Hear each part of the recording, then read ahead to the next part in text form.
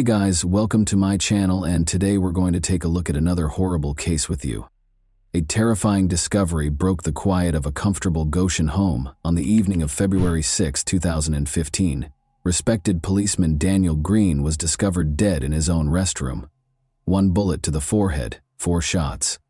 The shots went unheard. Nobody noticed anything unusual, and there were no hints that would identify the offender. This was no coincidence. It all appeared to have been done with cold, deliberate precision. An officer had devoted his entire career to serving the community. Who could have killed him? Nobody close to him could have predicted how complicated and sinister the answers would be. In the tiny town of Goshen, encircled by orchards, the silence of the deserted house was suddenly broken. A dead man lay flat on his back on the bathroom floor. On February 6, 2015, at precisely noon, Daniel Green, a well-respected police officer, was discovered. His co-workers went to Daniel's house because they were worried that he hadn't arrived for work. They were completely shocked by what they discovered there. The 31-year-old officer was killed by 4 bullets, one of which hit his forehead. Nothing had been heard by any of the neighbors. No one had contacted the police, and there was not a single clue that identified the offender. No weapon or DNA evidence was found. The criminal left behind nothing but emptiness, as if they knew exactly what they were doing. Daniel Green had spent his whole life in Goshen. The people of the town held him in high regard during his 11 years of service with the California Police Department. He always sought to make a positive impact on the community and loved his work. His life ended so suddenly and brutally in this place, which was like a fortress in a quiet corner where everyone knew and trusted one another. As soon as the police started their investigation, they turned their attention to Daniel's private life. Following his divorce from 27-year-old Erica Sandoval, he had been living alone. It was not an easy relationship with her. Daniel's friends and co-workers were aware that Erica had not let him go and was still meddling in his affairs, even after they had split up. Despite their formal separation, she frequently attempted to manipulate him.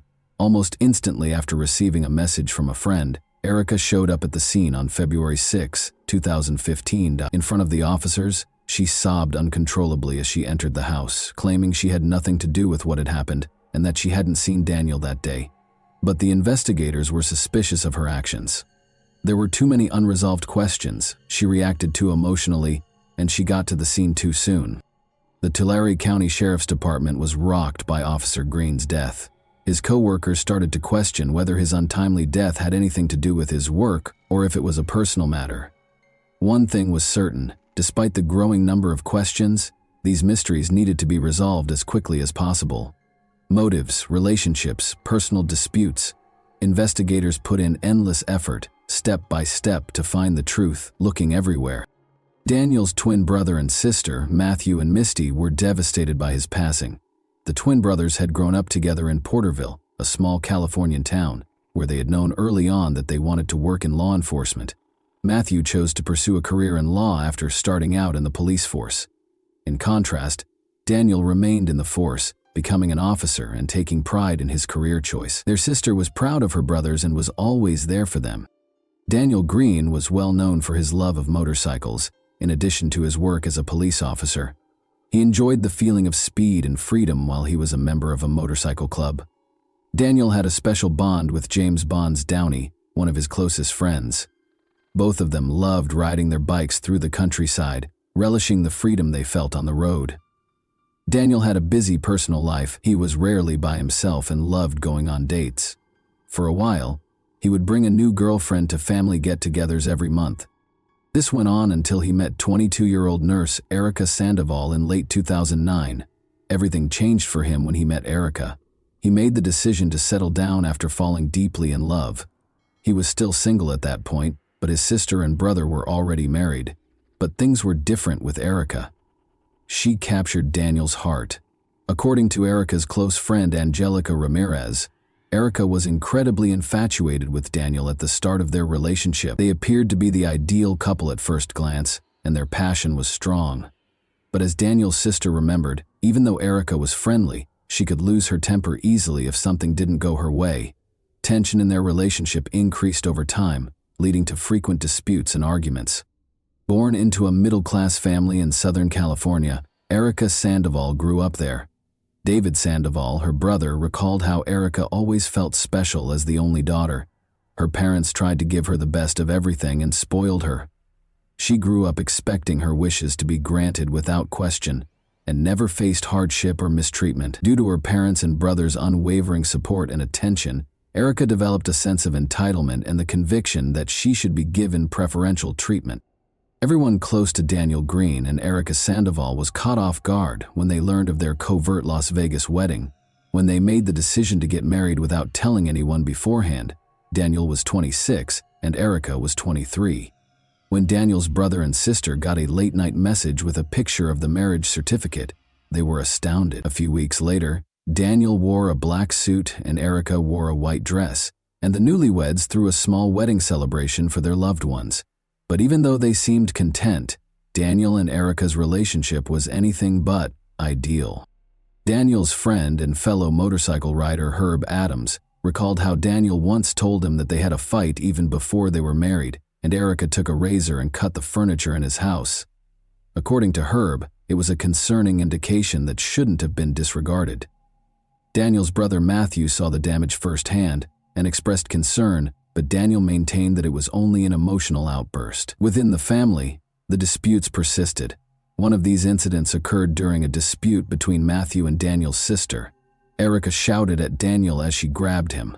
Daniel's brother and sister heard him sob in the adjacent room. It was one of the most agonizing times in Matthew's life, he recalled. Hearing his brother weep broke his heart. However, it was challenging to get involved in Daniel and Erica's relationship. The Green family had a difficult upbringing. Daniel's mother, brother, and sister recalled the harsh treatment they received from their stepfather. He frequently drank excessively, used illegal substances, and had a criminal history. Being older than their sister, Matthew and Daniel frequently took the brunt of the abuse in order to keep her safe. Their stepfather died shortly after their mother finally obtained a restraining order. They were all affected by these incidents. There were concerning similarities between Daniel's relationship with Erica and his early years. Family members observed that Erica verbally denigrated her husband, kept him away from friends and family, and controlled him.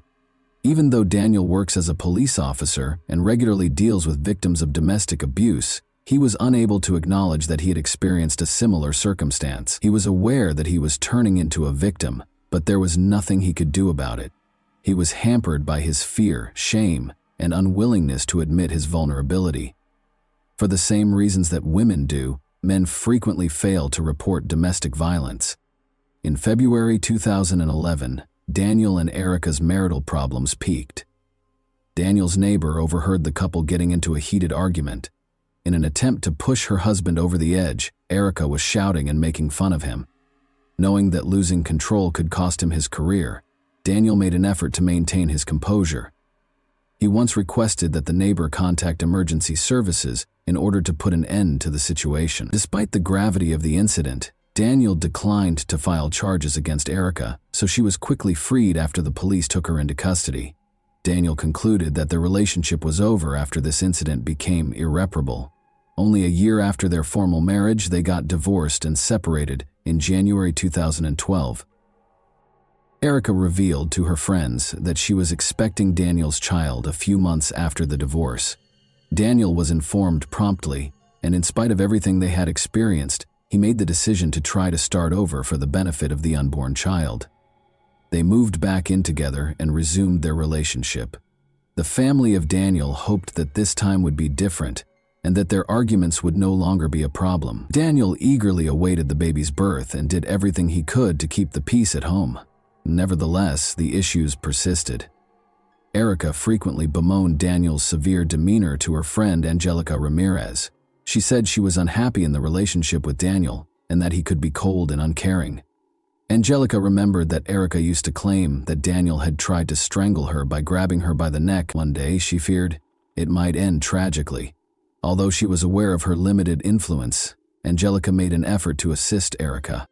Daniel's friends and family discussed Erica's violent behavior at the same time. She demonstrated uncontrollable behavior by damaging Daniel's property by slashing couches and mattresses. Month after month, the disputes intensified, but neither side asked for assistance. Tension only increased and their relationship remained precarious. Despite their best efforts to keep the family together, Daniel and Erica were always at odds. Friends and family saw that their relationship was becoming more and more like a vicious cycle, where both parties suffered but neither dared to break free. Their story turned into a string of accusations and suffering because neither of them wanted to ask for help. Erica gave birth to a son on January 5, 2013, and they named him Aiden. Their relationship appeared to be finally getting better at that point. Daniel felt his life had a new purpose and was overjoyed to become a father.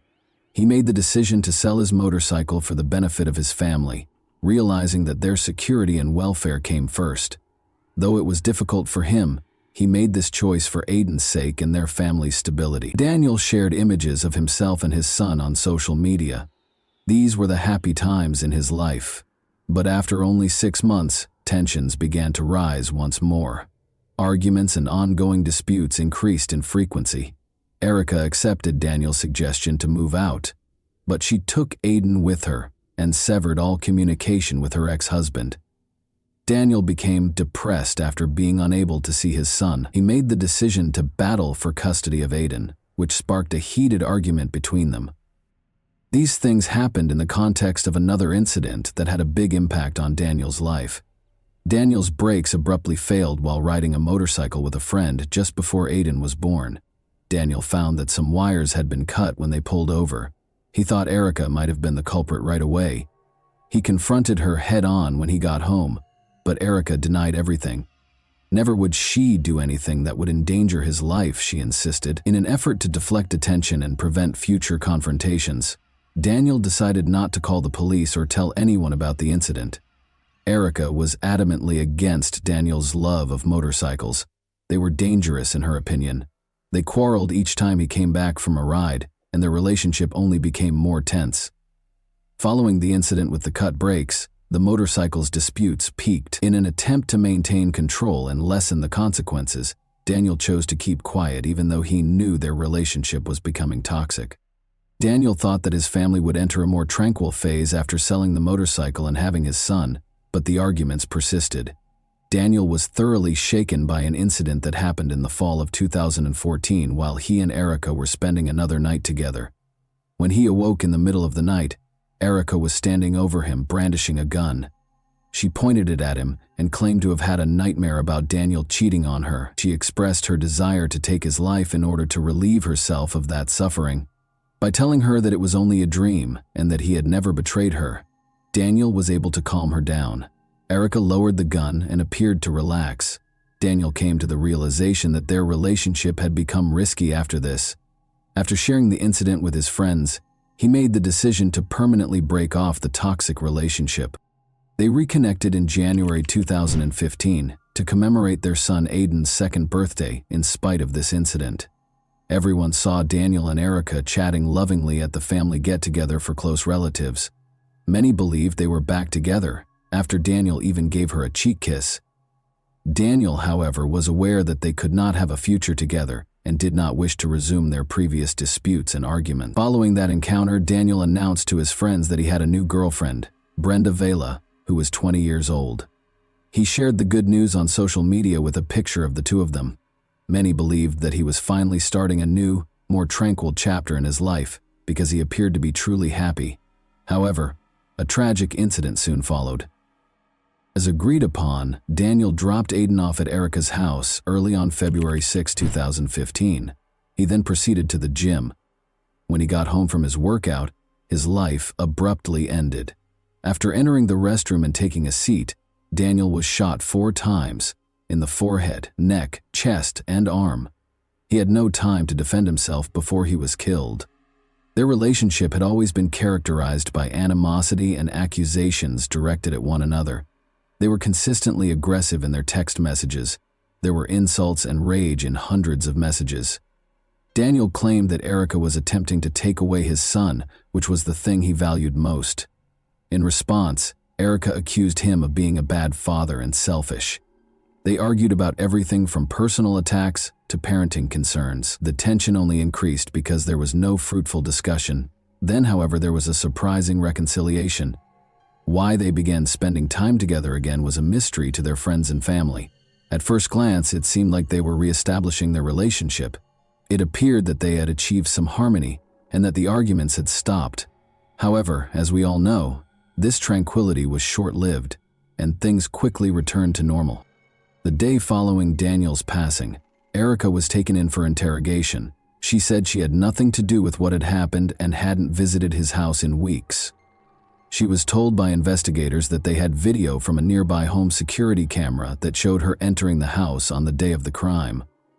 The investigators chose to use this strategy to make Erica panic, even though her identification from the video was actually inconclusive. This tactic was successful. Erica confessed because she was unable to cope with the pressure. She even indicated the location where she had thrown away the gun that was used in the crime. The prosecutor contended that jealousy and the sense of being supplanted by a different woman were the driving forces behind the crime. A note containing Brenda's name and birth year was discovered in Erica's purse when she was taken into custody, suggesting that she had been following Daniel's new girlfriend. Despite the strong evidence against her, the trial didn't begin until October 1, 2019, which was 5 years after the terrible incident. In an attempt to get back in touch with Daniel, Erica called him roughly 170 times in the days before the crime. She had heard that Brenda was spending time with their son Aiden, whom Daniel had introduced to her. She had been pushed over the edge by this. The prosecutor added that Erica erased a number of Daniel's phone messages following the crime. She tried to persuade Daniel that she would improve and change in these messages. Daniel, however, had replied that he planned to move on and didn't want to interact with her anymore. Erica's lawyer maintained throughout the trial that Daniel had been an abusive husband who routinely attacked her. They played audio recordings of heated arguments during which Daniel was heard threatening and insulting Erica. These recordings, which showed cruelty and aggression in their relationship, were an essential component of her defense. Speaking in court, Erica detailed the various abuse incidents she had experienced over the years. She said Daniel had threatened her, grabbed her by the neck, and physically abused her. According to Erica, she lived in continual fear and decided not to call the police because she believed it would be pointless. She claimed that because Daniel was a police officer, he had the ability to sway any investigation and was too strong for her to demand justice. Since Daniel was a respected member of the community, Erica thought no one would believe her. Erica said she had a phone conversation with Daniel on February 5, 2015, the day before the crime. She claimed that she had hope of rekindling their relationship because they were flirting with one another. She made the decision to visit his home the following day to see if they could get back in touch. She was instantly uneasy when she walked inside and saw 2 guns on the table. Erica made the decision to take a closer look around the house and discovered a partially open safe in one of the rooms. She discovered 2 private images of what she believed to be minors inside. She was taken aback by this and began to worry that Daniel might endanger their son. According to Erica, looking at those pictures altered her opinion of Daniel. She realized that his interests might be far more sinister than she had initially believed when she recalled how he had forced her to wear school uniforms. Erica put the papers back and then heard a car arrive. Daniel was the one. Unsure of what to do, she snatched up both loaded guns in a panic and fled into one of the rooms. Daniel went through the rooms when he first arrived at the house. Erica heard him take the guns in her hands and go to the bathroom. She was so terrified that she followed him. Daniel was seated on the toilet when she walked into the bathroom. When he saw her, he yelled in a threatening tone. She claims that's when she started shooting. She continued shooting until she thought the threat had passed, though she couldn't recall how many shots she had fired. She then threw the weapons away, ran out of the house, and attempted to escape. In addition, Erica acknowledged that she kept having sex with Daniel in spite of all the abuse because she was afraid of how he would respond to her rejection. She asserted that he would turn hostile if she didn't appease him. She stayed with him in part because of this. She was afraid of what might happen if she tried to resist his demands or refused to comply. She believed that obeying his wishes was directly related to her safety. During the trial, Erica first brought up the pictures she had discovered in Daniel's safe. She claimed that because she didn't trust the authorities and thought they would support her ex-husband, she had purposefully kept quiet about it during the investigation. Daniel's family members were appalled by these allegations and flatly denied their veracity. Erica maintained that she was afraid her words would be misunderstood or disregarded. Erica's assertions were unsupported, though. When the police searched Daniel's house, they didn't find any illegal images or proof to back up her claims. According to the prosecutor, Erica lied about everything she said in order to escape punishment.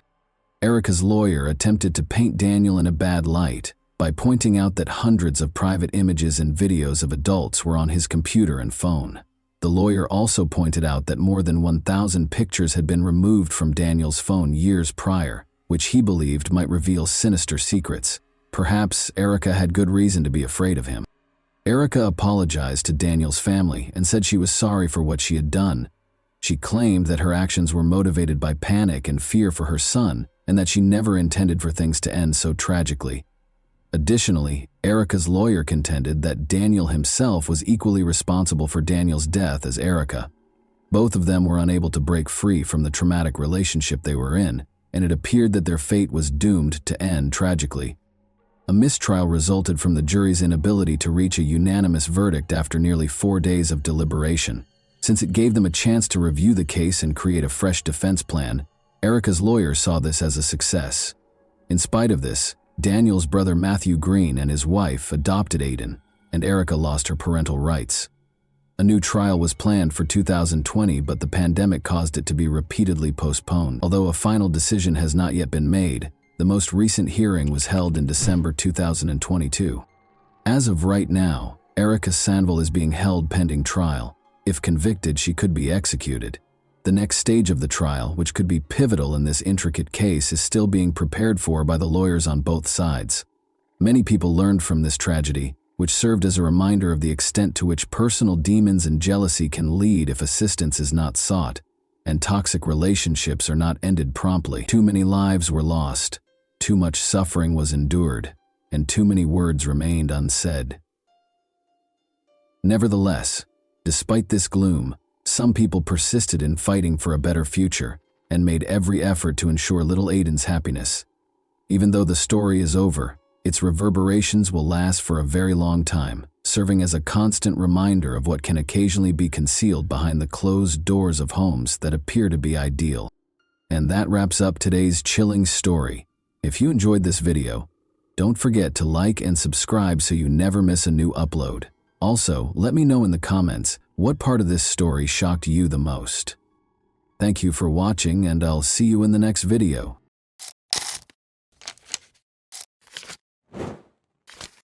Hey guys, welcome to my channel, and today we're going to take a look at another horrible case with you. The funeral of 15-year-old Holly Newton, who was described as a popular girl who was loved by many, took place in Hexham, England on February 17, 2023. To honor the helpful and compassionate teen who was attacked in the sleepy country town on January 27, hundreds of people joined a procession towards Hexham Abbey. Some people are just too good for this world, and Holly was one of them. Michaela Trussler, Holly's mother, said to mourners at her service about her shy daughter who loved to perform for others. 4 black horses with purple jackets, her favorite color, pulled Holly's white coffin down the high street, with purple flowers and condolence notes adorning the top of the coffin. A single read, "Till we cross paths again, sweet Holly, in the sky, rest soundly. I will always love you." Therefore, we will examine events that occurred in England in 2023 today. When Holly Newton's story made the news on television, she was only 15 years old. Detectives obtained disturbing CCTV footage that showed Holly's final moments while they were looking into what had happened to her. Earlier this month, a verdict was rendered in the case. Holly Newton was regarded as a bright, kind person with a bright future. According to her family and friends, Holly was a kind and considerate young woman who had a positive impact on everyone around her. Holly, who was well known for her gregarious nature, enjoyed socializing and hanging out with friends. She was able to quickly establish common ground with others thanks to her amiable manner. Holly was a quiet girl with a strong moral compass who enjoyed dancing. According to her mother, Holly Newton and Logan MacPhail first connected through their participation in Army Cadets, a youth organization that offers military training and activities to young people. This setting frequently brings together individuals who share interests in outdoor activities, discipline, and teamwork. They started off as a normal adolescent couple. They spent time together in social circles and with similar interests. But as their relationship developed, Logan's domineering behavior made it more and more problematic. His insistence on always knowing Holly's location and his meddling with her social media accounts were just two examples of how this control showed up. According to reports, he altered her passwords to restrict her social interactions, which is a classic indication of controlling behavior, in which one partner tries to control the other. Family and friends have observed Holly growing more and more alone. Holly initially continued to date Logan in spite of these warning signs, which is common among teenagers who might not completely comprehend or identify the warning signs of an unhealthy relationship. Holly's first and only boyfriend, Logan MacPhail, was described by her mother, Michaela Tressler, as a typical adolescent relationship with ups and downs. Logan stayed with Holly's family on the weekends. When Logan visited Holly's mother and stepfather, they were unaware that he was acting like the good guy. But Holly and Logan's relationship issues escalated like a snowball. Logan's increasingly compulsive behavior finally led Holly to decide to break up with him. He did not like the breakup. He struggled to accept it and grew even more obsessed with her. Michaela Tressler claimed that, although it was obvious that her considerate and loving daughter had grown up more than MacPhail, he had scared Holly and used emotional blackmail when she attempted to end their relationship. She added that MacPhail had been obsessed with Holly and believed that if he couldn't have her, then no one else could, and that I was unaware of the magnitude of the turmoil Holly was going through at the time. She also claimed that she was unaware of the emotional pain Holly was going through when she attempted to end her relationship with MacPhail, and that warning signs of his domineering behavior were not identified until it was too late. MacPhail reacted angrily to the split. Holly made it clear that she wanted to move on, but he still tried to control her life and started following her around town. On the evening of January 26, MacPhail showed up without permission outside her Halt Whistle home, and the police had to escort him back to his Bertley residence. In fact, Holly and her parents were scheduled to meet with the police to talk about their concerns regarding MacPhail. However, a tragic turn of events occurred when MacPhail showed up at their Halt Whistle home without permission and demanded to speak with Holly on the evening of January 26th-noon-middle hour. Michaela Tressler, Holly's mother, called Northumbria Police a mere. Holly pleaded for the meeting to be rescheduled so she could go out with her friends after school on January 27, which was originally planned for around 4 p.m.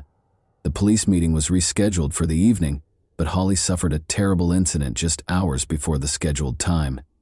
CCTV was used to reconstruct the events that transpired the day after MacPhail unexpectedly appeared outside Holly's home. He was unable to come to terms with Holly's breakup.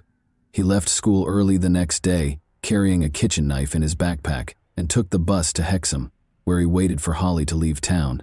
He was wearing all black, with a baseball cap and black face mask to hide his identity.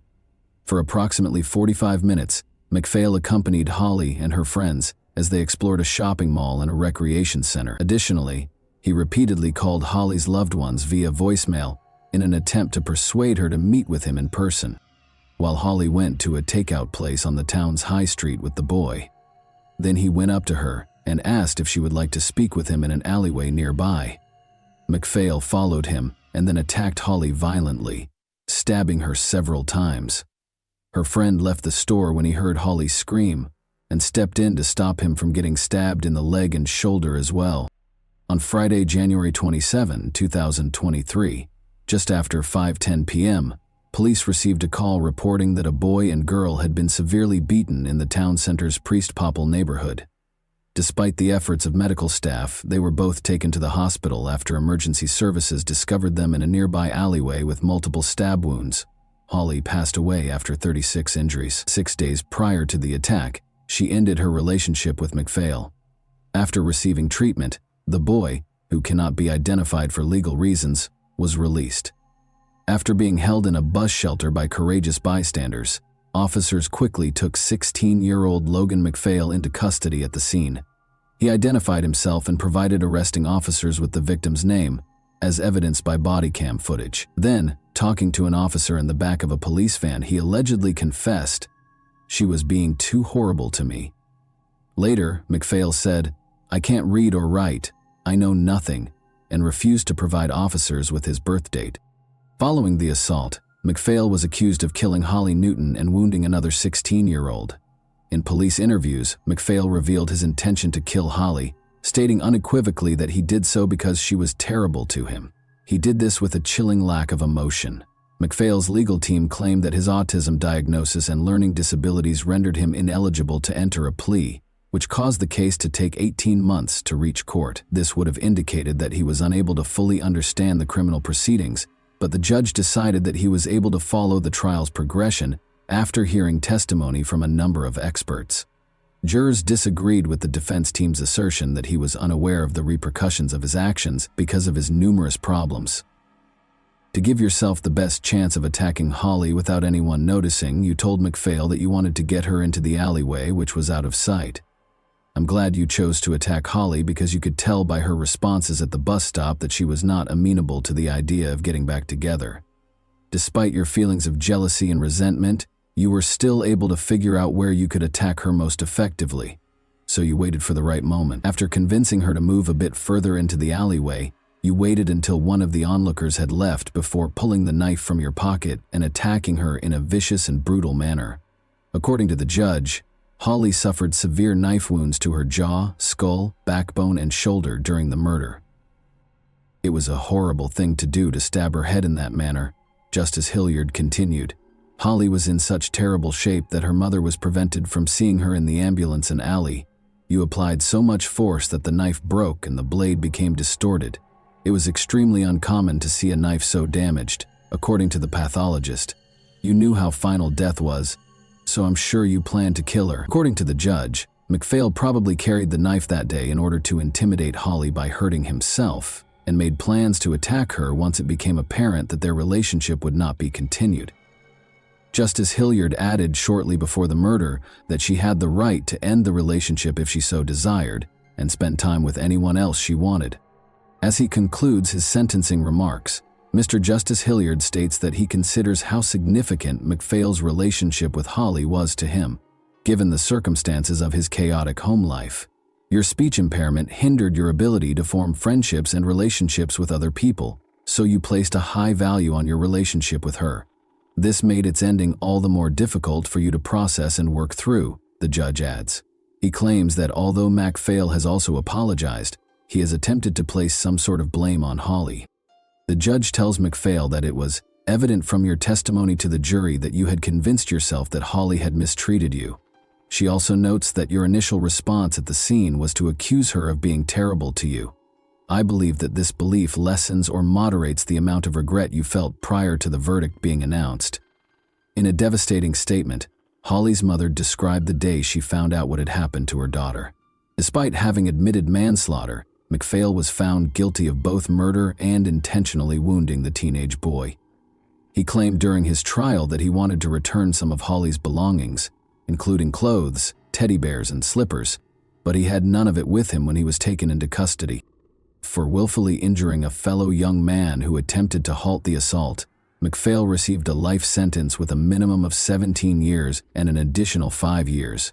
MacPhail was informed that he would only be released when it was safe to do so, even after serving the minimum sentence. Detective Darren Davies of Northumbria Police said following the sentencing that the case was truly devastating, and that MacPhail had cruelly taken away Holly's future. Naturally, nothing can undo the terrible things that happened that night.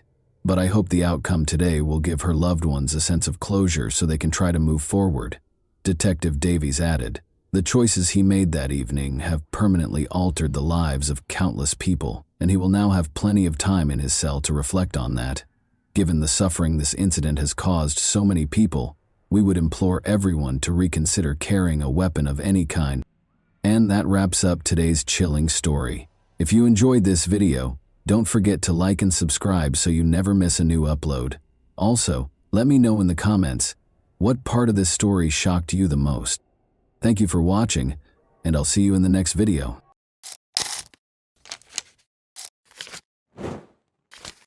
Hey guys, welcome to my channel, and today we're going to take a look at another horrible case with you. In this video, we examine what happened on December 26, 2011, in Kershaw, South Carolina. Hope Melton, 30, called her grandmother to report that she was being followed while driving down a country road. Hope was terrified and unsure of what to do. The call ended before she could provide her grandmother with any information. The police were able to identify the suspect by using CCTV footage to solve this case. The subpar performance of one of the authorities, which ultimately impacted the case's outcome, is another noteworthy feature of this case. William Roger and Elizabeth Ray Hodge Roscoe were the parents of Beverly Hope Roscoe Melton, who was born in Chehaw, South Carolina, on December 4, 1981. She was a member of the Beta Club, Vocational Honor Society, Health Occupational Class, and Chorus at Chesterfield High School, where she graduated with honors in the year 2000. Hope worked as the manager of McBee, South Carolina's T&N Country Store. She was a children's church teacher at Lancaster Church of God. Hope had been happily married to Gary Lee Melton for a little more than a year. Although they wanted children, their final Christmas together was in 2011. Hope was going to see her grandmother, who lived about 30 miles away from her home, on December 26, 2011. Rather than showing up for lunch, she got a call on her grandmother's cell phone. Hope called out in a distressed tone.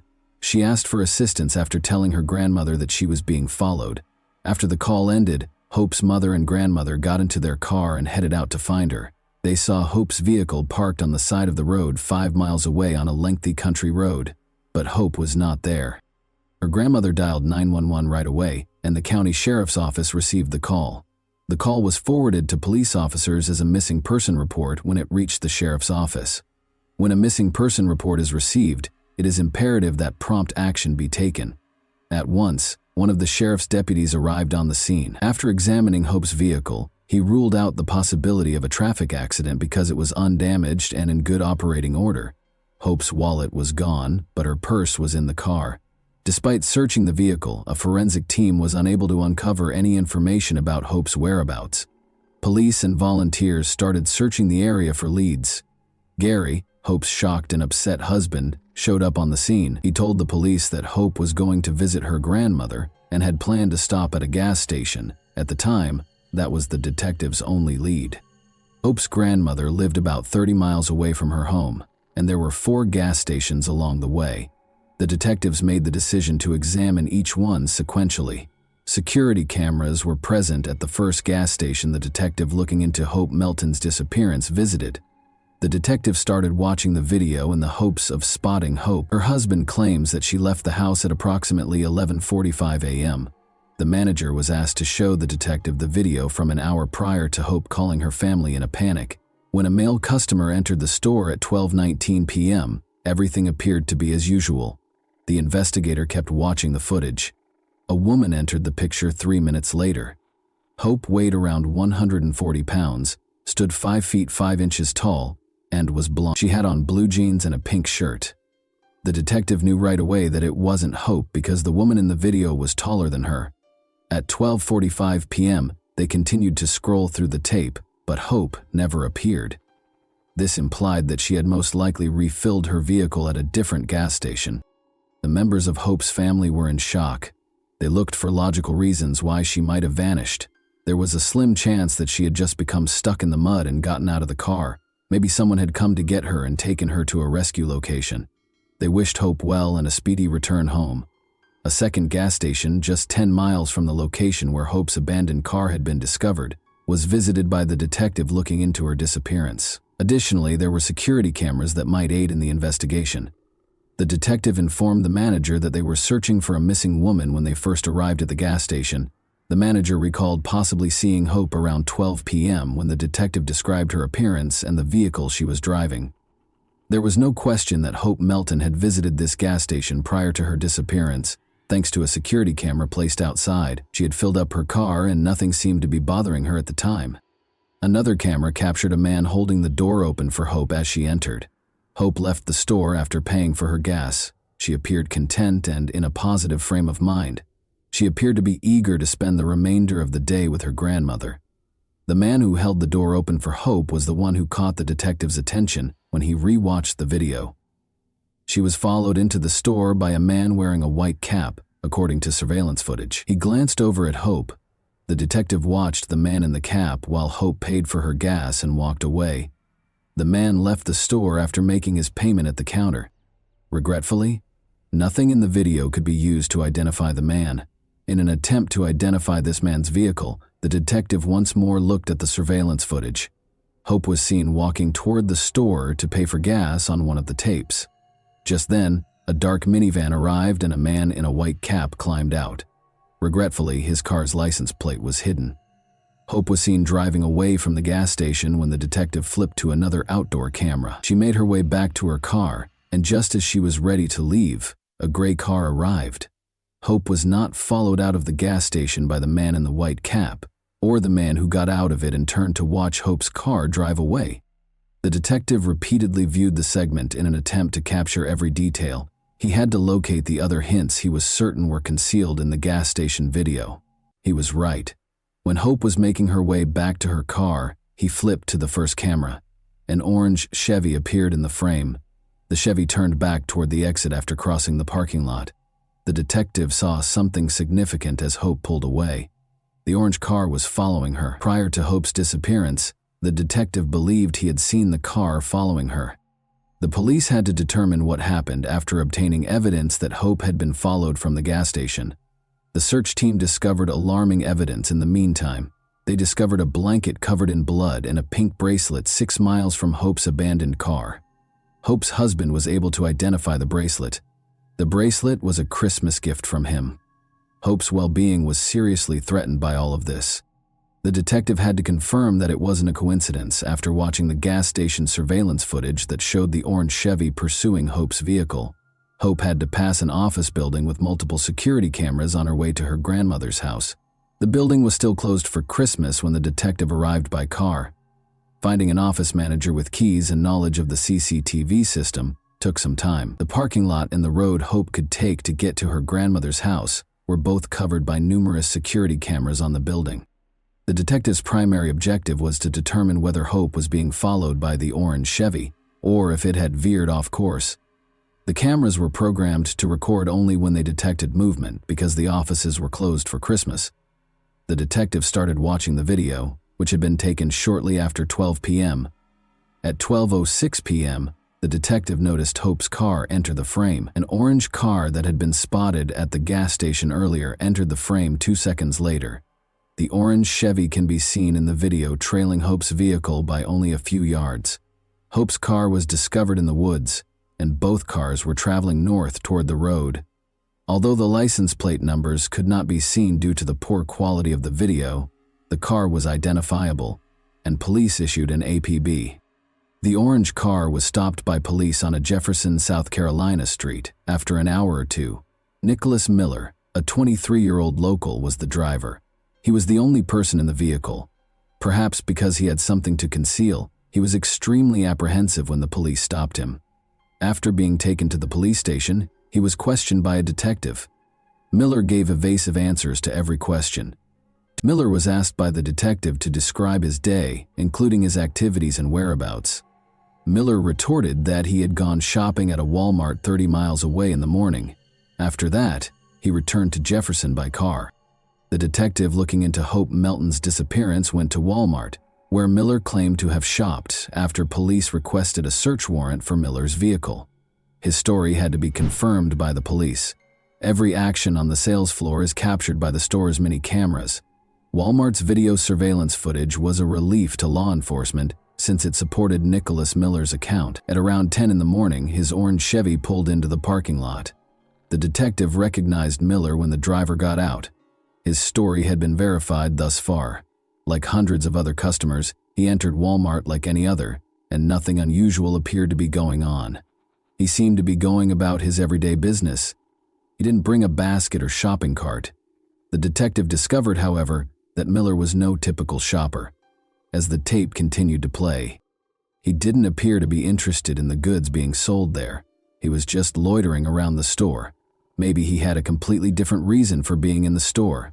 At one point, the detective saw that Miller was not wandering around the store but was actually following a blonde woman who was ignoring him and going about her own business. After watching the video again, the detective was certain that his suspicion was right. Miller followed the woman everywhere. She did, however, reappear in the video a short while later, this time with a man. It would be reasonable to assume that Miller now understood that this was an impossible goal for him. The couple left the store a few minutes later. According to investigators, the woman might have been fortunate to get away. Cameras caught Miller leaving the store a few minutes later. It looked like he was upset that a possible target had escaped his grasp as he left Walmart. At this point, we can only presume that he was returning to Jefferson, probably to meet Hope at a gas station. Although Hope's family had hoped she would return home safely, it became evident that something horrible had happened to her when police were able to obtain a search warrant for Miller's vehicle. Forensic investigators discovered blood spatter on the driver's side bumper and the passenger side fender while inspecting the vehicle. Hope's wallet was also discovered in Miller's vehicle. The decision was made to question Miller once more in light of the new evidence. It's crucial to remember that Chesterfield County Sheriff Sam Parker conducted the interrogation. Keep that name in mind, it matters. Miller initially denied any involvement in Hope Melton's disappearance during the interrogation, but after learning of the evidence, he eventually acknowledged his guilt and consented to accompany the police to Hope's body. 14 miles from the location where Hope's car was discovered, Miller guided investigators to a secluded turkey farm. She had no clothes on and was face up on her back on the ground. The scene was absolutely horrifying. There was nothing Miller could explain with regard to his actions. The discovery of Hope's body was communicated to her family. Those who knew and loved Hope Melton were forever altered by what had happened to her. Police were now able to piece together what had happened before Hope died. Miller recently broke up with his girlfriend, investigators found out. We'll never know for sure, but they think this might have contributed to his nervous breakdown. Miller noticed Hope filling up her car at the gas station. He made the decision to go after her at that crucial juncture. She was looking forward to a great day with her grandmother after having a great Christmas with her family. She was unaware that she was being followed. Hope called her grandmother as soon as they arrived at a backwoods road because she knew she was in danger.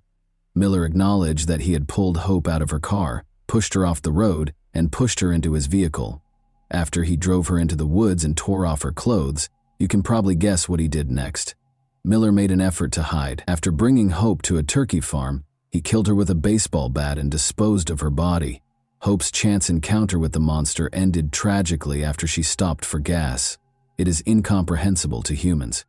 Prior to the trial, Nicholas Miller was charged with several counts. Police received horrifying evidence from his ex-girlfriend's photos.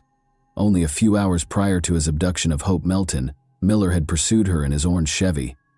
We must now learn more about Chesterfield County Sheriff Sam Parker. He plays a crucial role in this case, as I indicated before.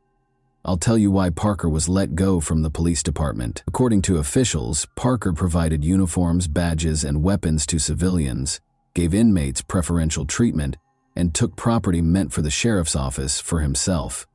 In return for 2 prisoners working on his property, Parker let them live and sleep outside the jail.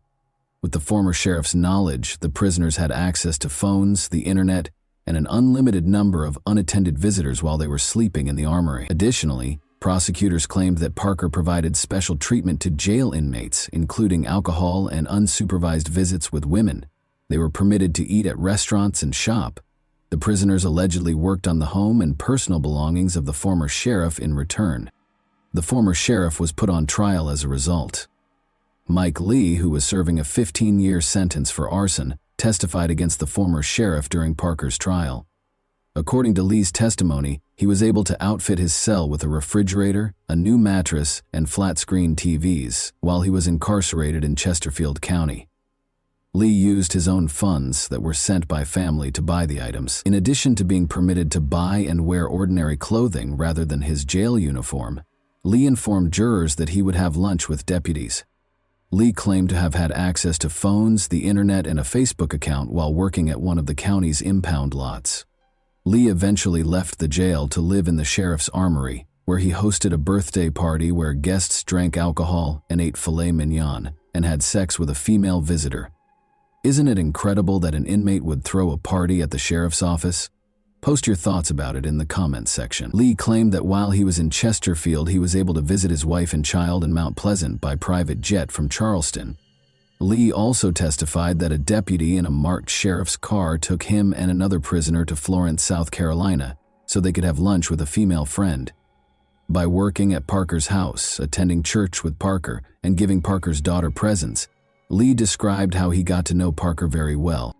Parker was convicted in 2014 of 5 counts of official misconduct, 2 counts of providing prisoners with contraband, and 1 count of embezzlement. He received a 2-year prison sentence with the possibility of release. The former sheriff broke down in tears as the judge was about to sentence Parker, expressing regret to his family, friends, and the residents of Chesterfield County. Parker expressed regret to his family for embarrassing them and to his fellow police officers following the verdict. Miller confessed to the crime and guided the police to Hope Melton's body after being questioned by Sheriff Sam Parker, as I previously stated. Miller was facing the death penalty, but prosecutors were unable to pursue it due to the sheriff's actions. In actuality, the sheriff assured Miller during the interrogation that he would not be executed if he confessed to the crime and told Hope Melton what had happened. Making such a promise to a suspect was beyond the sheriff's authority. Miller confessed to the crime because he trusted the sheriff. Sheriff Parker jeopardized the case by doing this. Former Chesterfield County Sheriff Sam Parker seriously jeopardized the case, according to a statement from Solicitor Dan Johnson. Johnson claimed that Miller's confession was obtained by Sheriff Parker under the false pretense that he would not pursue the death penalty. Johnson stated in the release that all statements made in reliance on Sam Parker's promise of leniency, which was used to coerce Nicholas Miller's confession, would be appropriately suppressed at a trial in this case due to Parker's egregious misconduct. Nicholas Miller, age 26, entered a guilty plea to all charges in March 2015. He received a life sentence without the chance of release. The former sheriff, who had been found guilty of corruption the previous year and had seriously jeopardized the case, infuriated Hope Melton's family. Elizabeth, Hope's mother, expressed their disappointment, saying they had hoped Miller would be executed. According to the family, they have yet to receive an apology from Parker. They will continue to fight for justice and preserve Hope Melton's legacy in the interim. And that wraps up today's chilling story. If you enjoyed this video, don't forget to like and subscribe so you never miss a new upload. Also, let me know in the comments what part of this story shocked you the most. Thank you for watching, and I'll see you in the next video.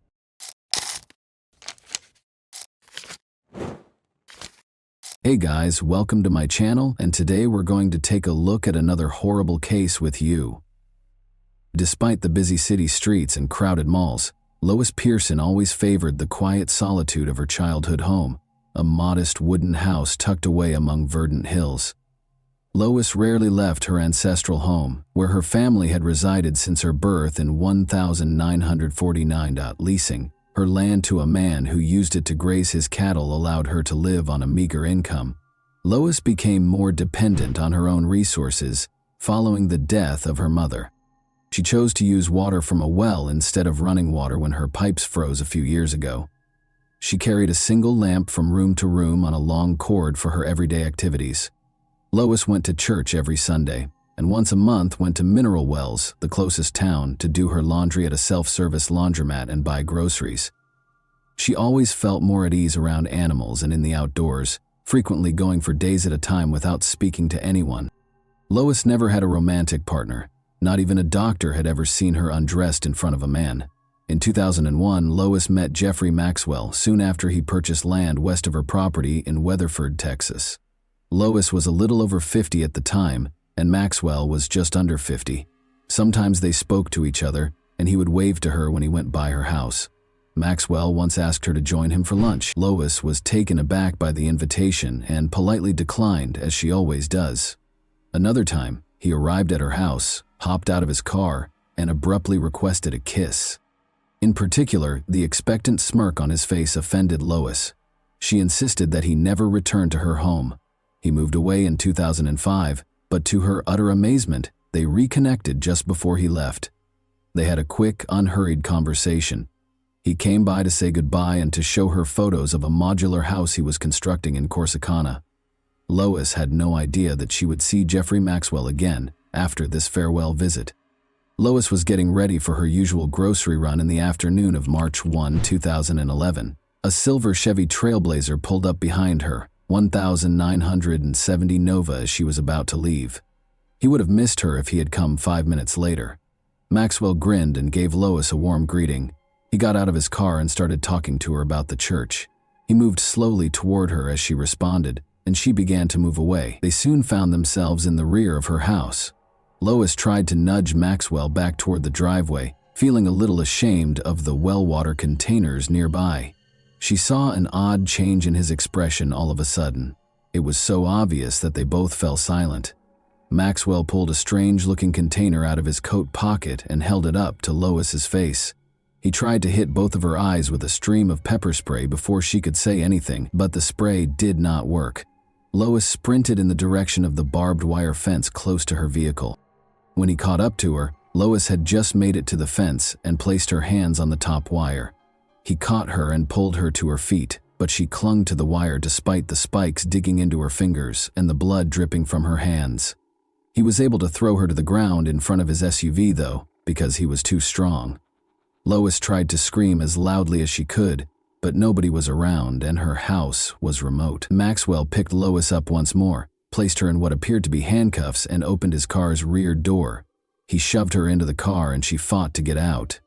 He took her mother's wooden rolling pin off the kitchen table and hit Lois in the left side of the head. He struck her more forcefully on the right side when she failed to fall.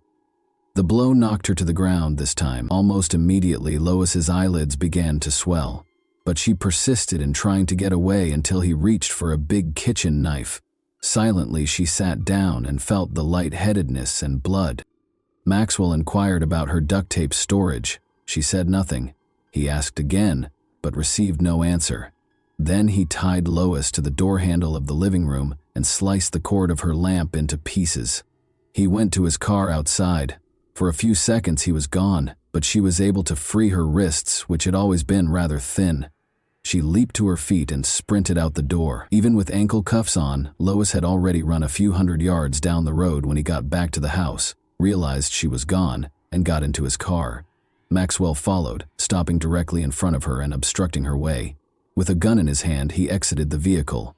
He stated, "Now we're moving on to Plan B," with a chilly look on his face. He pushed her inside his car after opening the rear door and refastened her handcuffs. He then covered her mouth with a tiny piece of duct tape. He smiled and said, "Are you a virgin?" She began to cry at that point. He slammed the door and got behind the wheel after laughing at her tears. He told her he would have to return and set her house on fire as he drove off. Lois heard the vehicle enter the freeway. She considered trying to raise her feet in the hopes that oncoming cars would see her handcuffs and assist her, but she felt completely powerless when she realized the car had tinted windows and that other drivers wouldn't be able to see her. She thought about using a tire iron to strike Maxwell, but she knew it would only make him more angry. She also considered rolling out onto the road and opening the back door, but she was unable to locate the handle. Maxwell listened to her prayer and assured her that she would no longer believe in God once he was done with her. The vehicle went off course. Lois was not familiar with the terrain. The kidnapper took her into a house's garage and shut the door after her. Cluttered with various objects, including patio furniture, a lawnmower, a lot of tools, a washing machine, and a dryer in the corner, she looked around the room. Maxwell took her handcuffs off. He started taking off all of Lois's clothing, cutting off her bra with a knife. Then he fastened her hands to the ends of a steel pole that was chained from the ceiling. She watched without understanding what was going on as he flipped a switch on the yellow control panel that was connected to the ceiling by a cable at the same location as the chains. She felt her shoulders suddenly rise, followed by her arms. As she climbed higher and higher, the ceiling motor hummed. Lois felt her bare legs hanging futilely in midair as Maxwell flipped the switch once more, causing the motor to go silent. Jeffrey Maxwell was renowned for his ability to get out of any predicament, be it shooting cattle to prevent them from being fed, burning down his own home to get insurance money, or something much darker. In the early 1980s, Maxwell corresponded with Martha Martinez, who was from Mexico. After many years of correspondence, Jeffrey finally went to Mexico and asked her to marry him. Because he deftly exploited her fears and lack of confidence, her family didn't like him at first. The 29-year-old woman felt that this was her opportunity to marry and have a child, despite her family's entreaties not to do so. She married Maxwell, had a son, and moved to Watauga, a Fort Worth, Texas suburb, with him. Maxwell had 3 children. When Rita, his girlfriend, became pregnant at the age of 18, he married her. However, they separated in 1000, 979 days following the birth of their second child. Martha managed to conceal her husband's actions from her family, but she was unable to conceal from her friends the bruises that appeared to be from shackles on her arms and legs. However, this paled in comparison to the horror Martha would later encounter. A deputy sheriff from Ardmore, Oklahoma, called the Watauga, Texas police station on Sunday, April 19, 1987. They had discovered a woman on the road early that morning, he reported. A deep wound on her neck had caused her to lose a lot of blood after being severely beaten. Martha Maxwell was the woman. When the police arrived at the family's house, they asked Maxwell when he had last seen his wife. He said he hadn't seen her since the previous evening and was shocked to learn that Martha was hurt but still alive. Thankfully, medical professionals were able to save her life. When she regained consciousness, she described the argument she had with her husband. She dozed off on the couch after he beat her, only to awaken bound with duct tape. Following more mistreatment, Maxwell made her drink a substance that instantly put her to sleep. In the hospital, she awoke. Martha initially assisted the police, but she abruptly stopped speaking with investigators after her husband was arrested and charged with kidnapping. Since a search of the house and car turned up no evidence, the police were unable to charge Maxwell with anything without her testimony. Once more, Jeffrey Maxwell slipped through the gaps. Martha traveled to Mexico with her son. Her husband, however, was not going to let her go so readily. Playing on her Catholic background, he pounded her with letters, even accusing her of the incident. Martha was living with Jeffrey again a month after the charges against him were dropped, despite her family's entreaties for her to stay away. The family's life appeared to be returning to normal. They purchased a new home, and Martha started college. However, it was only the quiet before the storm. She, or allegedly from her, sent letters to two family members on May 10, 1992. In her letter, Martha stated that she would not be communicating with her son or husband for some time. Her relatives didn't think Martha was the sender of the letters. First of all, she typically just gave them a call. Second, she would have written a letter in Spanish rather than English if she had. Maxwell hung up the phone after Martha's brother informed him that Martha had left.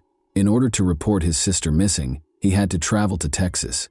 Since she would never have left without money, documents, a car, and most importantly her cherished son, he was certain that she was dead and that her husband was to blame.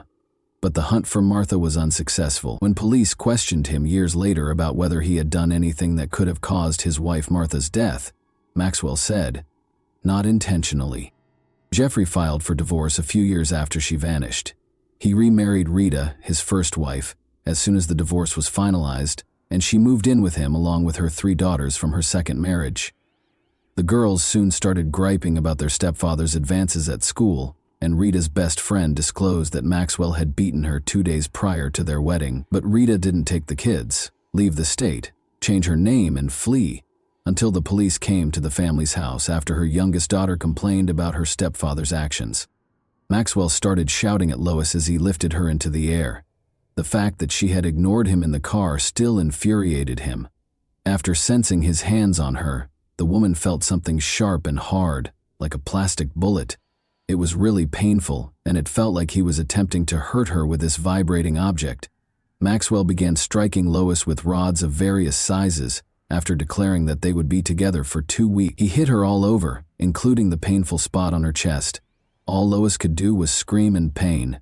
She was barely able to stand when he finally lowered her to the ground.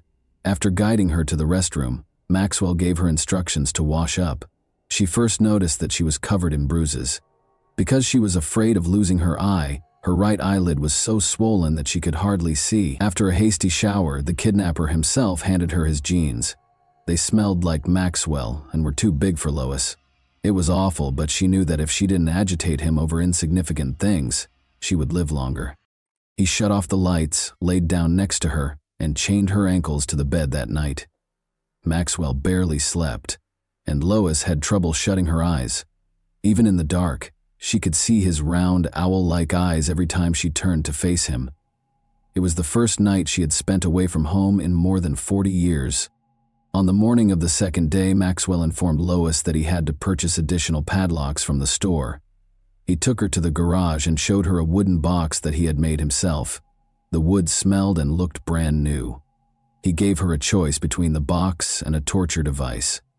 She made up her mind right away that she would stop at nothing to avoid getting on that machine. As a gag, Maxwell put a metal ring in her mouth and fastened it with a strap. Then he put Lois in shackles and handcuffs and told her to lie in the box. She inquired as to whether she would have enough air through the gag. With the lid slightly open, Maxwell positioned a wrench on the box's edge and walked away. After hearing the sound of his car's engine, Lois waited for a few seconds before attempting to exit the box. However, despite her best efforts, she was only able to push the key away and lock herself in total darkness. She didn't realize Maxwell had moved the box beneath a heavy workbench until he came back. When they got home, the kidnapper took Lois to the bedroom and took off her clothes. Lois didn't know what he was doing, and she felt uneasy because her parents had never talked to her about private matters. He asked her if she wanted to go to the garage and hang upside down after she let out a painful scream. Then she made an effort to be silent. After he was done, he once more chained her legs to the bed. She was so tired that night that she was able to sleep. Maxwell had to pay a bill for his son's repair in Dallas early in the morning.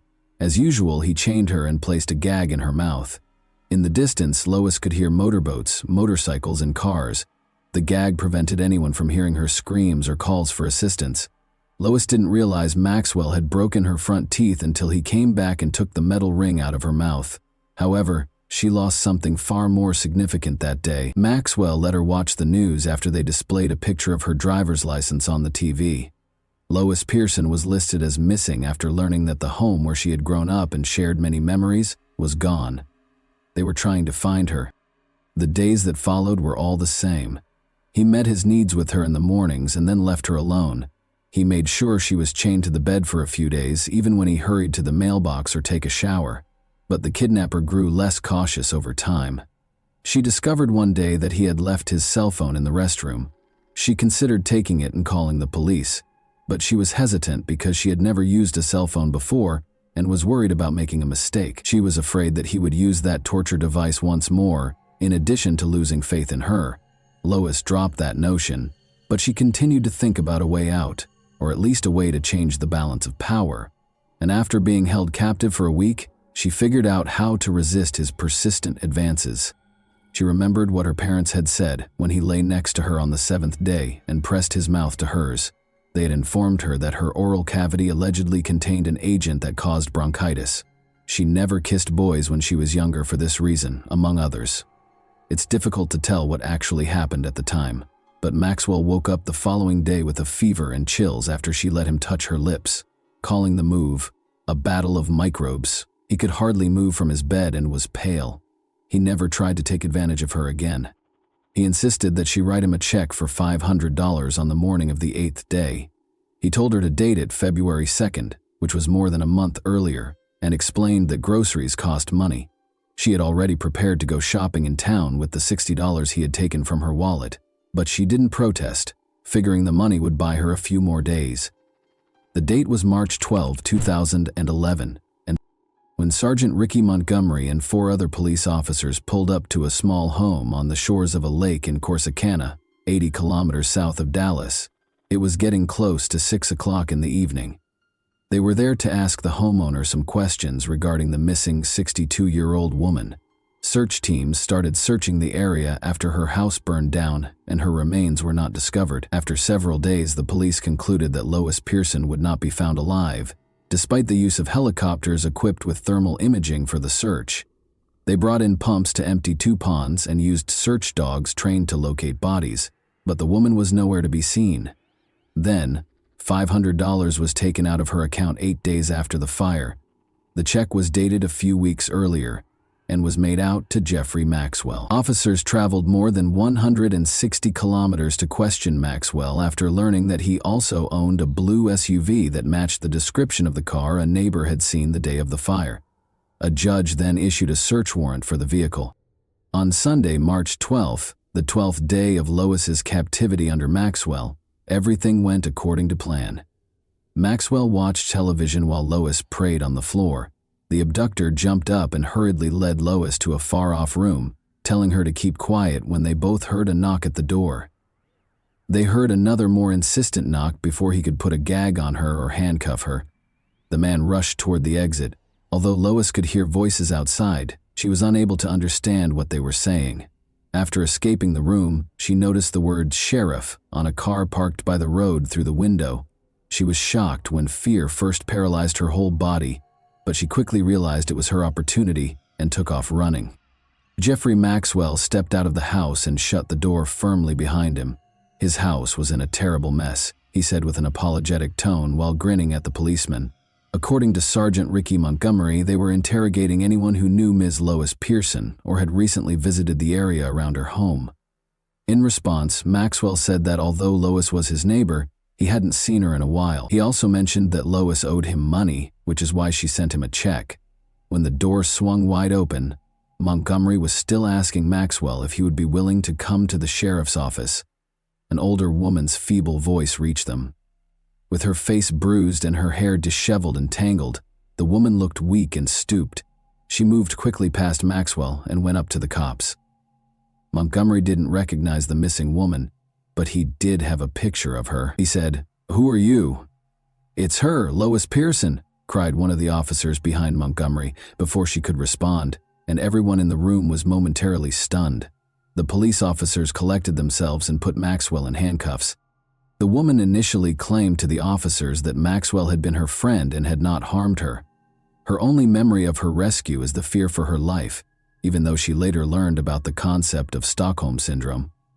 Lois told the officers that Maxwell had abducted her, beaten her, and done things to her that she didn't want. When he was removed a few minutes later, when she mentioned the machine, the officers were initially perplexed. But as soon as they searched the house, they discovered the machine she had described, along with a yellow control device that was covered in blood. In addition, they discovered 4 different-sized adult toys, a lot of adhesive tape, whips, handcuffs, and weapons all over the house. Blood was found on several articles of clothing in the house, on the floor in front of the car, and on the bedding. Additionally, a large collection of adult films was found by the police. After being questioned for 3 days, Maxwell admitted to almost everything. February 14, 2012 marked the start of the trial. Maxwell shaved his beard and shed more than 60 pounds in the months between his arrest and the trial. He was a lanky, ghostly figure now, wearing a suit that didn't fit him well. Maxwell was found guilty on all 3 counts by the jury in less than an hour. The jurors heard from Rita's friend, whom Maxwell had beaten 2 days prior to their wedding, despite the judge's ban on discussing his wife Martha's disappearance during the trial. Additionally, Rita's daughters testified about how their stepfather's advances affected them. Lois gave a court testimony as well. Although she had always been reticent to speak in front of others, she now spoke forcefully about the ordeal she had gone through during those 12 days of imprisonment. She recalled the 3 cats that had died in the fire, Bluey, Blackie, and an unnamed kitten, and detailed the wounds that still plagued her a year later. Above all, she believed that she would be rewarded in heaven if she remained innocent all her life. Once more, the defendant was given 3 consecutive life sentences by the jury in less than an hour. Maxwell would be eligible for parole no earlier than 119 years following the verdict, as the judge decided that he would not serve the sentences concurrently. A deputy sheriff led Maxwell out of the courtroom while shackling his ankles and handcuffing his wrists in front of the audience. After the trial, Lois told reporters that she wanted her story to be known so that everyone could hear how her faith had carried her through difficult times. Even though victims of such crimes typically don't want their names mentioned in the media, she occasionally questions why he picked her. Maybe Maxwell knew she would be the ideal victim if she vanished from home for a few days and no one would notice. Someone might have gone looking for her if he hadn't messed up and put her to sleep. She might have been noticed missing by someone. Lois had memories of her previous life after spending 12 days with Jeffrey Maxwell. Her home and the car she cherished were not the only things he took away. He took her mother's sheet music and her piano. She doesn't have a picture of her father anymore, and she doesn't even know if there is one. To purchase a small trailer for her, her church raised more than $17,000. Although it's not the house she grew up in, the trailer is warm and comfortable, and the old house was always cold in the winter and full of pests. She now has a phone, and the church even gave her a new piano. Lois Pearson loves spending time with her new friends, but she still prefers the peace and quiet of nature. She admits, "Before this, I never knew how much I loved people."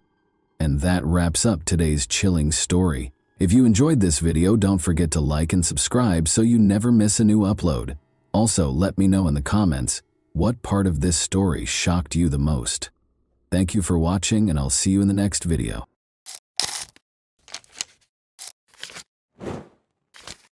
Hey guys, welcome to my channel, and today we're going to take a look at another horrible case with you. Have you ever questioned how well you actually know the neighbors? What's behind their warm grins and informal salutations? Psychologists and investigators concur that people with psychopathic tendencies are more likely to commit violent crimes, but there are no clear rules for spotting potentially dangerous people among your acquaintances. The beginning of this eerie case involves Brian and Beverly Mauck, an apparently ideal couple whose lives appeared to be straight out of a fairy tale. They enjoyed traveling and spending time together, were financially stable, and were incredibly in love. However, when they relocated to a different neighborhood, everything was different. Beverly and Brian were found dead in their house shortly after they had moved in. Investigators were immediately directed to a nearby residence by blood evidence found at the scene. Even the most experienced detectives were taken aback by the motivation behind this heinous act. Brian and Beverly Mauck's love story. At a party hosted by a mutual friend in the spring of 2001, Brian and Beverly first crossed paths. They were both college students at the time, but it was obvious they had discovered something unique as soon as their eyes met. They were inseparable after their initial mutual admiration swiftly developed into a strong bond. The couple visited each other's families in turn that summer, introducing their partners to their parents and being forthright about their sincere intentions. The relationship was immediately approved by both families, who noted how well the two complemented one another. From an early age, Beverly and Brian had been active and daring. They were never satisfied to remain motionless for long and thrived on sports, thrills, and novel experiences. Beverly was a gifted athlete who loved learning new languages, played guitar effortlessly, and was an excellent baseball and track star. She was loved by both her peers and her friends, and her bright smile could light up any space. Sports that were riskier and more unusual had always appealed to Brian. He was passionate about rock climbing, surfing, and diving, and he loved taking risks. A true adventurer at heart, he saw danger not as a threat, but as a challenge he was always ready to face. Every year, he tried to visit a new place and learn a new skill. When Brian and Beverly first saw and spoke to each other, they immediately realized they were on the same wavelength. This became the starting point for their intense and fulfilling relationship. Together, they climbed mountains, skied and snowboarded, went scuba diving, and conquered waves and peaks alike. Despite their whirlwind romance and seemingly perfect relationship, the couple wasn't in a rush to get married. They both wanted to finish their education first. Once they graduated, they focused on saving for a house. Brian began building a career at an industrial company, and Beverly got a job as a hotel administrator, where her language skills were invaluable. On May 15, 2006, the couple officially tied the knot. They held a beautiful ceremony by the ocean, inviting only their closest family and friends. Afterward, they went on a long honeymoon, visiting several countries. When they returned, Brian and Beverly purchased a spacious home in the quiet town of Graham in Clearfield County, Pennsylvania. The house was located in a scenic and sparsely populated area near a forest and a river. It was a perfect place to start their family and enjoy a peaceful life.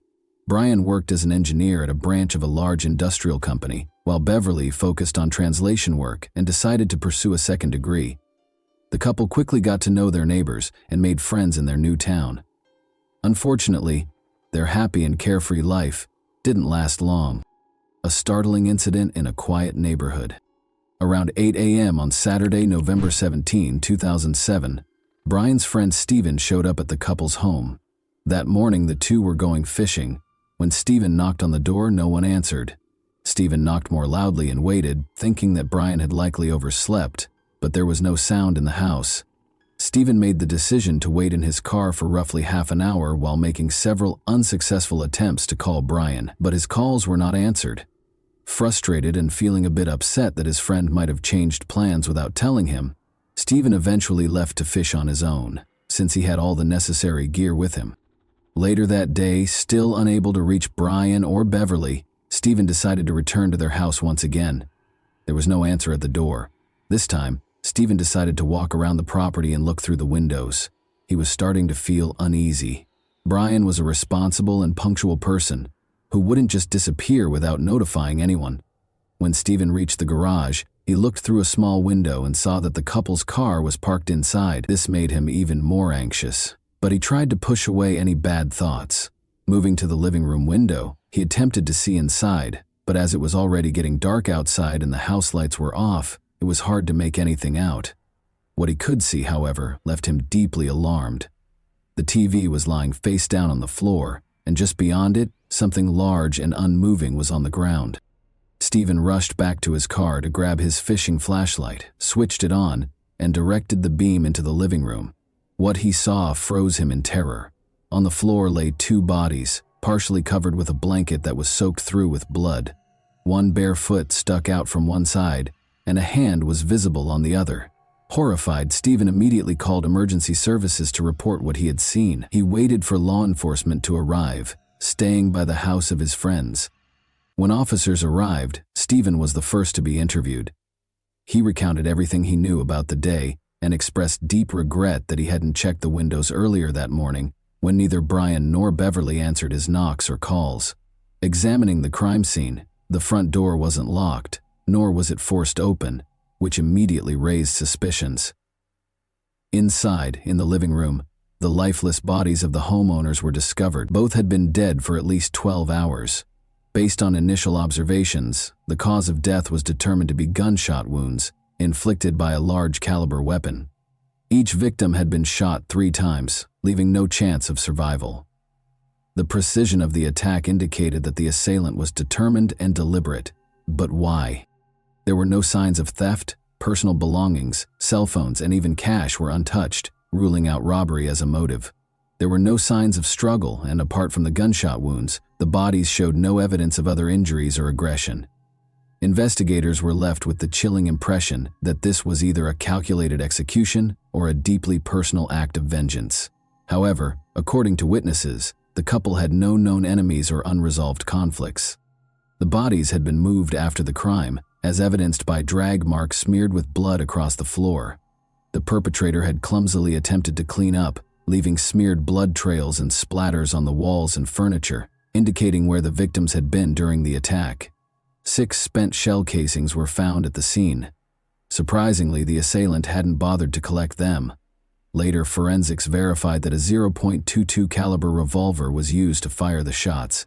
Investigators came to the conclusion that a single perpetrator most likely shot both victims using the same weapon. The lock remained intact, indicating that the couple had voluntarily allowed the guest inside. Investigators speculated that Brian may have answered the door, identified the guest, and granted them entry. He may have turned toward the living room after inviting the individual inside, but the moment he did, the attacker produced a gun and fired 3 close-range shots into Brian's back. One of the bullets left his body and hit the TV screen, knocking it to the ground. Beverly probably came out of the bedroom because of the noise. She attempted to flee when she noticed her husband lying in a pool of blood and the attacker standing close by. Unfortunately, she didn't get very far before she was killed in the hallway after being hit in the back by 3 bullets. Later, her body was pulled into the living room and set next to Brian's. The fact that both victims were still in their pajamas suggests that the crime was committed while they were asleep in the early hours of the morning. It was still unclear why the attacker had wrapped a blanket over the bodies. The drag marks on the floor were smeared, giving the impression that someone had attempted to clean them but had instead made the situation more chaotic. It appeared as if someone had attempted to sweep away a sizable bloodstain that was close to the body. Investigators discovered a long-handled plastic broom behind the couch, its bristles matted with dried blood. But the reason the broom handle was left at the scene was because the criminal had carefully cleaned it of fingerprints. The reason for the broom's use quickly became apparent. The criminal had been carefully cleaning the floor in an attempt to remove bloody shoe prints. Similarly, palm prints and smudged fingerprints were discovered on door handles, furniture, and walls, making identification impossible. Experienced forensic investigators were aware that the longer a criminal remained at the scene, the more likely it was that they would leave behind something incriminating, even if the attacker made an effort to clean up and hide their tracks. Their intuition was right. they discovered a crucial clue: a partial boot print on the blanket that covered the victims' bodies. Because it wasn't blood-stained, the print wasn't immediately noticeable. Rather, the tread pattern showed on the fabric underneath it, and it was imprinted where there was only a thin layer of blood on the floor. After sending the blanket to a lab, forensic experts determined that the tread belonged to a rare type of heavy-duty work boots with a unique sole design. After more research, it was discovered that a Clearfield County construction company had recently bought multiple pairs of these exact boots. With this lead, investigators started questioning company employees in an effort to reduce the number of possible suspects on their list. Detectives discovered a palm print on one of the surfaces of the house in addition to the shoe print. There was optimism that the case would be resolved in a matter of days, and it appeared to be a breakthrough. Nevertheless, no matches were found when the print was scanned through law enforcement databases. This implied that the offender had no past records and had never had their fingerprints taken by the police. The initial suspect, Stephen, the friend who had found the bodies and alerted the police to the crime, was, of course, the first suspect. Suspicion was aroused by the fact that he had been to the crime scene twice that day, but Stephen clarified that he didn't call the police until later because he had thought earlier in the morning that Brian and Beverly were just sleeping. Stephen was shocked and furious to learn that he was a suspect. He had no alibi because he said he had been fishing by the river by himself for almost the whole day, where no one else had seen him. Nevertheless, his timeline was confirmed by investigators using traffic camera footage. As he had described, the recordings verified that he had traveled to and from the fishing site during the day. Stephen was further exonerated by fingerprint analysis, as tests for gunshot residue on his skin and clothing revealed no evidence, and his prints did not match any recovered from the scene. Furthermore, the boot prints were not the same size as Stephen's shoes, and he had no affiliation with the construction company that had bought the boots. All suspicions against him were abandoned, since there was no proof linking him to the crime. An unexpected observer. In the meantime, detectives interviewed neighbors extensively in an attempt to locate witnesses. They eventually received a promising lead when they knocked on the door of Daniel and Jennifer Tabaris, who lived across the street from the Mocks. When they called, Daniel said he was happy to answer their questions, but that his wife Jennifer was at work. He disclosed that at approximately 5:30 a.m., he now knows that the strange noises he heard from the Mauck's house on the day of the crime were gunshots. Daniel, intrigued but wary, had noticed a white pickup truck parked close to the Mauck's home through his window. He was positive the car was not the couple's. Two men left the Mauck's home a few minutes after the loud noises were heard. The low light just before dawn made it difficult for Daniel Tavares, the witness, to get a clear view of them, but he gave a thorough account of the white pickup truck's driver that was parked close to the house. Daniel reported that the driver was a white man of about 40 years of age, with a sturdy build, long dark hair pulled back in a ponytail, and a mustache. Additionally, he saw a tattoo on the man's left hand, though he was unable to discern the design. No other neighbors reported seeing anything similar, despite the fact that this information seemed promising. Brian and Beverly's friends, family, and co-workers were unable to name anyone in their social circle who fit this description or had a truck like that. The fact that the car was not visible on any local traffic cameras further suggests that the criminals may have evaded detection by taking a detour through the woods. A county-wide alert was issued for the white pickup truck, but no leads were found. A fresh suspect surfaces. In an interview with detectives, Beverly's mother recalled that a few months prior to the crime, her daughter had brought up Jeremy Flint, a neighbor. Law enforcement had been keeping an eye on Jeremy, a 22-year-old man, for dealing illegal substances. Other neighbors had made disparaging remarks about him, and his home was notorious for being visited by suspicious people on a regular basis. Because of this, investigators began to think about him as a possible suspect in the heinous double crime. Jeremy wasn't home when the police came to visit him. At first, they believed he might have run away after committing the crime. After interviewing more neighbors, it was discovered that Brian and Beverly had thrown a small party at their house just before the tragedy. Jeremy had unexpectedly arrived, uninvited and under the influence of drugs. His actions were characterized as aggressive by witnesses. He incited arguments, insulted visitors, and harassed a few of the women. He eventually had to leave, but not before promising that the couple would come to regret what they had done. A cell phone and a gun with ammunition that had been kept in a pantry drawer were among the things that Brian and Beverly discovered missing from their house the following day. The couple chose to confront Jeremy because they were positive he was to blame. They visited his home and firmly but politely demanded the return of their belongings, threatening to call the police if they weren't given back. It might have been a risky error to make this rash threat against someone connected to illegal activity. Jeremy refused to return the items and denied stealing anything, but inexplicably the missing items turned up in the couple's backyard the next day. Beverly and Brian were certain that Jeremy had left them there overnight. Even though the incident seemed to be over, Beverly was still uncomfortable. She started urging her husband to think about relocating to a different neighborhood because she was afraid of being home alone. The alibi of Jeremy. When Jeremy eventually made it back to town, he was taken into custody by police to be questioned. He returned the day after the crime, but it soon became apparent that he had been out of town for almost a week. He had spent 6 days with his parents after traveling to another state to see them. He had been out drinking with friends the night of the crime, according to surveillance footage from a bar, and his alibi was supported by multiple witnesses. Furthermore, forensic analysis verified that Jeremy's palm prints and fingerprints did not correspond with those discovered at the scene. Jeremy was ruled out as a suspect because there was no evidence linking him to the crime. Recent advances in the case. The only witness in the case, Daniel Tavares, was contacted again in the hopes that he might remember something new after investigators had exhausted all other suspects and leads. Daniel's story abruptly changed during this follow-up visit. In addition to describing one of the men leaving the house with a scar on his cheek, he claimed to recall specifics about the clothing the criminals were wearing. Daniel had previously mentioned that the men's faces were hidden by hoodies, so this was a startling change.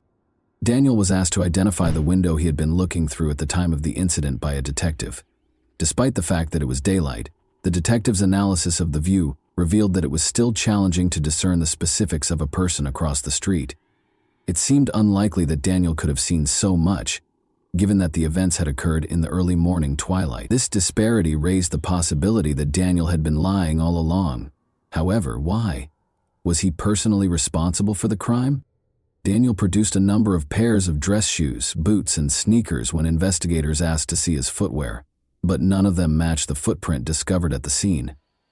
Detectives began to examine Daniel more closely, however, as his story changed and his actions became more suspicious. A difficult history. The background of Daniel Tavares proved to be extremely disturbing. His life took a bad turn early on. He was born in 1966 as the youngest child in a military family. Daniel's mother took care of him and his 3 older sisters after his parents divorced when he was only 4 years old. Shortly after, his father got married again and showed little concern for his former spouse's kids. Daniel had left school by the 9th grade, started stealing, running away from home, and experimenting with illegal drugs. He was first arrested for robbery when he was 18, but then his estranged father stepped in and helped him get probation instead of going to jail. The father appeared to want to give Daniel another chance, possibly out of guilt. Even so, Daniel kept getting into trouble with the law over the years. He was always given light sentences for his offenses. Daniel's father tried to provide for him after he relocated to Florida in the late 1980s. In addition to trying to help Daniel find stable work, his father funded an expensive treatment program at a private rehabilitation clinic. However, Daniel was caught stealing and dealing drugs once more within 6 months. He was sent back to live with his mother after his father gave up this time. Daniel's dependencies had started to negatively impact his mental health by this time. He received a schizophrenia diagnosis and medication within a year, but Daniel hardly ever took his drugs as prescribed. Rather, he combined them with alcohol, which resulted in violent and hazardous outbursts. A case of violence. During a fight with his mother in July 1991, Daniel snatched up a knife and attacked her, wounding her almost 30 times. At the scene, she passed away. Daniel stated during his trial that he was influenced by voices in his head that told him to kill her. Psychiatrists appointed by the court, however, concluded that Daniel was legally liable because he had been aware of his actions. He received a 20-year prison sentence. Daniel served less time than the entire sentence and was released on parole in 2006. Daniel Tavares started communicating with Jennifer Freitas while incarcerated, and the two eventually fell in love. Jennifer awaited his release, and they were married as soon as he was granted parole. Around the same time as the Mauk couple, Daniel moved into her house in Graham, a small town. Daniel broke the conditions of his parole by moving to a different state. He ought to have been taken into custody right away, but a technical glitch and police carelessness kept that from happening. Even after detectives discovered a bloody handprint at the Mauk's crime scene, Daniel managed to avoid detection because his fingerprints were inadvertently deleted from the criminal database. It was as if everything was somehow conspiring in his favor. Daniel briefly worked for a construction company that bought the rare work boots connected to the crime, according to additional investigation, but there was not enough hard evidence for detectives to make an arrest. They had to carefully construct their case so as not to alert Daniel or Jennifer, his possible accomplice. Placing the trap. Daniel was asked to come to the police station on November 24, 2007, ostensibly to help with composite sketches of possible suspects. He enthusiastically accepted and enthusiastically described and assisted in drawing portraits of people he had made up entirely for about an hour. He was preoccupied when a second officer walked in and remarked nonchalantly that in order to rule Daniel out as a suspect, they needed to get his fingerprint. After some hesitation, Daniel finally consented, certain that there would be no evidence of his presence at the crime scene. The officer casually mentioned that investigators had discovered an unidentified bloody handprint at the Mauk's residence after fingerprinting. Daniel tensed visibly and started to explain that his prints might have been left at the Mauk's house because he had been friendly with them and frequently visited them. The officer calmly replied that there was no reason to be concerned because the handprint was bloody and obviously that of the criminal. The discussion then turned to Daniel's past by a second detective. Daniel confessed to killing his mother after he brought up the crime for which he had served time. Unexpectedly, Daniel started to describe the horrifying specifics of that crime with icy fervor. He gave off the air of a real psychopath, grinning as he explained what he had done. Forensic experts were comparing Daniel's prints to those recovered from the crime scene in the meantime. Detectives presented Daniel with the evidence after the results showed a perfect match. Anger immediately replaced his arrogant manner. However, officers handcuffed him and placed him under arrest before he could lash out. Daniel was forced to confess and assist investigators due to the overwhelming evidence against him. He clarified that he had spent hours drinking and using potent drugs at a bar the night before the crime. The bar staff threw him out and threatened to call the police when he ran out of money to pay his tab. Daniel Tavares was furious when he remembered that he had given his neighbor Brian Mauk a tattoo as a friendly gesture the month before. Daniel, however, arbitrarily demanded $50 for the service after deciding that he should be paid for his labor. At 5 in the morning, armed with his revolver, he arrived at the Mauk's home while they were still sleeping together when Brian opened the door. Irritated by the early visit, Daniel's demand for money was there. Perplexed and irritated, Brian declined, instructing Daniel to return once he had calmed down. However, Daniel insisted. Brian decided it would be simpler to pay in order to defuse the situation, so he went to another room to get the money. Daniel took offense at a comment he made as he was leaving. Daniel became indignant at this. In an instant, he pulled out his gun and shot Brian 3 times in the back. Beverly was awakened by gunfire and went outside to investigate. She saw Daniel standing with a gun over her husband, who was lying on the floor in a pool of blood. She attempted to flee back to the bedroom after realizing the danger, but she was shot 3 times in the back before she could do so. Upon acknowledging the seriousness of his actions, Daniel returned home and asked his wife Jennifer to assist in cleaning up the crime scene. Sadly, Jennifer didn't appear shocked by what he did. Together, they carried Beverly's body into the living room, set it next to Brian, and wrapped a blanket around them both.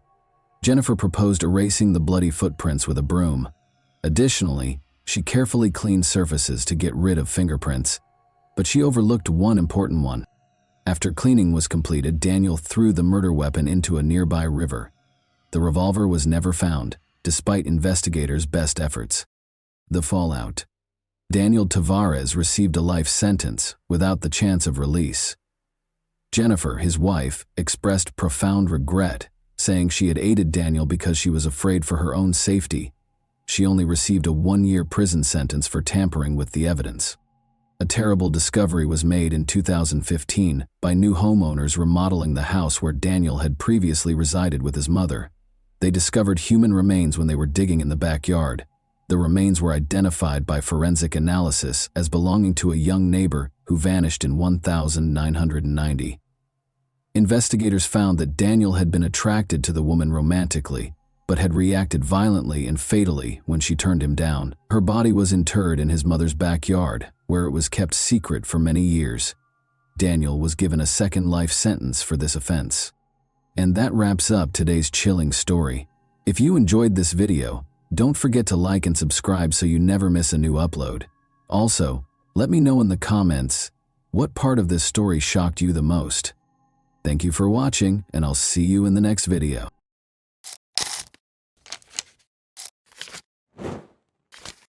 Hey guys, welcome to my channel, and today we're going to take a look at another horrible case with you.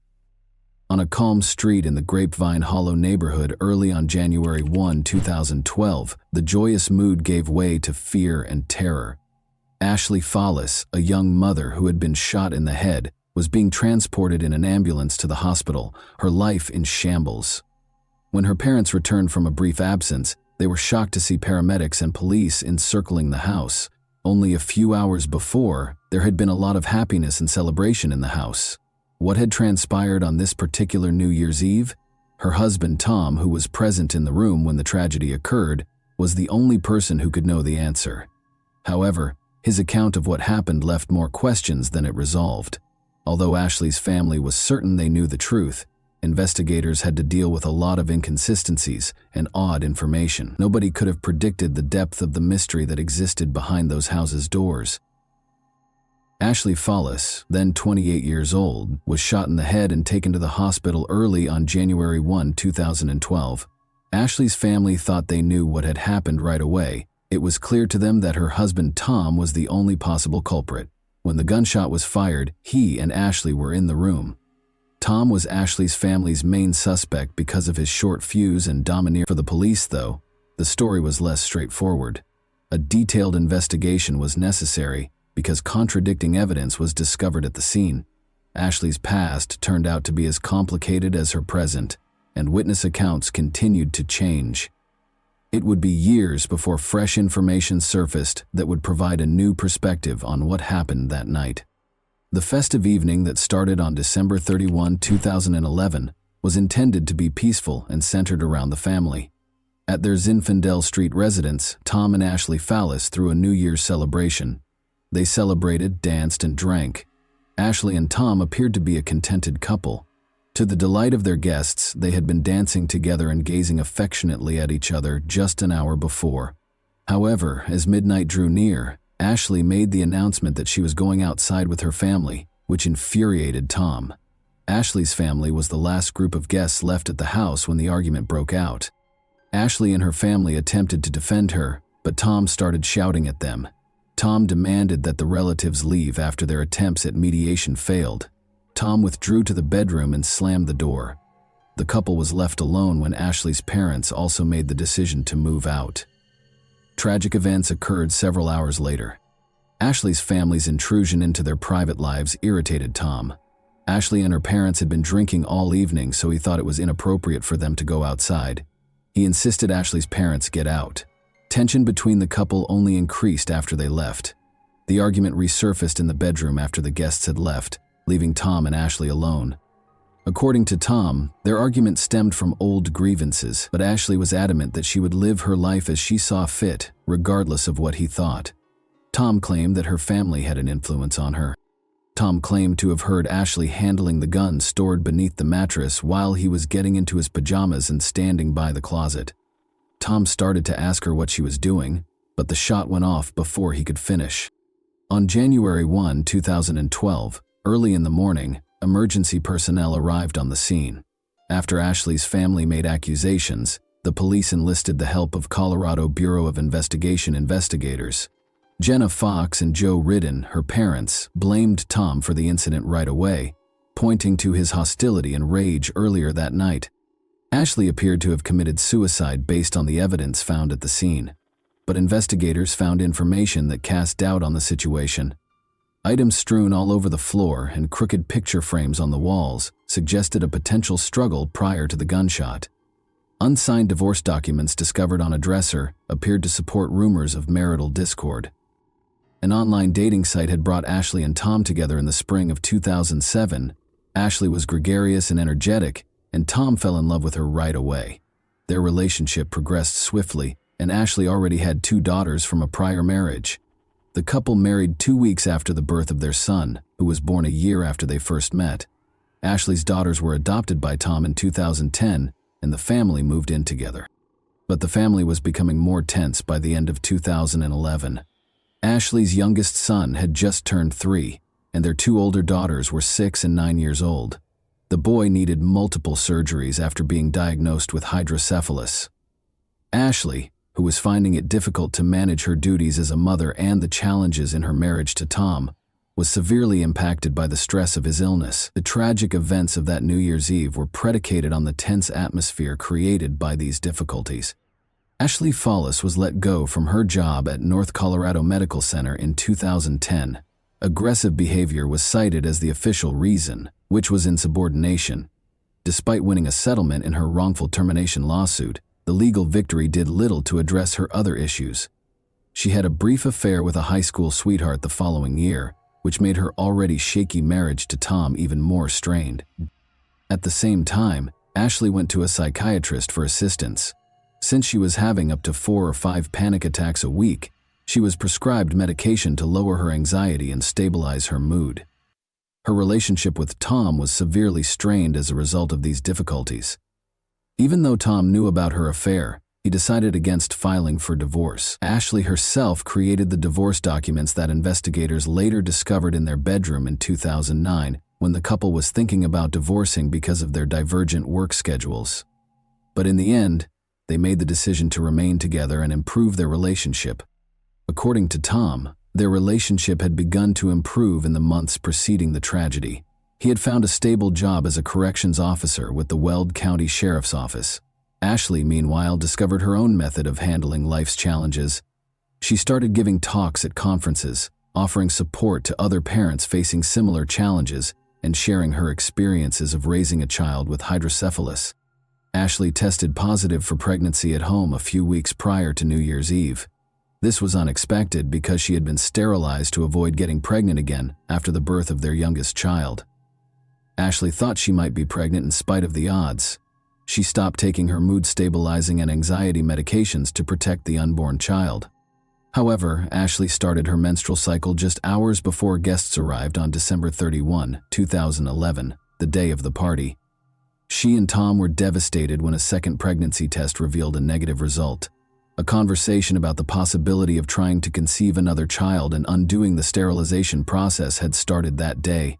Years before, Ashley's mother had proposed the procedure, but now they had complete control over the choices. Tom and Ashley both stated that they would like to have another child, so the abrupt change in circumstances caused a great deal of emotional strain. All of this served as the background for what happened that night. Even though the day was emotionally taxing, the party at Ashley and Tom Fallis's house was exciting. Ashley tried her hardest to look happy. She danced, drank, and gave her loved ones hugs. Ashley appeared content and resilient, as she always did, according to her parents Joe and Jenna. It was difficult for them to accept that she would have voluntarily abandoned her family. However, Tom asserted that Ashley's family was unaware of the intense emotional struggles that were concealed behind her apparent composure. Tom's account of what happened that evening was carefully considered by investigators. He started his interview by narrating the events of the day, including how Ashley's decision to go outside with her family members escalated a minor argument and how the negative pregnancy test result had set the tone. Ashley's propensity to follow her mother's advice too frequently became the topic of the argument. Tom stated that he just wanted things to calm down and didn't want to argue anymore. Investigators observed scratches on Tom's neck and chest during his police interview. Given that they might have been signs of a struggle, these marks sparked suspicions. Tom clarified that the red marks were caused by him scratching his skin because he was itching after shaving his chest for the first time. He claimed that stress might have been the cause of the scratches on his neck. As the interview went on, the level of questioning increased. Tom insisted on his innocence because he believed he was being accused of a crime. He insisted that he wasn't in the room when the gun went off and that he didn't shoot Ashley. Investigators were inspecting the house and interviewing neighbors in the meantime. Chelsea Arriga, a neighbor, claimed to have heard Ashley yell, "Get off me," just prior to the gunshot. This story ran counter to what Tom had said. Tom denied that he ever made Ashley do anything against her will when investigators questioned him about the yelling. He clarified that he only requested that she cease following her mother's advice because it was straining their marriage. Investigators pressed him further, pointing out that Ashley was unlikely to have shot herself because of the wound on the back of her head. To prove his innocence, Tom insisted on having his hands tested for gunpowder residue. In order to ascertain whether Ashley was capable of firing the gun, he also demanded that her hands be examined. Because of the peculiar circumstances and contradicting evidence, investigators remained doubtful despite his explanations. Ashley Fawless was in the hospital, where medical professionals battled to save her life, while Tom was at the station. Unfortunately, they declared her dead a few hours after she was admitted. Tom was devastated to hear of her passing. After the incident, he said, he saw her breathing and thought she might have a chance to live when he held her in his arms. Despite not getting a confession from Tom after 3 hours of interrogation, investigators were unable to rule him out as a suspect. Tom grew more and more upset, insisting on his innocence and saying over and over that he could never hurt his wife. Ashley's death was declared a voluntary act 4 days after the incident. The medical examiner came to the conclusion that she killed herself, even though lab tests were not yet finished. Ashley's family was shocked and incredulous when the case was closed. They felt that the investigation was hurried and that Tom's employment in the county's correctional system had given him preferential treatment, which they felt affected the investigation's conclusion. It was challenging to demonstrate that Tom had any ties to the detectives working on the case, though, because of his employment with a different law enforcement organization that was unrelated to the investigation. Almost immediately, the Colorado Bureau of Investigation was called in to guarantee impartiality. However, errors were made. In contrast to standard procedure, Tom was not kept apart from possible witnesses at the scene. Furthermore, he did not cover his hands to protect any gunpowder residue that might have been important evidence. Tom's interrogation was handled poorly, according to Ashley's family, who felt that 3 hours was not enough time for the main person of interest in a case involving a suspicious death. They felt that until Ashley's parents, Jenna and Joe, pressed for it, investigators did not take Tom seriously as a suspect. Detectives changed their strategy only in response to their adamant demands. Even so, the investigation was only cursory. In the end, Tom was free to go. In order to be nearer to his sister, Tom relocated to Indiana after the tragedy, taking the kids with him. He seemed to be attempting to start over when he enrolled in college to obtain a bachelor's degree. Ashley's parents, Joe and Jenna, on the other hand, were uncompromising. They made a plea for justice to the media. They stressed that Ashley loved life and would never have voluntarily ended it, and they talked about Tom's short fuse in interviews. Nick Glover, a 17-year-old neighbor of the Fawless family, was a crucial new witness who was discovered by reporter Justin Joseph. Nick disclosed that he witnessed emergency vehicles pull up to the Fawless residence on January 1, 2012, while he was at home with friends. Additionally, Nick stated that he told Detective Michael Yates in an interview that he had heard Tom tell Ashley's parents, "I shot my wife." However, the police reports did not include a record of his statement. New accusations against law enforcement were sparked by the lack of documentation, which suggested potential corruption and a cover-up. Detective Yates was suspected of purposefully ignoring this crucial testimony in order to keep Tom safe. The Evans Police Department reopened the case in April 2014, over 2 years after Ashley's passing. According to new accusations, Yates had changed a witness's testimony and left out important evidence to bolster the story that Ashley had committed suicide. The investigation was carried out fairly, according to law enforcement officials, who denied any favoritism. Tom Fawless was taken into custody close to his Indiana home on November 18, 2014. He insisted on his innocence even after being accused of second-degree manslaughter. Many questions remained about the case, which had received a lot of public attention because of Justin Joseph's investigation. Ashley's leg bruises, for instance, raised questions about a flashlight that was discovered at the scene and possibly used during a fight. It was eventually discovered, however, that the flashlight was not connected to the crime and had belonged to an officer who had tried to administer first aid. According to the prosecution, Ashley kept a Taurus 9mm handgun under the mattress, which Tom took during a confrontation, put to her head, and then fired. After that, he called emergency services and lowered her body to the ground. Jenna Fox, Ashley's mother, testified during the trial that Tom had used harsh language and behaved aggressively during the New Year's Eve party, resulting in a fight. Tom refuted these claims. Jenna revealed later in the trial that there was a family history of mental health problems. Both Ashley's uncle and grandmother had committed suicide. This evidence was used by the prosecution to bolster their hypothesis that Ashley might have taken her own life voluntarily. Ashley's psychiatrist, however, stated in her testimony that she did not exhibit any symptoms of depression as of December 2011. Ashley was receiving overlapping prescriptions as a result of seeing 2 psychiatrists and a therapist concurrently, according to information later presented by the defense. Testimonies from forensic experts regarding the crime scene were inconsistent. Tom couldn't have shot his wife, according to Dan Gilliam, who had devoted hundreds of hours to examining the evidence. People who fire weapons in a fit of rage seldom stop after a single shot, Gilliam said. Gilliam was called as a witness by the prosecution, despite his findings. Jonathan Priest, another expert, visited the crime scene and went over the case materials. He deduced that Ashley had been in close proximity to Tom at the time of the shot. There would have been more blood all over the room, Priest thought, if Tom had been farther away. The chronology of when Tom arrived at Ashley and started helping, as recorded by the first responders, served as the basis for his analysis. This argument was used by the prosecution to refute the defense's assertions. Ashley's failed attempts to conceive, according to the prosecution, added to her emotional problems. Although she was not pregnant at the time of her death, an autopsy showed that she might have become pregnant following a tubal ligation. Ashley's emotional distress was exacerbated by reports that she thought she was pregnant 3 times in the 9 months before she passed away. The trial psychiatrists emphasized how these conditions could have had a substantial effect on her mental health. A key component of the prosecution's case, particularly after Nick's friend Chelsea Origo provided her own account, was Nick Glover's testimony that he overheard Tom tell his parents, "I shot my wife," the night Ashley Fallis died. Chelsea also reportedly heard Ashley yelling, "Get off me!" according to Nick's mother, Kathy.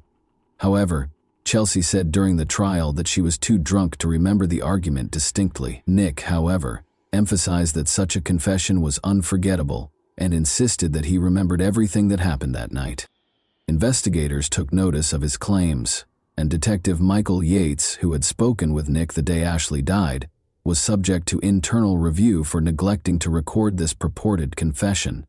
Yates insisted that Nick had never said such a thing to him, but the investigation revealed no wrongdoing on his part. Defense lawyers pointed out various contradictions in Nick Glover's testimony during his cross-examination. They noted that Nick kept up a cordial relationship with Tom following his purported confession, taking part in family events like Christmas celebrations and camping excursions. Nick gave the same response more than 90 times when asked why he behaved in this manner. "I don't remember." Chris Graves, a former deputy for the Weld County Sheriff's Office, later came forward and said he had heard Tom confess. The defense cited contradictions in Graves' story, claiming that when he arrived at the scene he heard Tom yelling, "I can't believe I shot her, I can't believe she's dead," despite the fact that the crime scene was packed with neighbors, family members, and law enforcement officers. Nobody else claimed to have heard Tom's alleged outburst. Additionally, Graves did not arrest Tom on the spot, stating that it was outside of his authority. The defense also pointed out that for 3 years after the incident, Chris Graves had not submitted any reports regarding his statements. His credibility was further damaged when he was later fired for dishonesty from the sheriff's office. These elements call into question the prosecution's story. The prosecution's theory was also not supported by a large number of tangible pieces of evidence. Tests for gunshot residue on Ashley's 2 hands revealed residue, but tests on Tom's hands revealed no traces. Neither nail scrapings from Ashley nor scratches on Tom's chest, which could have been signs of a struggle, contained any evidence of Ashley's DNA. The idea that the couple had a physical altercation prior to the shot being fired was seriously called into question by these findings. In his own defense, Tom Fallis declined to testify. Over 40 witnesses were called to testify during the trial, which lasted for several weeks. Ashley's mental health and the major obstacles she had encountered in the months before her death, repeated pregnancy tests, her son's illness, prescription drugs, losing her job, and having an affair, were the main topics of the defense's closing arguments. The defense argues that these elements may have played a role in the tragedy. Ashley's purported farewell letters were introduced during the trial, which was a startling development. She wrote that she could no longer live, called herself a failure, and apologized to Tom in these letters. Since they were only made aware of these letters years after Ashley's passing, her family questioned their veracity. According to her family, they thought the letters were fake and had never seen any indication that Ashley might have written them. The jury deliberated for 3.5 hours, including an hour for lunch, before rendering its decision. Tom Fallis was acquitted of all charges, including second-degree manslaughter. Ashley's family was devastated by the decision. Jenna Fox and Joe Ridden, her parents, were adamant about Tom's guilt and sued the Evans Police Department, alleging that investigators had fabricated or hidden evidence. They contended that other officers who may have heard Tom's purported confession stayed silent and that Nick Glover's 2012 testimony had been disregarded. In the end, their cases were dropped. Ashley's family remained adamant about Tom's guilt and insisted on accepting the acquittal. Nevertheless, they were able to keep up a relationship with the kids and obtain visitation rights that let them continue to be active in their lives. As he works to rebuild his life and further his education, Tom Fallis is still struggling financially as a result of legal fees. Tom continued to look after the children after the tragedy. To start over and be nearer to his sister, he relocated them to a different state. He informed them that their mother had died in an accident, but he would like to give them more information when they are older. The case is still cloaked in mystery despite every attempt to find the truth. Doubt seems to grow with each response, and questions persist. Ashley Fallis's story is one of those instances where it becomes difficult to distinguish between truth and deceit, leaving only suspicion and unsolved mysteries in its wake. And that wraps up today's chilling story. If you enjoyed this video, don't forget to like and subscribe so you never miss a new upload. Also, let me know in the comments what part of this story shocked you the most. Thank you for watching, and I'll see you in the next video.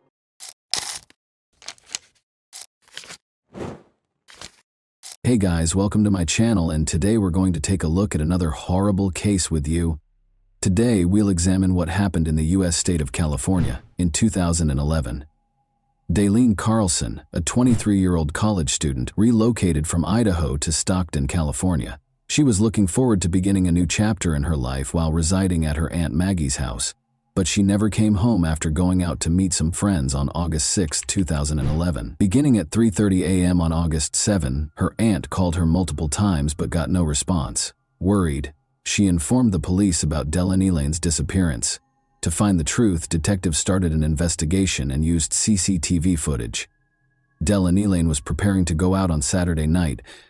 Her cousin Cecily had plenty of time to acquaint her with the local nightlife, as college was still 3 months away. Cecily had a fever, so they stayed home instead of going to the Finnegan's pub to meet up with some more friends. Daylene had to return home by 1 in the morning after going to the bar by herself, but Maggie and Aggie started to worry when 1 in the morning rolled around and Daylene was still not home. Maggie repeatedly called Colleen Eileen but got no answer. Maggie stayed up all night calling Colleen Eileen's number every now and then, but as before, her niece didn't answer. Maggie searched for a plausible reason why Colleen Eileen hadn't come home. Daylene Elaine hadn't come home by morning, so she speculated that her niece might have spent the night at a friend's house. Maggie called the police when she realized she could not wait any longer. Despite receiving a report, the police believed Daylene Elaine had stayed at a friend's house following the party and would soon return. The investigators made the decision to hold off a bit longer. In the meantime, Daylene's family started their own inquiry. On social media, they announced Daylene Elaine's disappearance and urged anyone with information to get in touch with the police or her family. The day after Daylene Elaine's disappearance, August 8, 2011, the police opened an official investigation because her family suspected something terrible might have happened because it was out of character for her to simply vanish without warning anyone. Her Aunt Maggie's home was the first location the detectives visited. They wanted to talk to Dalene's relatives, see her in her room, and make sure none of them had anything to do with her disappearance. Danielle was a girl, like any other American. Her disappearance was extremely unusual, and she was young, attractive, and had big plans for the future. Detectives searched Dalene's room, but they found no evidence that she had fled her house. Her room contained all of her possessions, as well as a few documents. Cecily took a picture of Dowland Dalene wearing torn jeans and a brown and white striped top the night she vanished. Cecily informed Detective Dalene that they had frequently visited the Finn Pub's pub in the past, and that Dalene had planned to go there. The detectives then went to the bar to speak with the employees and perhaps obtain additional information. On the night Dalene vanished, the bar manager recalled seeing her in the street at around midnight. He described what had happened that evening, but he could not think of anything out of the ordinary. Thankfully, security cameras were present. Surveillance footage can greatly aid an investigation, even though it might not give a full picture. 2 operational security cameras in the bar recorded hours of Saturday night activity. The detectives made the decision to obtain a copy of the recordings and go over everything back at the police station, because it would have taken a long time to go through the footage. This, they hoped, would allow them to find out who Dalene had slept with, and more crucially, with whom she had left the bar. At first look, the tape appeared to be normal. On the street, young women and men congregated, smoking and chatting. It appeared to be a typical Saturday night in a pub, but they are drawn to one girl in particular. She's dressed in a striped top similar to the one from the day. Dalene is wearing a striped top in the final photo. She goes back to the bar at 1:40 and 0 in the morning. Another security camera is located inside, in the corridor close to the restrooms. Photo 41 is watched by detectives. After 61 minutes, she was observed consuming alcohol. She might have been a bit more exposed than normal. In a hallway full of young men, she is the only woman. Every person in this video could be a suspect, and even if they are not, they might be a witness. Dalene seems content and at ease as she watches the video. At 0:40 in the morning, detectives see a young man approaching her from behind and placing his arm around her waist, indicating that someone is about to approach too closely. A short while later, as she was going into the bathroom, a man with a beard and an outfit that was backwards passed her. Dalene, who was not particularly disturbed by the young man's presence, also didn't seem very happy to see him. As soon as they saw this video, the detectives knew they needed to find this man, so they talked to her friends and neighbors. They discovered once more that Jason Gilley was the man who had Dalene around his waist. Jason was well known to Doll and Cecily's cousin Cecily and her friends, who frequently got together at his house for an enjoyable evening. Investigators found Jason Gilley's home and spoke with him. They questioned him about where he was when Dalene vanished that night. Jason clarified that he had planned to take Dalene home after spending the evening with her, but he had to leave early due to his child's needs.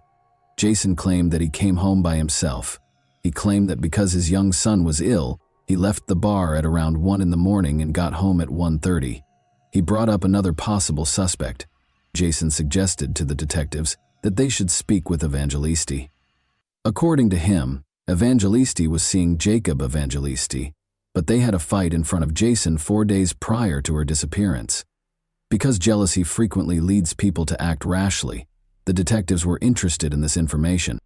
Thus, they made the decision to learn more about Jacob Evangelisti. The investigators discovered some recent images of Jacob while searching through Dalene's social media accounts. To find out if Jacob was present, they made the decision to watch the bar's security footage again. They changed the video at 1:06, when Dalene left the eatery and went up to the man who was leaning against the wall. Dalene's behavior appears to drastically change when he is around. She seems to be very upset about something, as evidenced by the vigorous hand movements. The investigators attempt to determine whether it might be her boyfriend Jacob, but the bright lights make it impossible to see his face. After a few seconds of their brief conversation, Dalene left, leaving the detectives to keep watching and trying to figure out who the mystery man was. They finally recognize him as Jacob Evangelisti when he turns to face the camera. During the interview, detectives brought Jacob Evangelisti in to be questioned. Jacob appeared to be quite upset. He was asked about his relationship with Dalene by the detectives, who specifically wanted to know when and how he had last seen her. Jacob claimed that he and Darlene had last seen each other at a bar. Jacob disclosed that Darlene had ended their relationship that evening at Negan's bar. "I had no intention of ending my relationship with Darlene," he said. To be honest, he was furious that she had ended their relationship. Darlene had left the bar without him, Jacob later said. He adamantly denied any involvement in her disappearance. After that, the investigators reviewed the CCTV footage to see if it supports his account. Jacob walks into the bar at 1:09 in the morning. They keep on observing. Darlene enters the picture after Dallenutz. She seems to be bidding one of the patrons farewell. She then exits the frame at 1:15 a.m. The detectives kept going over the video until the bar had closed and all of the patrons had left. The lights go out at 2:38 a.m. When Day Nether appears again, the parking lot is almost deserted. It appeared that Jacob was responsible for Darlene's disappearance at this stage of the investigation. Investigators have not yet found any evidence that her disappearance was the result of foul play, but it's possible that he just couldn't move on from the fact that she had left him. Darlene's family is searching on their own, according to Darlene. They created flyers and began distributing them throughout the city. They wanted as many people as possible to know about Darlene's disappearance. After she left the bar, she might have been spotted by someone. Detectives ask Evangelisti if anyone knows what happened to her at the stock station. Evangelisti wants more, but he maintains his denial of any knowledge. James, another person in Darlene's social circle, is the name he gives instead. Darlene claims to have a new boyfriend. Darlene's social circle also includes James. They had a relationship, even though James wasn't Darlene's boyfriend. James was also a close friend, which was another interesting fact. Jason Gilly's pal. They actually shared the same home. Darlene's ability to enter into such a relationship and then vanish almost instantly afterward was highly intriguing. This sparked intense suspicion about James and the idea that he might have had something to do with her disappearance. James was asked to talk about his relationship with Darlene at the police station. Although he acknowledges that he and Darlene were romantically involved, he says he has no knowledge of the night she went to the bar. James had information he wanted to share, but he claimed to have been out of town when the police began looking into his alibi. He informed investigators that Darlene texted him to let them know she was with a new man after she disappeared. James verified that Darlene was there by showing the detectives his phone, which was Darlene's. Detectives came up with a new theory after she wrote that she was leaving the bar to go to a friend's party, but the friend's identity was still unknown. It is likely that Darlene had to visit the grocery store or the liquor store in order to continue the party. A list of 24-hour liquor stores has been compiled by investigators. Elis was the name of the store that was closest to Finnegan's. When detectives arrived, they discovered that a Darlene was equipped with security cameras. The security cameras recorded Darlene if she was there. The detectives began watching the security camera footage outside. When Darlene saw her walking into the store with a young man, their suspicion was confirmed. However, who was he? Since the video only captured his back, a precise identification was not possible. Darlene and her enigmatic companion purchased what appeared to be a bottle of alcohol as the detectives started going over the footage from the other cameras. At 1:31 a.m., they waited for them to leave the store before switching back to the exterior camera. Detectives have a better picture after the couple leaves the store. The first face the detectives saw in the bar footage was the same as the one with the baseball cap and goatee on backwards. This gave them a new lead for their ongoing investigation when Jason Gilly noticed it. Jason initially claimed to investigators that he went home alone at 1:30 AIE to tend to his ailing son after leaving Finnegan's bar. It was now evident to the police that he and Darlene had left the liquor store at 1:31 in the morning. Jason became the prime suspect right away because he had lied about leaving the bar by himself. Jason Gilly was taken into custody by the police 1 week after Darlene vanished. After an hour or so of waiting, the detectives started questioning him while keeping an eye on any behavioral changes.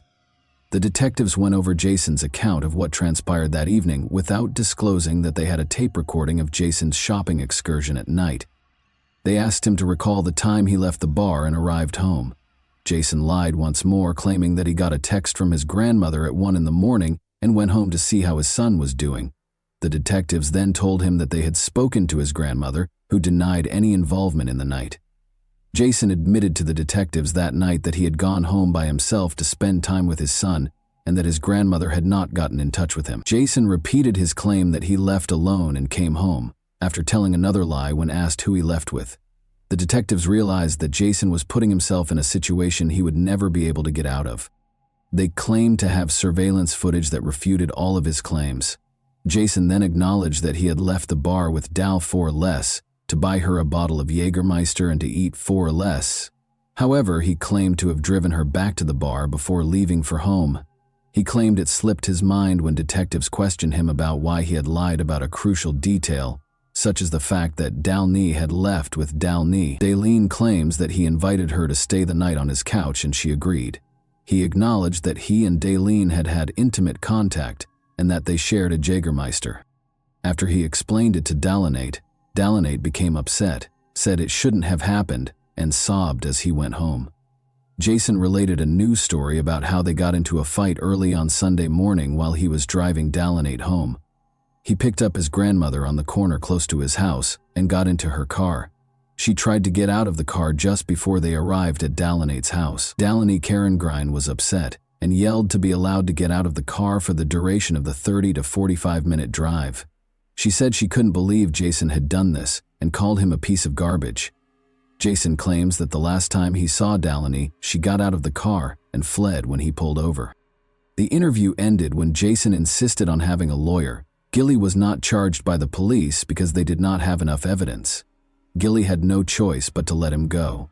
Jason went to the police station on August 22, 2011, after being released on August 18, 2011, to report that his wallet had been stolen or lost. Upon seeing him, detectives investigating Daleen's disappearance were taken aback. Jason was approached by Detective Robert Fain, who asked him to accompany him on a retracement of the path he took on the day Daleen vanished. Jason consented and led the detective to the spot where Daleen is said to have jumped out of the car and run away. When the detective questioned Jason about why he didn't try to apprehend her, Jason said that he had to return home because the car behind him was honking, so he got back on the freeway. Then Jason explained that he had been looking for Leanie Lean for 10 or 15 minutes, but he had to leave because his gas tank was nearly empty. To get gas, he drove to Stockton's Archie Road. The detective went to the gas station with no fresh leads. Luckily, security cameras were in place. There, at 10:46 a.m. on August 7, 2011, Jason pulled over at the gas station on Archie Road exit on Highway 99 in Stockton, according to surveillance footage.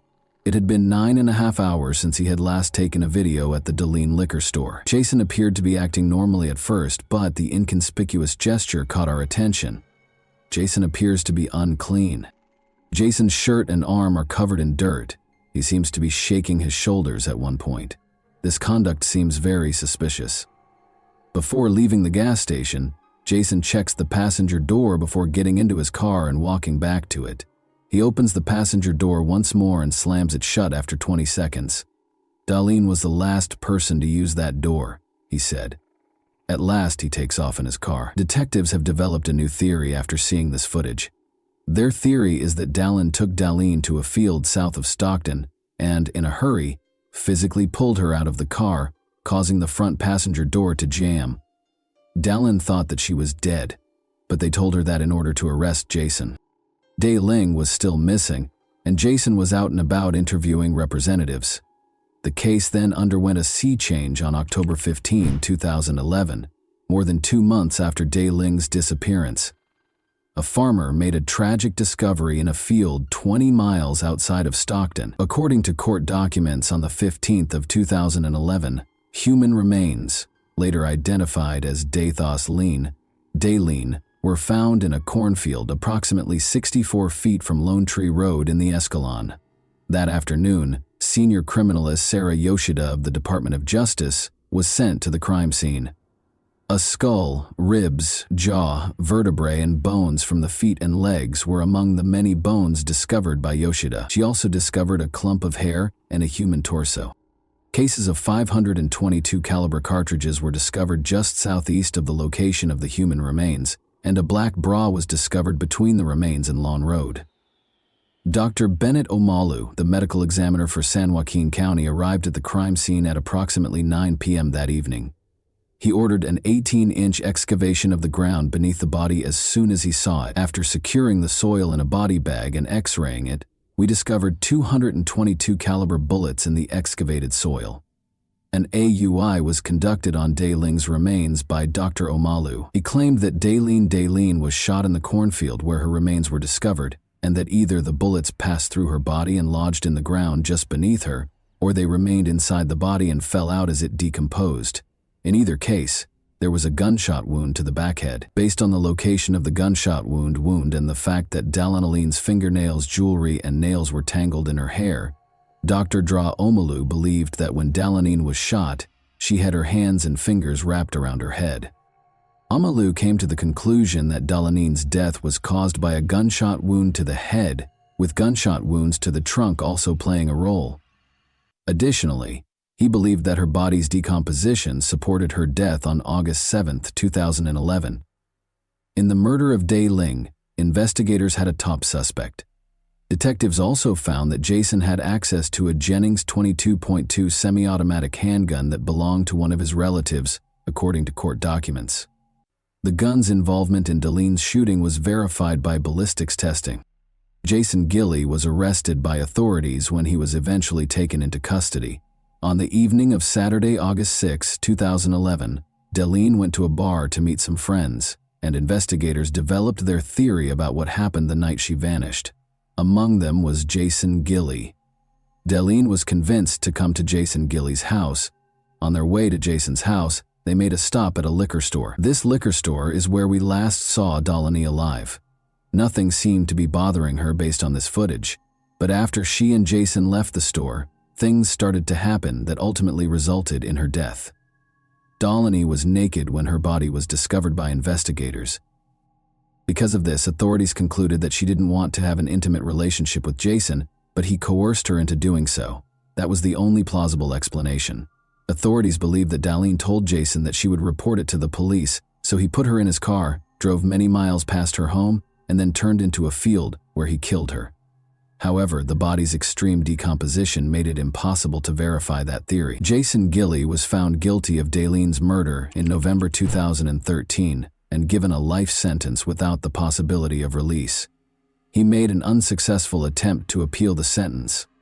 And that wraps up today's chilling story. If you enjoyed this video, don't forget to like and subscribe so you never miss a new upload. Also, let me know in the comments what part of this story shocked you the most. Thank you for watching, and I'll see you in the next video.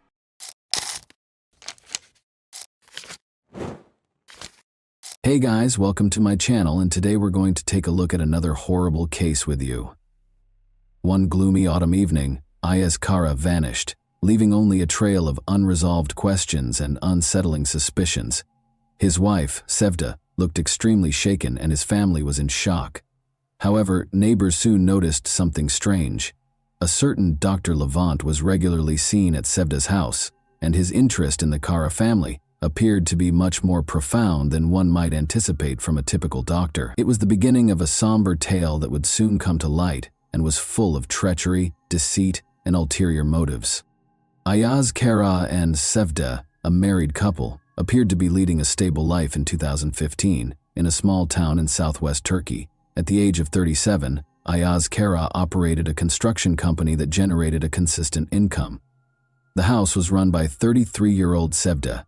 They had first met in college, where Sevda was pursuing a degree in literature and Ayaz Kara was studying engineering. With the exception of one major challenge, the inability to conceive, their lives were comparatively calm and devoid of major crises. This reality had turned into a very personal heartbreak. They made many attempts and sought advice from a variety of experts, but their dream of parenthood never came true. Their marriage was constantly strained as a result of this failure, leading to arguments and continuous disappointment. Despite the painful realization that their happiness was lacking children, Sevda and Ayaz Kara tried every medical treatment without success. They were both on the verge of emotional exhaustion as a result of the additional strain from their family members. They first learned about Dr. Levant during this trying period. Levant was known for being an accomplished doctor who focused on infertility problems. He was 42 years old and highly respected in the medical community for his knowledge and non-traditional methods of treatment. His approaches attracted patients who had given up on conventional treatments by fusing aspects of alternative therapies with conventional medical procedures. Despite its small size and location on the outskirts of town, his clinic was very popular with the locals. Sevda thought this might be their last chance when she heard about Levant from a friend. At first, Ayaz Kara wasn't convinced, but he decided to give it a try after seeing his wife's anguish. They turned to Dr. Levant for assistance. After carefully listening to their story and performing comprehensive examinations, the doctor presented a treatment plan that included both medication and lifestyle modification. After several months of treatment, Sevda finally found out she was expecting a child. For the couple, this news was nothing short of a miracle, and they were incredibly appreciative of Levant. But the doctor stayed active in Sevda's life, keeping an eye on her health and offering constant support. He was more than just a medical helper. He helped Sevda deal with the difficulties of her pregnancy by coming to their house on a regular basis. His visits became more frequent over time. Sevda and Levant's relationship gradually started to conflate the characteristics of a normal doctor-patient relationship. Ayaz Kara was devoted to his job and did everything in his power to provide his expanding family with a secure future. Levant, meanwhile, was there for Sevda when she most needed assistance. His visits became routine, and his presence in the house felt almost natural. Sevda had grown used to having him around, and what began as professional interactions gradually transformed into something more personal. Ayaz Kara first grew suspicious when he unexpectedly returned home one day and found Levant in their living room. The doctor explained that he had stopped by to check on Sevda's condition. Although the explanation made sense, a nagging feeling lingered in Ayaz Kara's mind. He soon began to notice that Levant's visits were becoming more frequent, and his wife's behavior grew more distant. Conversations between Ayaz Kara and Sevda became strained, and the initial joy of expecting their baby started to give way to an unsettling sense of anxiety. Sevda and Levant continued to meet. Their interactions became increasingly secretive, and their encounters often happened when Ayaz Kara was away at work. Levant visited under various pretexts, checking Sevda's health, bringing medications, or providing follow-up advice. Even during her pregnancy, Sevda and Levant managed to find moments of seclusion. The visits grew longer and more frequent, and Sevda made no effort to stop them, as their connection only deepened. Meanwhile, Ayaz Kara could not shake the feeling that something was amiss. He observed that his wife was hiding things from him, but he struggled to figure out how to address his suspicions. One afternoon, Ayaz Kara came home earlier than usual and once again found Levant there. The scene seemed ordinary enough, but the tension in the air was unmistakable. Levant offered another plausible explanation for his visit, and Ayaz Kara had no choice but to accept it. Yet, the unease he felt was growing. He began paying closer attention to small details. How Sevda lingered in the kitchen when Levant was around. How she avoided answering his questions directly. The relationship between Ayaz Kara and Sevda grew colder, and Ayaz Kara felt trapped by unanswered questions and growing doubts. Levant, for his part, was well aware that the situation was becoming more precarious. He could see that Ayaz Kara was getting increasingly suspicious, yet Levant had no intention of backing down. Maybe he had reasons for remaining involved, and he knew more than Ayaz Kara could have imagined. He kept pushing boundaries, testing how far he could go before everything spiraled out of control. Ayaz Kara, on the other hand, became more consumed by his suspicions. He started watching his wife's every move, desperate to uncover the truth of what was unfolding in his own home. The tension within the family had reached a breaking point. Sevda and Levant continued to meet in secret, despite the escalating risks. Ayaz Kara could feel his family slipping through his fingers, but was at a complete loss as to how to stop it. Meanwhile, Levant showed no signs of backing down, even as Ayaz Kara's suspicions grew.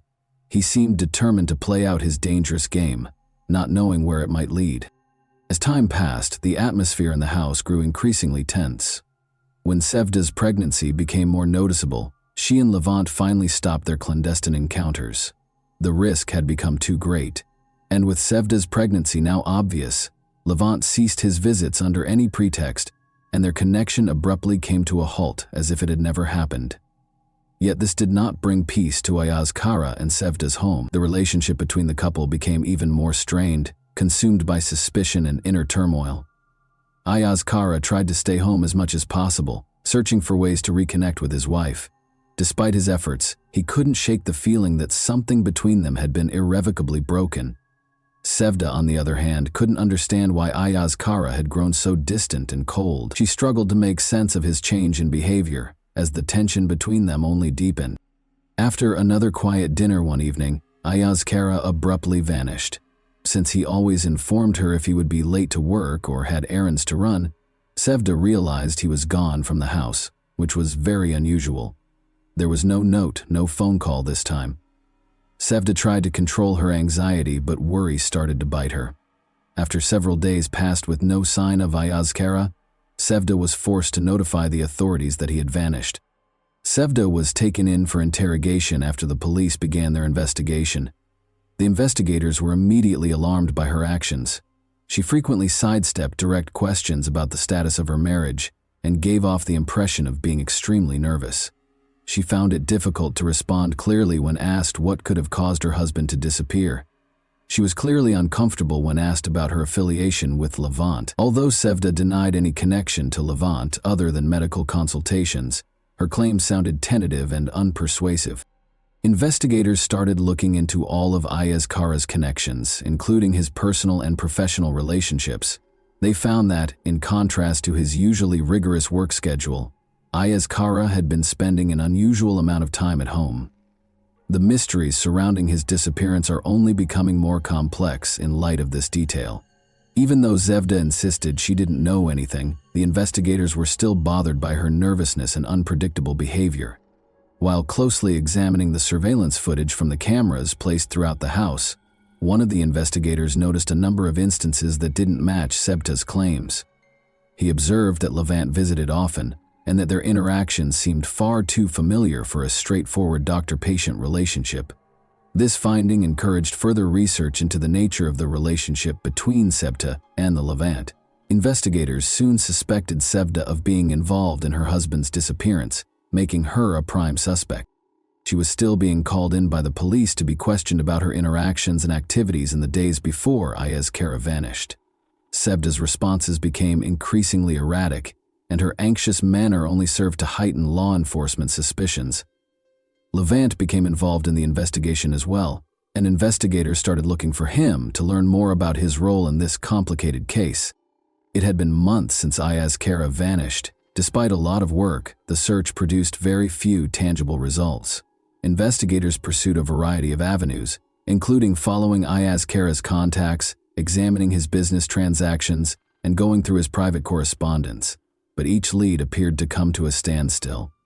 Interviews with friends and coworkers revealed that none of them had any insightful information to share. Red flags were still raised by Sevda's peculiar behavior during interrogation. The suspicions about her were only heightened by her propensity to contradict herself and avoid direct responses. Life continued while the investigation stalled. A baby boy was born to Sevda. There was no celebration, despite the fact that the delivery went well and the child was healthy. The police and the community continued to keep a close eye on Sevda, and the baby's father was still missing.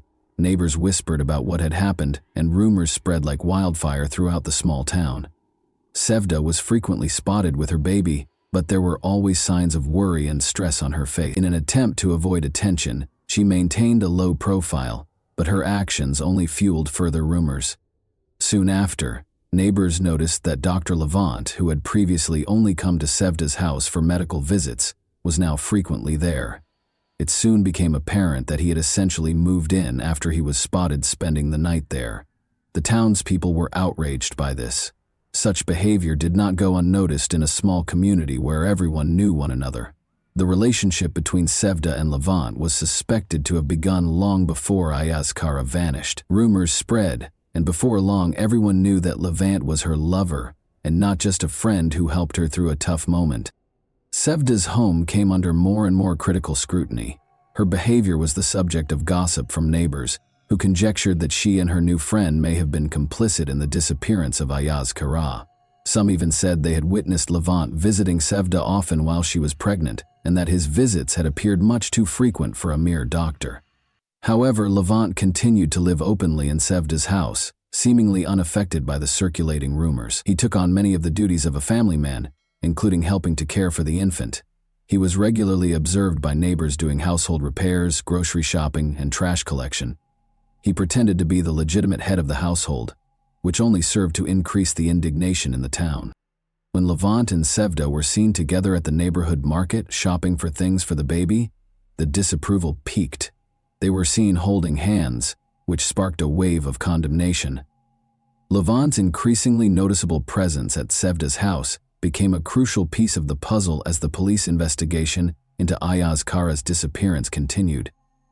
Investigators started closely observing the property, following Levant and Sevda's every step and every visit. Although there was growing suspicion that they were somehow connected to Ayaz Kara's unexplained disappearance, authorities were unable to establish a direct connection that would link them to the case in the absence of any hard evidence. Sevda made an effort to keep things somewhat normal, but it was almost impossible. Her residence was continuously monitored by both the police and nosy neighbors. Every action she took was closely watched, and rumors about her were constantly spreading. She could not avoid the judgment. Women who once greeted her warmly and engaged in conversation about daily life now completely avoided her when she took her infant for walks. Families that had previously been friendly with her started to distance themselves from her after some even made mean comments, such as, "Her husband's barely gone, and she's already found his replacement." Levant, on the other hand, avoided any conflicts. He carried on with his life as though nothing out of the ordinary had occurred. He never bothered to defend himself, he never engaged with the neighbors, and he ignored the whispers. The situation became even more tense because of his disregard for public opinion. His assurance was evident, and Sevda found herself depending on him more and more as she drew courage from his unwavering poise. Meanwhile, the police kept reviewing the home security footage taken prior to Ayaz Kara's disappearance. They found growing evidence that Levant had seen Sevda far more often than a normal physician would have. This made Levant a prime suspect, especially since he was now residing in the missing man's house. Investigators started getting the paperwork ready so they could call Levant in for formal interrogation. Sevda insisted that Levant stay, but Levant began to consider leaving town for a while to avoid attracting any more attention. Not with the intense and inevitable looks of suspicion and condemnation from those around her. She could no longer handle it all alone. There was a knock on the door one evening. The police were involved. To answer some questions, they invited Levant to come down to the station. He had been aware that this day would eventually arrive. He composed himself and assured Sevda that he would return shortly before stepping out to meet the officers.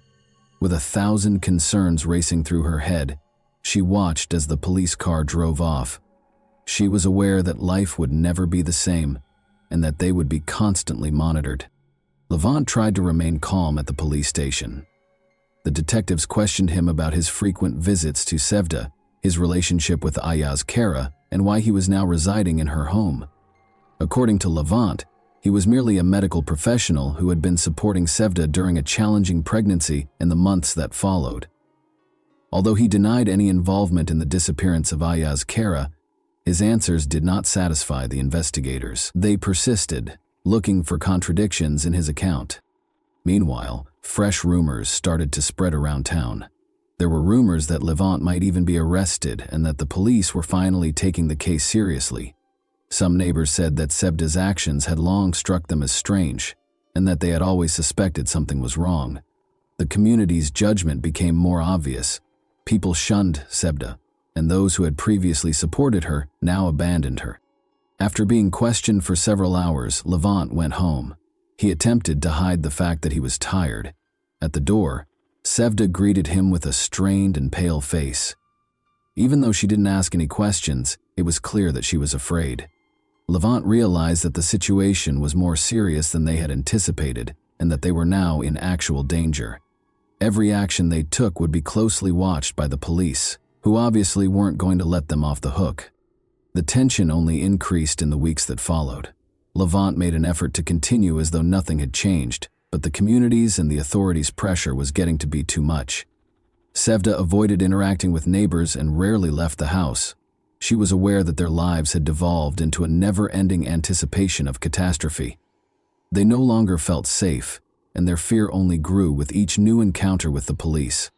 Levant and Sevda came to the conclusion that there was no use in continuing to deny their relationship after weeks of incessant interrogation. Their lives had become intolerable due to the police pressure, the critical looks from their neighbors, and the never-ending barrage of suspicions. They made the decision to come clean.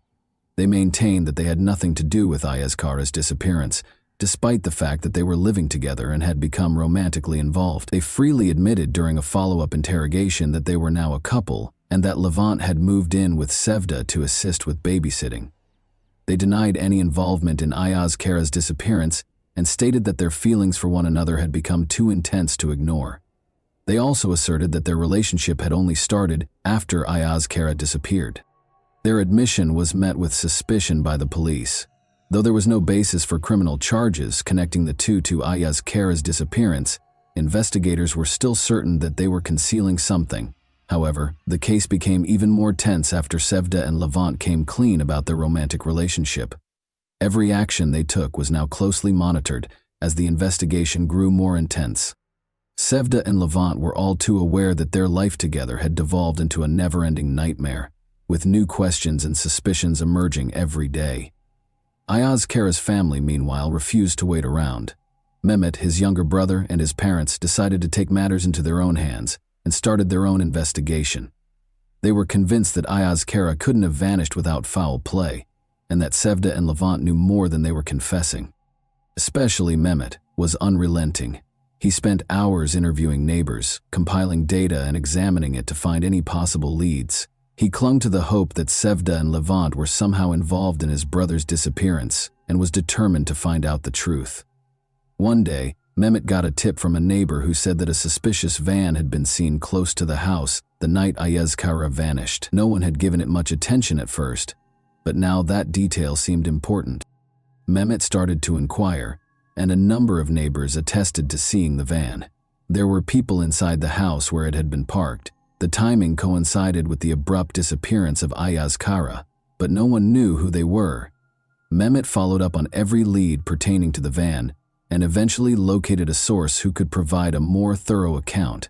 It was a white van that was old and unmarked. The witness also reported seeing individuals that evening loading heavy-looking objects or big bags into the van. For Mehmet, this realization felt like a breakthrough. After compiling everything he had learned, he gave it to the police. The tip was taken seriously by the authorities, who started investigating. The investigation took a crucial turn when they learned that a van that fit that description had previously been reported for suspicious activity in the neighborhood. The investigation was starting to put the pieces of the information they had collected together. The police began looking through town-wide security cameras that might have recorded the van's movement.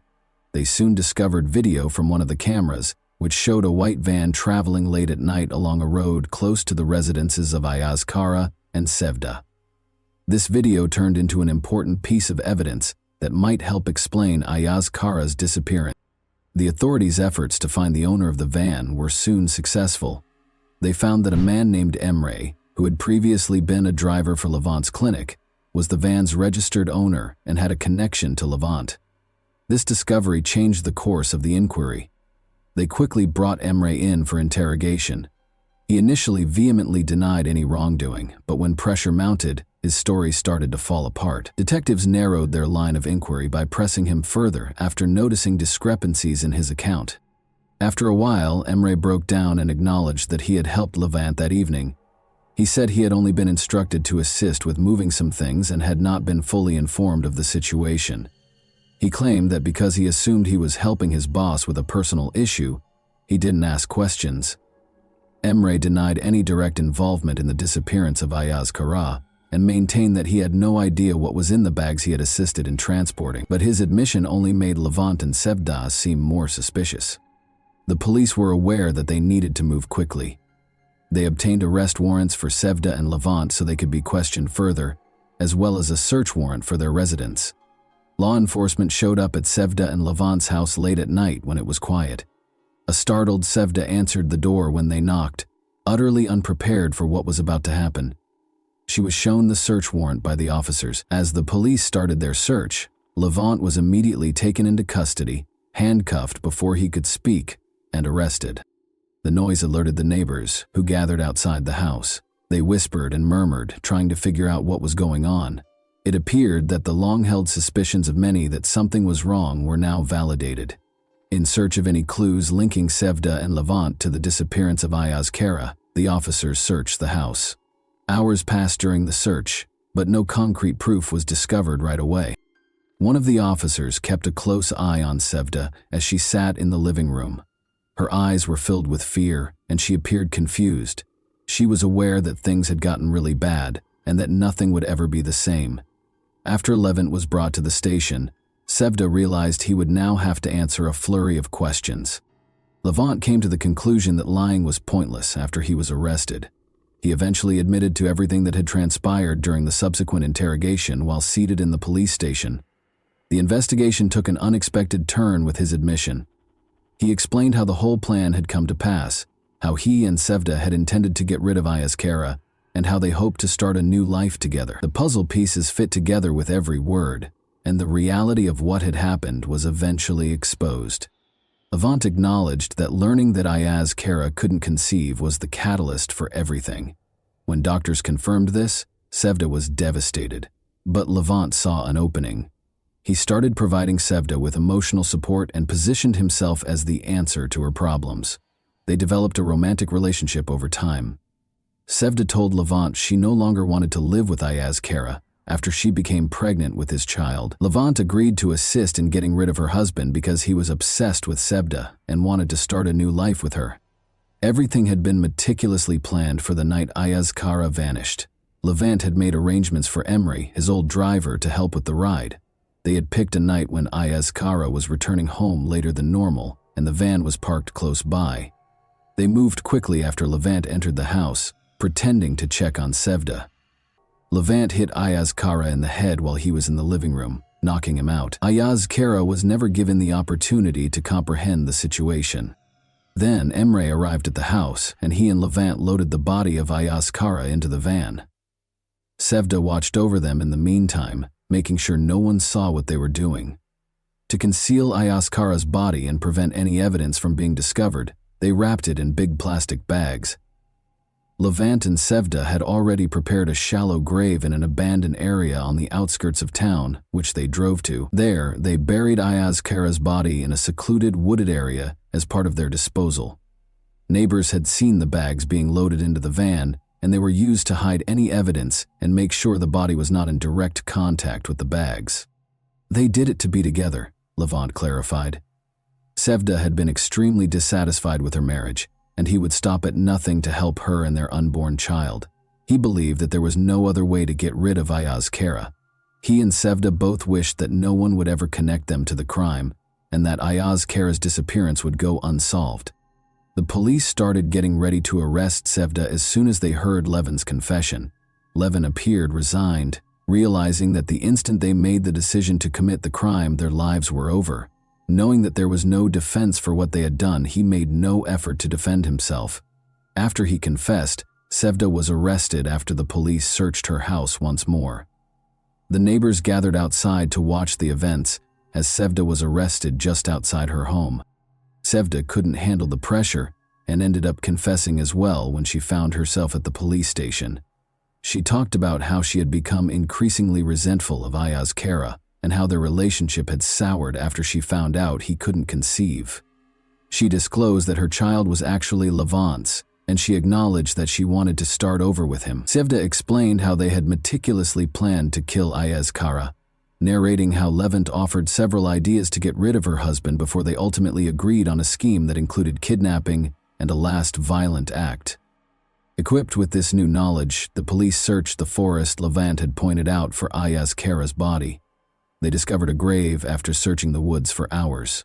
Despite the fact that Ayaz Kara's remains were badly decomposed, the discovery offered sufficient proof to establish his demise and formally establish the case against Sevda and Levant. According to the results of a forensic investigation, Levant struck Ayaz Kara during the assault, causing a fatal head injury. Ayaz Kara's body was given back to his family for burial after the autopsy was finished. The funeral was a heartbreaking and solemn event. The younger brother and parents of Ayaz Kara were unable to contain their tears. They had the small comfort of being able to bury their brother and son, even though they knew that Sevda and Levant were to blame for his demise. There was a sense of collective shock and grief in the air as many townspeople came to pay their respects. People found it difficult to understand how two people they had known could have committed such an unimaginable crime, and how such a horrible act could occur in their peaceful community. The public and media took a keen interest in Sevda and Levant's trial. Levant acknowledged his guilt in court, saying he had done it because he loved Sevda and wanted to give her and her child a better life. Sevda acknowledged her role as well, but she made an effort to present herself as a victim of her circumstances by saying she was coerced into following the plan.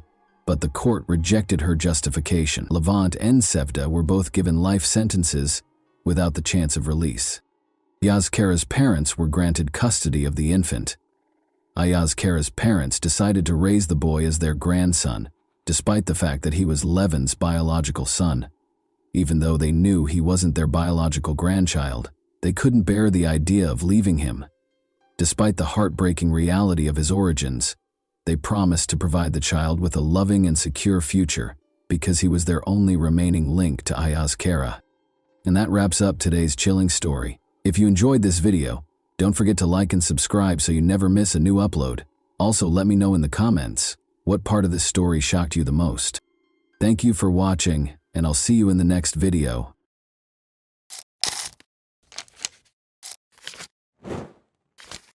Hey guys, welcome to my channel, and today we're going to take a look at another horrible case with you. This video examines the events that occurred in the U.S. state of Washington in 2001. The mother of 8-year-old triplets, Dana Laskowski, 36, was discovered in her own home lying face down on a couch. It was a complicated mystery with multiple suspects for the police. Dana's ex-husband, her boyfriend, and other men were all investigated by detectives. However, this story had an unexpected conclusion, and Dana's family was shocked by the revelation of the truth. Dana Laskowski lived in Puyallup, Washington, a charming, peaceful city with tree-lined streets and nature trails. In 2001, although Puja has a low crime rate and is a safe city, on a typical August 2001 day, police receive a disturbing call regarding one of the city's newest residents. Dana was supposed to get to work at 7:30 a.m., but she never did. She was watching 2 doctors. She is very responsible, so this was really out of the ordinary for her. The police were contacted by her employers to inquire about her well-being. The police showed up at Dana's house at 11 a.m. to check on her. There was no response when they knocked on the door. The back door was open, so they chose to enter the house even though they had checked the perimeter and the windows and saw nothing out of the ordinary. Dana was discovered by the officers under the covers on the living room couch. Her other hand was behind her back as she lay with her head resting on her arm. Sadly, she had passed away. The body was briefly examined by police to check for wounds from gunshots or stab wounds. They saw injuries on her neck, but they didn't find any of it. She had been strangled, judging by the marks. Indeed, there are crime scenes with bloodstains, a victim on the ground, obvious wounds, and possibly a mess everywhere. In Dana's home, that did not occur. Nothing was broken, and there were no weapons. When police turned Dana over, she was face down on the couch. They discovered dried blood around her ears and nose, as well as bruises on her neck. Dana was strangled to death, most likely by her own scarf, according to the medical examiner's ruling. In order to try to identify the murderer, police searched for any trace evidence, DNA, bodily fluids, or other items. Dana's body was in an awkward position on the couch. She wrapped one arm behind her back. She was in a face-down position. This indicated that she and the offender had engaged in combat. The person who did this was strong enough to overcome someone who was actually struggling for her life. It was clear from the facts that the offender was powerful. Dana was not killed, as evidenced by the abrasions on her elbows and knees on the sofa. Blood traces were discovered on the carpet in the living room after forensics applied luminol to it. This meant Dana had been killed on the ground. After that, the murderer picked her up, laid her down on the couch, and wrapped her in a blanket. Investigators hypothesized that the murderer was attempting to comfort Dana. In this instance, the fact that she was wrapped in a blanket might suggest that the offender was experiencing regret or guilt. It's possible that the murderer had feelings for Dana. The house wasn't broken into by a random burglar. When searching for suspects, It's critical to consider the possibility that this person knew her.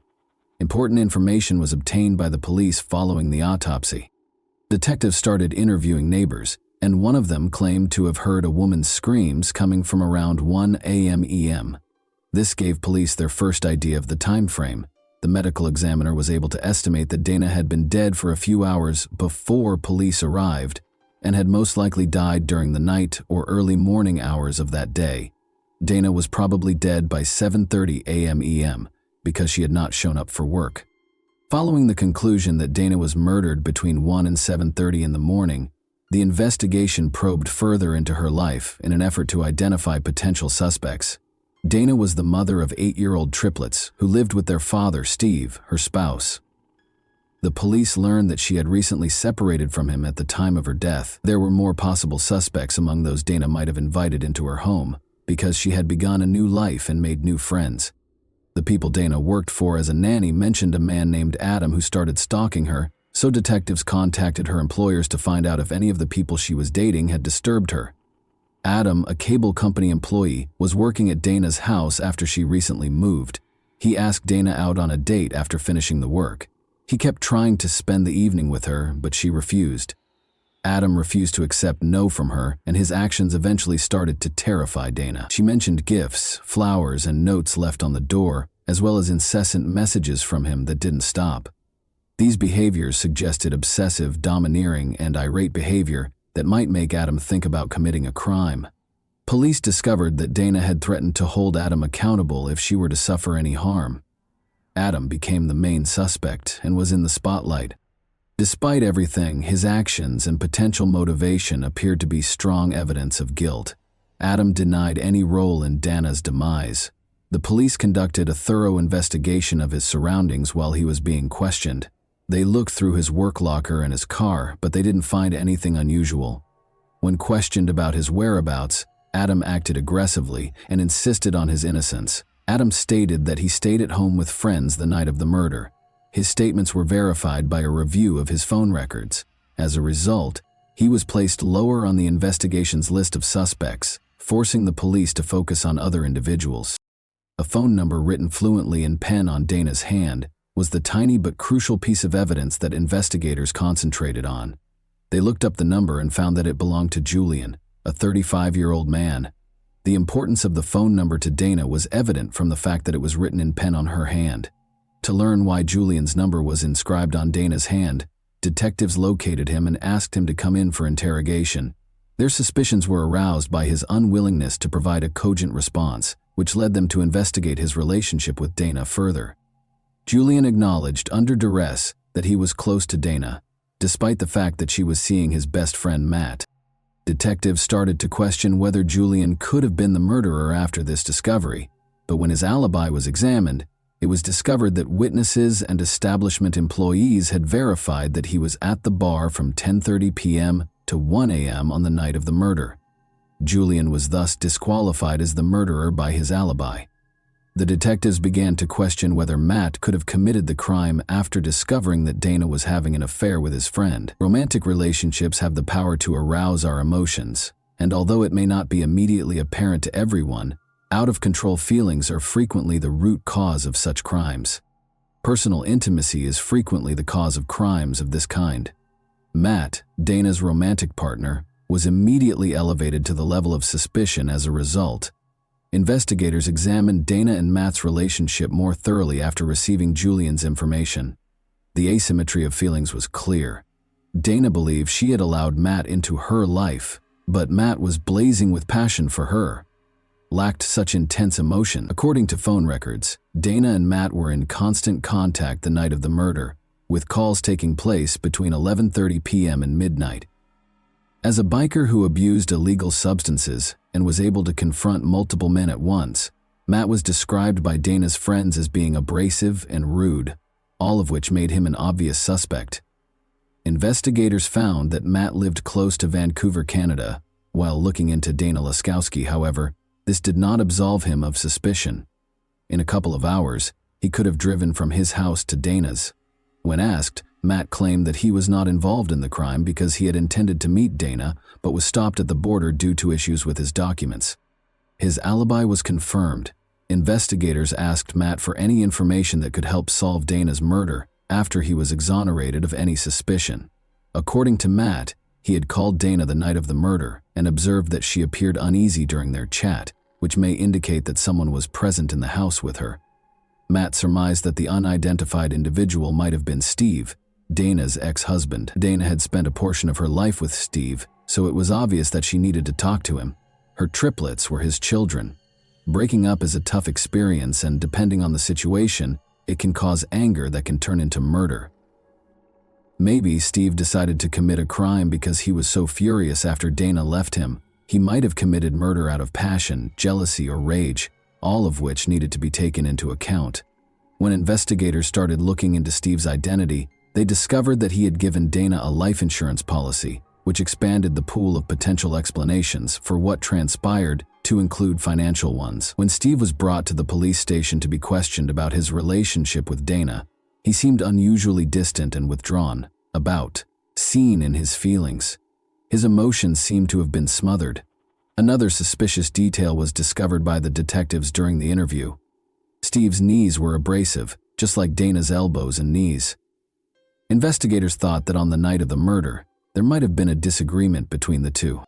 Steve explained that he had sustained the abrasions on his knees while playing baseball when detectives questioned him about them, but according to one of the detectives there, who was a real baseball expert, those kinds of injuries were not typical of the sport. Steve was even more anxious after that, but did he have a chance to murder Dana? Steve responded that he was at home, 5 hours away from Puyallup, when asked where he was on the night of the murder. The following morning, he said, he put the children to bed, filled up the gas tank, and drove to a nearby campground. His explanation was intriguing. The triplets' absence from Dana's home the night she passed away could have been a coincidence, but it could also indicate that Steve had prearranged the entire situation. It took 10 hours to travel back and forth between Steve's and Dana's homes. If Steve had gone to Dana's house, investigators realized, he would undoubtedly need to stop at a gas station, so they gave careful thought to the possibility that he could have put the kids to bed, driven to Puyallup, committed the crime, and driven back. They looked into locations where he might have refilled up with gas and went back his potential path. Investigators removed Steve as a suspect after reviewing surveillance footage and examining areas of the road where his car might have been spotted. They were unable to find any concrete proof that Steve had made the trip. The investigation hit an impenetrable wall after all suspects were ruled out, which caused great frustration. The fact that Dana's body was covered in blankets seemed particularly strange, a behavior that amply demonstrated the unusual nature of the perpetrator. The investigators had reached a point where they had no viable suspect or explanation for the nature of the crime. In light of this, the police made the decision to enlist the FBI in the inquiry. Because the local police lacked the requisite experience to identify such specific signs, the investigators sought the FBI specialist's assistance in creating a psychological profile of the potential offender. After carefully examining the case, the FBI concluded that the crime was likely committed impulsively and in a fit of rage, revealing a disordered personality.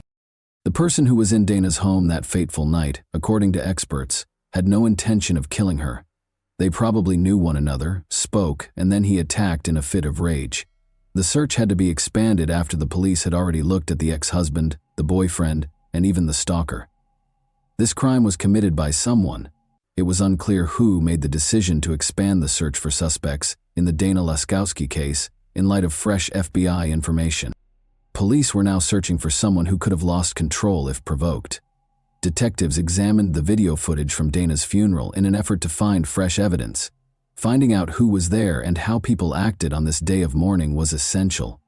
It was crucial to observe who attended Dana's funeral and who did not, both from a psychological perspective. Given that most murders are carried out by someone the victim knew, it is possible that the murderer was one of these individuals. It's possible that the murderer attended the funeral because it would have been suspicious to skip it. However, how did he respond to that circumstance? Did anything have the potential to reveal him? The police discovered an entry in the guest book that caught them off guard. His loved ones wrote that they missed Dana and were shocked by her passing, expressing their sorrow over the loss. However, Amanda, Dana's niece's entry was especially noteworthy. "I apologize for not being the best niece," she wrote. "It's been 34 days since I broke free from addiction. You are the reason for this." Amanda was characterized by some family members as a wild and erratic young lady. According to what was written, Amanda had overcome her addiction following Dana's passing. She also did it for Dana's benefit, which said two crucial things. Her love for her aunt was the primary factor, but it also revealed that she felt bad about her death for whatever reason, which was important because it raised the possibility that she was involved in Dana's demise. Dana was a compassionate, kind individual. Dana loved her family, and in an effort to keep her niece, Amanda 17, out of trouble, she would often let her stay with her. Amanda was a frequent runaway from home. Because Amanda was a reliable adult who was always there to support them through any problems at home, Amanda and her friends would frequently visit Dana's house. The detectives looked at Amanda to talk about the circumstances surrounding her aunt's death. They had scheduled a meeting with her. Amanda disclosed that she and Dana had been like mother and daughter. She and her friends had always had the support of their aunt. They were teenagers with unstable home lives who spent time in the park and associated illegal substances and alcohol with their future. All of them had just finished high school, but they had no clear plans for the future. Dana was attempting to establish a secure location that Amanda and her friends could visit day or night. As a result, when investigators questioned Amanda about Dana's murder, the back door of her home was always left open at night. She gave a list of those who had visited the house, naming Zane in particular. "He was a strong man with a violent temper," she said. Then Amanda revealed something even more unsettling. She described how she had once been beaten by Zane. He threw her on the couch and started acting aggressively. He would try to hit on her hard and she would push him away and ask him why. Zane merely chuckled at this, displaying his strength and beauty, as though he was taking pleasure in the situation. The detectives made the decision to examine Zane more closely and search the databases. Zane was a suspect due to his criminal history of fighting and dealing illegal substances. To find out more about Zane, one of the detectives got in touch with his young informant. In their meeting, he talked about Dana's murder and recommended Zane as a potential suspect. But according to the informant, Zane was not the one who killed Dana. Emily, a young woman from Amanda's group, was the murderer. Emily Lauenborg, a 17-year-old drug user, lived close to Dana's home. Emily and Amanda had a close relationship. They might have even been best friends. After hearing the story, the detective started to question its authenticity. He couldn't believe that Emily, a 5'2" girl who was frail, could strangle a 36-year-old mother of 3. The informant responded that she was no longer the frail girl she had been. She had matured and gained muscle. Because she enjoyed wrestling men, she was known as the mutant. Emily wasn't your usual suspect, but as the investigation progressed, it became clear that she was the strongest of the problematic teenagers, impressing everyone, including the guys, with her physical prowess and wanting arm wrestling and even regular wrestling. Emily was taken to the station by the detectives to be questioned about her potential role in Dana's murder. After placing her hands on the table, Emily threw back her head and frantically looked from side to side before leaning forward and angrily telling her that she had been slandered. Emily was asked by the police where she was when Dana was killed. Emily and Amanda both stated that they were present at the party when the crime was committed. But around midnight, Amanda and Emily left the party, and the police were able to track them down. Consequently, they could have arrived at Dana's residence by 1 in the morning. Everything suggested that they were concealing something and were most likely involved in the crime. However, what had actually occurred? Was Emily responsible for the murder? The police were able to secure a search warrant for Emily's rented room because of mounting circumstantial evidence against her. Her private journal was one of the things confiscated. It had the usual entries of a 17-year-old girl, but it quickly disclosed surprising information. A wish list that included the desire to murder someone and escape punishment was one of the entries. Emily expresses her anger towards Amanda in a different entry, stating that she wants to strangle Amanda in the same manner that she strangled her aunt. Emily's guilt was confirmed by this startling discovery. The murder, Dana's strangling, and the intention to potentially strangle Amanda in a similar way were all described in the diaries. Crucially, detectives had not yet made public the news that Dana had strangled to death when they discovered Emily's diary. This further suggested that Emily was to blame for Dana's ordeal. Amanda was questioned by detectives once more and was accused of lying about the night her aunt was killed. They questioned why she had deceived everyone. After all, Emily stated that she wanted money and that she wasn't there under duress. Amanda couldn't stand it any longer and told the detectives everything she knew before they even got to Dana's house.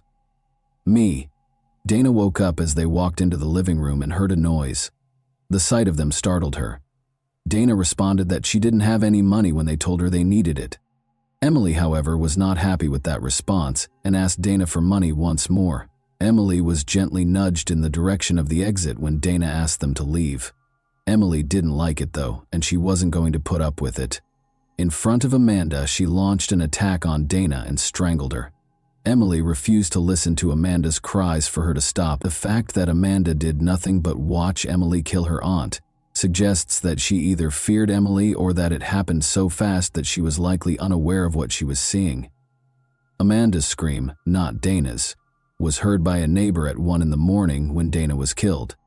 Emily covered Dana's body with a blanket and placed it on the couch.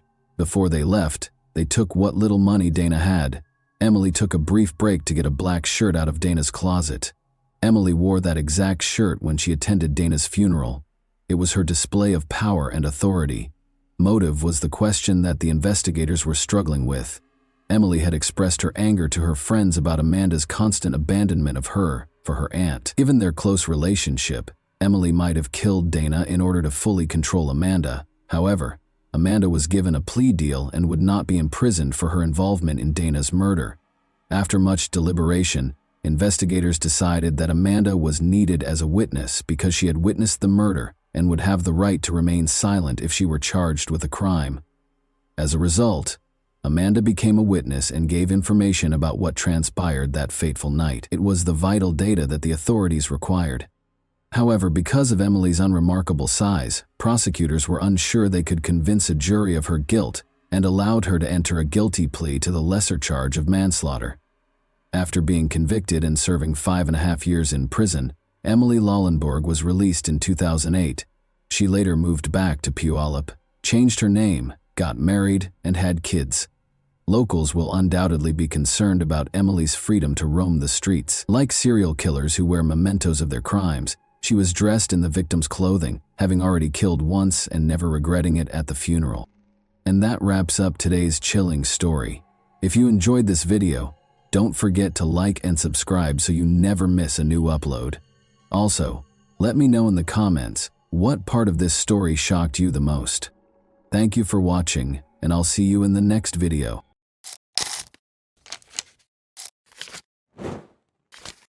Hey guys, welcome to my channel, and today we're going to take a look at another horrible case with you. A young woman disappeared as though she had just melted into thin air. She didn't come home one morning even though everything around her appeared to be completely normal. There were no signs or calls, just a harrowing quiet and a deluge of unsolved questions. What might have transpired during those brief hours? By whom was she last sighted? Everyone who knew her was shaken by her disappearance, which signaled the start of a sinister and twisted tale filled with secrets and suspicions that turned into a nightmare beyond anyone's wildest expectations. An important turning point in Asolepayeva's life occurred in April 2021. She had long wished for a better life, one that was full of chances to live more comfortably with her loved ones. Then, like a beacon of light, an offer materialized. It came from her cousin's husband, Murat Mayerbekov. She had known Murat for years, and he was a car salesman in Georgia. Abruptly, he extended his hand and said he needed an assistant immediately. He told Aysel that the work, which would involve assisting with paperwork and managing car transfers for clients from Kazakhstan, would be simple and even exciting. It seemed to Aysel like a gift from fate, an unanticipated chance. Murat went into great detail about her duties, which would include managing the car sales process, setting up meetings, and preparing paperwork for clients. He clarified that Georgia's auto industry was flourishing and that there was a strong demand for used cars, particularly from Kazakhs searching for less expensive models. Additionally, he said that his staff was amiable and prepared to assist Aysel in settling in and feeling comfortable. The offer appeared to her as a long overdue reprieve from her cycle of constraints and issues.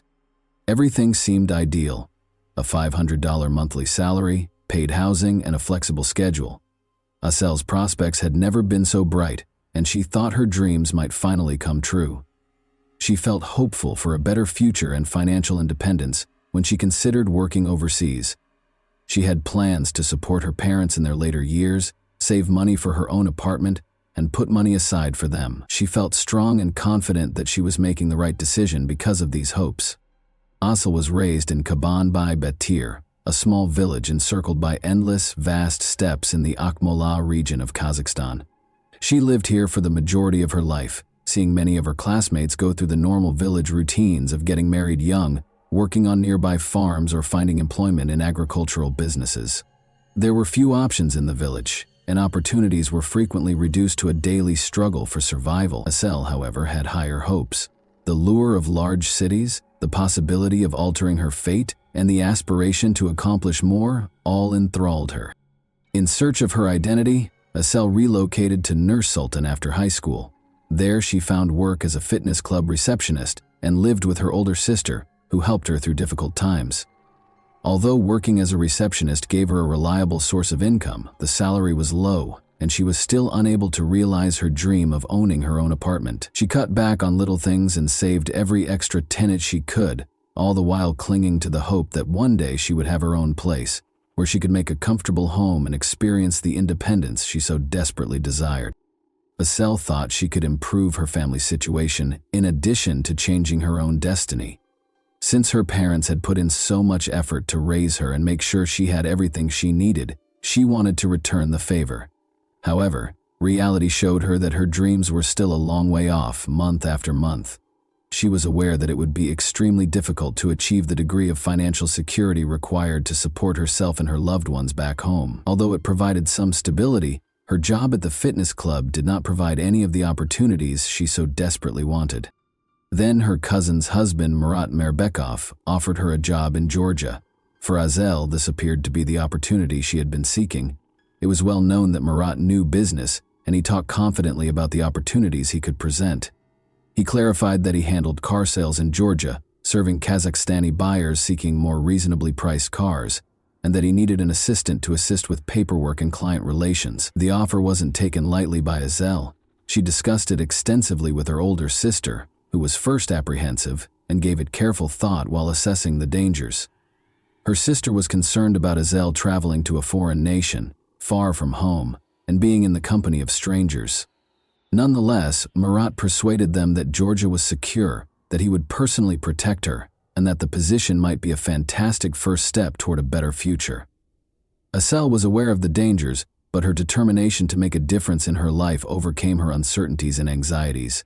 She kept thinking that this might be her only chance to escape the constraints of her current circumstance. Although she was aware that it wouldn't be simple, she had faith in her ability to overcome any obstacles. Despite all of her uncertainties and fears, Asel decided to accept the offer because she was sure that it was her opportunity to change her future. This was her chance to escape her routine, and she was going to take advantage of it. Despite their limited financial resources, Asel was supported by her family. Despite leading modest lives themselves, her parents and sister supported her emotionally and shared her aspirations. Asel had no idea at the time that this chance would trigger a series of unanticipated circumstances that would fundamentally alter everything. Eager and hopeful, Asel took a plane to Georgia shortly after. She felt that this move marked the start of an exciting new chapter in her life. When she got there, she moved into Murat Mirbekov's apartment in Rustavi. Murat assured her that although the apartment was small and had some older furniture, it was only meant to be a temporary place for her to stay until she found a better place to live. Asel initially communicated with her family on a regular basis, sharing her experiences in her new life. She talked excitedly about the local food she was sampling and praised the city's historic streets and distinctive architecture. She enjoyed even the small things, such as strolling through Rustavi in the evening. Everything appeared so novel and fascinating. She sounded content and assured in her choice, and her voice exuded real excitement. Her mother could hear the joy in her voice whenever she called home. Asel talked positively about the local traditions and the friendly, hospitable people she encountered. But after a few weeks, things began to shift. Asel started making fewer calls, and her chats became more circumspect and brief. Her voice carried undertones of fatigue and occasionally a trace of concern. Something seemed to be hidden from her. Asel gave evasive responses when her mother inquired about her health, typically attributing her weariness to her job. Her words sounded less convincing than before, but she insisted that everything was okay. Her mother became more anxious and made more attempts to contact her daughter, but many calls were not returned. Her family's concerns increased as each conversation became more reticent and brief. Asel's mother was able to contact her via video call one day. She waited tensely for her daughter's face to appear on the screen. The screen showed a room she didn't recognize in place of the familiar scene. The room looked cluttered and uncomfortable. There were strewn about belongings and furniture that appeared to have been hurriedly moved, as though someone had left in a hurry or didn't care to keep things neat. Her mother was alarmed and inquired as to what was happening and why the room appeared that way. Asel dismissed it with excuses about being busy without providing a clear explanation. She said she had a lot of work to do and abruptly ended the call. With every unanswered question and every fleeting, evasive exchange, her mother's anxiety only grew more intense. A passerby in Tbilisi's Didi Digomi neighborhood discovered the lifeless body of a young woman beneath a high-rise building's windows on the morning of May 16. At first, nobody knew her name, and she was only dressed in a t-shirt. Investigators would soon identify her as Asel Aitbayeva, however. One of the most important pieces of evidence in the case would be her last words, which she recorded and sent to her best friend. Several attempts to reach Asel had been unsuccessful in the hours before that tragic event. When Asel left a voicemail for her friend late on May 5, the anxiety grew. A man's voice could be heard on the recording berating Asel and accusing her of taking advantage of him. He identified himself as Besso. Anger dominated his voice as he threatened Asel, accusing her of betraying him and demanding that she pay the price. A feeling of dread overcame Asel's friend as she heard the message. She was terrified for her friend's safety and realized that things were becoming dangerously out of control. Asel disclosed in the same message that she was shaken and scared after Besso had turned to physical violence. She talked about feeling stuck, having nowhere to go, and not knowing where to look for assistance. The friend tried calling her back right away, but the calls kept dropping, and Asel didn't answer, which only made her anxiety worse. Asel's distant relative Murat Mirbekov, who had enticed her to Georgia with the promise of employment, was the subject of growing suspicion. Later, investigators would discover that Mirbekov had exploited Asel's precarious position by brutally mistreating her twice and betraying her confidence. He took advantage of the fact that she had no support system and was alone in a foreign country. He then gave her to a man named Besso, either as a promise of payment or in return for a car. Asel was left stranded, essentially trapped, with new threats every day.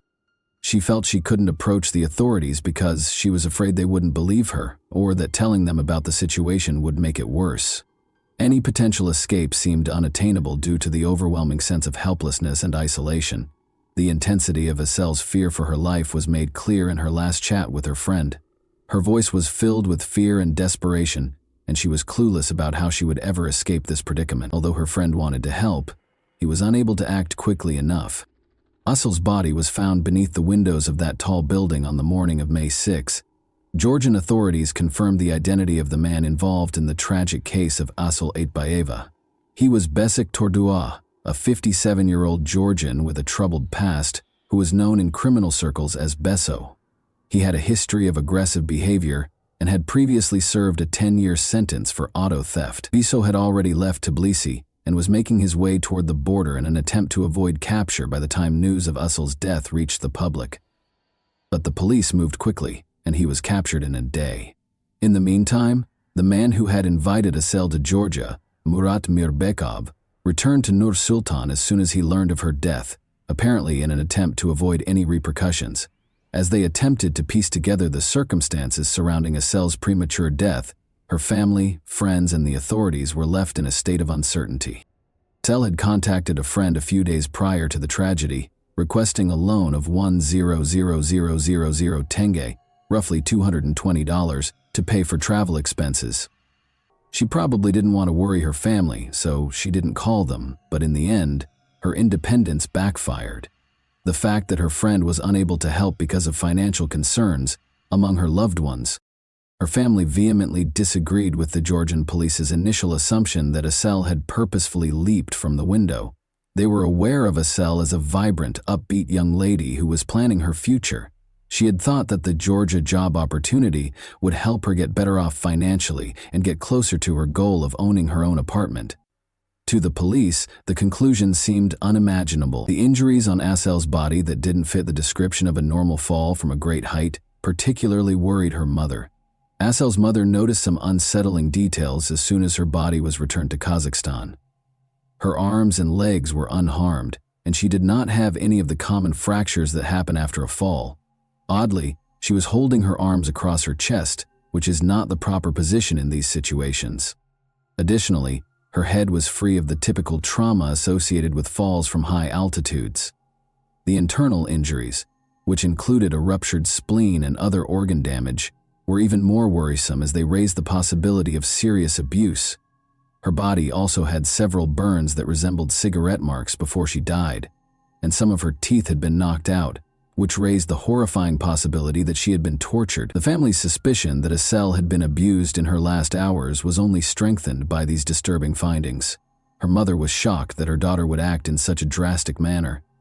When her body was returned home, the disturbing details that surfaced only raised more unsettling questions, none of which seemed to have definitive answers. According to an examination, Asel had been mistreated prior to her passing. In an effort to create the impression that Asel had committed suicide, her mother insisted that her body had been placed beneath the high-rise's windows after she had already passed away. The Georgian police did not carry out any additional investigations and refused to admit any criminal involvement in Asel's death, in spite of these alarming facts. While in detention, Besik Tordua, popularly known as Beso, first refused to cooperate. He acknowledged that there had been physical contact, but insisted it was consensual after investigators disclosed that evidence verified an intimate encounter with Asel prior to her passing.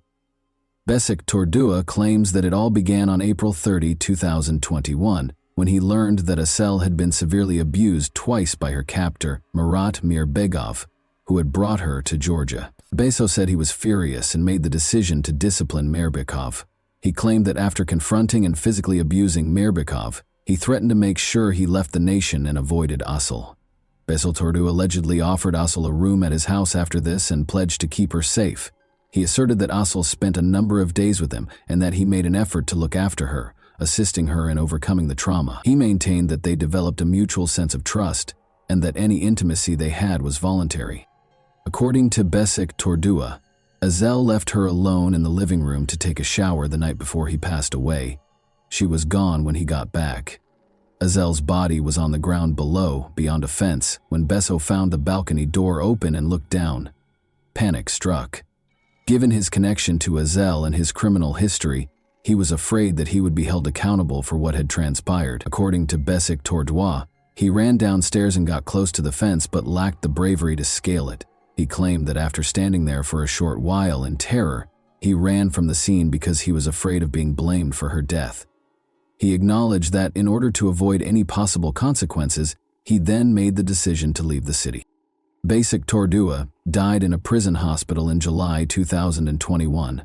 Although a heart attack was listed as the official cause of death, Asel's mother maintained that he had been beaten. His death may have been staged to keep him from going to trial, the family suspected. Besik Tordua had been facing a possible sentence of 8 to 12 years for his offenses when this occurred, and the legal proceedings were still in progress. After examining a voicemail Asel had left to her friend just before she passed away, investigators began to doubt his account before he passed away. Asel expressed fear of Beso and mentioned threats from him in the recording. Any assertions of a consensual relationship are called into question by references to aggressive behavior. One aspect of the case that attracted a lot of attention was the suspicion held by authorities that Besik Tordua may have coerced Asel. He was never officially accused of being the cause of her death, though. Although his actions might have pushed her to act in a desperate manner, the official position remained that there was insufficient evidence to pursue additional charges. The lawyer in Asel's family had a different opinion. They believed that she had been murdered and that the death was staged to make it look as if she had committed suicide. The injuries discovered on her body and the circumstances surrounding her fall, which didn't match the usual outcome of a leap from that height, confirmed this theory. When Murat Mirbekov returned to Kazakhstan, he was captured. He was accused of both human trafficking and aggravated assault. Asel's parents petitioned to have him extradited to Georgia for trial because they thought he was directly responsible for her death. Local authorities, however, took a while to address their requests or look into the matter further. Things didn't start to change until Asel's mother's morgue photos were uploaded online. The prosecutor's office took the issue more seriously after the pictures sparked public outrage. Journalists and the general public both took notice of Asel's untimely death and began their own online investigations. Details started to surface, some of them unverified. On the night of the tragedy, witnesses reported seeing two men allegedly push Asel off the balcony. Police stated that they had not discovered any evidence to support the rumors that the incident was captured on video. Asel reported Murat Mirbekov's violent actions to the local authorities after arriving in Georgia in order to obtain protection, but her requests were ignored. When Georgian journalists started looking into the case themselves, it became clear that the police had done nothing. One of Asel's acquaintances in Tbilisi consented to testify amid the events that were taking place. He revealed that Asel had sent him a desperate message the day before the tragedy. She mentioned Mirbekov in her message, claiming that he had attacked her twice. She talked about the intense psychological anguish she was experiencing in addition to the physical pain. She had requested assistance, but was hesitant to demand it because she still believed she could manage things independently. Being stranded in a foreign nation without any support system made Asel feel trapped. She tried to remain strong despite her fear of Mirbekov, she confided in her acquaintance. Despite her persistent belief that she could find a way out, she frequently talked about feeling as though she was in a hopeless situation. The inquiry also turned up other information. In addition to offering Asel a job in Georgia, Mirbekov had made similar promises to other young Kazakh women. He had promised them good jobs, good wages, and good housing. Luckily, none of them had agreed to his terms. Some had found his messages, which emphasized the ostensibly exceptional opportunities he could offer, to be especially persistent. All the women, however, had refused. Later, their families thanked them profusely for their foresight, saying it had prevented them from being in danger. The case took a dramatic turn by the end of July 2022-208. After more investigation, Georgian forensic experts found Mirbekov's DNA traces on Asel's clothing, which is a crucial piece of evidence. This bolstered the prosecution's case in court and validated witness statements. Ultimately, the work of investigative journalists and the new evidence obtained through forensic analysis started to provide a more comprehensive picture of what Asel had gone through in her last days. The truth was slowly emerging, in spite of all the barriers. One of the most talked about occasions in Kazakhstan was Murat Mirbekov's trial in Nur-Sultan. The case gained even more public attention when Georgian investigators, who were invited to the proceedings, presented the evidence and conclusions they had gathered. The tension in the courtroom was evident when Mirbekov showed up. He insisted he had nothing to do with Asel's death or any violent actions toward her, even in the face of overwhelming evidence to the contrary. He maintained that he was innocent and that he had been falsely accused. Those in attendance were left perplexed and incensed by his cold-blooded attitude and total lack of regret. Given the seriousness of the situation, Mirbekov's aging parents made the decision to apologize to Asel's distraught family. They hoped that their gesture would provide the victim's loved ones with some small solace. Mirbekov, however, continued to deny any wrongdoing and showed no interest in any attempts at reconciliation. The prosecutor made a resolute and firm statement.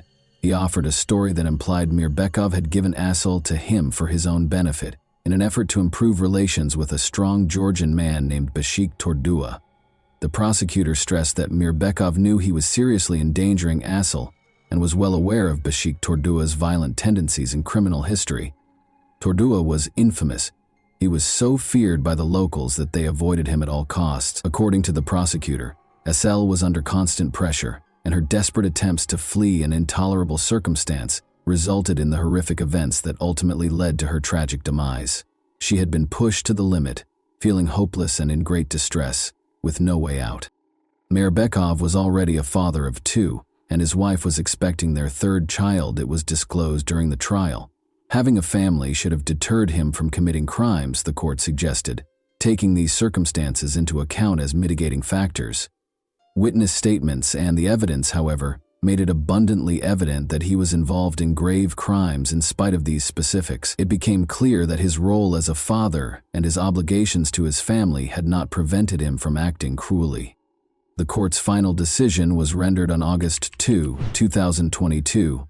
Mirbekov was convicted of both acts of aggression and human trafficking. He received a 15-year sentence in a maximum security facility. The court also mandated that Mirbekov compensate Asel's parents for the emotional harm they had suffered by giving them 5 million tenge, or about $10,500. Although no monetary settlement could ever fully compensate her family for the loss of their daughter, this sum served as a symbolic recognition of the anguish and suffering they had to endure. Asel's family was not happy with the outcome, even after the verdict and the compensation. They were convinced that Asel had been the victim of a premeditated crime and that the case was far from over. Her loved ones were certain that she had been killed on purpose, in addition to being severely abused and exploited.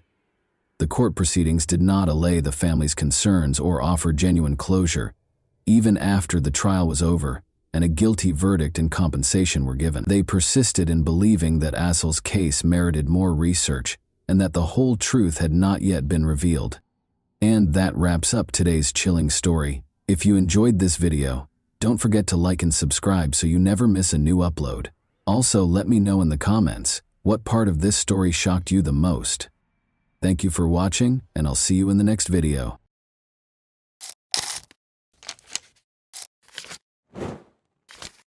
Hey guys, welcome to my channel, and today we're going to take a look at another horrible case with you. It was a quiet evening in Dallas when Amber Geiger, a seasoned police officer, entered the wrong apartment. What happened next would send shockwaves through the community, the nation, and change the course of two families' lives forever. But was it truly a tragic mistake, or was something darker at play? As the courtroom drama unfolded, questions about race, power, and accountability took center stage. What happened that night, and who was really to blame? Botham Shem-Jean was born on September 29, 1991, in Castries, the capital of the island nation of St. Lucia. His parents, Allison and Bertram Jean, were deeply religious and members of the Seventh-day Adventist Church. Raised in such a faith-driven environment, Botham's upbringing instilled in him strong moral values, including honesty, tolerance, and a desire to help others. These qualities were noted by many who knew him in his lifetime. From a young age, Botham stood out among his peers. His parents raised him with a strong sense of responsibility and a focus on education. In school, he demonstrated exceptional abilities in mathematics and music. At a young age, Botham began singing in the church choir, where his deep and moving voice immediately caught attention. Music became an important part of his life, and the church was a place where he felt supported and confident. After finishing school, Botham decided to continue his education in the United States. He chose to attend Hardin-Simmons University in Texas, where he pursued a degree in accounting. This decision marked an important milestone in his life, as moving to the U.S. opened up new opportunities for professional growth and personal connections. After graduation, Botham secured a job as an accountant in Dallas. His career quickly flourished, and his colleagues highly valued his professionalism and approach to work. For Botham, working at PwC wasn't just a career step, it was an opportunity to contribute to society and provide for his family. He supported his parents, helped the youth in his community in St. Lucia, and dreamed of advancing further in his career. His co-workers remembered him as someone who always brought positivity and inspiration to the team, fostering a strong sense of camaraderie and striving for the best results. But it wasn't just his professional life that mattered to Botham. He was actively involved in the life of his church in Dallas, where he was part of the music group and often spent time with friends from the community. He found joy in simple things, cooking dinners for his friends, organizing parties to maintain friendships, and always sharing his sincere smile and support with others. His life was filled with plans for the future, full of optimism and a drive to achieve even greater things. Amber Geiger, on the other hand, came from a small town near Dallas. She was born on August 9, 1988, and grew up in a family where discipline and hard work were strongly emphasized. From an early age, Amber dreamed of becoming a police officer. Her father worked in local law enforcement, and she knew she wanted to follow in his footsteps to help people and bring order to society. Amber pursued this dream after high school by enrolling in the police academy. She worked hard and demonstrated the discipline and focus needed for a career in law enforcement. After graduating from the academy, Amber began her career with the Dallas Police Department, where she eventually became an officer. Her colleagues described her as determined and hardworking, though she often expressed frustration with the emotional strain and high stress of her job. The life of a police officer is always filled with risk and stress, and Amber was no exception. She often found herself in situations that required quick decisions, where her reaction had to be immediate. These working conditions took a toll on her emotional state. Over time, she became more withdrawn and cautious in her relationships with others, preferring to spend her free time alone to recharge. Amber Geiger was dedicated to her profession, but her life was full of contradictions. She tried to hide her vulnerabilities, but those who knew her well could see that she often felt lonely and sometimes even lost in the world. Despite her strong and determined character, her internal struggles and fatigue from the constant pressure made her life less stable. She would often return home late, exhausted and emotionally drained, which perhaps played a critical role in the tragic events that unfolded later. After moving to Dallas, Amber bought an apartment in a high-rise building not far from her workplace. She hoped that living close to her job would help her rest more and not waste too much time on commuting. Life in Dallas was supposed to be a fresh start for her, but this new beginning didn't bring the peace she had hoped for. Work stress and emotional strain became part of her daily routine. She often found it hard to manage the growing exhaustion, which led to tension and personal issues in her life. September 6, 2018, started for Botham John just like any other day. He woke up early in the morning as usual and headed to his office in downtown Dallas. It was another busy day, filled with meetings, discussions, and preparing reports for clients. Botham was someone who always strived to do his best at work, and this day was no different. His colleagues noticed his upbeat mood and the smile he shared with those around him. No one could have predicted that this would be the last day of his life. After work, Botham returned to his apartment in the Southside Flats complex, located in the heart of Dallas. His apartment was his sanctuary, a place where he could unwind after a long day. That evening, Botham decided to keep things simple. He planned to cook dinner, play his favorite music, and relax. He loved cooking, and it was one of his ways to relieve the stress of his workday. Meanwhile, Amber Geiger was finishing a 13-hour shift at the police station. That day had been especially grueling for her. Numerous calls, patrolling, and paperwork had completely worn her out. She felt a fatigue that seemed to weigh down her entire body, and all she wanted was to get home as quickly as possible. When her shift finally ended, Amber headed home, eager to collapse into bed and rest. However, her exhaustion and emotional depletion would play a pivotal role in the tragic events that were about to unfold. Amber arrived at her apartment complex, where she lived on the 3rd floor. On her way to her apartment, her attention was distracted as she was scrolling through messages on her phone, reflecting on the day she had just experienced. At some point, she accidentally rode the elevator to the 4th floor instead of her own. The doors to the apartments in this building were similar, and in her tired state, she didn't notice that she had approached the wrong unit. The door to Botham Jean's apartment was slightly ajar, which immediately made her suspicious. In her exhaustion and confusion, she thought someone might have broken into her apartment. Amber drew her service weapon without considering the potential consequences. The only thought in her mind was that she needed to protect herself. She pushed the door open and entered inside. Botham, who was preparing dinner in his apartment, heard the noise. He turned toward the door, unsure of what was happening. Amber, seeing a figure inside, mistook him for an intruder and without hesitation fired twice. The shots echoed through the quiet apartment, and within moments, Botham fell to the floor. Amber turned on the lights, and only then realized her mistake. She saw an unfamiliar man lying in a pool of blood, and it hit her that she had entered the wrong apartment. Panic and horror overwhelmed her. She rushed to Botham, trying to administer first aid. She called 911, explaining the situation to the operator, desperately trying to explain that she had entered the wrong unit and had shot someone. Her voice trembled with fear and regret as she pleaded with Botham to hold on, repeatedly saying she hadn't meant for this to happen. While waiting for emergency services to arrive, Amber attempted to stop the bleeding, but her efforts were in vain. Neighbors who had heard the gunshots and cries began to step into the hallway. Some of them also called the police, reporting the gunfire in the apartment complex. Paramedics arrived at the scene and tried to save Botham, but his injuries were fatal. That evening, the life of a young man with so many hopes and dreams was tragically cut short. Amber Geiger was detained at the scene. She appeared to be in a state of shock, completely disoriented, repeating that she hadn't meant for this to happen and that it was a mistake. She was taken to the police station for questioning. The police launched an investigation to understand how this tragedy unfolded. There were many questions. Why hadn't Amber realized she was not in her own apartment? Why had she resorted to using her weapon without confirming that there was an actual threat? These questions became central to the investigation and sparked intense public debate. As investigators gathered evidence, the public began to actively discuss the incident.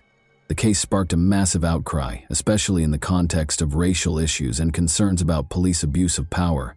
Botham Jean was black, and many saw his death as yet another example of unjust treatment and bias by law enforcement. People began to ask, did Botham's race play a role in Amber mistaking him for an intruder and shooting him without attempting to assess the situation?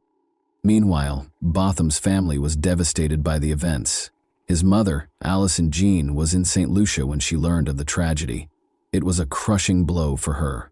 Her son, who had moved to the U.S. to build a better life, was killed in his own apartment. Allison began to demand justice for her son, calling on the public and authorities for a thorough and impartial investigation. She knew Botham as a kind, responsible, and hardworking person who posed no threat to anyone. In the days following the incident, there was a flood of contradictory reports and rumors. The media extensively covered the case, and public opinion was deeply divided.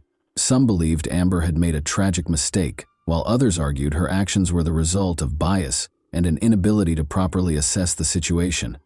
Protests and rallies began in Dallas and other cities, with people taking to the streets demanding justice for Botham Jean and his family. During the investigation, it was revealed that Amber Geiger had been exhausted after a long shift and may have been disoriented due to her fatigue. Her defense attorneys argued that she acted in a state of stress and fear for her life. However, the prosecution maintained that her actions were inexcusable for a police officer who should be able to control their emotions and make sound decisions, especially in situations involving the use of a weapon. Witnesses who lived in the apartment complex testified that they heard screams and gunshots. Some of them tried to figure out what was happening, but no one expected such a tragic outcome. Investigators collected evidence, reviewed surveillance footage, and analyzed testimonies to reconstruct the full picture of the events that day. They were trying to determine whether this was truly a tragic mistake or if other factors contributed to such a devastating outcome. After Amber Geiger's arrest, the case entered a new phase, a lengthy and complex process of investigation and trial preparation. Amber was charged with manslaughter.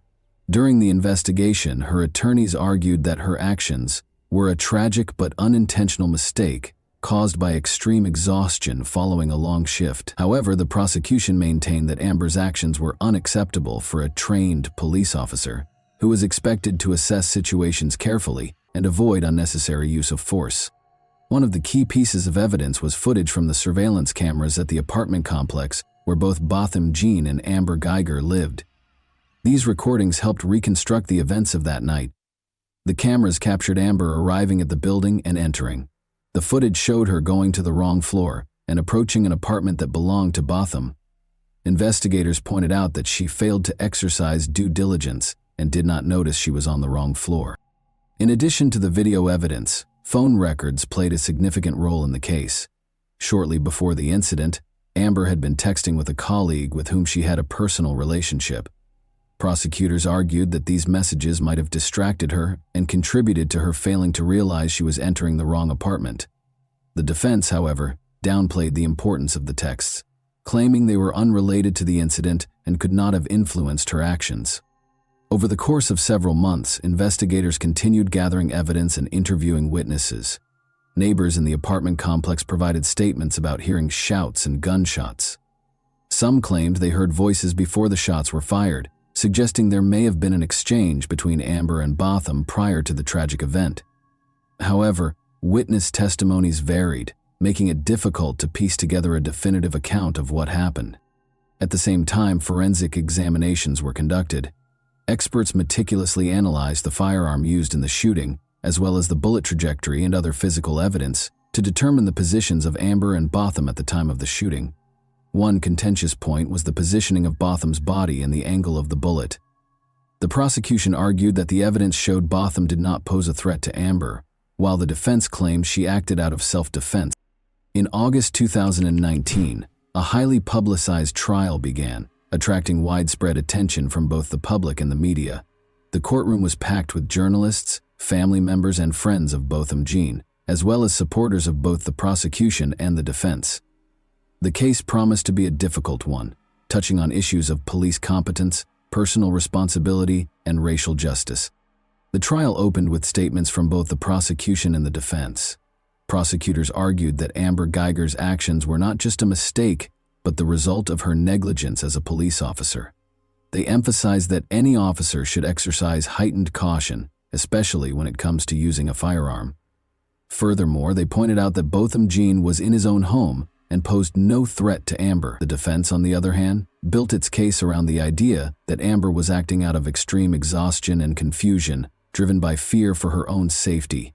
Her attorney sought to portray her as someone who made a tragic mistake without any malicious intent. They also highlighted her previously unblemished record in law enforcement, hoping to elicit sympathy from the jury. Over the course of several weeks, witnesses, experts, and family members of both the defendant and the deceased testified. One of the most emotional moments of the trial came when Botham's mother, Allison Jean, took the stand. She spoke about her son's dreams and plans for the future, describing him as a kind and compassionate person. Her words deeply moved everyone in the courtroom, emphasizing the tremendous loss her family had endured. Also testifying was Botham's brother, Brant Jean, whose statement became one of the most talked about moments of the trial.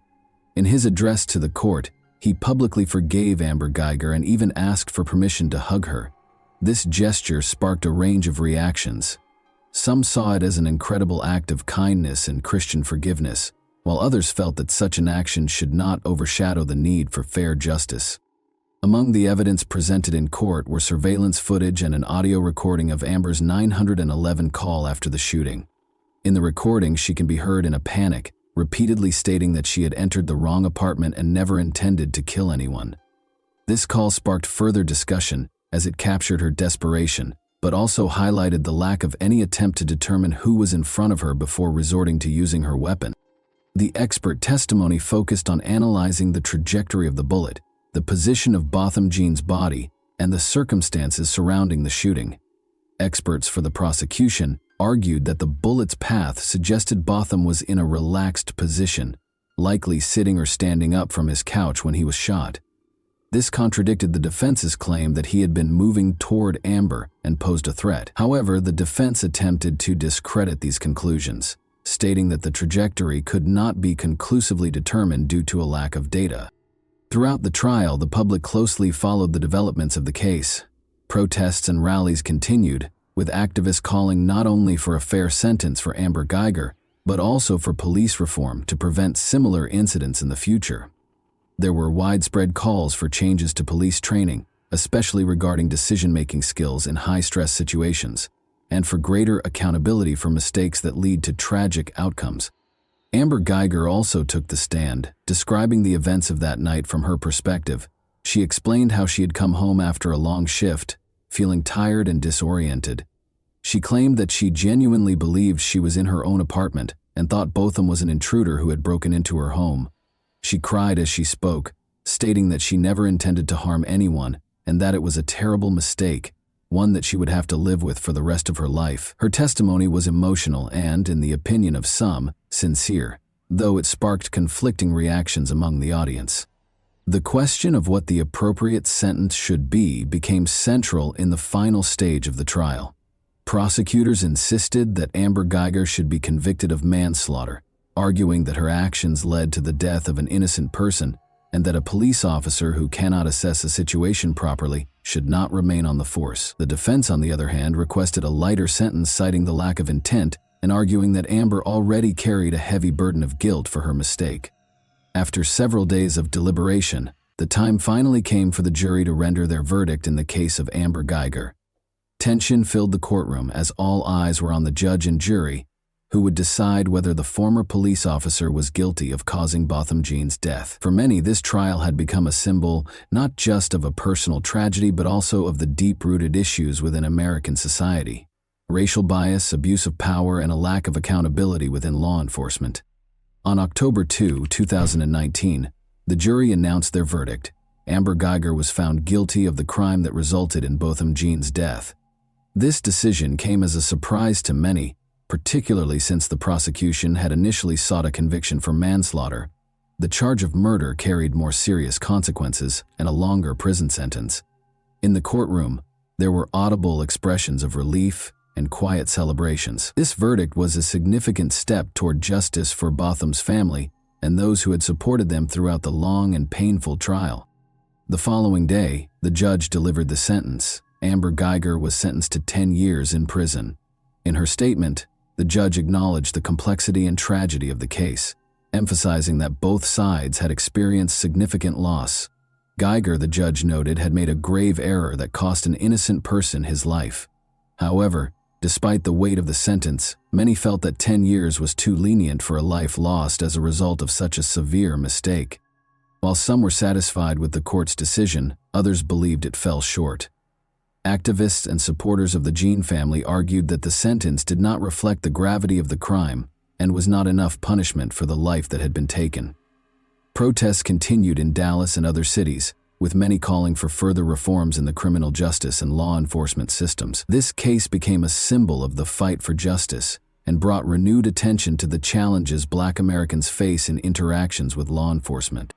Amber Geiger herself remained in shock following the verdict and sentencing. She repeatedly stated that she had no intention of harming anyone and that it was a terrible mistake. Her attorneys filed an appeal, hoping to reduce her sentence. They argued that 10 years was too harsh for someone who acted out of confusion, stress, and exhaustion. However, as the trial concluded, Geiger was taken into custody to begin serving her sentence. Botham Jean's family expressed their gratitude to everyone who supported them throughout the long months of the trial. Botham's mother, Allison Jean, stated that while the verdict provided some sense of resolution, it could never bring back her son. She emphasized the need for systemic reforms in the justice system and law enforcement to prevent similar tragedies from happening again. Allison continued to advocate for change within police departments, hoping her son's case would serve as a catalyst for meaningful progress. The case of Botham Jean had a profound impact on public opinion and the national conversation around policing. This incident became yet another example highlighting systemic issues in law enforcement and the treatment of Black citizens. In response to public pressure, several states began considering legislative initiatives aimed at improving police training, particularly in situations involving the use of force and community interactions. Calls grew louder for increased accountability for officers' actions, and mandatory training programs focused on racial and cultural competency. Additionally, the Botham Jean case inspired the creation of organizations and funds dedicated to supporting families of victims of police misconduct and advocating for law enforcement reform. These groups provided legal and emotional support while spearheading campaigns to raise awareness about racial discrimination and abuse of power. Allison Jean became an active participant in these initiatives, using her personal story to fight for justice and systemic change. As time passed, Amber Geiger continued to serve her sentence in prison while awaiting the outcome of her appeal. This case not only shattered the lives of two families, but also left a lasting mark on American society. The tragic mistake that led to Botham Jean's death served as a stark reminder of the need for reform and the importance of law enforcement officials making sound and responsible decisions, especially in life-and-death situations. The story of Botham Jean and Amber Geiger remains one of the most discussed and impactful cases in recent U.S. history. It underscores the profound consequences of poor judgment, particularly when exercised by those in positions of power. While justice, according to many, was only partially achieved, The case left unanswered questions and became a symbol of the ongoing fight for equality and accountability in America. And that wraps up today's chilling story. If you enjoyed this video, don't forget to like and subscribe so you never miss a new upload. Also, let me know in the comments what part of this story shocked you the most. Thank you for watching, and I'll see you in the next video.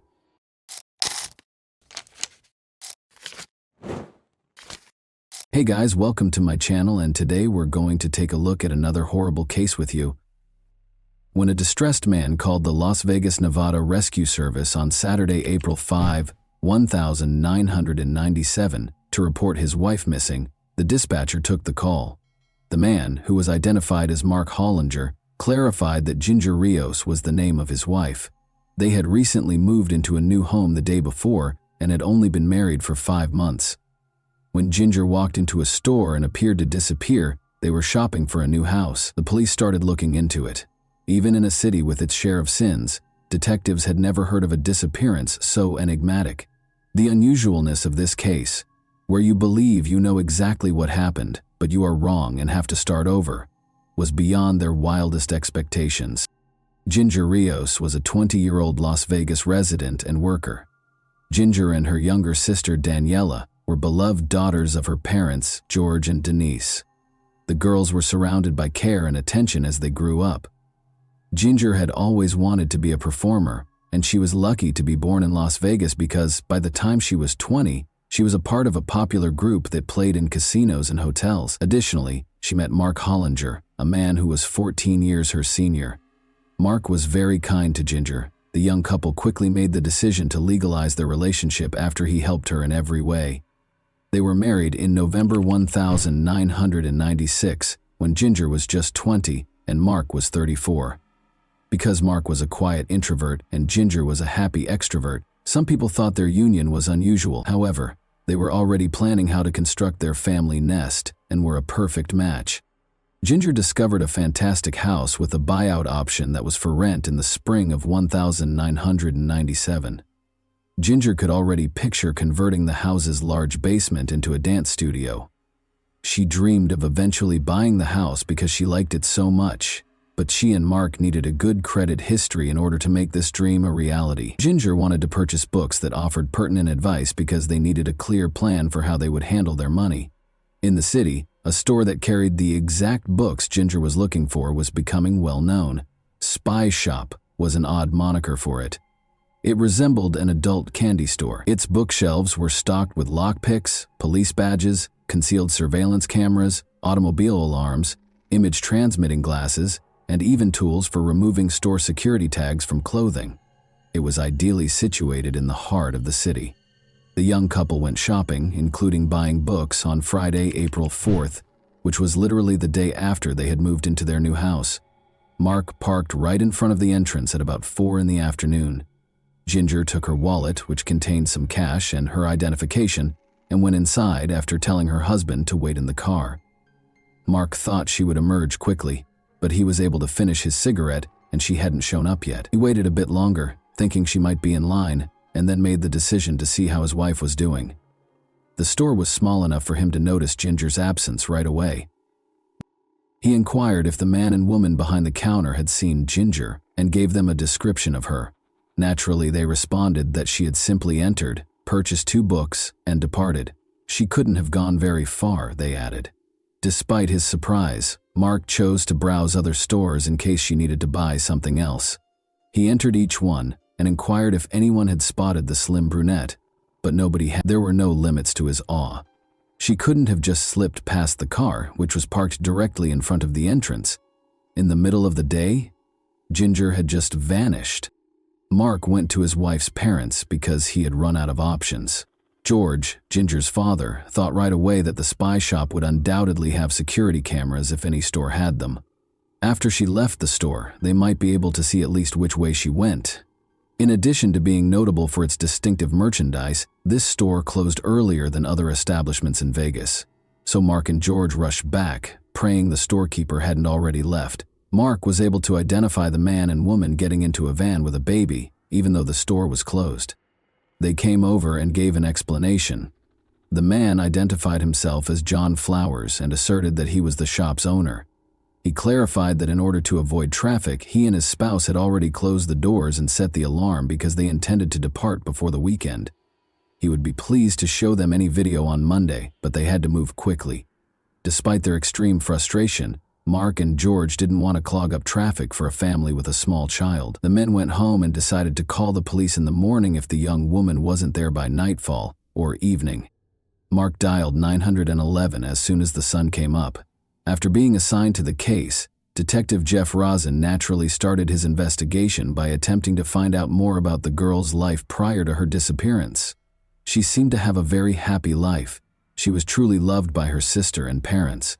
Her career was booming. She had recently moved into a new house, and she had only been married for 5 months.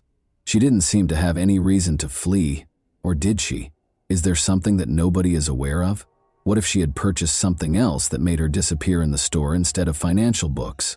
A few weeks ago, George remembered, his daughter had talked about going to that same store, but he had no recollection of her discussing anything out of the ordinary or buying anything during her visit. Her family came to the conclusion that she had to have been kidnapped in some way, but how could this have happened so quickly without her yelling or phoning for assistance? Did this mean she was acquainted with her kidnapper? The young woman did not take out her most recent paycheck or use her credit cards after she vanished. This implied that her disappearance was probably not voluntary. The detective also talked to the girl's friends and co-workers who had a very different perspective on Ginger's life. Initially, the girl was not as ecstatic about her career advancement as it may have appeared. She felt that she ought to have pursued a solo career by now, instead of serving as a backup vocalist. Second, some strangers who saw her on stage made persistent advances and even harassed her, which she didn't like. Thirdly, she experienced severe mood swings as a result of having to take weight loss pills. Lastly, she had been living in a hotel for a while in order to avoid going home because her marriage was not going well. Detective Rosen believed Mark was concealing something because he had heard enough, but Mark's tale had remained unchanged. Ginger's parents maintained that it was a waste of time and money to suspect Mark because he had no apparent reason to hurt his wife. However, there were no other leads in the investigation. Only Mark's story had been told. The girl's purchases were verified by the shop owner, of course, but could anyone be certain that Ginger didn't go back to the car before Mark did something to her? Mark fervently hoped his wife had just escaped. At least she was safe, even though it wounded his pride. He even made an effort to carry out his own investigation, interviewing people and looking for Ginger or any leads in the city with George. Mark was Ginger's husband, so on the one hand he loved her and undoubtedly spent every moment he had free looking for her. Detective Rosen, however, interpreted this as an effort to deflect attention away from himself. In fact, Mark's leads were insignificant compared to the police's subsequent lead, which was aimed directly at Mark. Patrol officers discovered what turned out to be Mark's burning car in the parking lot of a nearby shopping center. What did he say about this? He was unaware.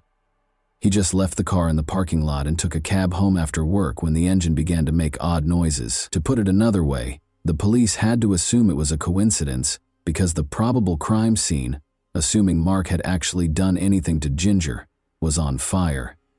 Despite the fact that it would take some time, forensic specialists took the vehicle for examination. The detectives decided to restart the investigation from the location where she was last seen by someone other than her husband because they had spent too much time concentrating on Mark. Although John Flowers, the proprietor of Spy Shop, was not there at the time, one of his staff members gave the police permission to search the area. They went through every room, but they didn't perform a thorough search. When Detective Jeff Rosen entered the storeroom, the overpowering smell of bleach nearly knocked him off his feet, but he didn't find anything odd in the store itself. He saw a small reddish-brown stain on the wall that might have been blood. Just in case, they made the decision to take it for analysis. John Flowers was notified by Rosen that the police had come to his store. Although John was shocked that they hadn't located the girl yet, he was happy to answer all of the questions. He clarified that the reason for the bleach odor in the storeroom was that he had to clean up after his dog using it as a toilet on a regular basis. A small drop of blood might have gotten there that way. He would have to visit the store to locate the security camera footage and the book purchase receipts, then turn them over to the police.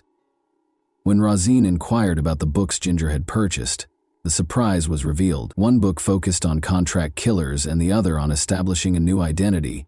However, why did Ginger purchase these? Did someone coerce her into purchasing these books and then murder her in one of the ways outlined in the second book? Or did she truly intend to vanish? Though it was too small to analyze, the tiny spot on the wall may have bled. But since everyone already knew Ginger had been in the store and gone, determining her subsequent whereabouts was far more important. Given Ginger's remarkable beauty and public appearances, there were, in fact, a number of potential leads. She could have been seen by a large number of people, including those with malicious intent. In addition, her father was a dealer at one of Vegas's most well-known casinos. Things can get messy when it comes to money. Weeks passed, and there was less and less chance that the girl would be found alive. When the response about Mark's car arrived, guess what? They discovered nothing at all, including no blood or indications of struggle. It was then that Rosine remembered John Flowers. He thought about watching the security camera footage to see if Ginger had been approached at the store's exit, but it was too late for him. "Where have you been all this time, guys?" John exclaimed, explaining that he had watched the video and witnessed Ginger walk into the store, select the books, pay with cash, and walk out. The video had been replaced with fresh footage from the security camera because no one had arrived to watch it. John was also unable to locate the book's receipt, even though he was positive it was somewhere. John appeared reluctant to continue working with the detective after this, in part because of the negative impact that the police, the media, and interested bystanders had on his business following Ginger's disappearance. Although it made sense, selling lockpicks and phony police badges in a store already stocked with law enforcement gear severely strained his small business. Rosin was aware of this, and John had nothing to encourage him to speak with them. The police had no fresh leads, and the case was put on hold. The truth was there, in fact, but it would take several more months for the detectives investigating Ginger's case to realize it. A team of hunters discovered a shallow grave in the Mojave Desert on May 5, almost 400 miles from Las Vegas. The body in the grave was identified by the medical examiner as that of a young, dark-haired girl between the ages of 15 and 18. The murderer had not taken her very distinctive jewelry, which included a pink ring with 3 different colored stones and another ring that resembled wire loops intertwined to form the letter Mem or W. Could the M represent Mark? Or was it a family heirloom because Ginger's mother's maiden name was Waterworth? However, she had no identification on her person. The local police released pictures of the jewelry in the hopes of garnering public support, but they would not find out for a very long time. Meanwhile, the detectives needed a body or a lead to solve the case. On August 16, 1997, Jeff Rosin was suddenly contacted by phone. The caller claimed to have a lead on the Ginger case and identified himself as an Arizona federal agent. Rosin was curious. What was the connection between Ginger and John Flowers' alleged sale of unlawful eavesdropping devices? The agent clarified. The agent went on. John had fled because he didn't want to be taken into custody, but Cheryl Subzone, his wife, had been taken into custody to be questioned. She abruptly began discussing Ginger Rios, who had vanished in Vegas a few months prior. While they were curious about the whereabouts of her husband, the agent went out of the room to call Rosin. Only now did Rosin realize that he had never asked the proprietor of the spy shop where Ginger was last seen a formal question. Nevertheless, Ginger's spouse had mentioned that a man and a woman were behind the counter. Rosin rushed to Arizona after requesting that the agents keep an eye on Cheryl. Rosin had no idea what would come out of Cheryl's interrogation. John Flowers turned to Cheryl and asked her to go buy film when Ginger came in to look at the books. When they worked together at the store, she frequently ran errands, so this wasn't out of the ordinary. After 10 minutes or so, Cheryl came back, and Mark entered. John informed Mark that his wife couldn't have gone very far because she had just left. After thanking them, Mark walked away. Cheryl's husband appeared to be a completely different person. His face was filled with fear. The man said, "I did something terrible. Whatever you do, don't go into the storage room." Cheryl didn't know what he meant, and she never thought her husband had hurt anyone. She asked him what was going on. She was disturbed by his actions, though, and after a little while she made the decision to look in the storage room. She discovered a young girl's lifeless body inside, with a pool of blood encircling her head, and there was blood on the carpet. The girl had suffered severe physical abuse. Before John sent Cheryl to get film, the same girl had come into the store. When Cheryl realized that John was right behind her, her disgust quickly gave way to fear. He took her by the neck before she had even turned around, warning her that if she talked about what had happened there, something bad would happen to both her and their child. Although Cheryl complied with his orders, she made the decision to speak the truth now that John was fugitive. John's explanation of the situation to Cheryl was of interest to the detective. John informed her that Ginger was in possession of a note from 2 of his former workers requesting payment. John was allegedly so enraged by Ginger's impudence and the contents of the note that he struck her so forcefully in the face that she fell back, struck her head, and passed away. But Cheryl had never seen the note and was certain that this was a lie. She was certain that John had spent hours in the storage room, wrapping the girl's body in plastic bags and dousing her in bleach after stealing garbage bags. He had informed the staff member that the dog had urinated in the room. After placing the body in his van, he instructed Cheryl that they must depart for Arizona right away. At that point, Ginger's husband and father came up to them and begged them to play the security camera footage. Ginger was lying inches from John and Cheryl, but they looked them in the eyes and lied. That's not all, though. Cheryl was also aware of the location of her husband's burial. You see, John and Cheryl had visited the Mojave Desert on multiple occasions. John once drove off with their baby and the body of the girl, leaving Cheryl in the middle of nowhere. He obviously drove home after burying her and coming back for Cheryl. For him, though, this was insufficient.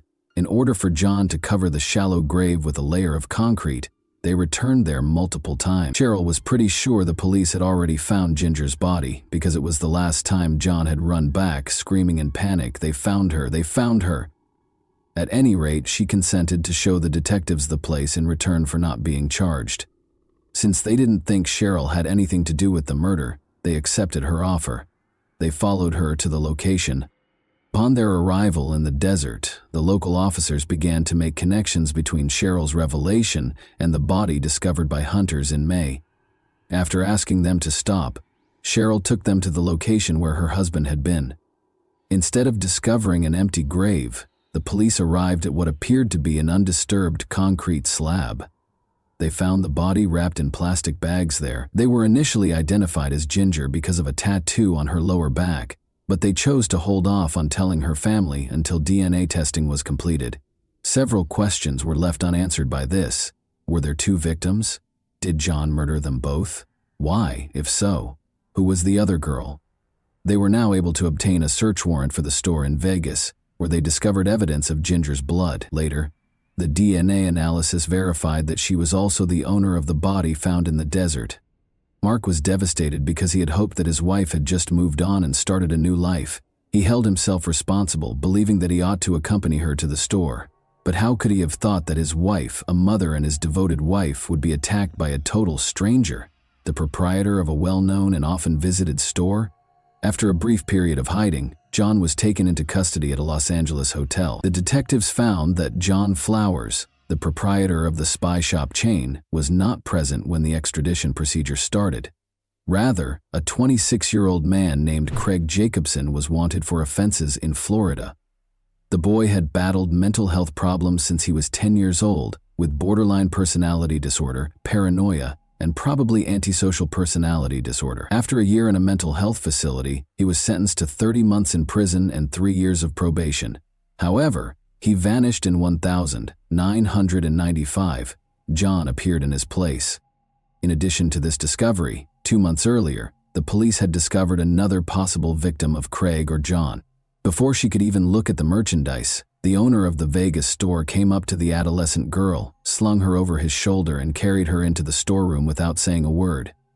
She was extremely lucky, because John Flowers let her go after being frightened away by another customer who entered the store. Fear prevented this young woman from calling the police, and it might have been problematic for her to contradict the statement of a well-known businessman. Naturally, this was prior to the revelation of John's true identity. Psychiatrists examined him several times over the next few months and concluded he was not fit to stand trial. Despite being certain that Craig was lying, the prosecutor was concerned that the crime might go unpunished. he informed Ginger's family that a plea bargain would be the best course of action. Prior to being eligible for parole, Craig was sentenced to 25 years in prison after entering a guilty plea to the murder. Craig said that the other girl's name was Mary Stoddard. When he abducted and murdered her, she was the 18-year-old daughter of a chiropractor who had traveled to Vegas. In order to at least receive a life sentence or perhaps even the death penalty, Ginger Rios's family hoped that he would be charged with Mary's murder.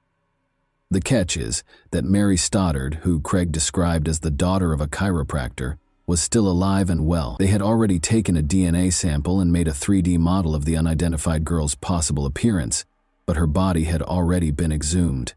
As it turned out, the documents containing information about her place of burial were lost, and no one knew which grave she was in, so this was all the police had. To put it another way, they had lost the body. The police, however, persisted in their efforts to identify her.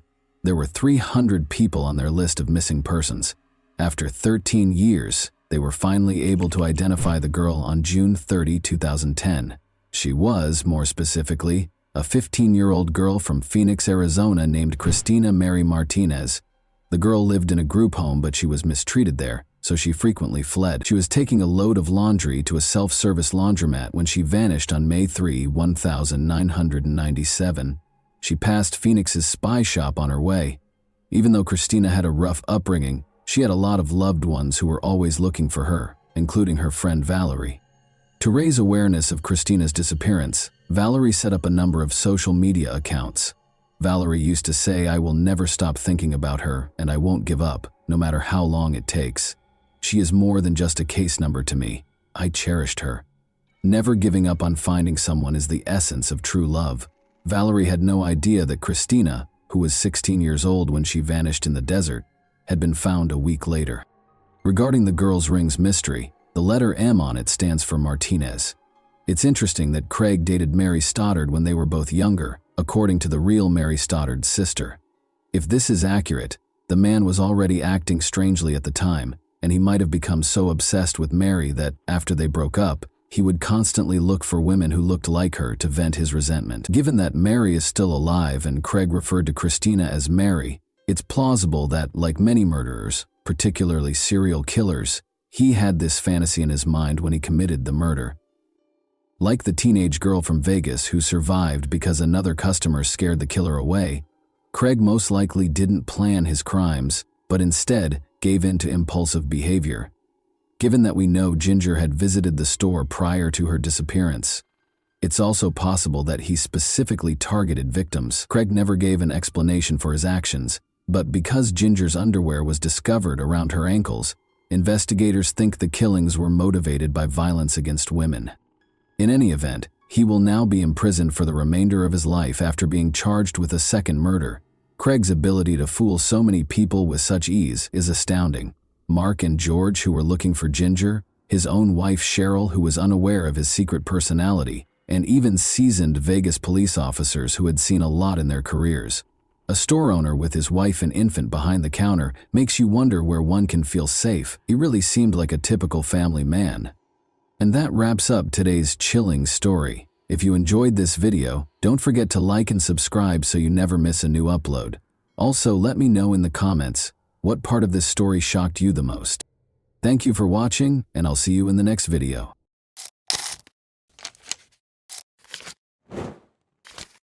Hey guys, welcome to my channel, and today we're going to take a look at another horrible case with you.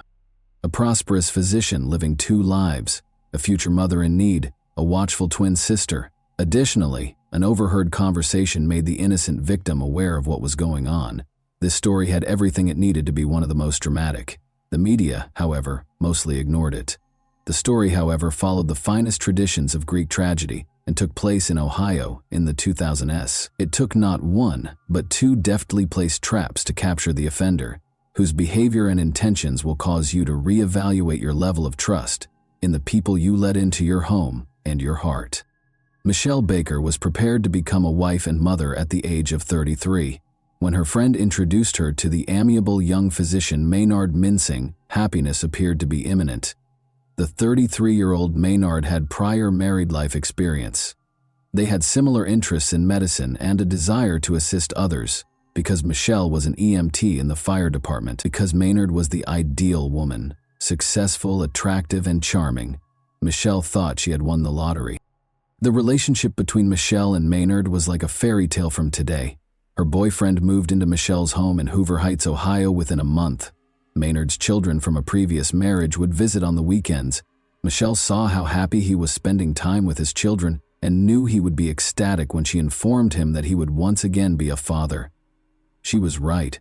There were no limits to his joy. Maynard started searching for a new house right away so that the young family could live together, and he paid $320,000 for a beautiful and comfortable nest. When Maynard proposed that they go to Key West, Florida, where they would get married at sunset while standing barefoot on the sandy beach, Michelle was ecstatic. The enamored couple left for Florida, but Maynard changed his mind on the first day of their romantic weekend.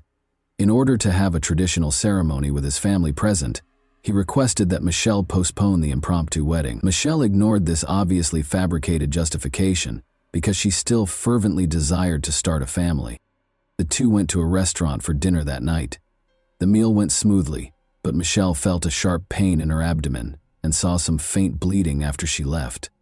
She was terrified that she might lose the baby, of course. She was relieved that there was nothing to be concerned about because her fiancé was a doctor. He asked her to try to fall asleep after putting her in bed. The pain went away the following day, but when she got home, Michelle thought it wouldn't hurt to visit Dr. John Shea, her physician. When the doctor confirmed that the fetus was developing normally, she exhaled with relief. Since it was Michelle's first pregnancy, he was sure she was just concerned. She was concerned that the fetus might be affected because she had endometriosis in the past. However, Michelle had a challenging pregnancy. Unidentified spasms and inexplicable bleeding became frequent occurrences, perplexing the medical staff who were unable to come up with a clear explanation. Maynard, who would soon marry Michelle and be the father of their child, thought it would be the ideal opportunity to confess his lingering feelings for his ex-girlfriend, Tammy Wynn, as if the physical suffering wasn't enough. To all of their friends, Maynard had painted Tammy as a horrible person, despite their complex past. As it happened, he was unable to forget her. After realizing that this was the true cause of her boyfriend's wedding postponement, Michelle valued his candor and chose to put even more effort into their relationship rather than break it off. But on July 1, 2000, Michelle's confidence in her future husband swiftly dwindled. Michelle stayed at home taking care of her own chores while Maynard went out of town to go fishing with a friend. Michelle switched on the radio and tuned into a local station, lost in her activities. She heard her beloved order a song for another girl, and it hit her like a ton of bricks. Maynard's voice sounded exactly like the caller. Michelle stood frozen, listening to the discussion with great interest. Michelle's heart fell when the DJ asked the man his name and he said, "Maynard." She was suspicious of her fiancé's true location. She requested a ride from her neighbor to Maynard's ex-girlfriend Tammy's house. When she saw them together on the street, her suspicions were validated. Michelle went up to the man and told him she was ending their relationship. When Tammy entered the discussion, she disclosed that she was unaware that Maynard was living with Michelle. "I'm staying with a friend," he had been telling her. The unfaithful fiancé was immediately evicted from Michelle's house. However, the man wasted no time in attempting to regain Michelle's favor. He called her a few days later and asked her to join him for a picnic so they could chat. He asked Michelle if they could reconcile and expressed regret for his error. She pardoned him because he seemed so sincere, but when Michelle became really ill, the picnic had to be called off. She was in such terrible shape that she was unable to even leave the park restroom. Her bleeding and cramps came back, but this time she also experienced the inability to keep food down. The doctor, who Michelle rushed to see, found nothing alarming. The doctor determined that stress was the cause of her symptoms after the ultrasound revealed that the baby was healthy. Michelle's twin sister, however, saw a fascinating coincidence. She asked Michelle if she found it odd that she was in excruciating pain whenever they were with Maynard. Michelle's sister's suggestion appalled her. She recalled that Maynard had poured her drink at the picnic before the second severe pain episode, and that he had brought glasses from the bar during their dinner in Florida just before she became ill the first time. With her drinks, though, what could he have done? Even though they had discussed the wedding once more and their relationship appeared to be back to normal, Michelle couldn't deny her sister's sensible observation. She also couldn't get rid of the impression that Maynard and his ex-girlfriend weren't entirely over.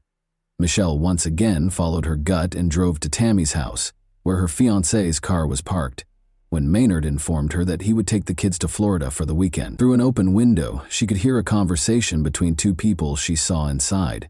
She was stunned by what she heard. Maynard responded that he thought he had already dealt with the child when Tammy asked him what he intended to do about it. Michelle came to the conclusion that the only way to keep Maynard as far away from the child as possible was to call the police. Michelle went to report her suspicions to the police.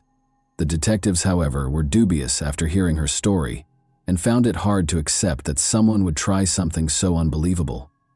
They had never seen anything like it in all the years they had worked as police. Although department rules forbade testing pregnant women, the police wanted Michelle to take a lie detector test. As a result, they rejected the notion and told her up front that, given Dr. Minsing's professional status, they would require strong evidence before they could arrest him. Michelle had to handle things herself because there wasn't much they could do in the interim. Michelle demonstrated her abilities as a true detective. With the assistance of a friend, she concealed a tiny video camera inside a fake plant on the kitchen counter and arranged the flowers so that it recorded everything that took place behind the kitchen table. Then, like all famous spies, she asked her boyfriend to join her for dinner and asked him to pour her a soda as she grilled steaks outside. Michelle excused herself under a false pretense and proceeded to the bathroom to pour the soda into a bottle after Maynard handed her her glass. She was horrified to find residue of some substance, not a tiny bit but a noticeable amount of some sort of drug at the bottom of the glass. She calmly poured the soda from the hidden bottle into the glass and went back to the table, trying not to show that she was in shock. However, Maynard kept getting calls from Tammy, so Michelle was unable to continue dinner in a composed manner. "Do you know why Tammy is upset?" he asked Michelle over the phone after he finally left. Michelle wasn't too worried about Tammy's feelings after finding out that her fiancé had been giving her drugs in her drinks, but when she gently inquired as to why Tammy was upset, Maynard surprised her once more by revealing that they had secretly wed earlier that week. Michelle's determination to protect her unborn child outweighed her feelings of hurt and rage over her beloved's betrayal. She immediately took the soda bottle to the police. An expert concluded that Cytotec, a drug used to treat stomach ulcers and induce labor, had been added to the soda. When used carelessly, though, it can also have lethal effects on the fetus. Legally speaking, the detectives had a problem even though they believed Michelle. They didn't have any proof that Maynard put the substance in the glass. In court, a skilled attorney would contend that Michelle falsified it in order to frame her cheating fiancé. The police therefore set up a trap for themselves. When the detectives asked Michelle to inform him that her pregnancy was going well during one of Maynard's phone calls, he invited her to dinner and gave her another dose of the drug. On August 14, 2000, two police officers hid in the garage while hiding a small camera inside a firefighter figurine that was placed on Michelle's kitchen counter. The police stormed into the kitchen and arrested Maynard for attempted murder as soon as they saw him trying to serve Michelle one of his special cocktails. "I hope these are prenatal vitamins," one of the officers said to Maynard, gesturing to the enigmatic material he was holding. The police discovered even more of the same substance in Maynard's vehicle. The doctor was forced to confess after laboratory tests revealed that Cytotec was present in the beverage. Maynard provided an apologetic justification for his horrible act, effectively acknowledging that he had poisoned his ex-fiancée in order to solve the issue. Maynard responded in the affirmative when asked if he thought the child was a problem. Michelle kept going to the doctor once a week and getting ultrasounds once a month. The fetus appeared to be growing normally in spite of multiple doses of the drug, but Michelle went into labor just before Maynard's trial at 28 weeks of pregnancy. She gave birth to a stillborn daughter, whom she named Michaela. Michelle was surrounded by family and friends in the hospital room, where they were able to bid Michaela farewell and give her one last hug. It was impossible to ascertain whether Michaela's death was caused by Cytotec's effects, because the coroner could not detect any traces of the drug in the placenta. Prosecutors reached agreements with Tammy and Maynard to spare Michelle and her family from a torturous legal process. Tammy was given a 5-year probationary period and 100 hours of community service after acknowledging her guilt about getting the medication with a prescription while working as a nurse. Maynard received a 5-year prison sentence. In the United States, the two spouses would never again be able to work in the medical industry. Maynard startled the people in the courtroom during the trial by declaring that the child's death was the result of a higher power's intervention. In addition to displaying no remorse during the sentencing, and without pleading with Michelle for forgiveness, Maynard asserted that their daughter's death was the will of a higher power, and that the experience would make him stronger. His statement shocked even Judge Barbara Gorman. Judge Gorman said to Maynard, "I must say it was one of the strangest statements I have ever heard. You are a disgrace to your profession, in my opinion. All of this is the consequence of what you did. You must accept responsibility for what transpired." Although the spouses' sentences may be viewed as being rather light, Michelle is aware that Maynard will eventually face consequences for his actions in the afterlife. She made the decision to strike him where it hurt the most, his wallet, in the interim. Michelle Baker sued Tammy Mincing and Maynard Mincing for $3,500,000 in August 2002 over what had happened to her daughter. Orally and in writing, Maynard made it clear time and again that his goal was to get rid of the child. His spouse did not want him to be involved with the child in any way. Michelle's attorneys were therefore certain that they would prevail in the case. The success of Michelle's lawsuit is unknown, but it was made public in 2007 that Maynard filed for bankruptcy. In 2013, the Mincing name reappeared in the obituary of Maynard's father, a prominent local youth organization founder. Tammy and Maynard Mincing were still married and resided in Ohio, according to the note. Whether or not Maynard meant to murder Michelle is unknown, but at least he chose to end her pregnancy against her will. However, Michelle made it clear to Maynard that she did not ask him to be involved in the child's life or to provide financial support, so he could have accomplished his goals without his heinous scheme. He must have been aware of Michelle's strong desire to have children and cruelly denied her the chance to begin a new family life with a fresh start. And that wraps up today's chilling story. If you enjoyed this video, don't forget to like and subscribe so you never miss a new upload. Also, let me know in the comments, what part of this story shocked you the most? Thank you for watching, and I'll see you in the next video.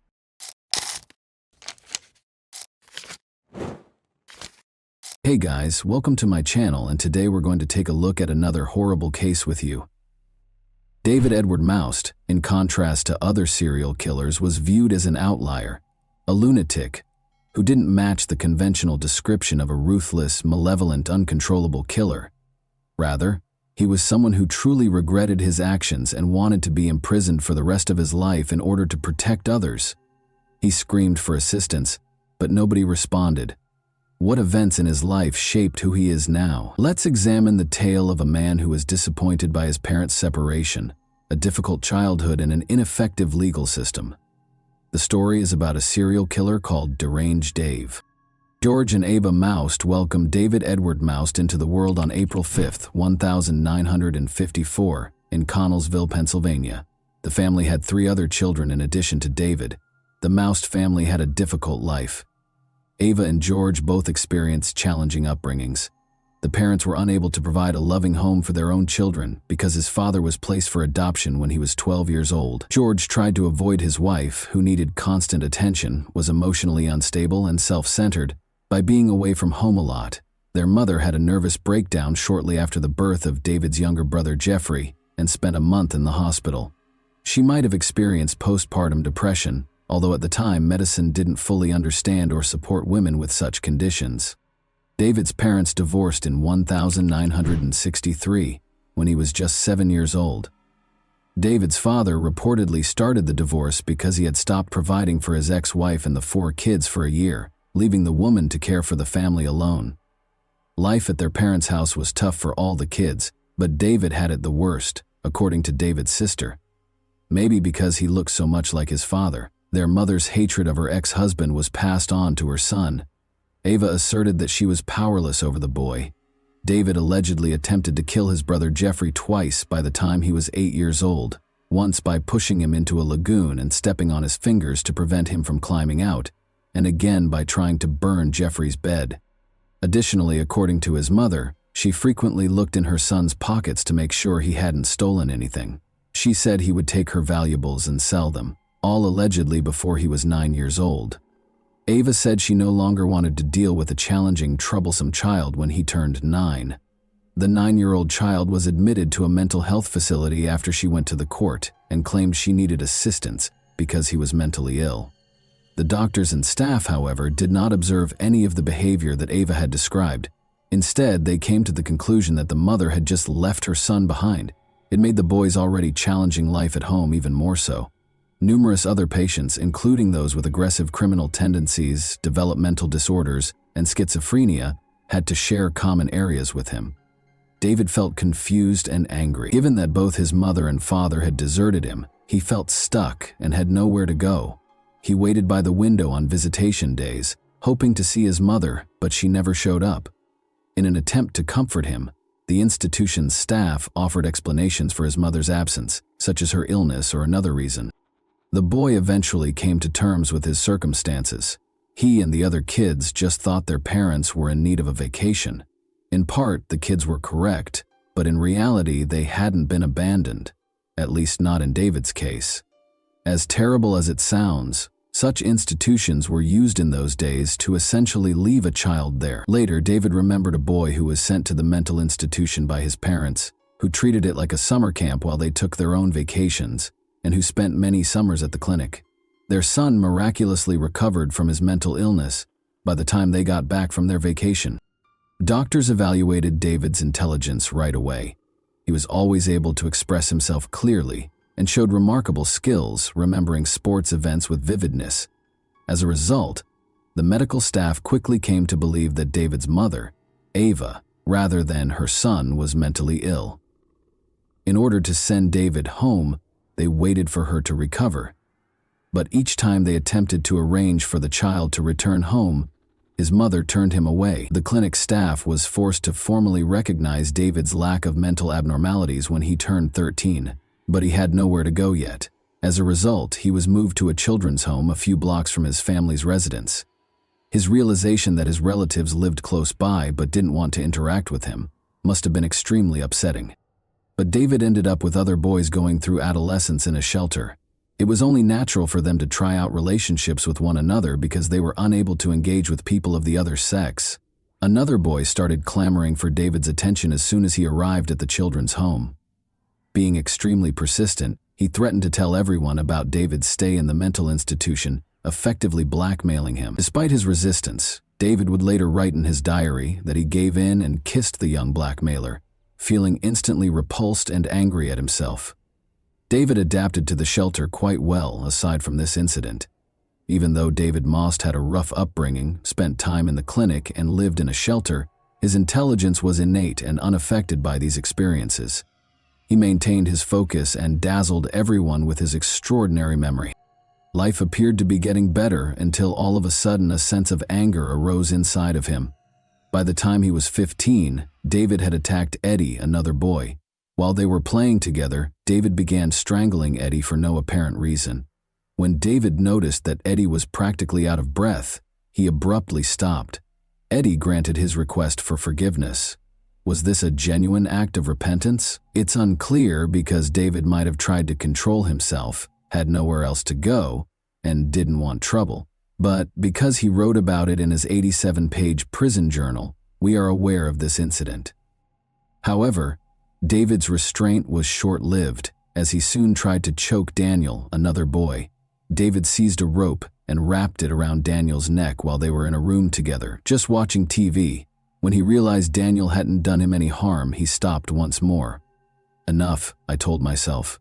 "Leave the rope," he wrote in the diary, and Daniel fell to the ground. He was analyzing his actions and persuading himself that they were wrong. It was as if I was trapped inside myself and someone else was trying to kill Daniel, and I couldn't stop. David started to believe that he had no control over his thoughts or behavior, which was undoubtedly frightening for a teenager whose life lacked a typical parental role model. David was sent back to the institution for the mentally ill after Daniel, who lived, reported the incident. By the time the teenager turned 17, life appeared to be getting better. He made the decision to go home after he and a few other guys fled the clinic. He was devastated to learn that Ava had married and that her unwanted son had no place in her house. Furthermore, she pretended that David had never existed and told everyone that he was a shame to the family. She persuaded him to enlist in the army in order to get rid of him. It's crucial to remember that it was 1971, during the height of the Vietnam War, but maybe it wasn't the worst choice for the boy, to provide him with a purpose in life, a place to live, and practical skills. He was sent to the recruiter by his mother. After being drafted into the army, David was dispatched to Frankfurt, Germany. He worked as a cook at a military installation that also housed civilians. James McLister, a 13-year-old who everyone called Jimmy, was one of them. On the base, his parents were engineers. It was at the Army bowling alley that David and Jimmy first met. David also found another talent. He was a great bowler who competed and made a respectable living doing it. After becoming friends, David and Jimmy spent time together until one night when David woke up in his bed with Jimmy, naked. He became furious. He recommended that Jimmy take a moped ride. The boy obviously viewed him as an older brother, trusted him wholeheartedly, and complied without hesitation. If only he understood David's thoughts. David tied Jimmy to a tree and beat him with a plank he found there after they drove a long way from the base to a location where a World War II bomb crater still existed. Jimmy's killer just untied the body and left it there when Jimmy stopped breathing. David went back to the base and acted as though nothing had occurred. They looked for the boy, of course, but he was only located a month later. Despite being in custody, David managed to persuade the judge that it was a tragic mishap. The boys allegedly damaged the moped, and Jimmy crashed out of it. David hid Jimmy's body because he was afraid and unsure of what to do. He was taken seriously. David was given a 3-year prison sentence because there was no proof of murder. It's interesting to note that David behaved flawlessly while incarcerated, received a diploma, wrote to his family once a week, and learned practical new skills. He was eligible to be considered for early release on parole because of his excellent behavior, but he turned down the offer. The young man was terrified of being free as he realized what he was capable of. He had ample opportunity to think about his actions while confined, and he came to the conclusion that he would undoubtedly murder someone else if he were freed. He was repulsed by such thoughts and feelings and hated himself for them. Because he had a conscience, his lawyer subsequently referred to him as one of the most remarkable serial killers. Even up until the point at which he committed another murder, he felt bad about killing people. Because of what he had done, he detested himself, but the desire to kill came back, and he gave in and killed once more. It's a really odd behavioral pattern. However, when he turned 23 in 1977, he was set free. He made friends with a teenage boy after relocating to Chicago 2 years later. Although it appeared that they were friended, David occasionally felt the urge to stab the boy while he was staying overnight. David gave in to this overwhelming desire after they had another drink, and the teenager dozed off on the couch. He nearly disemboweled him by stabbing him in the abdomen with a knife, but the teenager lived. David was found guilty of attempting to kill someone. He was found not guilty, despite lying on the witness stand. We don't know what he said to convince them. Maybe he was also a devilishly convincing person when needed. David had not been able to learn to control his desires by the time he was 27. He remembered the kiss at the orphanage when a boy came up to him, trying to figure out what was happening to him.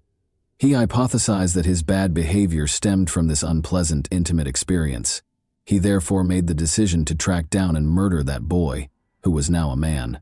He thought he could stop his destructive impulses and desires by doing this. He therefore embarked on a quest to target this man with his anger. But he found out that the man was incarcerated when he got to the location where the boy had lived. Therefore, David wasn't the only person who got into trouble after leaving that orphanage. He was unable to control his urge to kill or vent his anger on his offender. Then he saw a 15-year-old boy named Donald Jones going by his car. He was utterly innocent and just happened to be in the wrong place at the wrong time.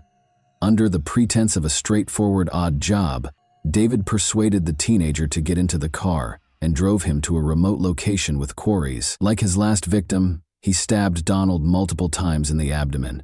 He later described in his diary how the boy repeatedly pleaded with him not to be killed, saying, "Don't kill me, I'm only 15 years old." Nevertheless, David was powerless to stop himself.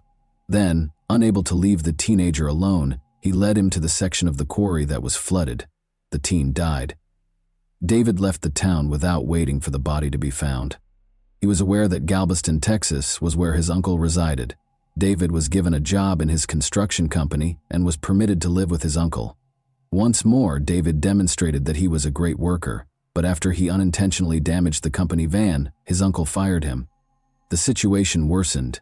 He offered a 14-year-old boy alcohol and illegal drugs when he invited him to his hotel room, but instead he started beating him. He stopped abruptly, as though the regular David took over and realized he had committed this terrible deed. Embarrassed, he dropped the weapon and started crying. David was given a 5-year sentence and the boy lived. He once more believed that he would carry on killing if he were released from prison. He was extradited to Chicago in 1982 in connection with the murder of Donald Jones, after investigators began linking him to the Donald case. They kept him in a mental health facility for a long time because they didn't think he was competent to stand trial. But in 1994, after waiting for a trial for 10 years, David acknowledged his guilt. He received a 35-year sentence. He was the most dangerous inmate the Illinois Department of Corrections would have, according to a report written by the Cook County prosecutor. He was even called a criminal on par with John Wayne Gacy by the sheriff. However, David Moust's sentence was lowered by 12 years because he had to wait 12 years for a trial and extradition. His remaining sentence was also reduced by 2 years due to his excellent behavior while incarcerated. In a 6-page letter to the Illinois Department of Corrections, David expressed his desire to remain incarcerated and acknowledged that he was unable to control himself. Illinois had a law at the time that permitted a convicted sexual assault offender to voluntarily serve out the rest of their life in prison. When given this choice, David wrote back, "Bring the papers, I'll sign everything," but no one approached him. His attorney claims that the letter was never even read, and he was freed from detention in 1999. Following a subsequent release, David relocated to Oak Park, Illinois. A year later, he attacked his friend Anthony by striking him on the back of the head with a metal pipe, despite his hope that a new place to live would allow him to start over. It would seem reasonable to assume that the police would deal with him more severely this time, but since Anthony was a former gang member who didn't want to involve the police and wouldn't testify against David, no charges were even filed against him.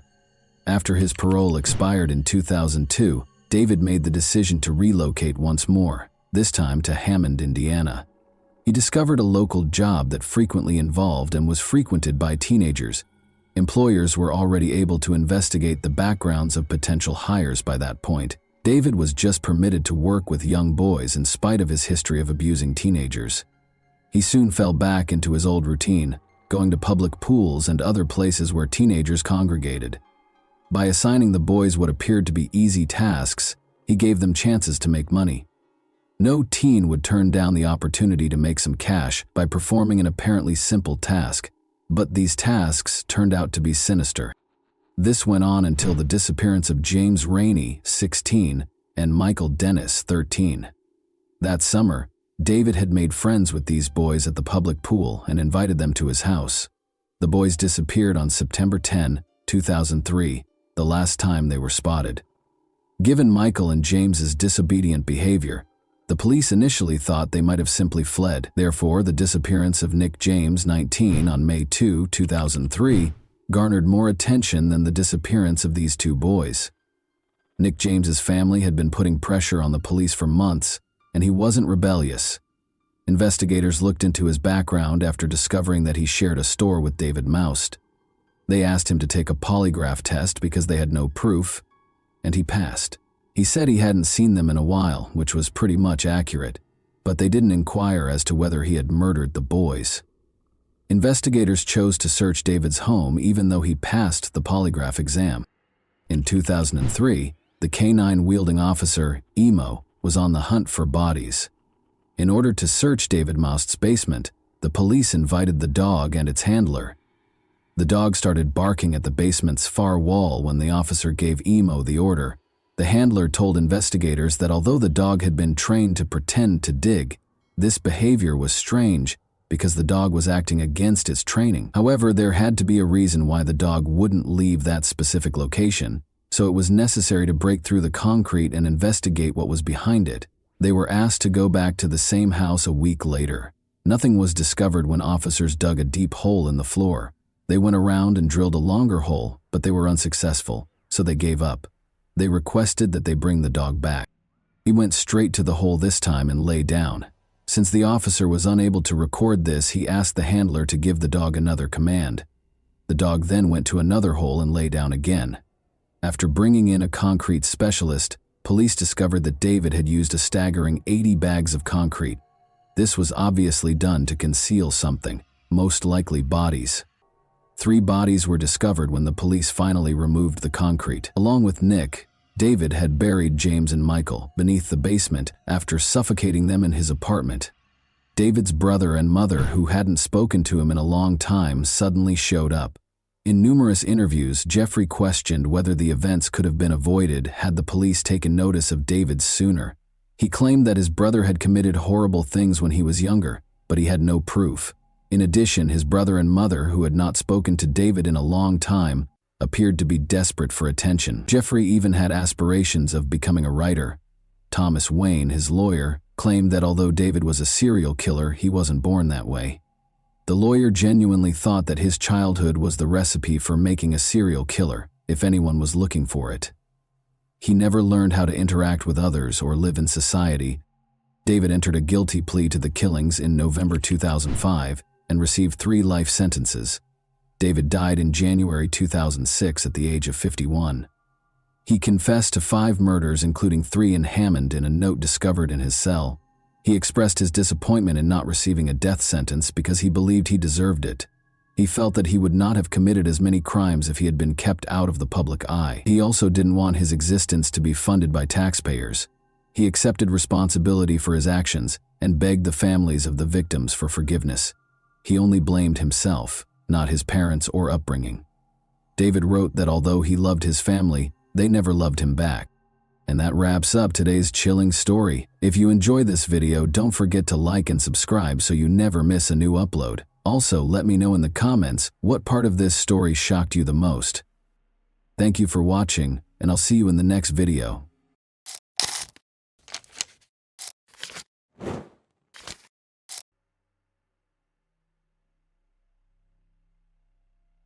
This story is about a pair of lovesick maniacs from England who have dedicated their lives to murdering children.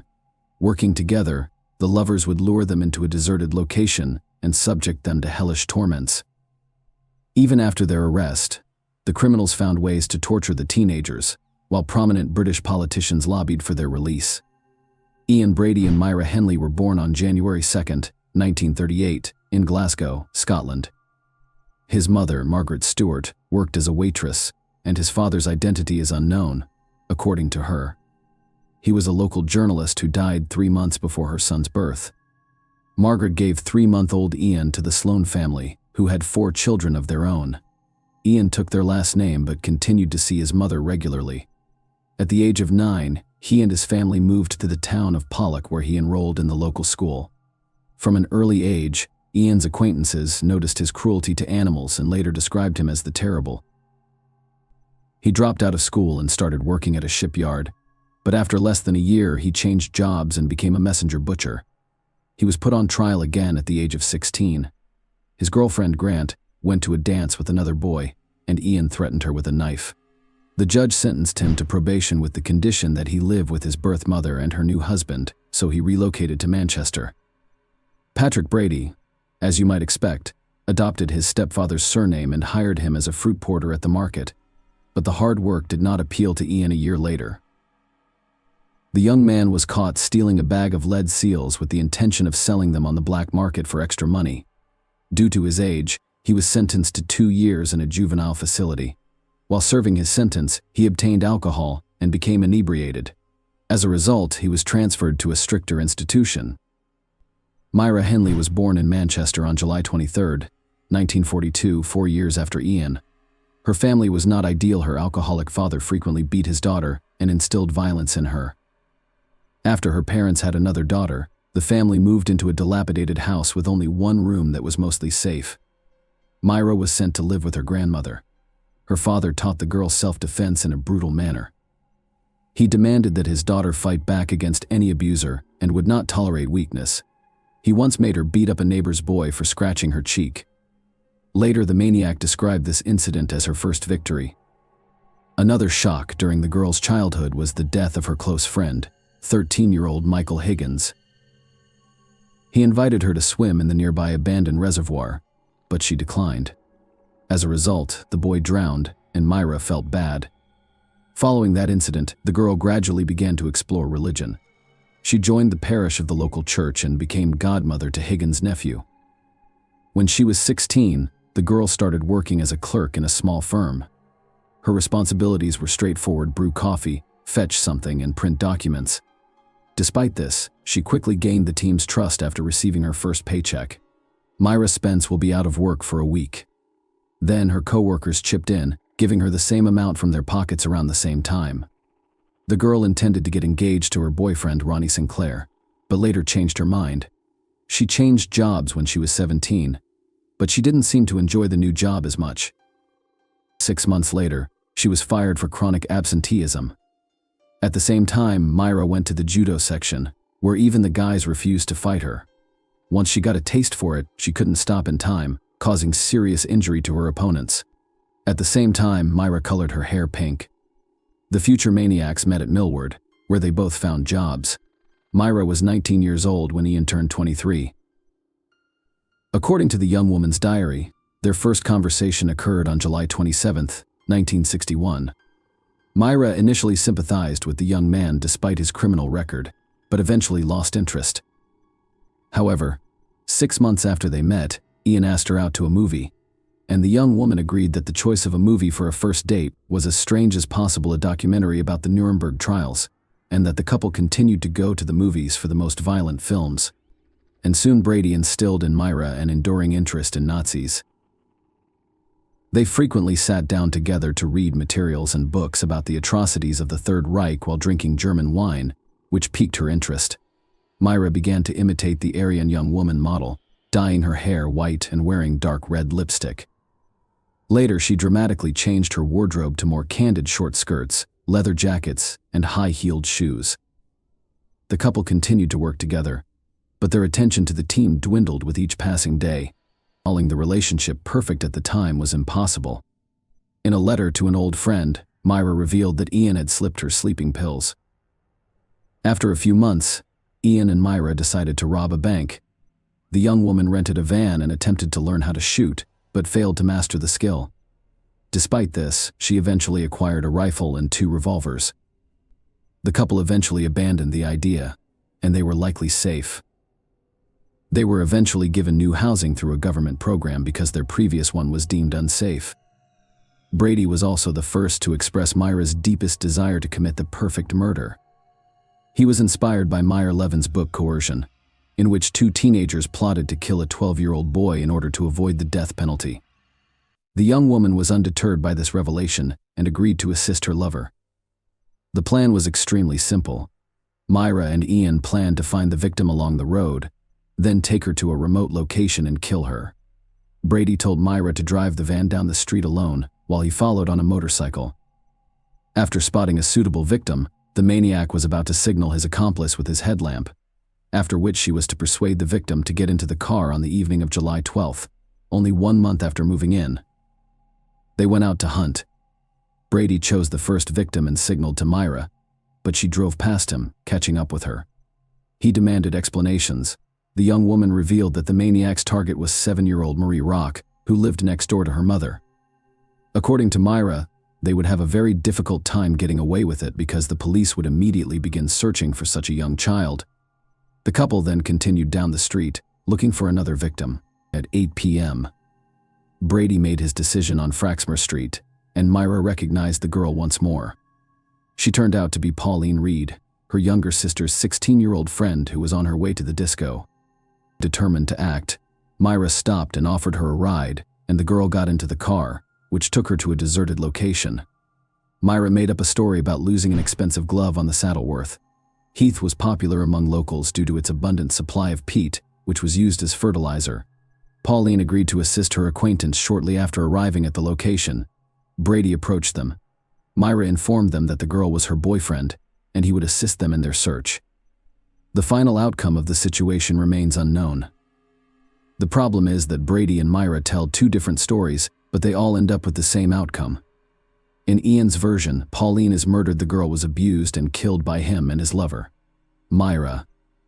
On the other hand, she claimed that she was left in the car while Pauline and Brady allegedly went to look for the glove. After a while, the maniac returned alone and reported the girl's death. He led Myra to her body, and she noticed that the girl's clothes were severely wrinkled. Myra's version does not make sense to me.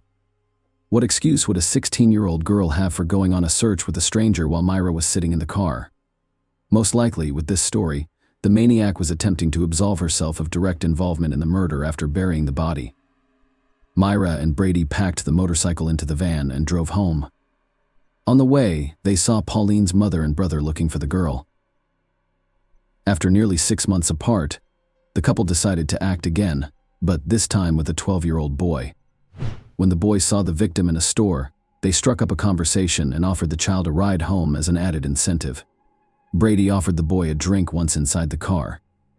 He specified that the alcohol be picked up at their house, but first a pair of maniacs asked the child to assist in the discovery of a fictional glove in Saddleworth, much to his dismay.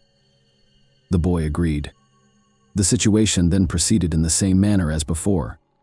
Henley claimed Brady had taken the child from the car, abused and killed him. The maniac reiterated that she was not present during the entire ordeal. 7 months later, on June 16, 1964, the couple abducted 12-year-old Keith Bennett while he was on his way to his grandmother's home. He met the same fate: violence and murder. The police, who were unaware of serial killers at the time, initially arrested the boy's stepfather but discovered no evidence against him.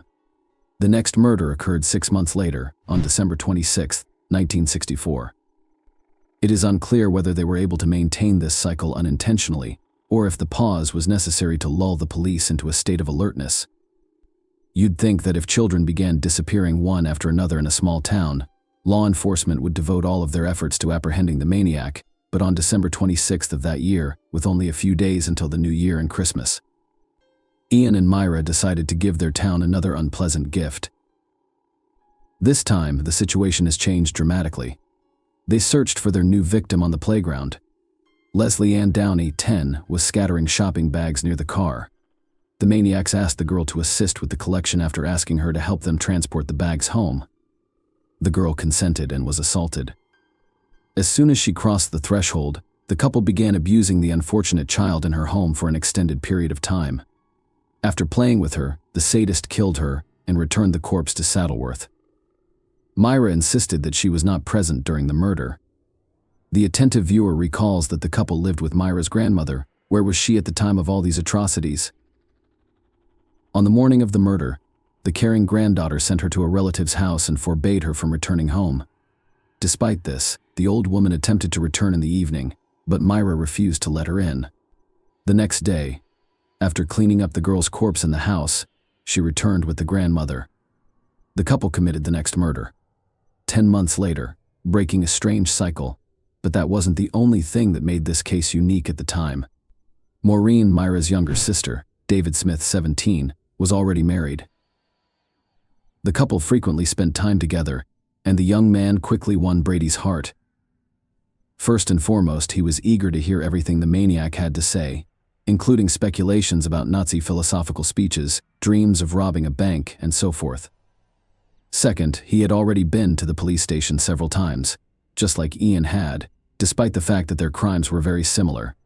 Smith was caught breaking into someone else's home and inflicting serious battery. Perhaps Brady regarded him as a protege, a new member of the improvised gang. As time passed, the young man paid more and more visits to their home, and during lengthy conversations with Ian, talk of murder began to emerge. Myra became concerned that their relative would run to the police, but Brady insisted that he thought Smith was his own and trusted him. He even told her that he and Smith would be committing a crime together soon. Myra and Brady went to Manchester Central Station to look for a new victim, and Ian quickly made his decision. He met 17-year-old Edward Evans, who agreed to come to his house after a brief conversation. When the company arrived at the house, they drank wine, and Brady eventually sent Myra to get Smith. The action picked up quickly after he arrived. Myra's words allowed us to reconstruct the following picture. She had gone into the kitchen to feed the dogs. Smith stayed in the living room. Several minutes later, she heard screams and fighting. The girl entered the room and saw Evans and Brady struggling. After a brief fight, Ian grabbed an axe and struck the victim several times with its blade. He strangled the unconscious Evans by wrapping an electrical wire around his neck. Brady wanted to take the body to the wasteland right away, but it was too heavy. Additionally, the maniac twisted his leg during the fight. Finally, he decided to leave it at home and travel with Smith to Saddleworth. The next day, he asked him to stay so he could understand the gravity of his actions. Smith initially agreed to help Brady dispose of the body. Perhaps he was too scared to refuse. The young man may not have shared the homicidal couple's sadistic tendencies, given his history of minor law breaking. After listening, she requested that he report the horror to the police. Smith listened to her and called the cops from a nearby phone booth at 6 a.m. His story differed slightly from what Myra would later say. The police archives include an exact transcript of that call. Brady led me into the kitchen and offered me 3 small buns with a drink. I nodded and asked for the rest. Ian went into the living room while I waited in the kitchen. After a few minutes, I heard a wild scream like a woman screaming in a high-pitched voice. After hearing Myra's screams, I ran into the living room and saw a young man lying face up on the couch with his feet on the floor. Ian was standing over him, holding an axe over his head and hitting him on the left side of his head. The officer knocked down the maniac's door, and Myra opened it. He took out his identification card and quickly made his way into the house, where he caught Brady, who was writing an explanatory letter to work and asking for time off due to an injury.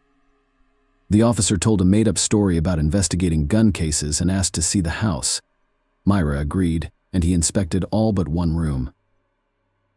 The young man described how Ian bragged about killing 3 or 4 children and even gave the approximate location. Brady allegedly met Evans in a bar, and a fight ensued, and somehow the boy came to his house. Smith had also testified against Brady at the time, and the police believed his testimony much more. There, the police found many interesting finds. Notebooks, lists of names, photographs of Brady and Myra Simpson, and explicit pictures of them. The notebooks contain lists of coded words, which the police were quickly able to decipher. It turned out that Brady kept records of burial sites, weapons, and methods of killing.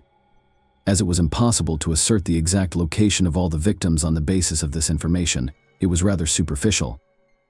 Another book contained a list of names including all the victims of the couple, but here's the strange thing: in addition to the victims we know, the list contained the names of other children. With all this information, the investigators questioned Brady again, and his story was once again very weak. Allegedly, the list contained the names of his friends, and he had joked about killing children in his conversation with Smith. At the same time, the police managed to find the very suitcases, the contents of which shocked everyone. There were photographs of a naked girl. Also found in them were audio tapes, one of which would soon become perhaps the most damning evidence in history. It contained cries and pleas for help.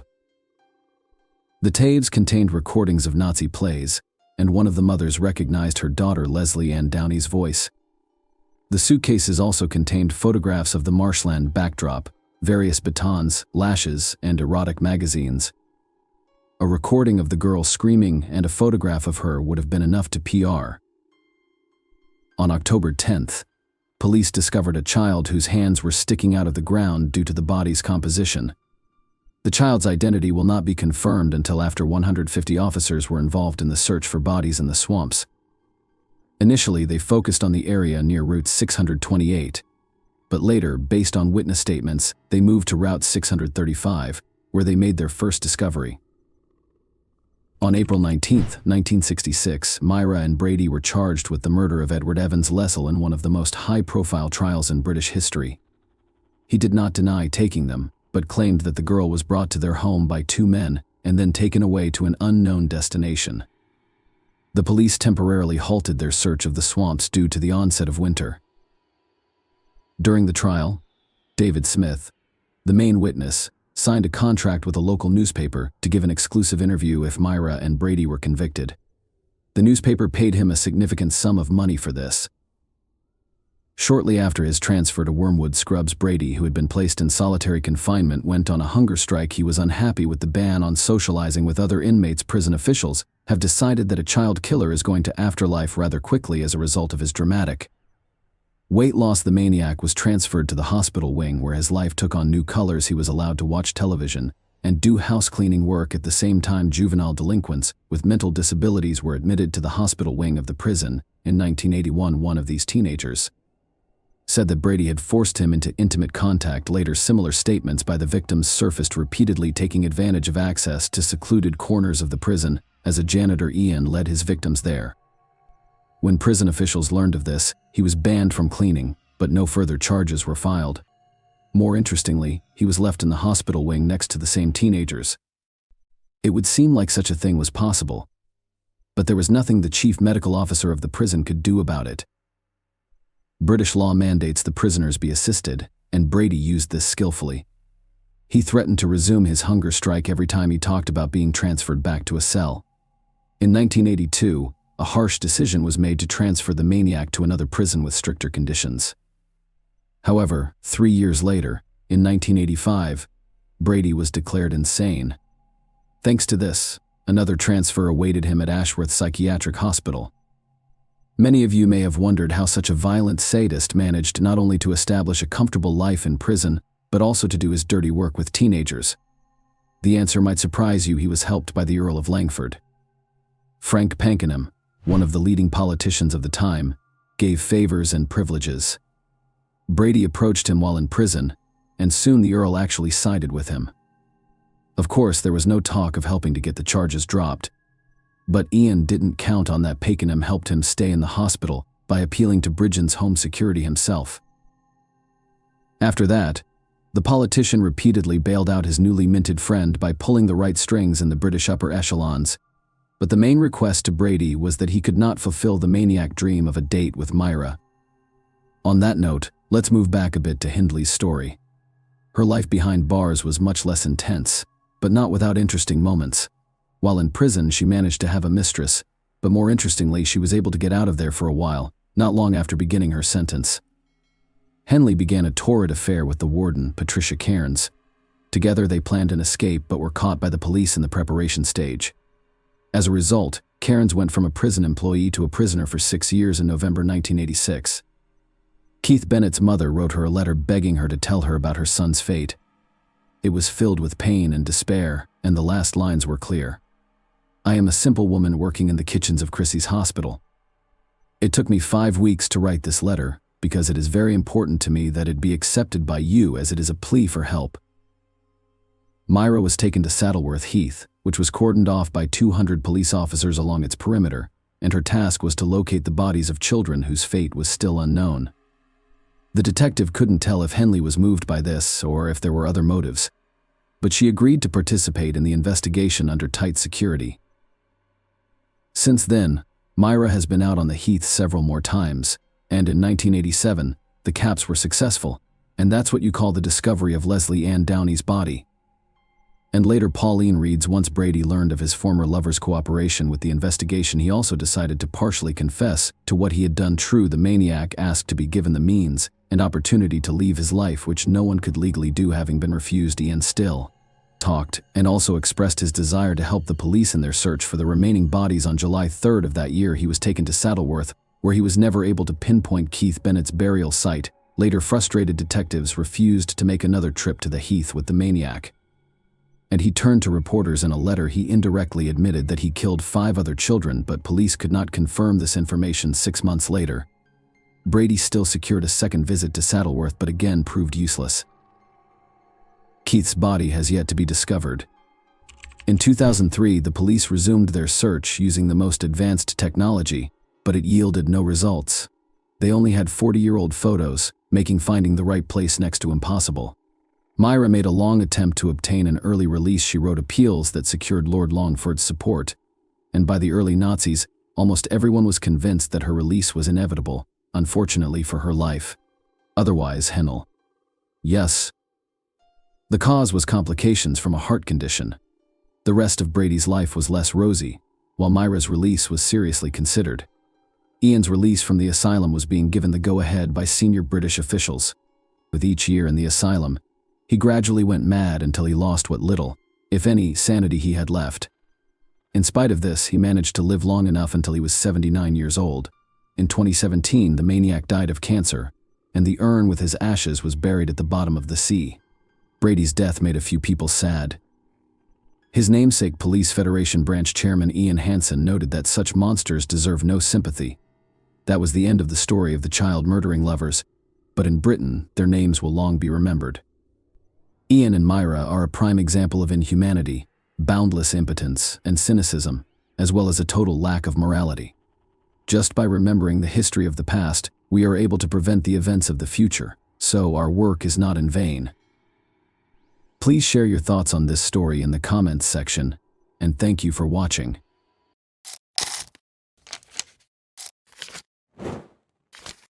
Hey guys, welcome to my channel, and today we're going to take a look at another horrible case with you. Aurora, then 26 years old, and Mark, then 32, decided to take their honeymoon to the stunning island of Corsica in the late spring of 1995. The girl had chosen this location for their first vacation together after Aurora and Mark got married 2 months prior. The young wife was eager to see Corsica's villages, mountains, and beautiful scenery. They made a stop in the quaint little town of Calvi that day. Here, a restaurant with a view of the bay hosted a candlelit dinner for the newlyweds in the harbor. Following dinner, Aurora and Mark made their way to the Notre Dame de la Serra Chapel, a well-liked tourist destination where lovers go to watch the sunset, the perfect location for a romantic day's end. Around 10:30 in the evening, they got into their car and drove back to the hotel. Right at the end of the railing, some animals abruptly leaped onto the road in front of the car, putting the young couple on a very dangerous road that descended sharply. The car plunged off the cliff as Mark swiftly turned the wheel. Aurora remained calm in spite of the dire circumstances. Before the car fell, she jumped out and opened the door. Mark was less fortunate. He and the car fell 140 meters. Aurora was alive, but she was in shock. In the middle of the night, in complete darkness, she bravely decided to go down barefoot to assist her husband. After locating Mark inside the vehicle, Aurora dragged him out. She washed his face and pulled him by the legs toward the sea. The girl then ascended the cliff once more in order to signal for assistance and stop a passing vehicle. Calvi firefighters showed up on the scene. Her husband was down there with a head injury and unconscious, and Aurora was screaming and sobbing in hysteria. In order to save him, she pleaded with the rescuers to descend as soon as possible. The firefighters immediately made their way to the cliff's base in an attempt to locate Mark, but their search was severely hampered by the night's darkness and the uneven ground. Just finding the car, which was empty, took them 30 minutes. But they saw that the man had a serious head injury and there was a lot of blood. When divers signaled that they had found something at 6 a.m., the weary firefighters were about to give up after hours of unrelenting searching. Mark's body was 3 meters deep in the water, floating next to the car. Unfortunately, it was too late for the newlyweds when they managed to bring his body to the surface. After compiling a report on yet another regrettable incident along that particular stretch of road, the police closed the case. The body of Mark was taken back to his home country of Belgium. The young widow was in complete despair. She spent several days in a specialized clinic after being unable to handle the grief on her own. As Mark's family hurried to comfort her, she proclaimed that she didn't want to see anyone and cut herself off from the outside world. Mark's family didn't press because they understood her mental state. She had lost her husband on their honeymoon when she was 26 years old. However, her actions captivated Mark's family more and more in the days that followed. Slowly, suspicion replaced concern. His parents strongly objected to Aurora's insistence that her husband be cremated. She left the farewell ceremony earlier than anticipated on the day of the funeral, shocking the family even more. The relationship between her and Mark's family has grown more complex ever since. When she got back to the family home, she changed the locks and refused to let her mother-in-law in, who had come to pick up some of her son's sentimental but cheap possessions. Aurora listed the house for sale in the weeks that followed. In addition to the EUR 250,000 she received from the sale of the house, there was more. After her husband passed away, it was discovered that she had gotten 7 insurance payouts. Aurora was given EUR 750,000 in total. The Van Burr couple, who were shocked by their daughter-in-law's actions, took legal action and complained about the suspicious death. As a result, the coroner demanded that Mark's death circumstances be looked into. Investigators started by researching the couple's lives in order to comprehend what truly transpired that night. Mark Vander, 31, was employed at a reputable financial firm in Brussels in April 1994, about a year prior to the incident. Everything in his life seemed to be going well, or nearly so, and he had a great job, devoted parents, and amiable co-workers. But he had yet to find a woman he wanted to live a lifetime with. Mark wanted to start a family because he was old enough. In Brussels, Mark and Aurora met at a bar. Aurora was selling ironing boards door to door at the time, which wasn't a very lucrative job. There was immediate chemistry between Mark and Aurora. Mark was enamored with the attractive girl and fell in love with her right away. Their lively relationship left Mark's friends in awe and jealousy. Mark was shy, a little overweight, and uninterested in sports, whereas Aurora was very attractive, athletic, and fit. However, Aurora moved in with Mark a few weeks after they first met. Seeing that their son was content with her, the future husband's family embraced her as their future daughter-in-law and the mother of their grandchildren. When the young couple decided to tie the knot a year later, nobody was shocked. The girl asked Mark to put half of the house in her name, among other requirements for her future husband. Although this might have seemed strange or improper, Mark, who was incredibly in love, accepted all of the bride's demands. The young couple exchanged vows on March 11, 1995. Only the bride's twin sister was present from her side of the family, but the entire husband's family was present at the wedding. The husband's family gradually realized that their daughter-in-law avoided discussing her family and evasively responded to all inquiries about her background, education, and relatives. She acted as though she was from a wealthier family than theirs. More than a year after Mark's passing, on September 5, 1996, Aurora received an invitation to be questioned at the police station. She reaffirmed her earlier claims that she and Mark had gone to a chapel after dining at a portside restaurant. A wild animal unexpectedly leapt in front of their car on the way back. An unfortunate accident happened when Mark turned the steering wheel. Aurora opened the door and leaped out just before the car plunged off the cliff. No more information could be gleaned from her by the police. On October 8, 1996, Mark's body was exhumed in an effort to learn the truth. Some of the injuries were caused after death, according to the forensic expert. Although the body had many wounds, none of them were bleeding, suggesting that Mark passed away before the car plunged off the cliff. The widow was nowhere to be found when the police wanted to question her again. 2 years after the incident, the detectives made the decision to look into the crime scene in Corsica. The newlyweds' car plunged into the ravine, and Belgian police officers were at the edge of it. Armed only with photographs and without the car, the task became more difficult. However, the expert was able to reconstruct the car's pre-fall trajectory. A person's reaction to an unexpected event on the road, such as an animal running out, is to turn the steering wheel but not all the way around.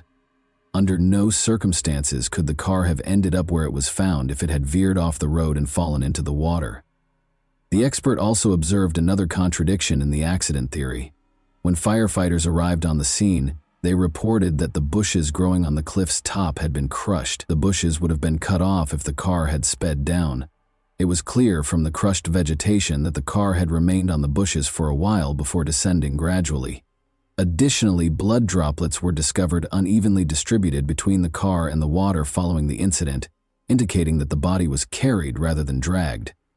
Could an 80-kilogram man have been carried by Aurora, who weighed less than 50 kg? Aurora's version of events did not match the investigation's conclusions. The car was pushed off the cliff, according to the experts' conclusive findings. The investigators were now interested in learning what transpired following the incident. Did Aurora come down to assist Mark? Did she have the bravery and strength to go barefoot down the rocks? It was possible, as hard as it may seem to believe. Since Aurora Martin was a skilled athlete and a champion rock climber, the police found it difficult to deny that she had truly gone down to assist her husband. For them, it was a dead end. Since there was still no update on the young lady, the investigators made the decision to learn more about her past. Really, who is she? What secrets are concealed by her evasive responses? In actuality, the girl had a very challenging upbringing, devoid of both a loving family and a quality education. Her mother moved to Germany after her parents divorced when she was 12, so she hardly ever saw her daughter. Although her father was not very involved in her life, she led a carefree life with her two sisters. With lofty aspirations, the girl left her childhood home when she turned 18. Aurora entered beauty pageants in hopes of becoming a model, but was not very successful. She thus found employment as a bar hostess and occasionally as an escort service model. At the age of 24, Aurora made the most of her beauty and lived life to the fullest. In February 1993, she went to a rock climbing club one day as usual, where she met Peter Schwett, who would be her fateful encounter. He shared her love of mountaineering and was young, attractive, and wealthy. She was 24 years old and he was 23. At first sight, it was love. Aurora was able to move on from her previous life next to Peter. This tale sounded too good to be true. In fact, the investigators discovered an oddity while looking into Peter Schwett's past. He was a widower for a young man his age. The circumstances surrounding his wife's death were suspicious.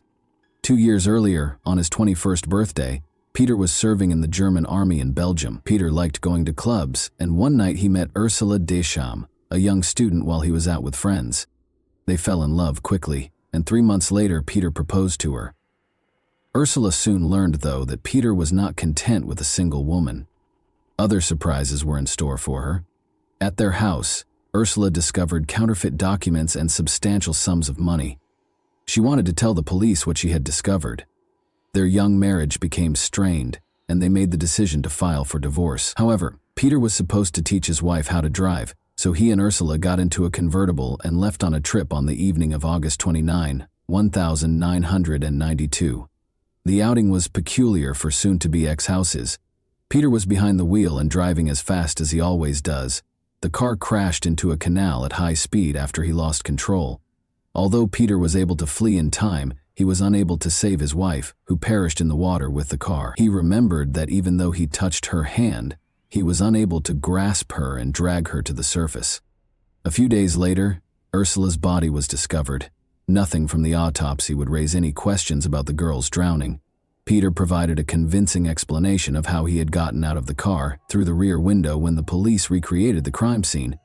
However, Ursula's family never thought it was a sad accident. First of all, Peter had never lowered the top of a convertible before. Second, Ursula could swim very well. An expert who later examined the case claimed that Ursula had time to get out of the car because drowning takes 3 minutes or so as the water fills the car. The Belgian police, however, handled it as a regrettable mishap brought on by the driver's carelessness. The case was closed after the young widower received a sentence of 3 months in prison. Investigators couldn't help but notice coincidences between two scenarios, two crime scenes, and two cases. In both instances, a traffic accident occurred. The car ended up in the water after the driver lost control. While the other spouse's body was not discovered in the vehicle, one of the spouses was able to flee in time. Since Aurora and Peter were now the primary suspects in the murder of Mark Vander, detectives had an immediate need to locate them. Although investigators suspected Peter of Ursula's murder as well, it was possible to drop the possibility of charging him with the same crime again because Peter had already served 3 months in connection with that case. In the meantime, the police discovered the likely cause of Ursula's death and the reason Peter became so rich following the death of his wife. He was able to leave the army and woo the stunning Aurora after receiving an insurance payout of $1,500. After a year of romance, the young couple broke up in early 1994 for unspecified reasons. The girl registered with a marriage agency during this period. According to her, the perfect man would be well off, have a flat of his own, be amiable, and not be overweight. Her relationship with Mark Van Burr began in April 1994. The girl insured Mark in August 1994, 4 months after they first met. It's interesting to note that the documents had Aurora's signature rather than Mark's, indicating that he was obviously ignorant of this. She signed the paperwork on his behalf, claiming that his hand was hurt. Before long, a regrettable incident happened. After selling the house and getting the insurance money, Aurora vanished. She wasn't hidden for very long, though. Investigators discovered her trace in Luxembourg 2 months after Mark was murdered. She opened a bank account and deposited EWAR 275000 into it. She and someone named Peter Schwett were the only ones with access to the account. Had they gotten back together and relocated to Miami, Florida? Before an article in a major French newspaper referred to them as diabolical lovers and detailed the police suspicions against them, the couple had been living a lavish lifestyle for nearly 2 years, complete with fancy apartments, cars, and a yacht. Peter and Aurora grew extremely wary. They only used telephone booths to make calls and altered their appearance. Before Peter was taken into custody in a supermarket parking lot, they were able to remain hidden for a while. He offered the police the roughly $50,000 he was carrying in exchange for their release, but they turned him down. Aurora was taken into custody by the police in the apartment where the lovers were hiding 2 days later. Aurora and Peter made every effort to evade extradition. Nevertheless, they were sent back to Belgium on December 3, 1998. Aurora declined to provide any testimony right away. In contrast, Peter talked a lot, but not much of it was accurate. The police had no hard evidence against them because they obviously did not want to cooperate with the investigation. An anonymous phone call altered the case's trajectory. Over the phone, a woman disclosed that she had information regarding Mark's murder. The woman was later identified by the police as Fabienne Lefevre. Aurora's stepmother, Fabienne, had recently split from the girl's father and made the decision to either get even or atone for her transgressions. According to Fabienne, she hurried to the hospital to console her stepdaughter following the tragedy in Corsica, but the girl who met her was entirely different, not even in mourning. Fabienne claims that Aurora told her everything. It was all Peter's doing, she said, and he handled everything. Peter and 3 accomplices, his German friends, pulled over Aurora and Mark as they were on the road. They used baseball bats to beat Mark. Fabienne claims that because Mark pleaded with the men to spare his wife and let her go, he was unaware of the betrayer until the very end. They loaded Mark's body into the car and pushed it off a cliff after the beating was finished. However, because it didn't fit Peter's personality, the police were unable to track down the accomplices or provide evidence of their existence. Furthermore, there were numerous questions regarding Fabienne's veracity. First, there was tension between Fabienne and Aurora. Second, why did she make an anonymous call? And why did she call the police sooner? She was afraid, the woman said. However, the police sought additional evidence because they were certain that Fabienne's words alone could not be used to build a strong case. Police in Germany discovered that one of Peter's brothers had postcards from Corsica and pictures of the car that crashed off the cliff. The interesting thing about these souvenir photos is that they were taken 6 months prior to Mark's murder. Was it deliberate planning or just a coincidence? 4 years had gone by since the murder, but the specifics of the crime were still unknown. The police made the decision to recreate the airport crime scene on June 16, 1999. The vehicle was being driven by the driver at a maximum speed of 35 kilometers per hour. As if attempting to leap out, Aurora was supposed to open the car door wide. Even when the car slowed down considerably, she didn't do it. In an attempt to find an explanation for her failure, she lost her temper, started crying, and had hysterical outbursts. Peter stepped in and tried to protect Aurora. Since, in theory, he was not present at the crime scene in Corsica, it is unclear why he was involved in the reconstruction at all.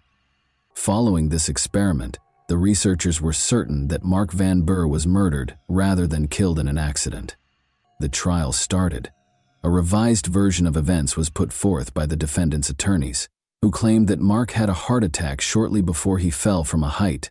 Put another way, since he passed away just seconds before the collision, all of his subsequent injuries were post-mortem.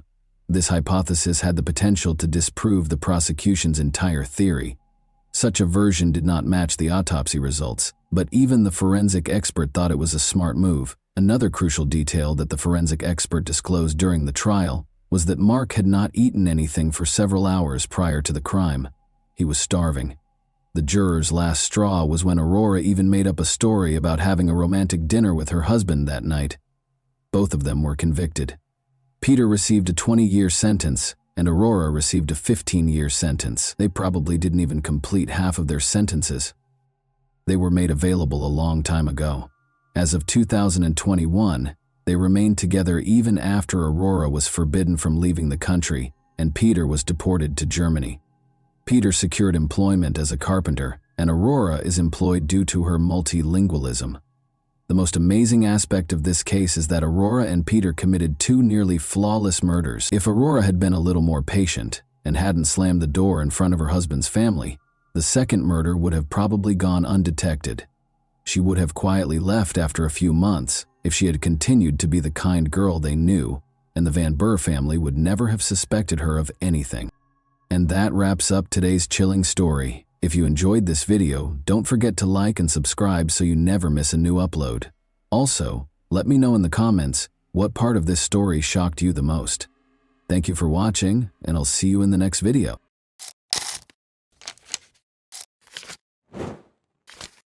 Hey guys, welcome to my channel, and today we're going to take a look at another horrible case with you. The phone rang early on April 27, 2006, in a comfortable home in a small Michigan town. The homeowner's previous life was instantly shattered by the sound she heard when she answered the phone, but the second phone call she would have to take 5 weeks later was nothing like that conversation. Whitney Sarek, an attractive and outgoing 18-year-old student, was crossing campus to attend a lecture on Wednesday, April 26, 2006. Whitney attended Taylor University in Upland, Indiana, as a freshman. Both Whitney and her older sister were now students at the same university where her parents had previously attended. Whitney actually wanted to attend a different university, but her parents assured her that they would pay 2/3 of her tuition if she attended a Christian university. They wouldn't even cover the cost of her education if she chose to go to a non-religious school. Whitney's decision was clear-cut, given the high expense of higher education. Whitney became anxious as she made her way across campus, negotiating crowds of other students, as she realized how quickly the school year was coming to an end. She was thrilled to spend the summer vacation with her parents in the small Michigan town of Gaylord, but she was also saddened by the thought of bidding farewell to her new friends, whom she wouldn't see again until the fall. During her first year of college, Whitney had made a lot of new friends.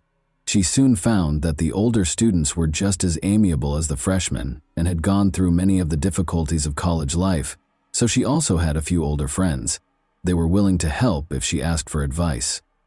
Because she thought she might learn something useful, Whitney seized the chance to engage with older students whenever she had it during her studies.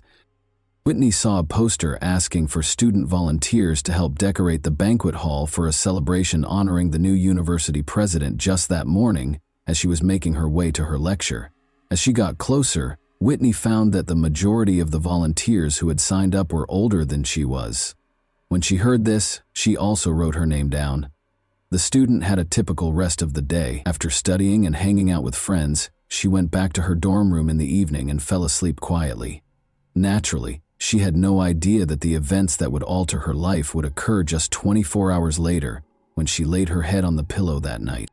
Whitney got up early the following morning, showered, brushed her teeth, and took her time choosing her outfit.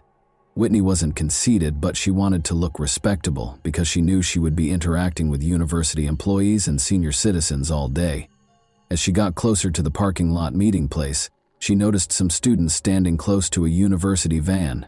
Despite not knowing them, she greeted them with confidence, introduced herself, and since she was the first person they had been waiting for, they all boarded the van. With ease, the car began traveling north on Highway 69 in the direction of Fort Wayne. It was the banquet hall, where the event was scheduled to take place, and it was only an hour away. Whitney immediately started talking to Laura Van Ryn, a 22-year-old who was seated beside her. Another student questioned whether Whitney and Laura were related, despite the fact that they were strangers. In addition to having similar appearances, the two stunning blondes who were tall and slender learned that they had been raised in small Michigan towns. Whitney's hometown of Caledonia, 2 hours south of Gaylord, was where Laura had traveled to study. In addition, they were both younger daughters of devoutly religious parents and were involved in sports, playing football, basketball, volleyball, and running. The students went into the banquet hall as soon as the van came to a stop. It was their responsibility to get ready for the celebration. As they set the tableware, arranged the chairs, and arranged the tables over the course of the following few hours, Laura and Whitney remained together and spoke amicably. The volunteers ultimately determined that their work was finished at around 7 p.m. They took their seats on the van again, and the van drove back south. Laura and Whitney chatted for a few more minutes on the drive, but they soon felt the weariness from their work, just like the other children. They fell silent as they looked thoughtfully out the window at the passing landscape. When the van was within 2 miles of the campus, about 30 minutes later, a bright beam of light filled the van's interior. It quickly grew stronger, bouncing off the faces of those inside, and in a matter of seconds the whole interior of the van was blazing. After a horrified scream, there was total quiet. In a matter of minutes, distressed drivers on Highway 69 called the 911 hotline to report that something horrible had happened. Rescue personnel were shocked by what they saw, even though they had prepared for the worst when they got to the scene. Bodies, glass fragments, and wreckage littered the area. The headlights of a fully loaded truck driven by Robert Spencer were the source of the sudden light that filled the van's interior. While traveling north on the highway, the truck driver had dozed off behind the wheel. The truck didn't stop when it swerved off the road and onto the grassy median strip. After veering back onto the road, it struck the southbound van that was transporting the students. The truck literally tore off the van's back end when it hit it, sending it spinning uncontrollably. The pupils were thrown out and dispersed in all directions, since half of the vehicle was gone. Sadly, 5 of the 9 people in the van could not be saved, but when the rescue crews arrived, they discovered Robert still alive inside his truck. A few hours later, on April 27, Whitney's mother and Gaylord got a call early in the morning. Her husband wasn't at home because he was helping the church rebuild houses following Hurricane Katrina's devastating effects. The coroner, who was on the other end of the line, told the woman that her daughter had died in a terrible accident. The Van Ryn family also had to take a late phone call at the same time, 3 hours south of Gaylord in Caledonia, but they were informed that Laura had survived the same accident and was in critical condition. Early in the morning, the girl's boyfriend, Aaron, and her parents arrived at the hospital. In the hallway, Laura's classmates were already anticipating their arrival. The girl was in a coma, swollen, bandaged, and wearing a neck brace as she lay in a hospital bed. Laura's leg, elbow, collarbone, and ribs were all broken, the family was told, but the brain trauma was the most serious injury. The patient had been stabilized, but it was unclear if she would ever awaken from her coma. Even if she did, she would probably not be able to live independently because of the severe damage to her brain. Laura's family made the decision to move her to a Grand Rapids rehabilitation facility that specializes in brain injuries because they knew that her recovery would be a long one at best. Additionally, Whitney's sister and mother showed up at the hospital. Even though they were only a few feet from her body, the coroner reassured them that they didn't need to identify her and even discouraged them from going inside the mortuary. They were also given Whitney's handbag, which was filthy, stuffed with broken items, and smelled horribly of gasoline. When the handbag was discovered close to Whitney's body, the women knew that her body would be in an even more appalling state. They didn't want to remember her that way, so they couldn't bring themselves to look at the body. They merely returned their daughter's body to Gaylord, their hometown. Whitney's 19th birthday fell on her farewell, so her family chose to play a collection of videos from her past birthdays. More than 1,400 people, or roughly half of the town's total population, came to bid her farewell. She was laid to rest in a closed casket the following day. Meanwhile, Laura's family members, who alternated between sitting in the girl's hospital room, received a startling update. Brain scans suggested Laura would emerge from her coma, but it was not clear when. For the next few weeks, Laura stayed in a coma, but her injuries healed over time, and there were all indications that she would get better. After 30 days following the incident, Laura finally regained consciousness on Tuesday, May 16. At first glance, her brain appeared to be operating normally. It was a miracle, and her family was incredulous. The girl was getting better pretty quickly, and she soon had the ability to sit up and move her hands and legs. Laura's loved ones discovered a lot of new information about her at the same time. Laura's 3-year boyfriend, Aaron, whom she intended to wed after graduating from college, was astounded to see that her eyes had changed from being greenish to a much deeper shade of blue. Additionally, her sister discovered that Laura had a belly button piercing when she inadvertently lifted her shirt. Additionally, The girl appeared to have shifted her teeth to one side. All of this, however, seemed trivial. What mattered most was that Laura was still alive and making progress toward recovery. Or did she? Before long, she did something that caused her family, doctors, and others to question whether her brain was working correctly. A week after emerging from the coma, Laura sat on a hospital bed with her family and medical staff on Monday, May 22. She was given a pencil and paper by the doctor, who asked her to write her name. Laura took the pencil, nodded as though she understood the assignment, and began writing the letters slowly. But her scrawls didn't make sense when she was done and the doctor saw what she had written. He requested that the girl repeat the action. She began writing even more intently, but the name was still wrong. Laura was mistakenly identifying herself as someone else, and the doctor had to acknowledge that her brain injury might be more severe than he initially believed. But that was not the problem, as everyone would soon discover. There was something far more serious going on. Her father was deeply hurt when Laura told him that they were fake parents. This was the next warning sign. Although it was impossible to accuse them of being bad parents, he took it to mean that she thought their relationship with her was phony. However, his wife also started to believe that if Laura wasn't who she claimed to be, after Laura's face stopped appearing swollen, friends who saw her also came to the conclusion that she was not herself. Compared to their parents, her sister Lisa found it a little easier to accept the truth. Lisa once paused as she was escorting the girl back to the room following therapy, knelt beside Laura, and expressed her pride in the girl's development. She then requested that she respond to a single question: what was her name? The girl said, Whitney. However, they clarified to her that people who have experienced brain trauma occasionally mispronounce their own names. Because of this, when Lisa inquired about the names of her parents, she replied, Sarek Newland and Laura and Whitney had only known each other for a short while, so Laura was unable to provide an accurate response. Despite her understanding, Lisa didn't want to frighten the poor girl who was seated in front of her. She summoned the courage to compliment her, carried her back to the room with composure, and told their mother and father everything. A horrible reality hit the entire family when their father discovered that his daughter had been identified only by appearance. The parents of the girl they had been caring for all this time deserved to know that Laura had been dead for 5 weeks. Rescue services began working at the scene on that terrible day of April 26, following the accident, attempting to ascertain who else they could assist and who was beyond saving. On the side of the road, they discovered a girl who was critically hurt and barely surviving. Medical personnel hurried to her, loaded her into an ambulance, put her on a stretcher with a nearby handbag, and drove her to the hospital. While treating the injured girl, the doctors looked at the identification in the handbag and recognized her as Laura Van Ryn.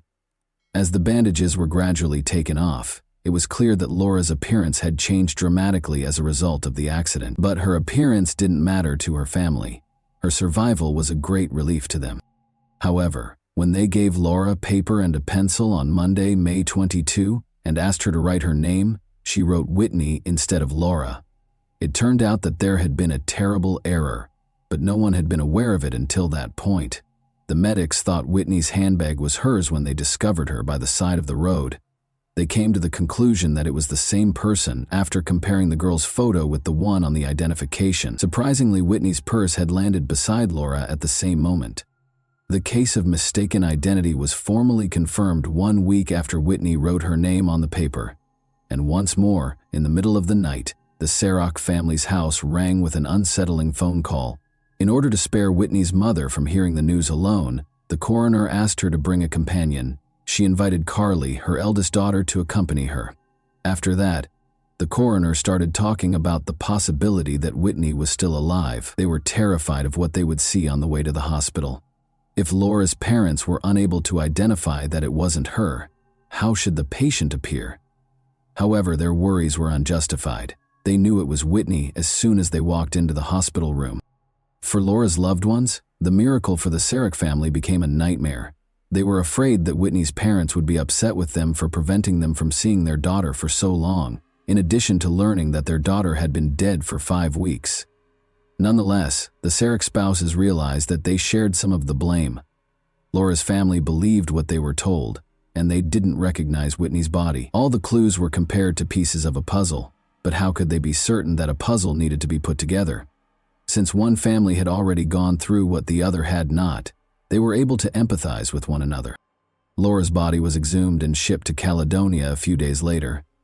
Despite their brief acquaintance, Laura and Whitney's shared tragedy united the two families for all time. They respected each other's sentiments, emotions, and personal space by not talking about what had happened for 2 years. However, they later made the decision to write a book in which they detailed every incident and offered their own interpretation of it.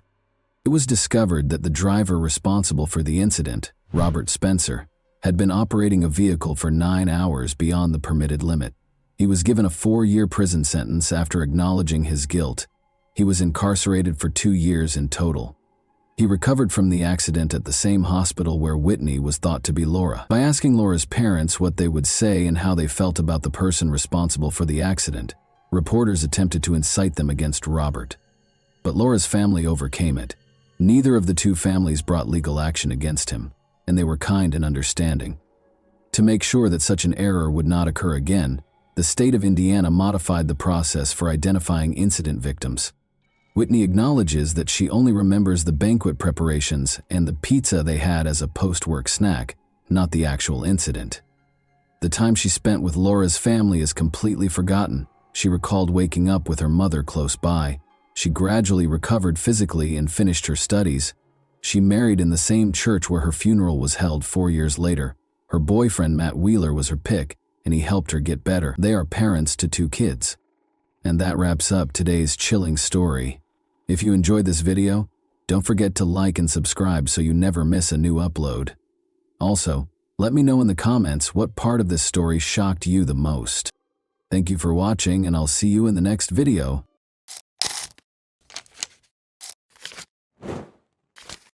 Hey guys, welcome to my channel, and today we're going to take a look at another horrible case with you. It was a very pleasant evening for the Solis family on Friday, April 20, 2012.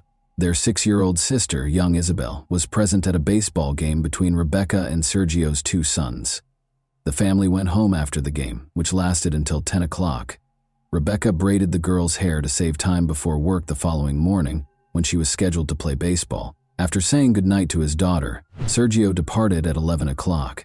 Isabel frequently slept in her brother's room, even though she had her own bedroom. This night, however, she remained by herself.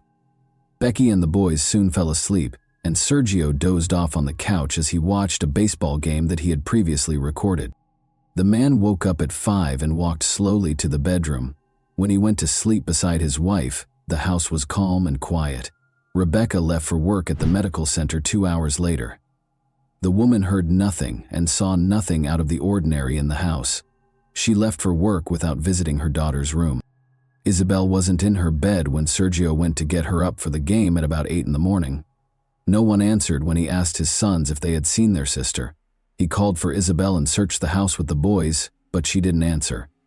Then, at the age of 14, Sergio Jr. saw that his sister's room had an open window and that the protective screen was on the ground in the yard.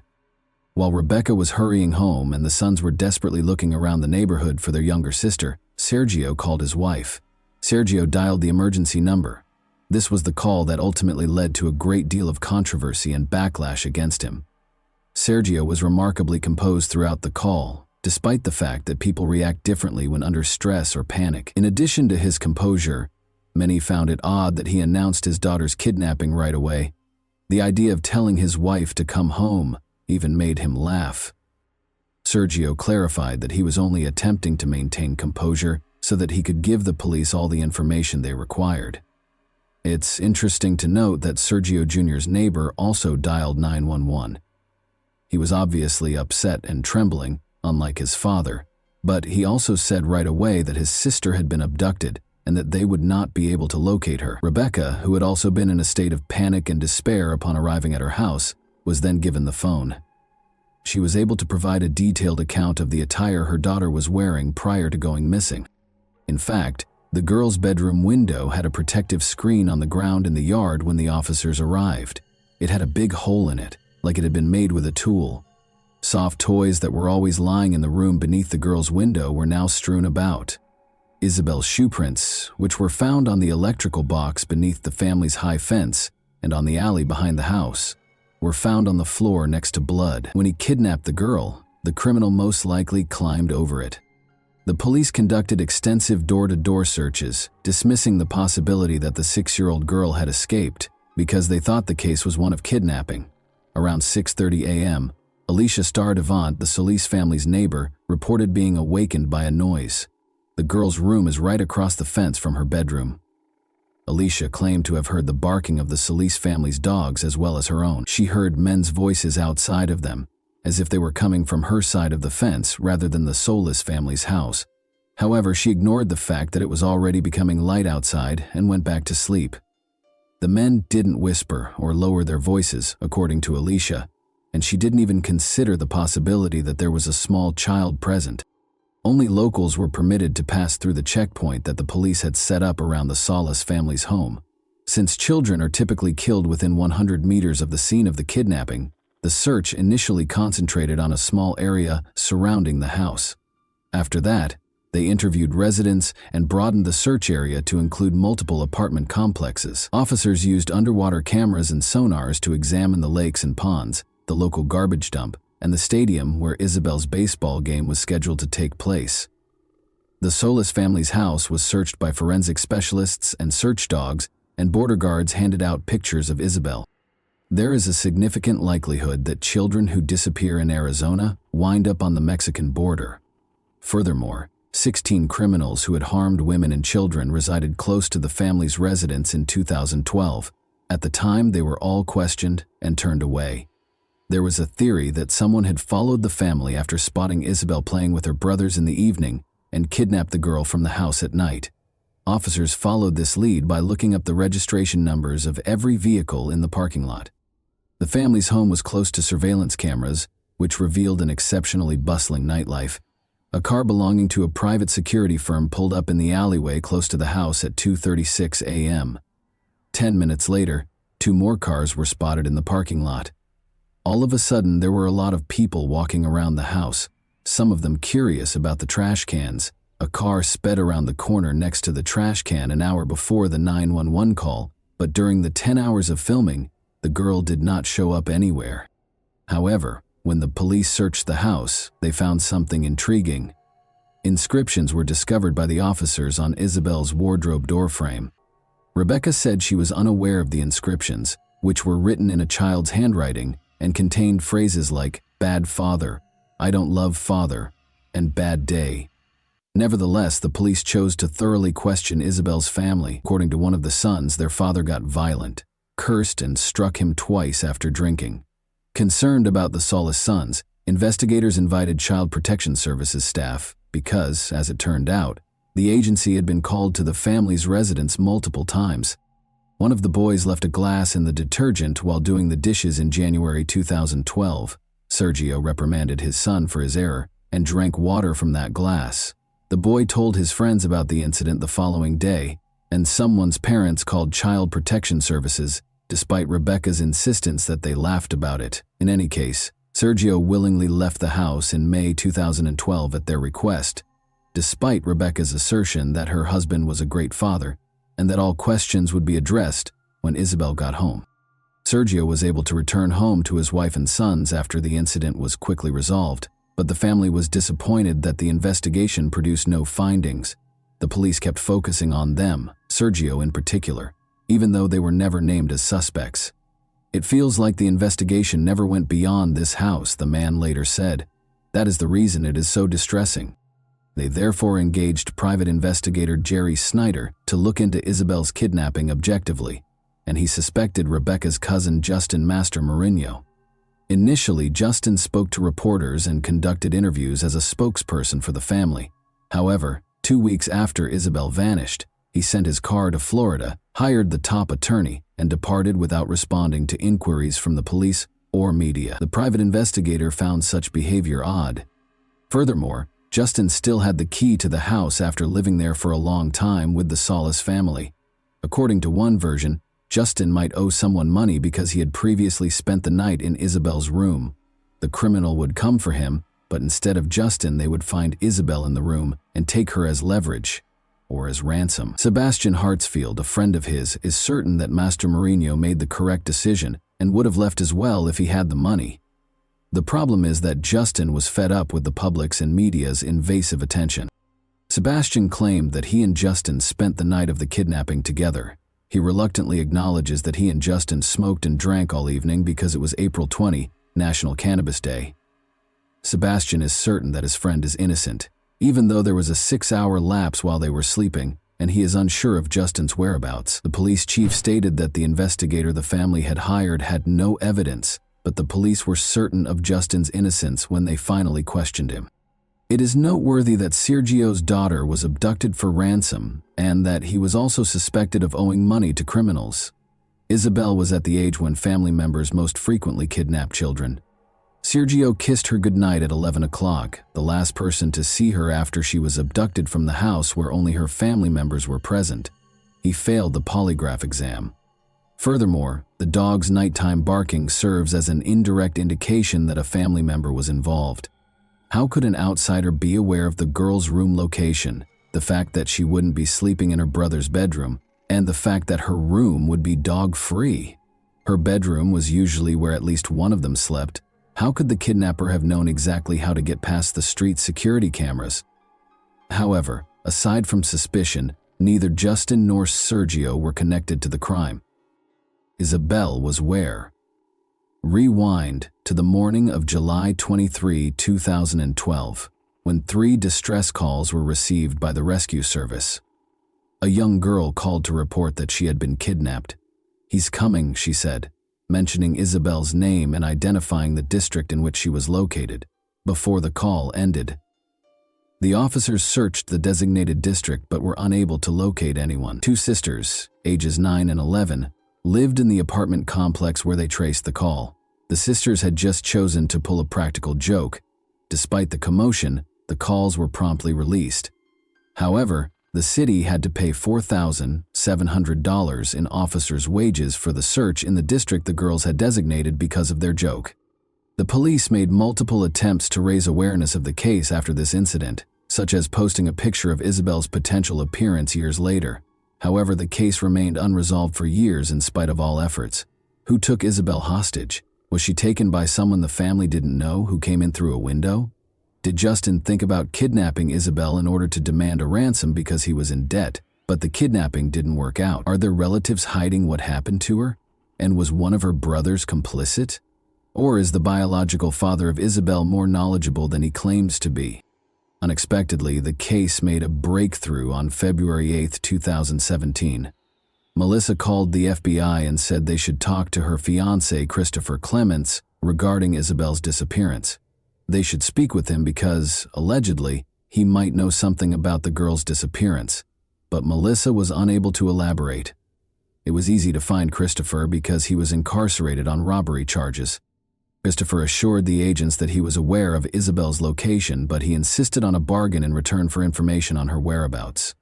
In Isabel's case, he demanded complete immunity, the dismissal of his charges, and the return of his seized Acura Honda. He reassured them that only he and a member of the Solis family are aware of the girl's fate. He made hints that Sergio was aware of and complicit in his daughter's kidnapping. Christopher informed them that at a nearby pawn shop, Sergio was observed giving Mexican gold coins to a customer. After an alleged altercation, Isabel was taken to collect the money her father owed for the pilfered coins. Regardless of how much the agents probed him, Christopher stayed away from specifics and spoke in general terms. The man refused to back down, a deal in exchange for information. He achieved his goal. After negotiating, the prosecutor's office dropped the robbery charges and gave the car back. On March 3, 2017, the police and FBI discovered Isabel's remains after the man gave them the location. Rebecca and Sergio Solis had to confront the sobering realization that Isabel had permanently departed. Any hopes they had of a joyful reunion were dashed. Christopher Clements did not, however, get the freedom he had hoped for from the agreement. He was instead taken to the Maricopa County Jail, where he was accused of committing another robbery. Full immunity, which Christopher insisted on in Isabel's case, was not provided by the agreement. Investigators started looking into the man's past in greater detail. He committed first-degree violence when he was 16 years old, beginning his criminal career. Ever since, he had been in trouble on several occasions. The man's ex-wife claimed that Christopher was compelled to sleep in the car until they left, frequently brought girls home from strip clubs, and was obsessed with adult films. He was employed at a shopping mall just 2 kilometers from Isabel's residence when she vanished. Detectives definitely looked into Sergio's relationship to the local pawn shop that Christopher had mentioned. 2 months prior to Isabel's kidnapping, they learned that 21 gold coins had been taken from a woman's home, and they assumed Christopher was the thief. Hours after the theft, he was seen on the security camera entering the pawn shop, delivering the items, and taking the cash. Sergio's involvement or any connection to the case was not implied in the video. Christopher was probably merely researching the charges against Sergio that were reported in the media and speaking with agents in an attempt to discredit the girl's father. A search warrant for the home where Christopher and his fiancée Melissa previously resided was among the many that the police were issued. Investigators discovered a sheet of plywood in one corner of the yard, beneath which was a plastic container filled with ashes and a number of gory finds, such as a faded, lilac child's hooded hoodie and a very young child's school assignment with the name Mercedes on it. She was Isabel Mercedes Solis in full. On Christopher's devices, they also discovered explicit images of girls between the ages of 3 and 13. His computer was searched for Isabel Solis, unsolved cases in Arizona, and child killer acquitted. According to a former acquaintance, Christopher discussed the Isabel case and hinted that there might be evidence in his car's trunk. Thus, its return was essential. The vehicle, a Honda Acura, was reportedly given back to the man in return for details regarding Isabel's location. Although Isabel's cause of death is still unknown, the same acquaintance claims that she was suffocated and that chemicals were poured over her body. The man recalled that Christopher had concealed pictures of the Solis house in a Bible in his room and showed them to him. In addition to obtaining a warrant for this Bible, investigators did discover images of the house. After 2 months, the Tucson police chief declared that they had a suspect, Christopher Clements, 36, who was accused of 2 murders. The problem is that when Christopher told 2 agents on March 3, 2017, where they would find Isabel, he pointed out a crucial marker, a stack of tires that obviously did not appear there in a single day. The agents were immediately alarmed by this instruction, because the police had discovered the body of a teenage girl from Tucson near that same tire pile a few years prior. Maribel Gonzalez was the girl's name. Isabel had been missing for 2 years when a rescue service dispatcher received a terrifying call in June 2014. A woman reported seeing a body by the side of the road. When the police arrived on the scene, they discovered a naked body buried beneath the tire pile, the smell of decay and evidence that someone had been dragged on the ground. The place was a long way from the closest residences. In an attempt to identify the girl, the police sent a picture of the tattoo on her collarbone and a chain with an anchor that she was wearing to the media. In fact, a number of people reported that it was 13-year-old Maribel Gonzalez to the police. According to Maribel's relatives, she was seeing Mariano, a man in his 20s. A month before Maribel vanished, they ended their 3-year relationship. Around 11 or 12 p.m., Mariano told the police she sent him a message. She had a fight with her mother the day she vanished, so she asked him to come get her. He had to get up early for work, so he disregarded her message. She was never seen by him again. Even at night, she enjoyed taking solitary walks, according to her boyfriend. She also enjoyed visiting the mall, which is the same one where Christopher Clements worked and is close to Isabel's house. Because the bodies were discovered close to one another, the police were able to connect these cases. Maribel's DNA and Christopher's DNA were compared, and they matched. 2 years prior to Maribel, Isabella was abducted and murdered. Could Maribel's death have been avoided if the offender had been apprehended following the initial crime? As it turns out, Christopher's name was mentioned multiple times during the investigation prior to his 2018 conversation with the agents. As is already known, the officers got in touch with everyone who lived close to Isabel and committed sexual offenses, which are violent crimes against women and children. Christopher was one of 16 names on the list. He was classified as a Class 3 offender, which means that he has a very high chance of committing the same crime again. He spoke with the police, but he clearly managed to persuade the officer that he was unrelated to the case. Maybe he had an alibi from his girlfriend. In addition, Isabel's parents requested that anyone who might raise suspicions, such as traders, distributors, advertising agents, unannounced visitors, or unexpected meetings, be remembered after Isabel vanished. Rebecca thought of the man who had shown interest in their red Acura right away. Despite his 2 visits, he never entered the house, and the woman was unaware of his name. It's interesting that during the interrogations, Christopher also brought up that encounter. On February 10, 2017, he told FBI agents this. He claimed that 2 individuals feigned interest in the vehicle. Actually, they had to confirm that Sergio actually resided at that address. Rebecca gave them her phone number and insisted that they speak with her husband Sergio about the possibility of purchasing from him. The men thus verified their desire. Christopher claimed that although he was aware of the visit, he had never gone to the Solis residence. However, he repeatedly used the pronoun we rather than they throughout the conversation, seemingly admitting that one of the men was actually him. With one exception, the woman described only one man who fit Christopher's description and drove the same car as him. Her account of the visit deviates slightly from her husband's account, but otherwise, it is consistent with Rebecca's account. What if this lead had been pursued by the police right away after Isabel vanished? Would they have found Christopher Clements as a result? Investigators think Isabel was not abducted on her own initiative. Christopher's crimes were premeditated. When the woman from whom he had stolen gold coins was not home, he called her house several times. As early as October 2011, he also made a call to the seller's family residence. Christopher washed his car and changed his phone number the day after the kidnapping. He usually pays about $10.35 to have his car cleaned, but this time he paid $110. However, since phone records connected Christopher to 2 crimes, changing his number did not help. The shoes that Christopher was frequently spotted wearing and even photographed in, but which none of the Solis family wore, matched the footprints discovered at the scene of Isabel's abduction. Investigators also examined images on his devices and discovered a small snapshot. It was a selfie of a man who resembled Clements, sitting in the front seat of a car, and a young girl who was lying on the back seat and looked a lot like Isabel. Rebecca and Sergio saw the picture. The woman acknowledged that the girl looked like Isabel, but the poor quality of the picture prevented her from being certain. When Melissa, his fiancée, saw the picture, she started to shake, despite Christopher's claims that the child in it was his son. The child did not seem like her own. The 1.5-year-old boy with the fair hair did not look like the child in the picture. Rather, it resembled a girl with dark hair who had her hair braided, a style that Isabel's mother had adopted shortly before the abduction. The defense contended that Christopher was not carrying his phone when he made those calls.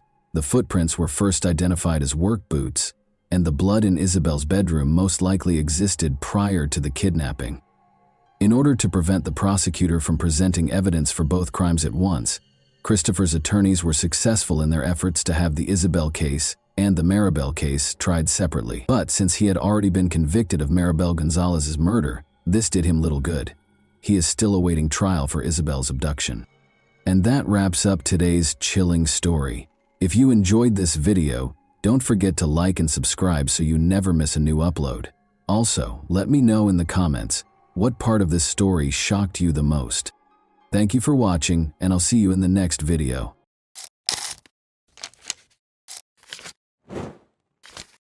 Hey guys, welcome to my channel, and today we're going to take a look at another horrible case with you.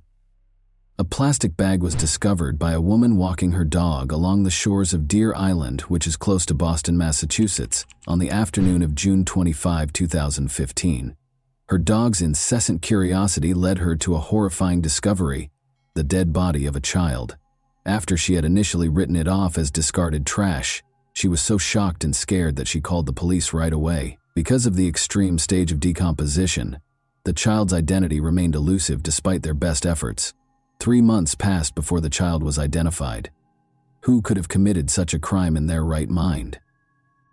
As soon as the child's body was discovered on Deer Island, the investigation into her death got underway. Authorities put forth a lot of effort to identify her despite her extreme decomposition. She was found with a zebra print blanket inside the bag, and only a pair of white leggings with a black polka dot design. Early skepticism resulted in fruitless efforts to use cadaver dogs to find more bodies or remains. The body had already started to decompose, making visual identification impossible, and fingerprints could not be collected due to prolonged exposure to water.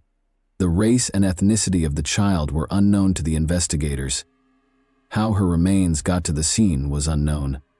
It was unclear if the body had been dumped on the beach or if it had floated in the water from somewhere else, possibly as far away as Canada. Because the body was not sufficiently decomposed, authorities thought the victim had been placed at the scene rather than washing ashore.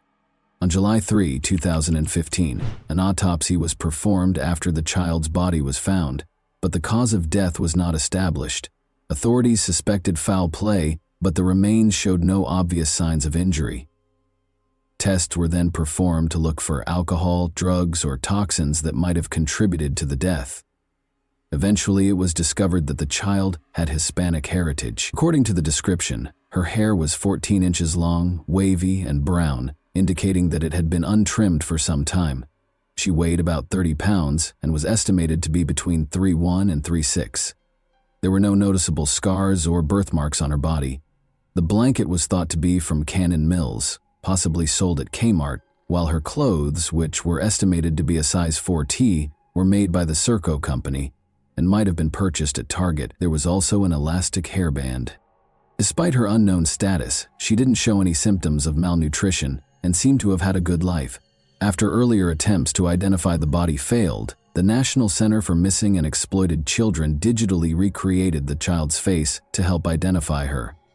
Adobe Photoshop was used to create the reconstruction, which included stock and mortuary photos to approximate her appearance in life. In an effort to gather more details, flyers with pictures of the child and her possessions were handed out.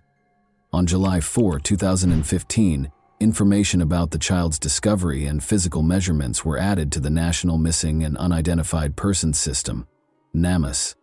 Despite ruling out more than 200 missing persons, no matches were found.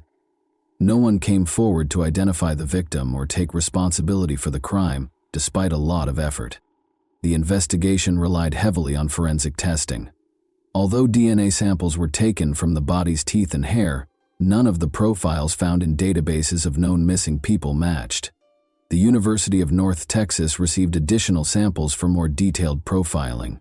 Despite the lengthy process, it was concluded that she might have traveled to any of the 6 New England states, as well as possibly other places. She could have traveled across the nation, according to tests on her hair and enamel. In an interview, television host John Walsh discussed the case and encouraged viewers who have information to come forward. Authorities received a lot of tips, but many leads did not result in meaningful action. The establishment of a 24-hour hotline and fax hotline allowed people to submit information anonymously, and as a result, submissions came from all over the United States and beyond. The child was identified as Bella Nevaeh Amoroso Bond on September 18, 2015, following 3 exhausting months of ceaseless searching. On August 6, 2012, Joe Amoroso and Rochelle Bond welcomed her into the world. After Laura Springs, Rochelle Bond's neighbor, revealed a connection between Bella and the baby doe, Bella was identified. Michaela Springs, Laura's sister, was worried about Bella's ongoing absence from the home. She confronted Rochelle and Michael McCarthy, her boyfriend, who said the Department of Children and Families, DCF, had taken Bella away. This was later shown to be false, though. On September 17, 2015, Michaela called the police believing baby doe to be Bella. At Rochelle Bond's residence in Dorchester, Massachusetts, a search warrant was carried out. Joe Amoroso, Bella's biological father, had spoken to her over the phone but had never met her. Amoroso expressed skepticism about Rochelle's involvement and conjectured that her boyfriend might have given her heroin to sedate her. But Bella's paternal grandmother doubted the veracity of Rochelle's claims and thought she had a significant role in Bella's demise. Detectives dug deep into Rochelle and Michael's past, all the way back to November 2011 when Bella was conceived, in order to piece together what had happened. Her mother, Rochelle, was heavily involved in the local drug scene, had a strong heroin addiction, and used illicit means to finance her addiction. Joe Amoroso, Rochelle's partner, was also battling addiction in spite of the difficulties. When Joe learned that Rochelle had cheated on him, their relationship soured. He never saw his daughter and vanished before Bella was born. Rochelle was adamant about keeping Bella, Even though her addiction had previously cost her custody of her other children, Bella was born at Boston Medical Center on August 6, 2012. Rachel's determination to be a responsible mother was reinforced when she saw her daughter for the first time. However, allegations of neglect surfaced in spite of her efforts. She found an apartment in the neighboring city of Dorchester and made an effort to give Bella a secure home. Even though Rachel loved Bella, she battled her addiction, and sometimes her old habits came back. Carelessness was still being reported, which was indicative of Rachel's ongoing struggle with heroin addiction and how it affected her capacity to look after Bella. As the months went by, Rachel received calls from the Massachusetts Department of Children and Families in 2012 and 2013 regarding the domestic situation. Feeling the pressure of being a single parent, Rachel continued to speak with Joe on the phone. Although he re-established contact with the family, he never made it back to see Bella in person. In January 2015, Rachel started dating Michael McCarthy because she was looking for a partner. Everything appeared to be normal at first, but Michael's behavior quickly began to become unpredictable. He lived with Rachel and Bella and was obsessed with supernatural subjects. Their relationship rapidly deteriorated as they both became addicted to drugs. When the abuse was reported to the police, nothing was done, and things continued as they were. Rachel had been lying to them, which is why no one noticed Bella's absence. After visiting their home, she made a false claim that Bella had been taken away by the DCF, saying that the situation was too difficult. People accepted Rachel's story without question because of the situation. Investigators obtained a search warrant and questioned Rachel and Michael because of their suspicions and Rachel's false claims about the DCF removing the child. Eventually, Rachel admitted to the terrible things that had happened that fateful night. She claimed that Michael had become enraged and had attacked Bella several times because he thought the child was possessed. Rachel tried CPR on Bella after she passed out, but Michael intimidated her and disposed of the body in the harbor. This supported the investigators' long-held suspicions of foul play in Bella's case. However, Rachel's participation sparked doubts about her competence. Some inconsistencies, like declaring Bella alive on a benefits form, raised questions about her intentions and degree of participation. On September 18, 2015, Michael and Rachel were taken into custody.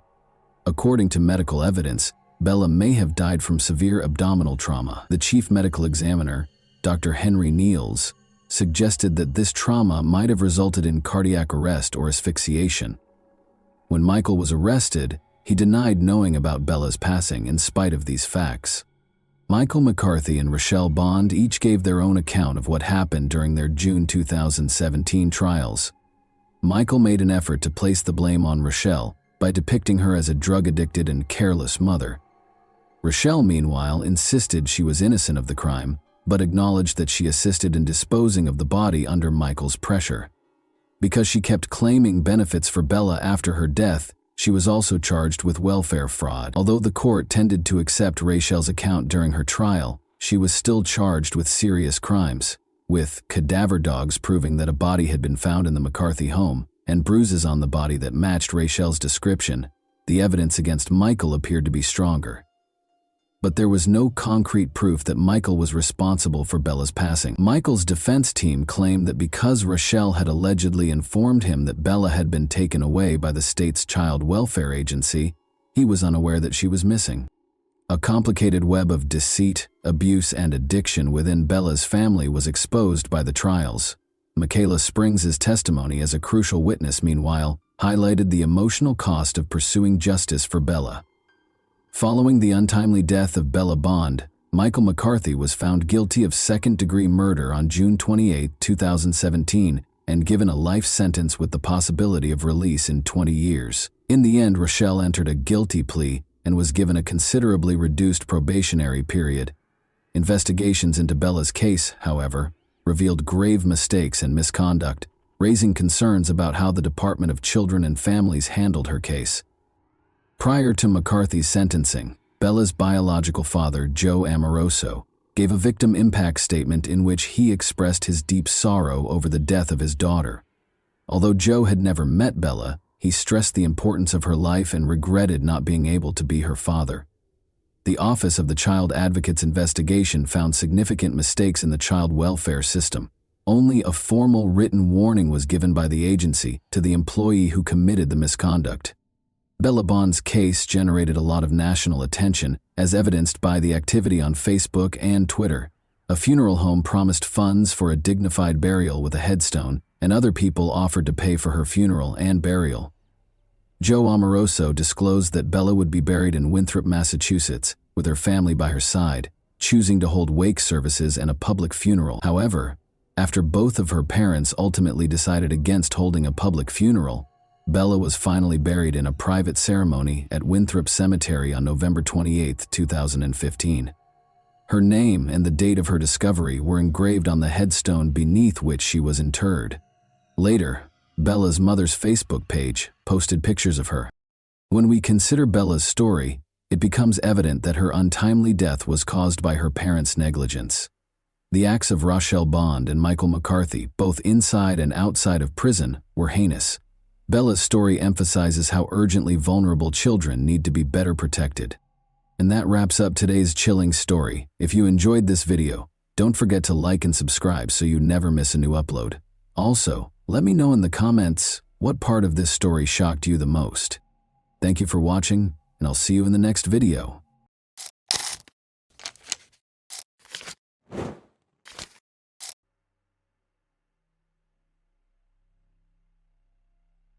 This is the story of a murderer who avoided punishment for years, despite numerous facts pointing to his involvement in a small town. A 13-year-old girl vanished, and it was not discovered until 24 hours later. This case remained unsolved for over 10 years, and it was finally resolved in the summer of 2021. In this video, we'll explain what happened to Haley Dunn. This story was set in the American town of Colorado City, Texas. This location is typical of low-rise America, covering 14 square kilometers. On Christmas Day 2010, the town had a New Year's vibe.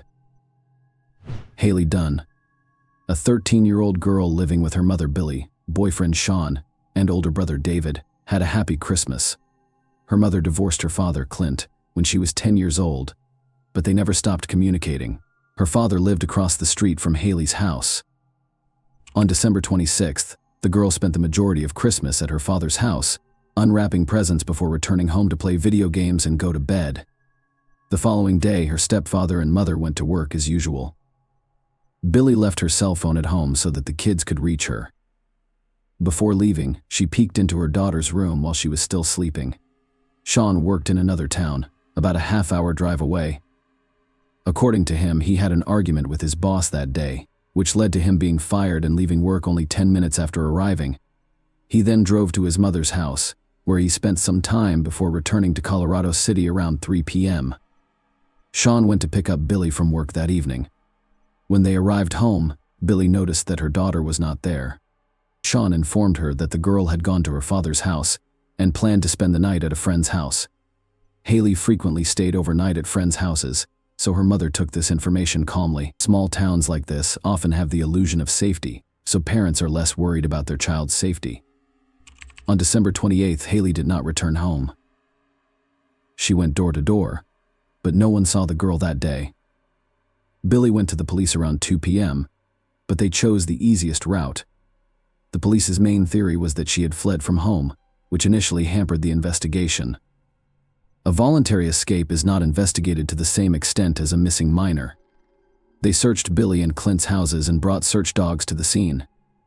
The next day, they followed Haley's trail from the house to a nearby motel. It was extremely strange. None of the motel employees had seen this girl. She was not captured on any security cameras, and a thorough search of the premises yielded no results. Trained dogs pointed to a motel, but the girl apparently never arrived. As word of Haley's disappearance spread throughout the city, dozens of concerned citizens joined the search. Some looked around the area, while others printed and distributed flyers. And now we come to another strange moment. Clint, the girl's father, almost never left the street. He looked in every corner, nook and cranny, including dumpsters. He said he couldn't sit at home and wait. Meanwhile, Billy and Sean were less enthusiastic. The mother distributed flyers but refused to go around the neighborhood looking for her daughter. She stated that searching gave her the impression that they were already looking for her body, and that there was no hope of finding the girl alive. Sean didn't participate at all. which isn't the strangest thing. Billy and Sean hosted a New Year's Eve party on December 31st, 4 days after the girl had gone missing. They had friends over to listen to music, drink, and party. Without a trace seemed completely absurd. On January 3rd, a week after Haley vanished, the police officially declared her missing. This meant that more serious agencies, such as the FBI and the Texas Rangers, could become involved, and representatives from both arrived in Colorado City and began their investigation. Volunteers continued to search the area, and over 100 billboards about the missing girl were posted across Texas and beyond. Detectives completely ruled out the possibility of an escape. For one reason, they couldn't figure out why Haley would choose to take such a step the day before her disappearance. She had been in a good mood, and for the rest of the time, the girl showed no signs of a desire to flee. Second, all of her belongings were left in the room. If the girl had decided to flee, she would have taken something with her. The detectives quickly realized they needed to look closer at Billy and Sean. Their passive response to the girl's search and the New Year's Eve party made one wonder if they cared about Haley. The detectives discovered that on December 27th, the same day Haley allegedly spent the night at a friend's house, Sean and Billy drew $140 from their bank cards. They admitted that the money was used to buy illegal substances, which the couple consumed that evening while their children were away. Billy failed on 2 attempts. During the first interrogation, she was under the influence of drugs, and the second result revealed she was lying. Sean failed 2 interrogations and walked away before answering the third.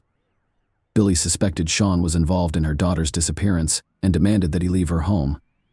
On January 12th, police officially announced that Sean was being treated as a suspect. Several factors contributed to this conclusion, including the couple's strained relationship. The police examined Sean's phone's geolocation data and discovered that his account of the day Haley disappeared did not match reality. He did arrive at work and stayed for 10 minutes before returning to Colorado City to Billy's house. It wasn't until later that he drove to his mother's house. It's worth noting that the police tracked the phone's location. The girl repeatedly mentioned being afraid of Sean. Haley told her best friend that she preferred to spend time outside or at friends' houses because she didn't feel safe with Sean. She once told her grandmother that she often saw Sean standing in front of her bedroom door in the middle of the night, and she was afraid he would come in. The police soon became aware of a conversation with Haley's uncle about the girl's disappearance. Her uncle said roughly the following: "I can't believe anyone would harm a child." Sean's response was extremely unusual. He compared it to killing a deer with all of this information in hand. The detectives concluded that Haley did not come from a wealthy family. Her mother and stepfather frequently drank and used illegal drugs, and Sean's behavior at parties appeared suspicious, but there was no direct evidence against him. Finally, the police contacted Child Welfare, who decided to remove Haley's older brother. On February 24th, police searched Sean and Billy's home, as well as his mother's. A massive discovery awaited them. They discovered over 100,000 obscene images of minors on a removable drive and a hard drive. The police also seized his laptop, but did not appear to have time to examine its contents. Sean's father arrived at the station and demanded his son's equipment back. It's unclear why the police did, but that's not the most interesting part. Sean received no punishment for having so much illegal content on his computer. On March 17th, police officers visited Billy's house to question Sean. A woman opened the door and said he wasn't home, but the officer showed her a pre-arranged warrant and entered the house, discovering Sean hiding there for concealing a suspect. Billy received 90 days in jail and a year in corrections. She was transferred to a Travis County correctional facility. Following her release, she remained in the area with Sean. In 2012, however, the couple eventually split. Billy suspected Sean was involved in her daughter's disappearance, but the case had stalled due to a lack of new evidence and volunteers' inability to identify the girl. On March 16, 2013, a hiker discovered human remains near Lake J.B. Thomas in Scary County. Experts conducted tests and determined that the remains belonged to Haley Dunn, whose body was approximately 20 miles away from her home. However, they had circumstantial evidence that the girl's body had been discovered only a few miles from Sean's mother's house, which matched the geolocation data on his phone as determined by the towers. Given the short distance, Sean could have easily left the body in that location without anyone knowing. Furthermore, he grew up in the area and was well versed in where to hide the body, but investigators were unable to uncover any additional clues. and the case was refrozen for several years. Despite this, the girl's family had to wait 4 years to bury her body. A memorial service was held in January 2017. In 2018, Haley's father, Clint, stated that he believed Sean and Billy were guilty in his version his mother either helped conceal the truth or was directly involved in the murder. During the same year, he began conducting numerous interviews and attempted to actively publicize the case. The man stated that in the early years of the investigation, he tried not to bother the police with constant questions, but his patience had run out, the detectives did little to investigate, and his last hope was to spread the word widely in an attempt to bring the perpetrators to justice, which paid off. In 2019, an unknown person wrote to Clint, informing him that in 2011, he discovered several items that could have belonged to Haley. This person was in high school at the time and had not heard about the missing girl, so he did not consider reporting his find to the police. True information about the items has yet to be revealed, and the police have not stated what they are. Clint only mentioned that they were discovered in an area that had been thoroughly searched by volunteers and police. Later, new information emerged. Private investigator Erica Moore, who was handling the Haley case and kept in touch with Clint, revealed some disturbing information about Sean.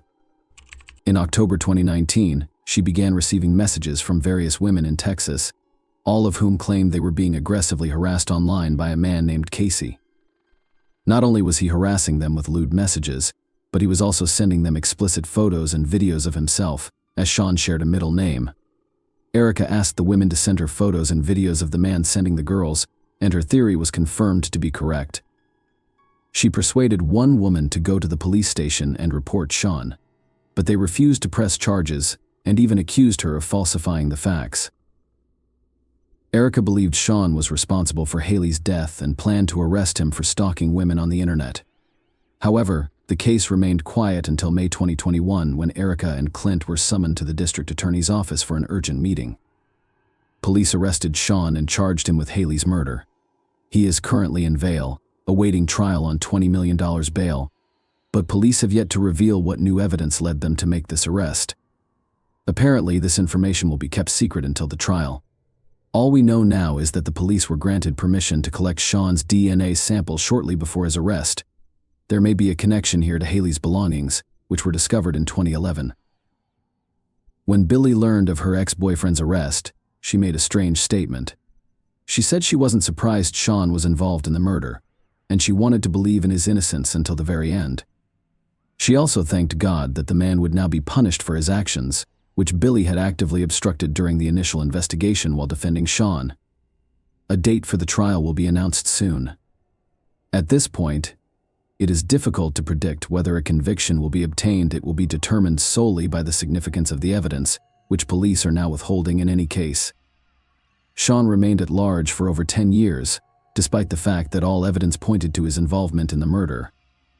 Haley's complaints to friends and relatives, the use of forbidden materials with children, and the man's constant lies during interrogations raised suspicions on all sides, as did Billy.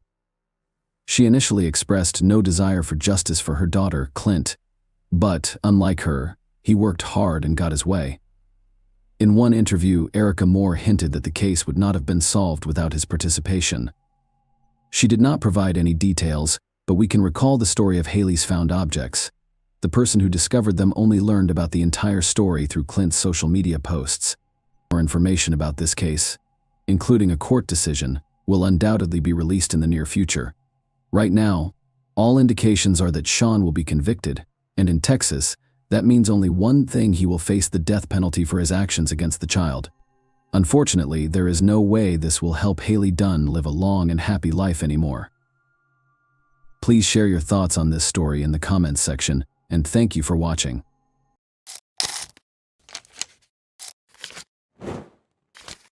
Hey guys, welcome to my channel, and today we're going to take a look at another horrible case with you.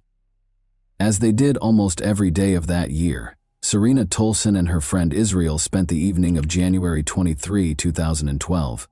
The young couple was unaware of the descent of the dark night. They heard a scream while they were seated at a picnic table in the neighborhood park. Since it was 2:30 in the morning, it couldn't have been children playing. Israel and Serena ran toward the source of the shrill scream when it recurred. The scene that played out in front of them looked like the bloodiest horror film ever. A man was hovering over a girl in the middle of the road, repeatedly stabbing her with a knife. Serena yelled for the man to stop as she ran toward him. Israel shoved the assailant away from the girl, but the man got up and fled back to his car as Serena was calling the emergency hotline. With a bigger knife in his hands, he moved away from it. The two were pursued by the man. Israel and Serena dispersed in different directions, but when Serena turned around, she saw that he was going back to his victim to complete the task he had begun, not chasing after her. Serena was unable to speak because of the noise the big knife made as it entered the victim's body, and the girl saw him thrust it into her. The girl was dead, she told the operator. In the meantime, the man went to his vehicle, climbed in, and drove off. Melissa Dahm was born in the well-known resort city of Clearwater, Florida, which is renowned for its immaculate white beaches. Being the youngest in her family, Melissa was surrounded by her parents' and older siblings' love as she grew up. She never had any issues. She wanted to make her parents proud, so she did well in school. In an effort to become independent and self-sufficient, she secured a job at Dairy Curl to cover her own gas, insurance, and other costs. Before going to the beach to purchase ice cream, everyone would stop at Dairy Curl due to the cafe's proximity to her home and the frequent visits from her friends. Melissa loved her job there. Melissa first became aware of Robert Burton at Dairy Curl. Although he was a few years older than Melissa, they went to the same school. Robert's amiable and charming demeanor enthralled the girl. He was tender and kind. The young couple wanted to spend more and more time together, even though they seemed to be very different from one another. Robert didn't particularly enjoy getting together with friends, but Melissa was gregarious and energetic and loved spending time with them. In addition, Robert felt uneasy around his own family, whereas Melissa grew up in a close-knit household. He felt alienated in his own home because his mother had remarried and he had stepbrothers. He consequently began spending more time with Melissa's relatives. When Melissa discovered that Robert had not given up smoking as he had promised, it was the first red flag in their relationship. Although he expressed regret and pledged to stop lying to her, Melissa felt uneasy about being duped for such a long time. Their tension only grew after Robert persuaded her to abandon her aspirations of enrolling in a prominent university where she had been accepted. Melissa told everyone that she didn't want to leave the town, but in actuality, Robert was the main reason. Robert spent all of his time with her, which interfered with her work when she was able to secure a part-time job at the hospital. While still holding on to her dream of becoming a nurse like her mother, he would set up scenes, making her the guilty party and persuading her that she was the reason behind their frequent arguments, even if she attempted to tactfully explain that her shift had only just started.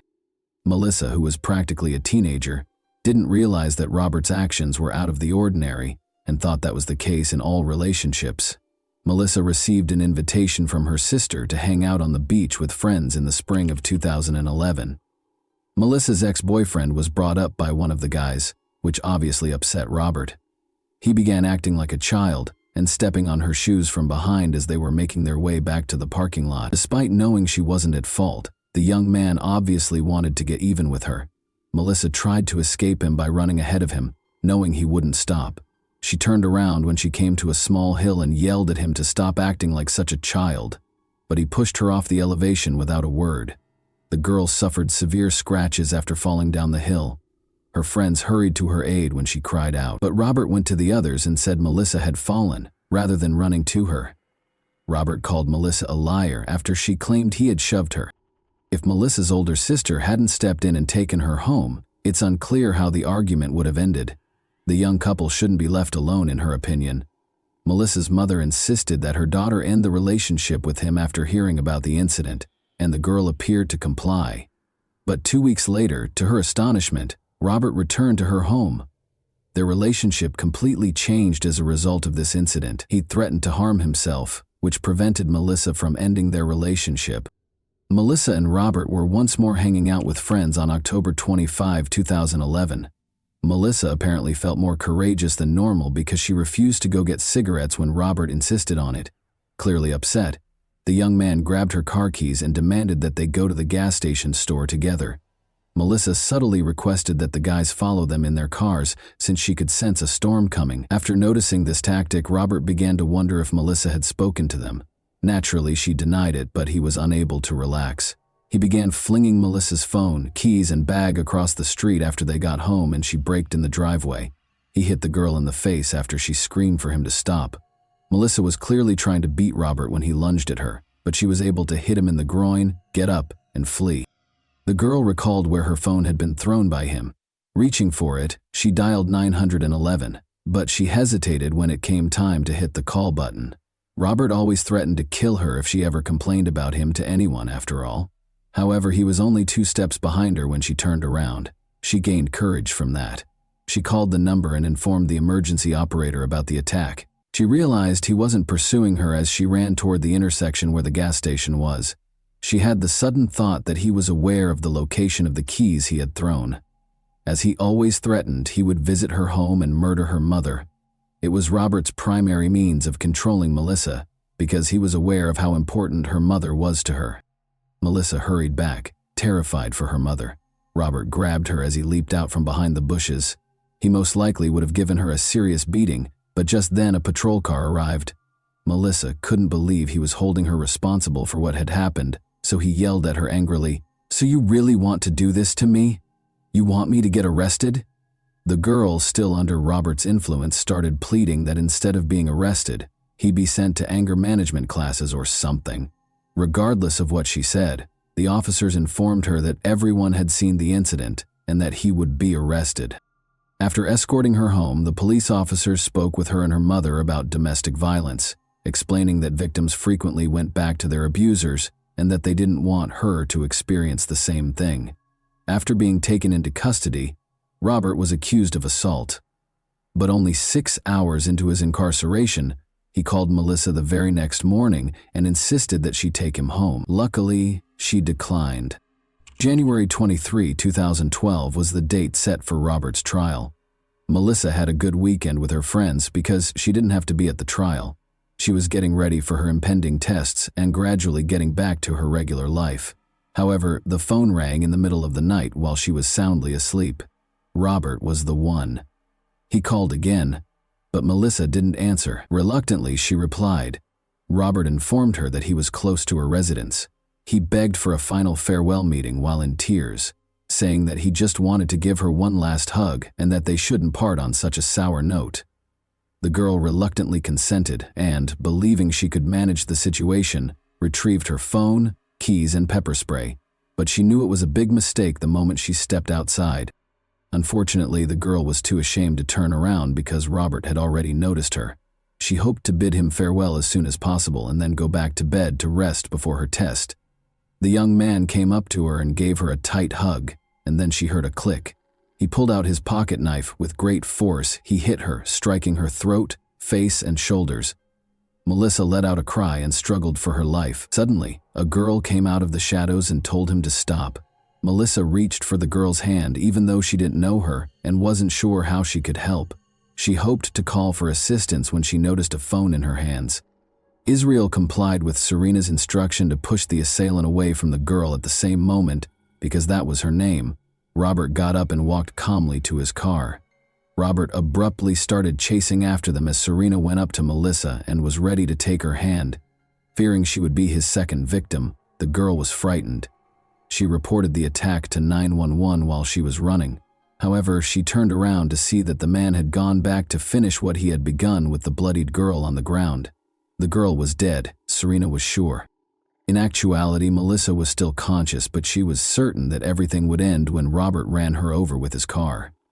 That evening, Clearwater police officer Melissa Harris was working on paperwork in her patrol car when a radio call regarding a crime was received. She was told that the man who had attacked the girl had driven off in a red pickup truck and that a dead girl was lying on the side of the road on the north side of the park, but there was nobody there when she got there. Unable to comprehend what was going on, she slowly looked around the park. Melissa was certain Robert was aware that assistance was on the way and that everything needed to be completed as soon as possible. In order to prevent him from running her over with his car, she crawled and did everything she could to get off the road. Her neighbor's mailbox was close to 2 sizable cement piles. She knew that the cement and the mailbox would keep her safe if she could crawl there. She even succeeded in getting to her feet at one point. The weary girl reached the mailbox, collapsed in the dirt, and heard his car just pull away. It grew very quiet, slowly. Melissa thought she was going to die. When she was illuminated by a police car's spotlight, she prayed for sin forgiveness. Officer Melissa Harris acknowledges that she had never witnessed anything like it in her years of police work. The victim had numerous wounds, many of which were still heavily bleeding, and her teeth had been knocked out. However, she was able to provide Melissa with Robert's name, address, birth date, and car make in addition to Melissa's own name. To dispel any uncertainty regarding the identity of the offender, she even spelled out his last name. The girl whispered that she could now go after giving all the information. But the oncoming medics stopped her from closing her eyes because they knew she might not wake up again if she did. Melissa's mother woke up as they struggled to treat her most serious injuries. The woman was asked to accompany the police officer, who had already arrived at their house after the girl had been attacked, because her daughter had also been attacked. She was positive that Melissa was sleeping upstairs because the police had misidentified the door. She realized, however, that the officer was pressing her along in order to get her to see Melissa before it was too late. Every second that went by made Melissa's condition worse. She was clearly in need of helicopter transportation. Cameron, a firefighter who also showed up on the scene, recommended landing on the football field. He marked the landing area with signal cones after jumping over the fence. Melissa was placed on a stretcher in a matter of minutes. Nobody thought she would live, and her condition was critical. Cameron, however, felt somehow certain that he would see her again as he watched the helicopter take off. Melissa came dangerously close to death multiple times on the operating table. Her body just didn't have enough blood, and her heart had a hard time pumping it. As a result, while transfusing blood on one hand, the doctors attempted to halt the bleeding on the other. 3 hours later, she was still breathing and squeezing the surgeon's hand feebly. It was only at that point that the weary medical staff decided to take a break and let the patient and themselves rest. The police radio announced that Robert had been spotted in the city in the morning. Presumably to wash away Melissa's blood, he made a stop at a store and purchased a large amount of water. He then went to Walmart to buy sleeping pills and had a meal at McDonald's. His vehicle was then discovered wrecked in a store. The young man was discovered unconscious behind the wheel. The vehicle caught fire after the wheel carved a hole in the ground from the prolonged operation. After being brought to the hospital, the man was shocked to learn that his victim had lived. At first, Robert maintained his innocence by saying he wasn't himself. He suddenly admitted his guilt, though, after the psychiatric evaluation determined that he was not insane and the court date was set. He received a life sentence without the chance of release. Melissa was hospitalized for 3 weeks. She had to retrain herself to walk, talk, eat, and even close her eyes. Melissa was asked to speak at a violence victim center after she recovered completely. Even though she was extremely anxious, she couldn't help but notice that 2 young firefighters were sitting in the front row, paying close attention to her every move. As it happened, Chief Cameron had called to let them know Melissa would be speaking close by and suggested they surprise her. The fact that Melissa was the same girl he had assisted in rescuing in the helicopter astounded Cameron. After introducing himself, Cameron invited Melissa and her mother to their fire station for a celebratory lunch. The youths were essentially inseparable after that day. Cameron restored Melissa's love for life, even though she was certain she would never date again. Later, when she was asked to ceremoniously open a baseball game, Cameron ran up to her and asked, "Will you marry me?" Melissa naturally said yes, and the two fell in love and were married in 2017. Never date an ex-partner after a relationship breakup is Melissa's main piece of advice as a lawyer who advocates for the rights of victims of violence. Even she was unaware of the potential danger. She believes she lived to fulfill the vital duty of assisting young women who feel they are undeserving of respect and true love, despite having nearly died. And that wraps up today's chilling story. If you enjoyed this video, don't forget to like and subscribe so you never miss a new upload. Also, let me know in the comments, what part of this story shocked you the most? Thank you for watching, and I'll see you in the next video.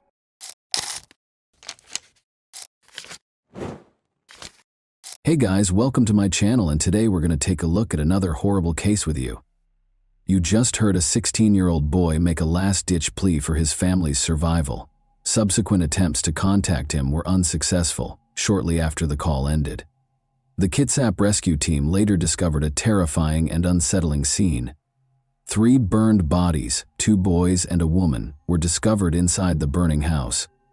The father, John Derek Carriga, was absent from the scene though. It was highly suspicious because the father was not present, suggesting that he may have been involved in planning this gory scene. The quiet surroundings of Kitsap County were the scene of this terrifying incident, which left the community in shock and in search of answers. John Derek Carriaga, 43, Krista Lynn Carriaga, 37, and their 2 teenagers, Hunter Evan Shape, 16, and Jonathan Felipe Higgins, 16, made up the Carriaga family. They shared a home in Washington's Kitsap County, with the 2 teenagers from prior relationships, John and Krista married in 2009, combining their families. But their joy was short-lived, and as their 8 years as a family were coming to an end, an unexpected guest turned everything upside down. Kitsap County, Washington, saw another ordinary Friday on January 27, 2017. The Carriga family gathered in their quaint 1-story ranch home on West Tenino Drive as evening approached. According to reports, Chris Cale had some friends at the house. While at the house, Johnny got a call and left to meet someone, informing the family that he would be back soon. Later, Johnny was back on the property, but he didn't go inside the house. They snacked and indulged in late-night activities like watching TV or browsing through their phones, just like any other family. On that fateful Friday night, however, 16-year-old Hunter Shape made a terrifying 911 call to Kitsap County dispatchers, shattering the peace of the evening. He begged authorities to come to their aid immediately.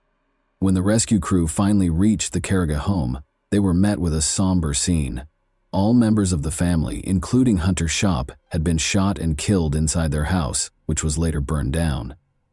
The community was shocked to learn of the tragedy that had occurred when they woke up on Sunday morning, January 29, 2017, to the terrifying headline, "3 people found dead in Kitsap County home after fire." The headline in the newspapers was incorrect.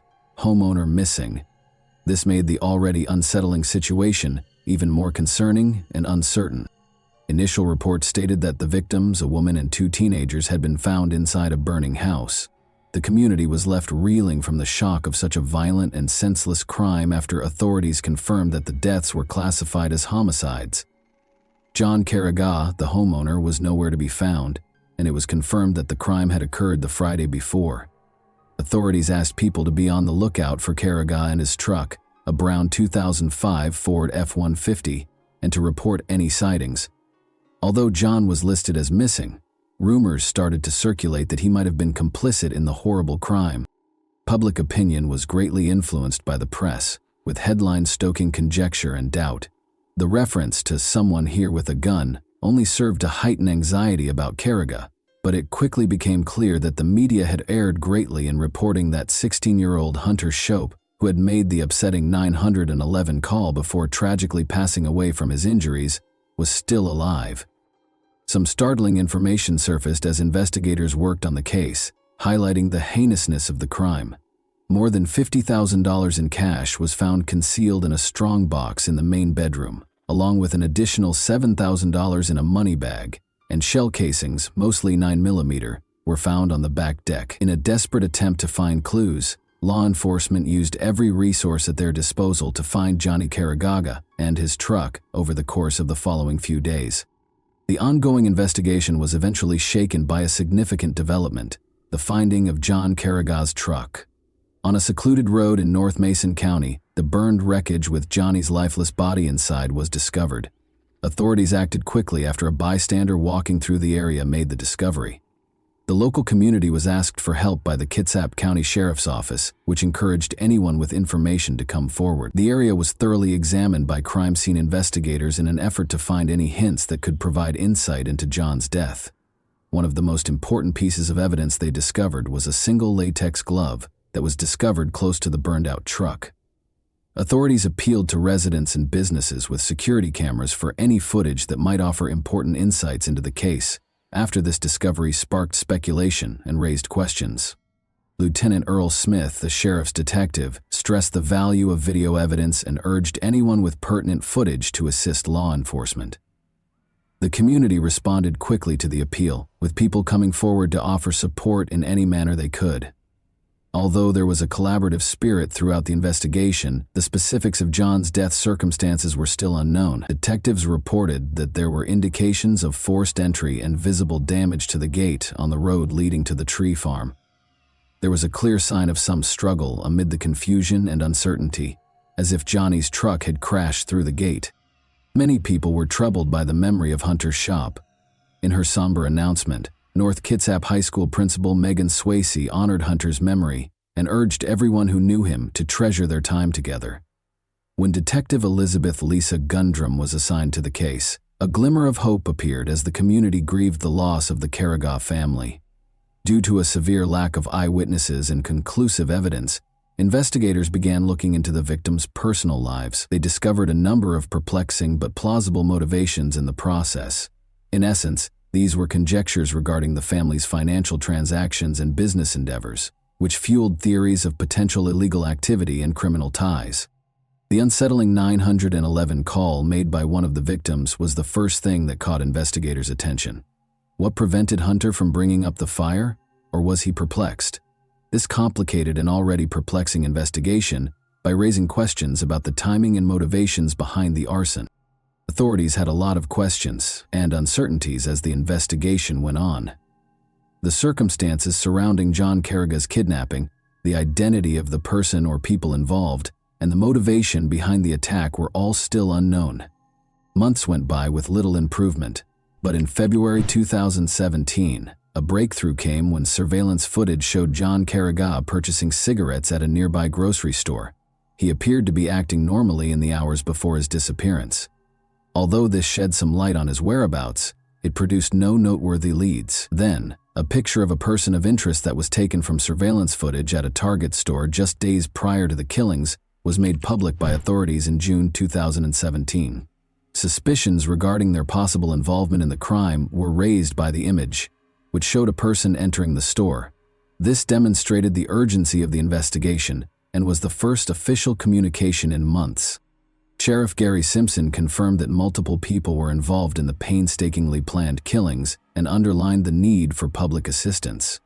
This made the case more complicated and led to clues regarding the suspects' intentions and relationships to the victims. Questions concerning their potential purchases and connection to the crime were raised by the request for information on the unidentified suspect who was spotted at Target 12 days prior to the killings. Could materials discovered at the crime scene or firearms purchased at the store be connected to the killings? The investigation advanced in September 2017 when Danny Kelly Jr. was identified as a person of interest. Danny had been Johnny's best man at his wedding and had been a longtime friend. According to reports, Danny and his estranged mother had a troubling encounter during which she accused him of misbehavior. According to the case report, he was arrested after repeatedly groping and approaching his mother. Authorities explained that he had not been formally charged in relation to the killings, despite his suspected involvement in the Carrigaw case, which caused some concern. The murders of the Carrigaw family were the year's most important local news story, as 2017 came to an end. An anonymous donor who gave $16,000 to Crime Stoppers, boosting the reward fund to $20,000, further stoked the community's long-standing sentiments. Investigators were determined to follow leads in the case even after Danny J. Kelly Jr.'s assault charges against his mother were dropped. Authorities published a longer version of Hunter Shop's terrifying 911 call on January 11, 2018. As they worked, investigators discovered that Danny was dressed in Bandito's motorcycle club gear in the video. Members of the motorcycle club were urged to provide information by investigators. This was an important step because investigators made Danny Kelly Jr.'s affiliation with the Bandito's motorcycle club public and named him as a person of interest. For those who don't know, law enforcement and intelligence organizations in several nations have identified the Bandito's motorcycle club as a motorcycle gang. Despite the club's denials of being a criminal organization, a number of its members have been found guilty of committing crimes. Over the years, the club has been the focus of numerous law enforcement operations and has a significant presence in Washington state. The Department of Justice claims that Bandito's members have been actively involved in violent crimes and methamphetamine trafficking in Washington, Surveillance footage that showed Johnny Carragher meeting someone at a nearby grocery store just before the killings drew more attention. Authorities reiterated their conviction that Bandidos Motorcycle Club members were directly responsible for the Carragher family killings in January 2020. The biker community was urged to provide any information that could help with the investigation. Since then, though, the case had made little to no headway and had stalled for almost 5 years. After more investigation, it was discovered that Johnny had a lengthy history of transporting and distributing drugs. During his frequent visits to California, he allegedly obtained kilograms of cocaine to distribute in Kitsap County. One of Johnny's close friends, Danny, started selling drugs directly to Robert James Watson, the head of the local Bandidos chapter, as a result of his involvement with the Bandidos Motorcycle Club. Indeed, despite their close relationship, the first suspects, Danny J. Kelly Jr., had a falling out with Johnny prior to the murders, allegedly over money that Danny had stolen. Other Bandidos Motorcycle Club members who were considering joining the club were contacted by Johnny as he grew his distribution network in Kitsap County. The locations of Carragher and the suspects prior to, during, and following the murders were displayed by detectives using cell phone tracking. In the 10 days preceding the murders, Danny Kelly Jr. made extensive use of a prepaid mobile burner phone that he had purchased at the Silverdale Target to communicate with John Carragher. Despite the fact that the phone didn't expire until April 2017, communication ceased thereafter. When members of the Bandidos were suspected of being involved in the killings, detectives in January 2020 obtained a search warrant for Robert Watson's cell phone. One of the recovered texts between Duneen and Robert Watson, dated January 23, 2020, included a comment from Duneen about the weather. "A little humid today." The Carragher family had guests over the night of the killings, but Johnny left right away after getting a call. He briefly parked next to another car in a nearby grocery store parking lot before leaving, according to surveillance footage. The friends left the Carragher residence in the meantime. 3 men showed up and started shooting before Johnny could get back. According to reports, Johnny's wife Christielle was shot in the driveway first, then her son Jonathan Higgins, and finally Johnny's son Hunter Shape. Jonathan Higgins was shot after he came out of his room to see how the disturbance was going, and Christelle was shot in the head. At least one shooter ambushed Hunter Shape as he was bringing a pizza inside the house. The evidence suggested that he caught the murderer off guard. He was hit by 2 more shots after the first one missed. Sheep was still alive when he called 911, but he was presumed dead. The call ended abruptly, indicating that the shooter may have damaged or tampered with the phone before shooting Hunter to death. The attackers then used accelerants and fire starter logs to start fires at various points throughout the house, and they threw rocks through the windows to feed the flames. The suspects later displayed questionable conduct, and this evidence connected them to the crime. A witness saw Danny driving Johnny's truck away from the scene of the crime. Days prior to the killings, Danny reportedly bought a prepaid phone from a nearby Target, which he used to speak with Johnny frequently, a common tactic in criminal activity, according to surveillance footage. Only during the 12 days before Johnny's murder was that burner phone used for communication.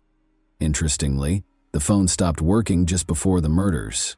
Watson claimed to have gotten into a fight with a homeless black man while at a club member's house without his pants. Later that night, Watson called 911 to report that a loaded Glock handgun and another loaded magazine had been stolen from his truck, which had been broken into a few days prior. Watson was fired from Kitsap County Public Works after he stopped showing up for work. Detectives discovered in September 2017 that approximately $303,000 had been deposited into his accounts that year, including multiple cash deposits that were untraceable. According to reports, Johnny Carragher concealed $200,000 beneath his house, but it was never discovered. On the night of the murder, a neighbor also saw Carragher's truck speeding down Tonino Drive and heard gunshots. The driver was recognized by the neighbor as Donnie, whom he had known when Donnie's family shared a home. Nearly bumper to bumper, a silver car followed the truck. Because Donnie and John Carragher disliked each other so much, detectives found it suspicious that Donnie would be at Carragher's house or drive his truck. Robert's brother Johnny Watson's 2006 Mercedes was discovered stripped and abandoned in the Puyallup River less than a week after investigators made public footage of Carragher's truck and the unidentified vehicle at the Camp Union supermarket. The car had not been reported stolen, but its license plates were missing. Later on, though, Robert and his brother paid $1,500 to have the car returned. Why he only thought to report it then, the day after a quadruple murder nearby, was the question that emerged. The second car that was spotted in the grocery store parking lot the night of the killings was thought to be driven by Johnny Watson, the third person. Additionally, his DNA and that of one of the rocks found at the crime scene matched exactly. The community was finally rocked by a major development on June 6, 2022, when 3 men were officially charged with the Carrigaw family's quadruple murder. In the lengthy investigation that had engulfed the area for years, this was a pivotal point. The arrest operation, which took place over several weeks and involved about 70 police officers from various counties, was carefully planned. The suspects, who were identified as Danny J. Kelly Jr., 43, Johnny James Watson, 49, and Robert James Watson, 50, were arrested in various locations throughout the state. About an hour later, Johnny Watson and Danny were arrested in their Bremerton apartments, while Robert Watson was stopped in traffic at Gig Harbor. The 3 men were charged with a total of 16 felonies each after being arrested and taken to nearby jails. These charges included first-degree burglary, first-degree arson, first-degree murder, and first-degree aggravated murder. A whopping $20 million was set as bail for each defendant. Each of the suspects entered a not guilty plea to the alleged felony charges. When they appeared in court the next morning, the judge placed severe restrictions on their possession of firearms, alcohol, and drugs unless prescribed, and ordered that they be detained without the possibility of release on bond. The court also ordered the defendants to refrain from any communication with one another. Investigators had established a specialized task force to investigate the quadruple homicide in response to the Carrigaw family murders. The seriousness of the case and law enforcement's resolve to prosecute the offenders were highlighted by this cooperative effort. In the hopes that the arrests would be a major step toward closure for the families impacted by the tragic loss of the Carrigaw family, the community awaited further developments in the legal proceedings. However, as people gathered to honor them, there was a glimmer of hope despite the gloom. Those affected by the tragedy eagerly awaited the 3 suspects in the Carrigaw family murder case to be apprehended. Hunter Shope's mother, Carly Scott, had been praying for justice for years, and now her prayers had been heard. Over the years, she had pleaded so passionately for someone to come forward, and it was successful. The public provided the detectives with tips that enabled them to solve the case. Accused of ruthlessly murdering a whole family, the suspects were brought before a Kitsap County judge while being escorted into the courtroom and clearly restrained. The community was deeply scarred by their alleged crimes, which were motivated by disrespect and greed. Emotions were running high during the trial as relatives confronted the defendant and voiced their desire for justice. Given the seriousness of their acts, the suspects gave off an eerie aura. The arrests gave the victims' loved ones a sense of relief and closure despite the suffering and heartache, and this was evident throughout the Kitsap County Sheriff's Office as family members gathered to give detectives and one another nervous hugs following the arrest. And that wraps up today's chilling story. If you enjoyed this video, don't forget to like and subscribe so you never miss a new upload. Also, let me know in the comments what part of this story shocked you the most. Thank you for watching, and I'll see you in the next video.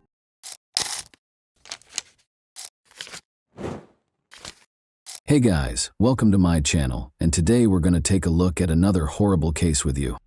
Elisa Claps, a high school student from Italy, disappeared in her hometown of Potenza in September 1993 D. She was unaccounted for almost 20 years. Elisa was last seen in person at the nearby Holy Trinity Church, where she had met up with a friend. It's commonly said that it's difficult to spot a dangerous criminal with a perverted mindset among regular people. Their ability to blend in is frightening. To those around them, they seem completely normal, average, and unremarkable. Their ability to cover their tracks, leaving crime scenes painstakingly devoid of evidence, is even more disturbing. This is the exact reason why it can be difficult for law enforcement to find and apprehend these criminals. It can take years, during which time they may carry out their heinous crimes. Let's examine this disturbing case now.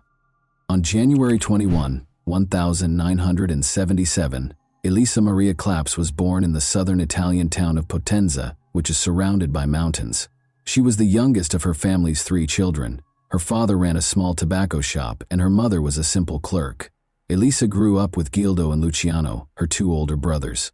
The Claps family, who regularly attended Sunday services at their neighborhood church, was well known for being devout and strict. Driven by her desire to help people, Elisa was a bright and ambitious student who aspired to become a doctor. She was described as being very friendly, kind, and compassionate by those who knew her. She was naive and trusting at the same time, always having faith in other people. She had a natural ability to connect with people and quickly form friendships. Despite the attention she received from her peers, Elisa had never been in a romantic relationship by the time she turned 16. The boys at school definitely noticed her because of her lovely long hair and warm smile.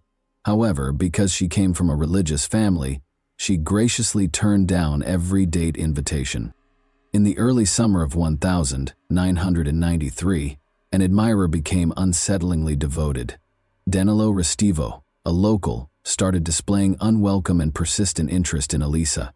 The town was filled with disturbing rumors about Danilo, who was 5 years older.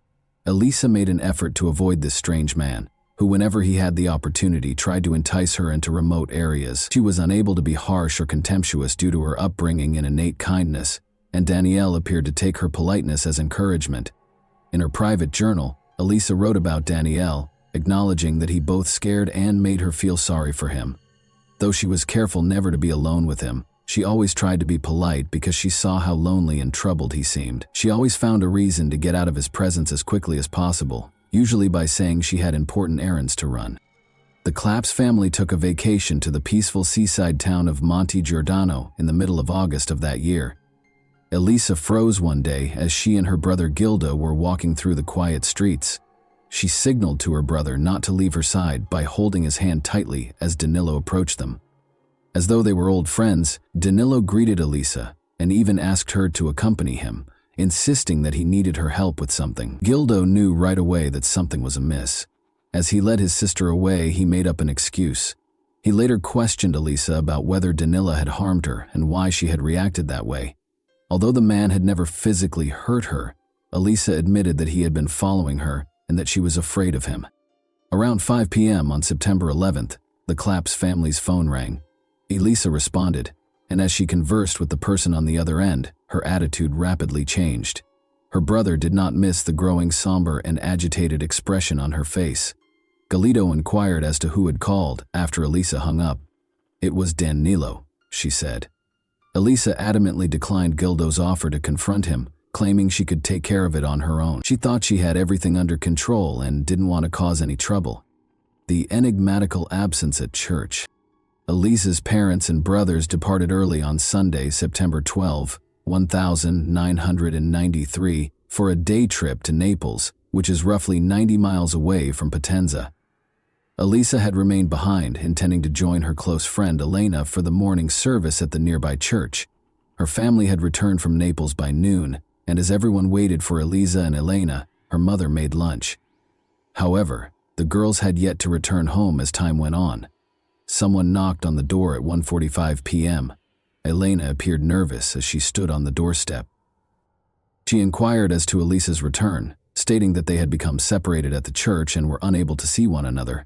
Elena claimed that she thought Elisa had already arrived at her house, but her account sounded flimsy, and she shifted uneasily, as though she were concealing something. Elena's distress increased when the family informed her that Elisa was still missing. She eventually acknowledged that she hadn't been truthful under duress. After the service, Elisa had actually stayed behind to talk to a young man. The 2 girls had planned to meet at the park afterwards before going to lunch, and the talk was only expected to last 10 minutes at most.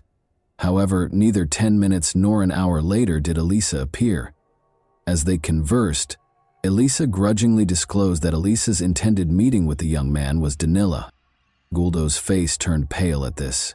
He alerted his brother and parents that Elisa might be in grave danger and that they should begin looking for her immediately. Danilo Restivo. Who was he?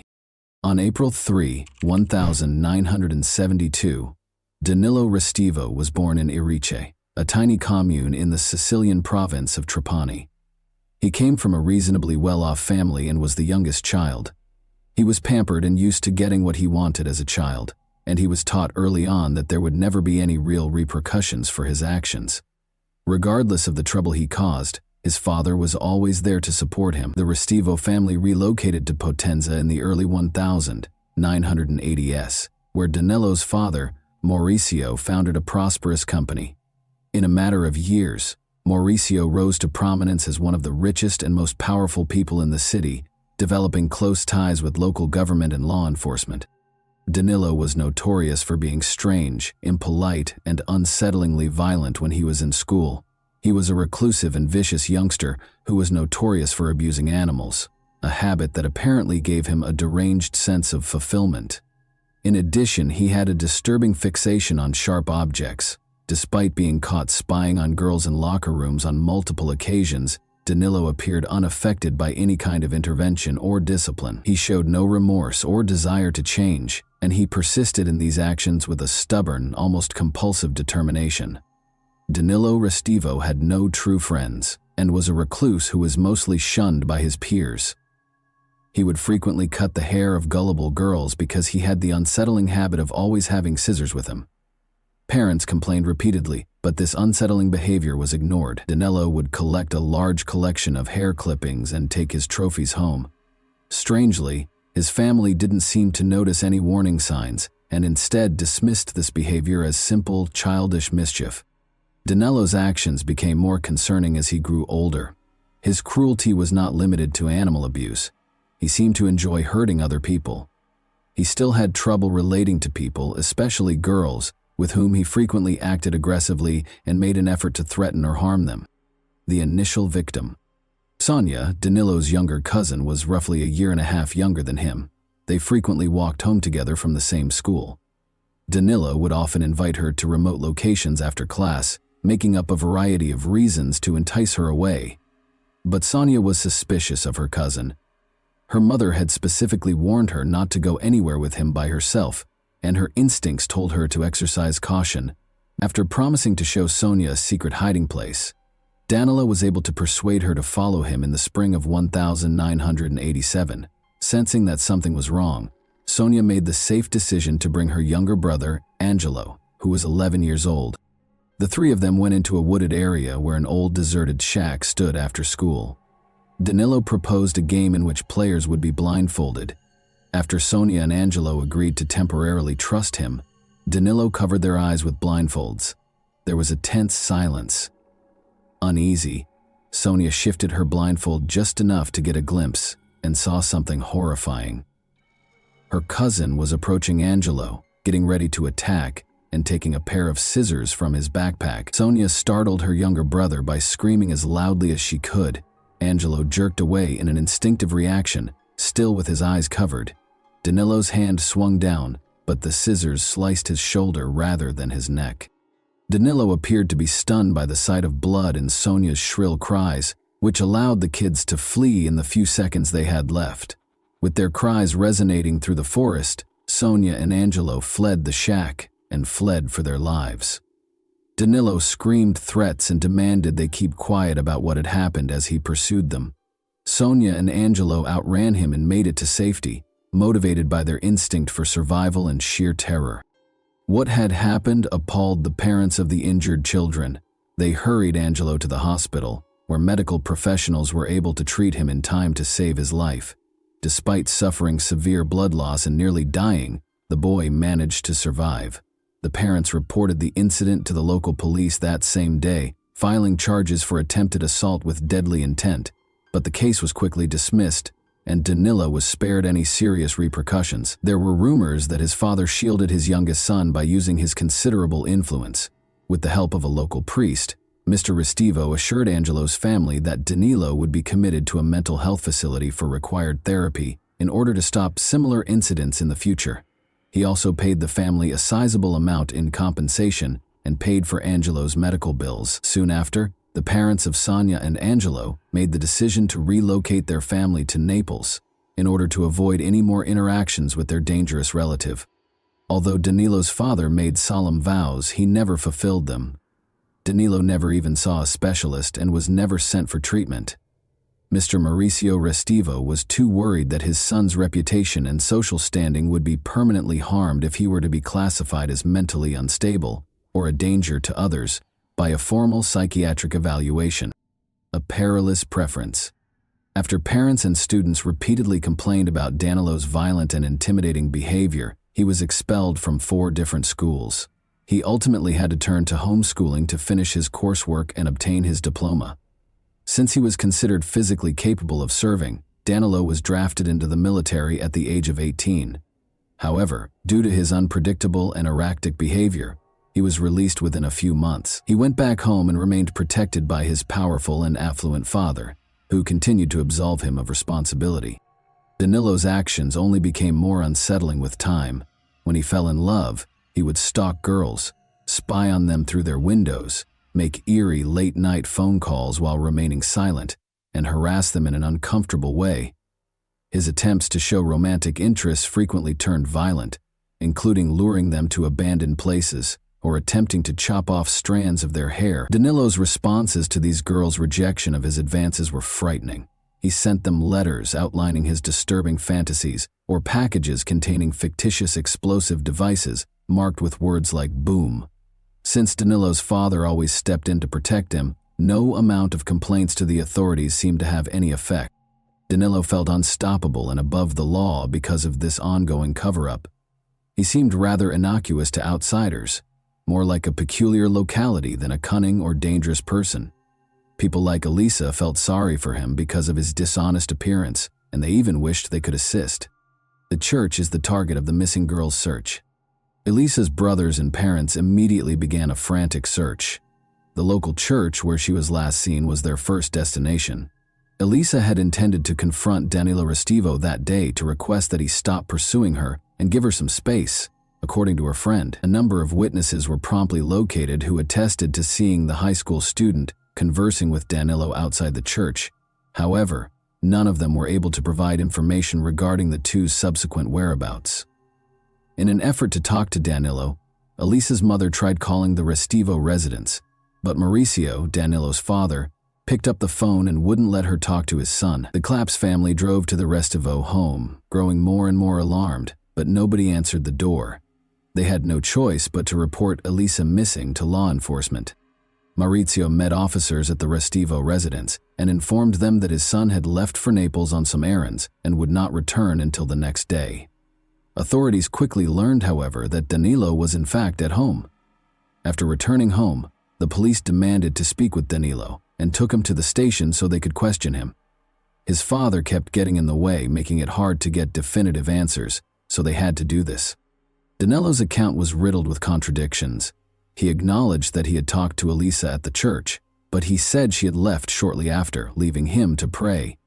He gave a hazy and contradictory account, and it was obvious that he was lying because of his obvious nervousness. After leaving the church, Danilo was unable to explain where he had gone and was unable to produce the clothing he had been wearing that day, which he seemed to have thrown away. Additionally, investigators found a pair of his shoes that had been left in a bleach-filled tub for almost 2 days. Any possible blood traces had, of course, been eliminated. Danilo was unable to provide a satisfactory explanation for the suspicious cut on his hand, which detectives also noticed. He was unable to provide the precise location of the incident, but he stated that he tripped and cut himself on something sharp as he was leaving the church. His story was further undermined by the fact that the wound looked as though it had been caused by a sharp blade. The suspect is safe with the prosecutor. Danilo's father moved quickly to defend him in spite of his evasive behavior, refusal to give up his clothing and shoes for examination, and convoluted web of contradictory statements. Maurizio promptly engaged 2 of Naples' top defense lawyers to defend his son.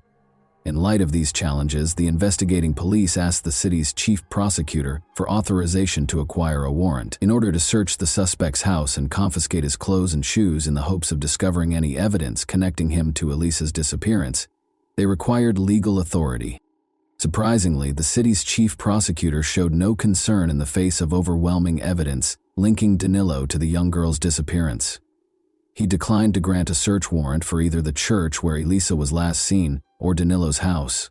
The church was only briefly searched, and Father Domenico Sabbia, the lead priest, steadfastly refused to let anyone into the padlocked wooden staircase secured upstairs room. The prosecutor refused to issue a warrant to conduct a thorough investigation of the church and the rooms that are adjacent to it, despite pressure.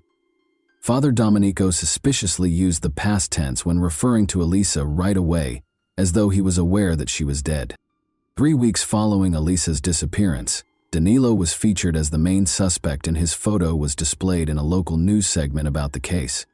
After this broadcast, dozens of women called the police station to report that Danilo had been harassing and stalking them. They disclosed his unsettling fixation on women's hair and his propensity to carry scissors, which he used to try to covertly chop off strands of hair from gullible victims in parks, city streets, and even on public transit. Dedicated investigators' persistence allowed them to ultimately accuse Danilo of making false statements. He received a sentence of 2.5 years in prison in the spring of 1995. However, his sentence was commuted to community service, ironically at the same church where Elisa had vanished, after less than 2 months in prison. A new investigation and a new prosecutor. When police detained a criminal organization's leader in 1999, the investigation into Elisa's disappearance came to a standstill. Despite his lack of knowledge regarding Elisa's case, he revealed damaging details about the city's top prosecutor. He claimed that the prosecutor had engaged in corruption by taking bribes, concealing crimes, and purposefully sabotaging investigations. These claims led to a major shift, even though they were regarded as hearsay and the informant was subsequently charged with defamation. Elisa's case was given to a new lead investigator and prosecutor, who essentially began from scratch. They were eventually given a search warrant for Danilo's home this time. The search turned up something concerning, even though the exact clothes and shoes he had worn on the day Elisa vanished were not there. Danilo's room was filled with a large collection of hair strands from many different girls. Investigators discovered a sizable box containing pictures of nude and semi-nude women beneath Danilo's bed. By spying on his victims in showers, locker rooms, fitting rooms, and even through their home windows, he had taken these pictures himself. Sadly, he also retained a different collection of pictures showing women who had had limbs amputated. Although his severe psychological problems were evident, this did not lead to any new information in the case of Elisa Claps, who went missing. 6 years after Elisa's disappearance, police attempted to search the church once more, but Father Domenico refused to let them into the locked upstairs room. By using his connections and portraying the investigation as an effort to desecrate a place of worship, he went to considerable measures to stop the search, and even mobilized churchgoers against the officers. A letter from the beyond and a move. Even after the new investigation, Danilo left his hometown and set out on a lengthy journey across Europe because there was no conclusive evidence against him. He persisted in stalking women and cutting their hair whenever he could, but he had to be more careful without the protection of his powerful father. Danilo would immediately relocate to a different city or even a different nation if his actions were likely to result in legal repercussions. An unexpected letter, purportedly written by Elisa herself, was delivered to the Claps family in the early 2000s SS. According to the message, she was still alive and well and had fled to Brazil with a romantic partner. The author requested that her family not try to find her or get in touch. However, the handwriting clearly differed from Elisa's. By comparing it to her personal diary and school notebooks, anyone could see the difference. In addition, there were numerous obvious grammatical mistakes in the letter, indicating that the author was not well educated. Unsurprisingly, the Claps family's own investigation revealed Danilo to be the source of their suspicions. He had somehow chosen to write the letter while he was visiting his parents, posing as Elisa in an unsuccessful attempt to deceive her loved ones. A fresh victim.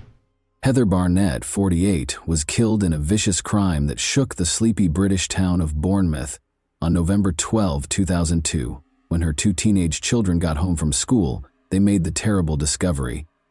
The mutilated and lifeless body of Heather was discovered in a pool of blood on the bathroom floor. Her skull displayed evidence of multiple blunt force trauma, most likely from a hammer blow, and her throat had been slashed. The removal of her breasts and their placement next to her head, however, was the most unsettling part of the crime. A lock of hair that wasn't Heather's was in her hand. There had been no struggle to tear this hair out. The scissors had cut it neatly. Furthermore, Heather had had a portion of her own hair cut. These unsettling specifics raised the possibility that the crime was ritualistic. Investigators quickly focused on Fiamma Marsango and her husband Danilo Restivo, Heather's odd neighbors.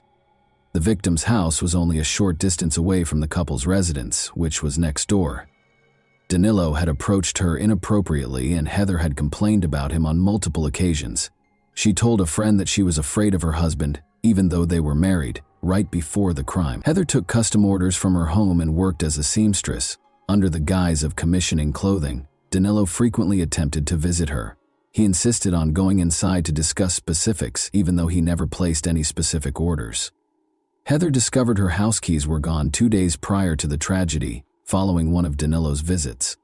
At the time, she assumed she had just lost them and didn't relate this to her neighbor. Regretfully, she hadn't managed to change the locks yet. Even before the police and emergency personnel arrived, Danilo was among the first individuals on the scene. He said he was on his way home when he heard Heather's kids screaming in terror and hurried to assist. Officers brought him in for interrogation, but they soon let him go because he seemed incompetent and unthreatening. But after his most recent visit, Heather's kids pointed to him as a cause for concern, stating that they were also uncomfortable around their odd neighbor and brought up the missing keys. The police chose to closely monitor Danilo because they had no immediate reason to search his house. They soon discovered him performing a disturbing act. Danilo was discovered stalking a young woman and trying to cut a lock of her hair while holding scissors on the street. He was taken into custody by officers, who also searched his car and requested his identification. They discovered an unsettling assortment in the trunk, including extra pairs of shoes, a change of clothes, and a set of knives. This, along with his questionable actions, ultimately produced sufficient proof to secure a search warrant for his home. When investigators searched Danilo Restivo's house, they were shocked by what they found. They discovered multiple albums containing hair he had cut from different women. Sneakers and clothing were soaking in a tub filled with bleach in the bathroom. The missing keys belonging to Heather Barnett, which are currently in Restivo's room, were the most damning piece of evidence. Although there were blood traces on the clothes, the samples were too badly ruined by the bleach to be identified. But Danilo's DNA was found on a towel in Heather's restroom, indicating that he used it to wipe blood splatter off his face. A body in the attic of the church, and 2 beliefs. Authorities discovered Danilo's troubling past as they investigated the murder of Heather Barnett. He had been the main suspect in the disappearance of a high school girl in his hometown 9 years prior. The girl's body had never been found at the time, and investigators had not discovered enough conclusive evidence. But now that there was ample evidence of his violent tendencies and no powerful father to defend him, Danilo was put on trial, convicted of premeditated murder, and given a 40-year prison term without the chance of release. Then, in the attic of the same church where Elisa Claps had last been sighted, construction workers found her mummified remains in March 2010, 17 years after she had vanished. Father Domenico Sabbia had refused to let the police in through the locked door, concealing her body. Although it was obvious that Father Domenico had kept a horrible secret, he had long since died by this point, and it was impossible to pinpoint exactly what part he'd played in hiding the crime. There were unsettling parallels between Elisa's body and Heather Barnett's case. The cause of death was a slashed throat, and her chest had been similarly mutilated. Her underwear had also been soiled, indicating a violent personal attack. Bloodstains on Elisa's deteriorated clothing matched those of Restivo, who had hurt himself during the attack, and fingerprints were found at the scene. An uncanny signature that mirrored the evidence from Heather's murder was a lock of hair in Elisa's hand that wasn't hers. Since Restivo was already serving his 40-year sentence in the UK, he was tried in absentia for Elisa Clapp's murder. He was found guilty once more based on overwhelming evidence, and this time he was sentenced to 30 years in prison. He will be extradited to Italy to serve an extra 30 years for the heinous attack on Elisa. After serving his sentence in the UK. Although Restivo's involvement in other unsolved murders and disappearances has not been proven, authorities suspect that he may have had many more victims. And that wraps up today's chilling story. If you enjoyed this video, don't forget to like and subscribe so you never miss a new upload. Also, let me know in the comments, what part of this story shocked you the most? Thank you for watching, and I'll see you in the next video.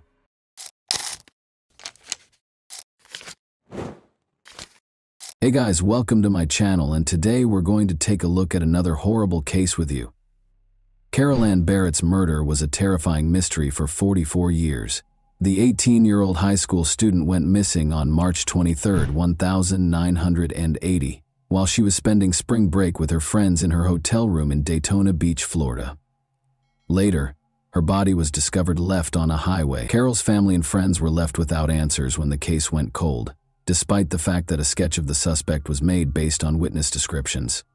However, in a startling turn of events, a serial killer who had been convicted came forward and confessed. What made this predator come clean after all these years? And who was he? Could Carol's loved ones finally find closure as a result of this confession? When 18-year-old Carol Ann Barrett jumped in to save her 3-year-old niece Claire Gilligan from drowning during a family pool party in Zanesville, Ohio, in March 1980, she demonstrated courage and quick thinking. In a 2019 interview, Claire recollected this event and explained how Carol had saved her life by performing CPR on her for 10 minutes. "My aunt was a hero," she remarked, highlighting their close relationship. Carol tragically lost her life under horrific circumstances just 1 week after saving her niece, and her murder remained unsolved for more than 40 years. Carol, a senior in high school from Ohio, had spent spring break in Daytona Beach, Florida, with 7 of her friends. 2 a.m., a stranger broke into the girls' hotel room on Sunday, March 23rd. With a gun in hand, he ordered the group to strip and threatened to murder one if they resisted. He chose to hold one of them hostage in order to guarantee his escape free from police intervention. The intruder initially targeted Carol's friend Pam, but he was provoked by her panic. Carol showed incredible bravery by offering to go instead. Before removing Carol, the attacker locked her friends on the balcony. Soon, the police were called. A police sketch of the suspect was made after speaking with Carol's friends, who had all gone through the ordeal and seen the kidnapping. Unfortunately for Carol, it was too late. Carol's body was found dead in a ditch beside I-95 in Jacksonville, Florida, on Monday, March 24, 1980. The back of her head had been shot execution style. The Jacksonville Sheriff's Office was unable to identify the murderer despite the kidnapper's sketches. Although the case was still pending, Carol's family was deeply affected emotionally by the crime's brutality. Carol was a happy, intelligent adolescent who enjoyed collecting watches before her life was suddenly taken from her. In a 2019 interview, her niece Claire Gilligan stated, "I've held on to one of her watches like it's $1 million. I know it sounds weird, but I'd just like to have her things to remember her by." Carol's family was subjected to cruel prank calls following her death, with anonymous callers threatening, "You're next." This harassment added to their grief and made Claire more aware of the dangers in the world, which led her to pursue a degree in criminal justice. However, Carol's family was still plagued by the decades-long lack of answers. The unresolved murder of her aunt left Claire with a permanent wound. "I get so mad when I watch crime shows and they find the criminal. Those families have closure and I never will," Claire said. The mystery remained, despite attempts to rekindle interest in Carol's case, such as 2 stories broadcast by Action Newsjacks in 2017 and 2018, and the distribution of both computer-generated and hand-drawn sketches of the suspect. But the family remained hopeful that justice would eventually be done. Investigators and family members trying to solve the mystery of Carol's death had several important questions. What exactly happened before the break-in at the Daytona Beach hotel room? Were there any witnesses who might have seen the suspect before or after the incident, outside the group of friends? Was there any connection, even a shaky one, between Carol and the criminal?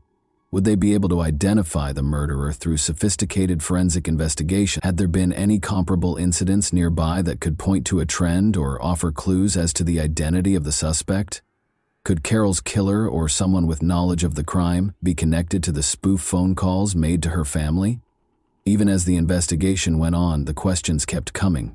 Decades passed, but the murderer in the police sketch was never apprehended. Carol's murder was eventually deemed a cold case. The Jacksonville Sheriff's Office, JSO, obtained a confession from a convicted serial killer about the murder of 18-year-old Carol Ann Barrett. In a startling turn of events, that offered some closure to the long-running cold case. When the JSO Cold Case Unit made the decision to review the evidence, the case was brought back to life in August 2017. After a thorough examination, they ultimately determined that Billy Mansfield Jr. was a person of interest in 2022. In September 2022, Mansfield, already serving a prison sentence for a string of murders, acknowledged after several interviews that he was the person pictured in the police sketch. He admitted to taking Carol from her Florida hotel room in March 1980 and killing her soon after. Convicted serial killer Billy Mansfield Jr. had been hiding in plain sight the entire time. However, who was he, and how did he spend over 40 years avoiding justice for Carol's murder?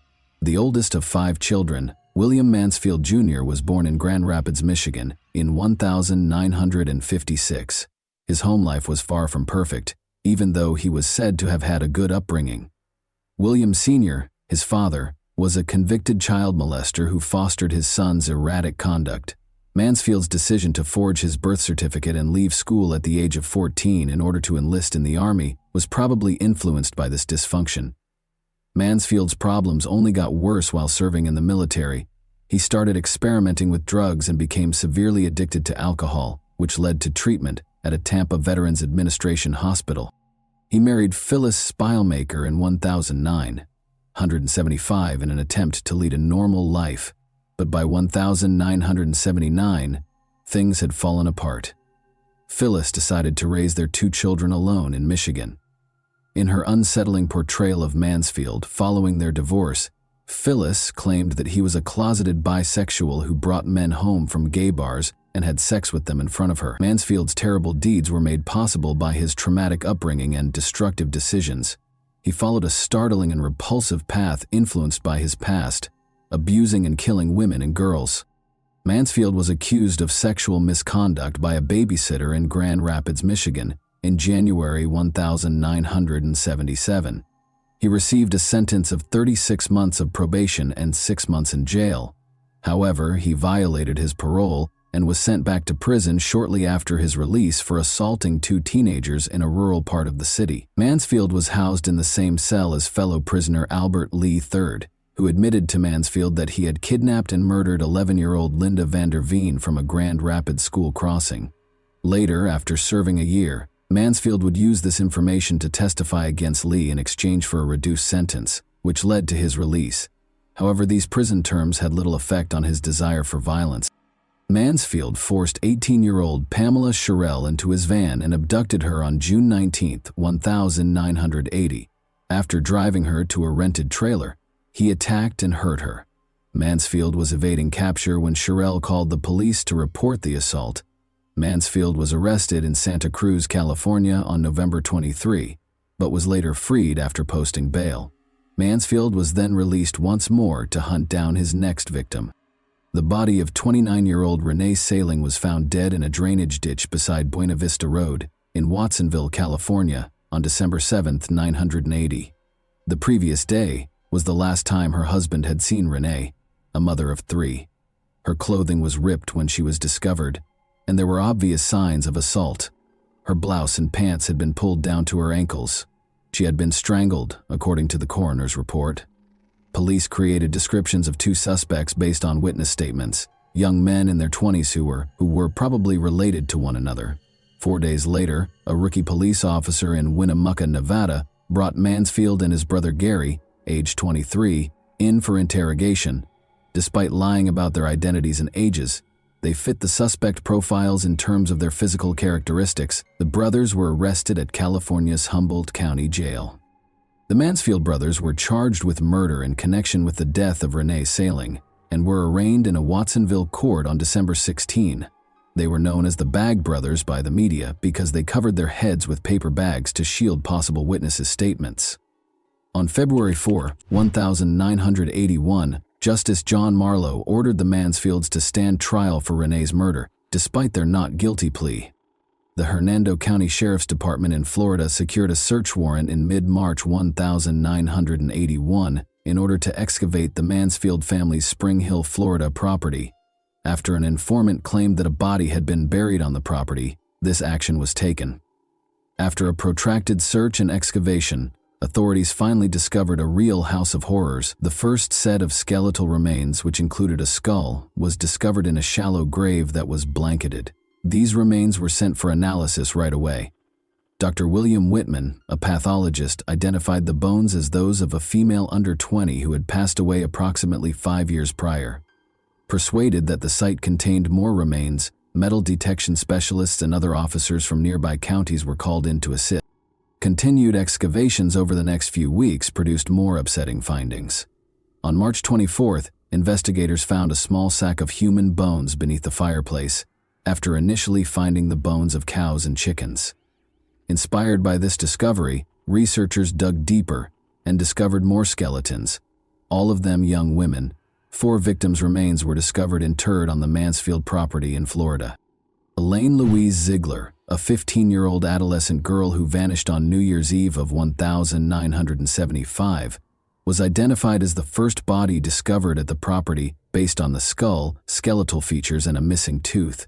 Elaine was on vacation with her mother and stepfather when she vanished from a KOA campground near Brooksville, Florida. Elaine is originally from Parkman. Elaine's parents filed a missing persons report after she was last seen leaving for the camp showers and did not return the following day. Initially thinking Elaine was a fugitive, the local police department and volunteers set up search parties to comb the area. Some said they saw a girl who fit her description riding a motorcycle, and when questioned, she said she was going back to Others claimed to have witnessed a girl who fit her description talking to a man in his 20s close to the shower area before he got into his car, which was a light blue Ford with Florida license plates. Among the remains was a young girl's skull, which Dr. Michael Charney, a now retired professor of anthropology, sent to Colorado State University for reconstruction. Jane Doe, the victim's tentative name, was believed to be under 13 years old. Sadly, no conclusive matches were ever found, and her identity is still a mystery. It wasn't until July 2022 that the third body, a white woman between the ages of 22 and 30, was identified, thanks to a breakthrough in genetic genealogy. On May 16, 1980, Teresa Finningham, then 16 years old, was reported missing after she did not appear for a scheduled job interview in Tampa, Florida. Teresa, a Hillsborough Community College employee and native of Tampa, was last seen on April 27, 1980, in the Pam's Liquor Lounge parking lot with a man who was described as a biker. She had left her glasses and car keys at the bar. Forensic dentistry was later used to identify her decomposing body. The Mansfield family home in Spring Hill was searched again almost 40 years after the original excavation. In October 2020, Mansfield's brother Gary was arrested on drug charges, which led to the second search. More human remains were found to have been traced, presenting a somber image of a serial killer whose crimes had been ignored for years. The families of the victims have found some closure as a result of the excavation and identification efforts, but there are still many unanswered questions regarding the full scope of the Mansfield brothers' crimes. In order to avoid local publicity bias, Mansfield's trial for the murder of Renee Saling in California was rescheduled to the city of San Rafael after the skeletons were discovered in 1981. His prior criminal activity and serial killing spree garnered media attention during the trial. A mistrial resulted from the jury's inability to reach a unanimous verdict in spite of the evidence presented. Chip Harp, the assistant state attorney, asked for and received a 6-month delay. On February 8, 1982, the new trial was scheduled to begin. Mansfield was charged with the murder of the young women discovered buried on his family's property at this time by a Florida Hernando County court. At the time of this indictment, Mansfield was being detained at the Santa Cruz County Jail in California. Mansfield's brother Gary and a woman named Cindy consented to testify against him at the retrial. He was sentenced to 25 years to life in prison. Initially claiming innocence, Mansfield entered a guilty plea to all 4 murders as part of a plea deal at the Hernando County trial for the Florida killings, earning him 4 life sentences. He acknowledged, "I am pleading guilty because I am guilty of the charges and have no other reason," in a prepared statement. Despite early setbacks, Mansfield was ultimately found guilty and given several life sentences, which guaranteed his incarceration and prevented additional harm. His brothers and other witnesses' participation was essential in obtaining these convictions. underscoring the significance of thorough legal and investigative procedures when handling repeat offenders. The horrific findings on Mansfield's property, in particular, served as a sobering reminder of the extent of his violent tendencies and the difficulties law enforcement had in apprehending him. New developments in forensic investigation have led to the recent discovery of yet another of Mansfield's victims after decades of incarceration. Following several interviews, Billy Mansfield Jr. admitted in September 2022 to kidnapping 18-year-old Carol Ann Barrett from her hotel room in Daytona Beach and killing her soon after. Her body was discovered in a ditch 44 years prior to this admission. How many more unidentified victims could Mansfield be connected to? It is hoped that by cooperating, police will be able to solve other unsolved cases. Mansfield, now 68, is already serving 4 concurrent life sentences in Florida for different murder cases, in addition to a life sentence for murder in California. The state attorney's office in the 4th Judicial Circuit chose not to press further charges against him because he was already in jail when he confessed to killing Carol Ann Barrett. After more than 40 years of uncertainty and sorrow, Mansfield's confession offers the Barrett family some measure of closure. The case's reopening and the confession that followed demonstrate how law enforcement will continue to pursue justice, even as memories fade and time goes on. Because of the investigators' unwavering efforts to solve her murder, Carol Ann Barrett's story, which was marked by both her tragic end and her heroic final act, now has a conclusion. The events of that fateful night still leave us wondering what really happened as we reach the end of this incredible tale. What do you think of Carol's courage in offering to accompany Mansfield instead of her friend? Do you think there are more bodies buried elsewhere in Mansfield? And that wraps up today's chilling story. If you enjoyed this video, don't forget to like and subscribe so you never miss a new upload. Also, let me know in the comments what part of this story shocked you the most. Thank you for watching, and I'll see you in the next video.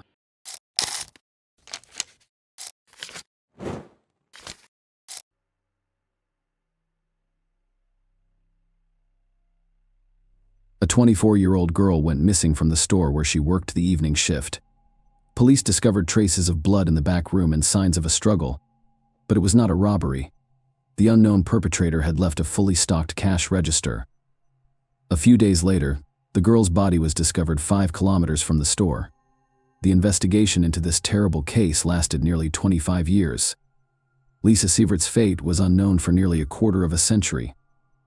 Lisa Marie Seeger was born March 24, 1968, in Holyoke, Massachusetts. She was raised in a close-knit family with 3 other children. Aside from her, they lived in a town called Agawam. The girl has always been interested in music and has learned to play a variety of instruments. She was even a part of the school music group. Lisa attended Westfield State University after graduating from high school and earned a teaching degree in 1990. As an intern, she works multiple shifts as a counselor at a children's camp, while also teaching Sunday school at her church. After that, she works as a teacher's aide at Agawam High School, where she previously studied. At 24 years old, she spent the majority of her time working with a group of special needs children. She understood her students better than any other teacher, and she was also very professional, ensuring that each of her students received the best education possible. She also worked part-time at a local card and gift shop. On Wednesday, April 15, 1992, she finished her school shift around 5:30 and went to the store, where she worked until 9 p.m. At around 5 p.m., her sister Lynn briefly joined her at work. Lisa recalled being in a good mood that evening, and nothing foretold trouble. The next morning, saleswoman Sophia Maynard arrived at the store and was scheduled to start her shift at 9 a.m. Lisa was surprised to find her car in the parking lot. It was unusual because the girl worked at school in the mornings and was not supposed to be in the store. Sophia thought Lisa might have been out for the morning shift due to the approaching Easter. They were planning to inflate balloons for sale for that holiday. Sophia walked in the store and called Lisa by name, but there was no response. When she approached the counter, she saw her things there. Including her wallet and car keys, it all looked very strange, so if she decided to call the police, a squad arrived at the store and began their inspection. Everything seemed normal. A heel strike. Despite this, they were unable to locate any useful leads on the premises. It was soon discovered that Lisa had also failed to arrive at school this morning. The principal even called her mother to see if everything was fine, but she had no idea where her daughter was. Lisa's disappearance quickly spread throughout the small town, and within hours all of her friends, relatives, and acquaintances had joined the investigation. The police began by developing a robbery theory, which quickly fell apart. Nobody had touched the money in Lisa's cash register or wallet. All of the merchandise was also available. Detectives then began to reconstruct the chronology of events. That evening they learned that Lisa's sister had left the store at around 6 p.m. After talking to employees at neighboring stores, they obtained more information at about 7:20 p.m. Lisa spoke with the owner of the carpet store next door. They discussed a pressing problem with the local parking lot, which was being occupied by bowling alley customers. The owner told her that he himself would not risk voicing his displeasure with the drivers who parked in front of there. The door was open, but the clerk never emerged. The woman thought she heard noise in the back room, but she decided to leave. As a result, the police determined Lisa's disappearance occurred around 8:20 p.m. She served her final customer, and by 9 o'clock, something had happened to her. The detectives were to figure out what had happened during those 40 minutes. The local investigators were assisted by the FBI and state police, who coordinated a massive search. Foot squads searched the area surrounding the store from helicopters. The more distant terrain police dogs were also brought to the store in the hopes of tracking Lisa down. Unfortunately, none of this led to any results. Investigators concluded that Lisa had clearly not left the store of her own free will, so on April 17th, the head of the local police announced a reclassification of the case, which had previously been classified as a missing person case. 2 days after her disappearance, police were already looking into a kidnapping. On Sunday morning, April 19th, all local churches prayed that Lisa would be found alive and unharmed. It was Easter, but there was no holiday spirit whatsoever. At around 2 p.m., the police received a call. A man was walking his dog on the outskirts of town near Highway 75, walking along a wooden area when he noticed a woman's body and immediately contacted law enforcement. Officers arrived on the scene and identified Lisa Sievert. They found multiple wounds on her body from a sharp object. Later, medical experts determined that the girl had also been abused. Her body was about 5 kilometers from the store, which meant that the perpetrator most likely drove the girl here in a car. A farewell ceremony was held at the church where the girl taught on Sundays. It was attended by nearly 1,000 people. The residents of the small town, who were accustomed to a quiet and safe life, panicked. Many store owners eliminated single shifts, and employees walked each other to their cars. The self-defense sections became overcrowded in a matter of days. In addition, approximately 300 women applied for firearm ownership permits. The entire town feared that an unknown criminal would strike again. The police and FBI were working on the case almost all day and night. It soon became clear that they had obtained a DNA sample from the crime scene that could belong to the killer. They developed the theory that Lisa's boyfriend was involved, but he had an alibi and his DNA did not match the sample. They discovered that the girl's friends, coworkers, and relatives had all undergone DNA testing, but there were still no matches. The police also received numerous tips from local residents. Some reported seeing a suspicious car on the night of Lisa's murder, while others claimed to know the identity of the perpetrator. However, all of these leads led nowhere, and detectives sifted them from the tire tracks on the road near where the body was discovered. The police determined that they were abandoned by a van or large SUV. Detectives questioned all drivers of similar vehicles and were no closer to apprehending the perpetrator, but they did locate a witness who may have seen the same vehicle. At around 9:15 p.m., an employee from a store near Lisa's workplace drove home. Standing at a traffic light, she noticed a large SUV pull off the road and head toward the location where Lisa's body was later discovered. The woman was unable to describe the car in greater detail because it was dark outside.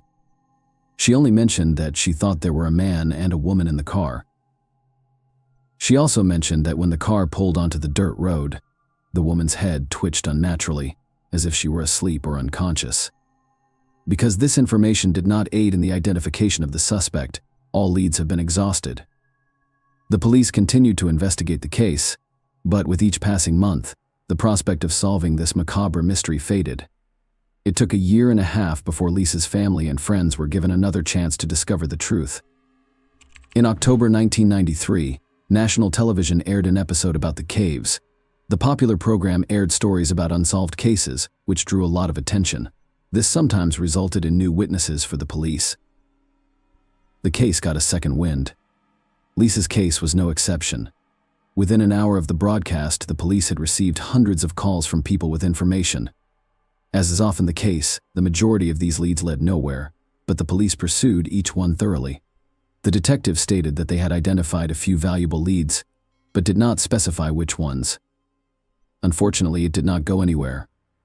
The chances of solving the case decreased steadily over time. Lisa's family went to great lengths to ensure that her legacy was never forgotten. Although Lisa's teaching career was cut short early on, her relatives made significant contributions to the Agawam educational system in 1995. Lisa's parents donated $11,000 to the science division of the school where she worked. These funds were used to buy equipment and support genetics classes. The parents also established a fund to assist gifted students, which distributed approximately $35,000 in awards. Lisa was murdered 10 years ago. Her mother refused to give up hope that the case would ever be solved. She went to great lengths to honor her daughter's memory. Her mother participated in all interviews and answered reporters' questions. Every year, hundreds of people gathered to light candles in Lisa's memory. Meanwhile, police had only one piece of significant evidence in their possession: a DNA sample from the alleged killer. They kept cross-referencing it with known criminal databases, hoping that the right person would show up sooner or later, but it never happened. A new method of DNA phenotyping essence is as follows. Using the information embedded in a person's DNA, experts determine the features of his appearance and construct an assumed portrait at the time. Specialists can use DNA to determine sex, approximate age, eye and hair color. The portrait created from this data is not always accurate, but the coincidence with a real person's face can be amazing. Experts presented two portraits of Lisa's alleged killer, aged 25 and 50, based on DNA evidence. When the police department posted these portraits, they received over 170 calls. These individuals reported seeing a similar man, but the majority of these leads also led nowhere. Only a year later, on September 18, 2017, police issued a high-profile announcement that the perpetrator had been apprehended. Gary Shara, 49, was the man who revealed himself. The news quickly went viral in the American media. When the police find the killer after a quarter of a century, it is extremely rare, so such stories immediately piqued the public's interest. Investigators revealed how they located Cher shortly after his arrest. It turned out that the man was considered a suspect in 1993, a year after Lisa was murdered. Remember the federal television program that prompted the police to receive hundreds of calls with potential leads? A lawyer from Seattle was among those who called in. He informed detectives that his client may have information about Lisa's murder. She was a woman in the process of divorcing her husband. They lived in the town of Long Meadow, which was near Agawam. According to the woman, her husband was paying more attention to Lisa Sievert's case. If this murder were on television, he would rush into the room and stare blankly at the screen, completely unresponsive to those around him. As you may have guessed, this man was Gary Shara. He was 24 years old at the time. He was in a very troubled marriage with a 1-year-old son. He and his wife were constantly fighting and had begun divorce proceedings shortly after their child's birth. According to the police statement, they developed a theory that Gary was involved in 1993, but found no evidence to back it up. On the contrary, using his ex-wife as a source of information raised concerns. The truth is that she suffered from a variety of mental disorders and had a long history of alcohol abuse. Furthermore, during their divorce, Gary obtained custody of their son through the courts, but his wife secretly relocated the child to another state. Another important point to note is that this was not the first time former or current wives had called the police, alleging that their husbands were involved in Lisa's murder. Surprisingly, there were many such calls, so the detectives assumed Gary's case was just one of them. However, they questioned him, and the man denied his involvement and refused to provide a DNA sample. Because no one could legally force him to provide a sample, the police were left with few options. Later, detectives compiled a list of all the men interviewed in the case who refused to provide a DNA sample. Gary was among them, and the police called him in for questioning several more times. During the third interview in 2008, it was apparent that Gary was trying not to touch anything, not even the table. He was offered a bottle of water, but he refused. He looked as if he had only one thing on his mind: how. The cops wouldn't get his DNA sample by 2017. Detectives had a list of 11 suspects on their hands, including Gary. All of them had been interviewed at various stages of the investigation and refused to voluntarily submit to DNA testing. In fact, there were many more suspects on that list, but through DNA phenotyping, investigators were able to weed out unsuitable candidates. They did not match some of the characteristics that experts determined from the DNA sample of Lisa's killer. In August 2017, detectives gathered all available information and went to court. They asked for an order compelling all the list members to provide DNA samples, and the court agreed. On September 13th of that same year, police went to Gary's apartment to notify him of this obligation, but the man was not home. The door was opened by his neighbor with whom they shared an apartment. The detectives left him their business card and asked him to give the information to Gary urgently. The very next day, something unexpected happened. Gary's current girlfriend came to the police station and reported that he had left 3 letters in her apartment. The researcher was surprised to find an apology to the secret family, as well as a detailed confession of Lisa's murder on 2 sheets. Gary wrote that he had violent and uncontrollable desires since childhood, and that evening he was obsessed with the idea of kidnapping and abuse. Gary, as he stated in a letter, allowed himself to do something horrible while driving past Lisa. The man stated that he did not intend to kill Lisa, but events allegedly spiraled out of his control. Gary stated that he wanted to surrender to the police hundreds of times but was unable to do so due to cowardice. He admitted to having suffered from self-loathing for many years. At the end of the letter, he stated his intention to commit suicide. Police immediately began looking for Gary, and his car was soon discovered in. Another suicide note was found on the windshield of a car in Stafford Springs Hospital parking lot. The man had ingested some powerful drugs, but he immediately got into his car and drove to the nearest hospital, where he was pumped out. When the doctors finished helping Gary, the police arrested him and took him to the station. At the same time, a judge issued a search warrant for both his and his girlfriend's apartments. The police discovered several objects containing his DNA. No one was surprised by the results of the analysis. It matched the killer's sample exactly, as well as several other potentially significant leads. Gary's wife, who had reported suspicions about him back in 1993, died in 2014. However, investigators discovered documents drafted by her lawyer in which the woman revealed numerous gruesome details. One day, Gary told her in plain language that he could not engage in intimacy with her unless he had a knife in his hand. The day after Lisa's murder, the woman called her sister and told her that Gary had come home late at night, was extremely disturbed, and his body was covered with scratches. He also gave his wife a music box and said that he had bought it at the very store where Lisa worked, except according to Gary himself, it was an older woman with gray hair who sold it to him. The problem is that no such employee has ever been there. It is not clear why all these details were not reported to the police in 1993. And it is impossible to find out now. While in custody, Gary suddenly proclaimed his innocence and refused to confess to what he had done. In all likelihood, he was driven by simple fear, but with that kind of evidence, there was no chance of getting away with it. The only thing he was able to achieve was a postponement of his sentence. The trial was not to begin until 2 years later, but Gary, who had been in a cell the whole time, suddenly decided to confess. On September 21, 2019, he appeared before a judge and pleaded guilty to the murder of Lisa Sievert. This charge qualified as first-degree murder, and in Massachusetts, a defendant on such a sentence faces life in prison without parole. Lisa's family was present in the courtroom. Her mother, who had waited 25 years to learn the truth, spoke. She thanked everyone involved in the investigation, as well as the ordinary concerned people who had been there for her family throughout. As a result, the killer went on to live the rest of his life. Despite taking a quarter of a century, one of the state's longest-running criminal cases was finally closed behind bars. The harsh reality in such a situation is anything but endless ignorance. Take care, and thank you for watching.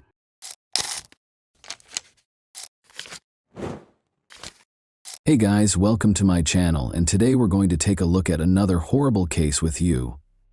A teenage girl from Uruguay went missing on December 28, 2014.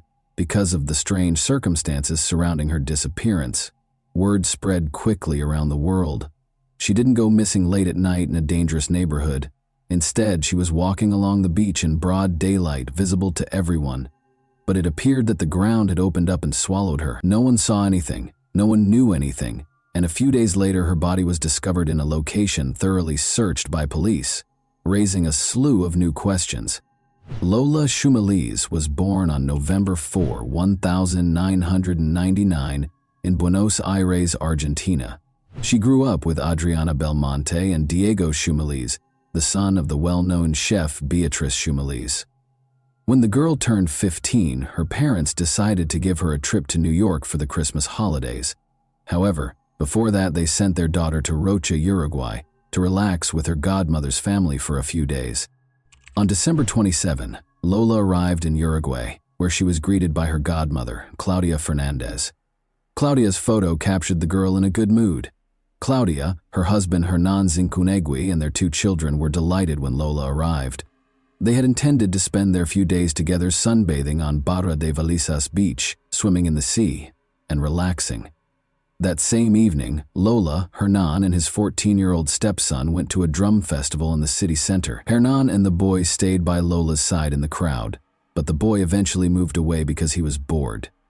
Nonetheless, after the festival, they all returned home together. The following day, the family went to the beach. Lola requested permission to walk along the beach from her godmother around 3 p.m.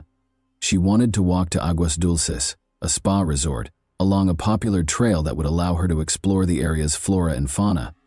Claudia had no objections because the route was popular and safe for walks, and the locals were known for being friendly. She informed Lola of the time they would be waiting for her at home and watched her walk away calmly along the beach.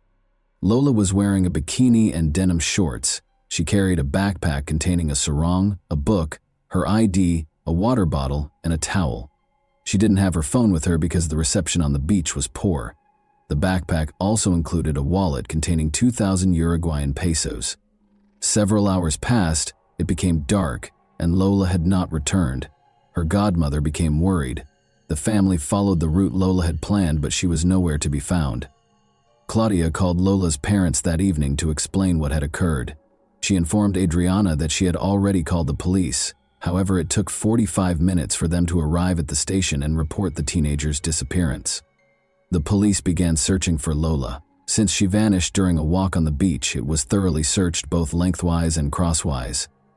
Helicopters and search dogs were dispatched to assist with the search. Lola's parents quickly arrived in Uruguay to assist the police.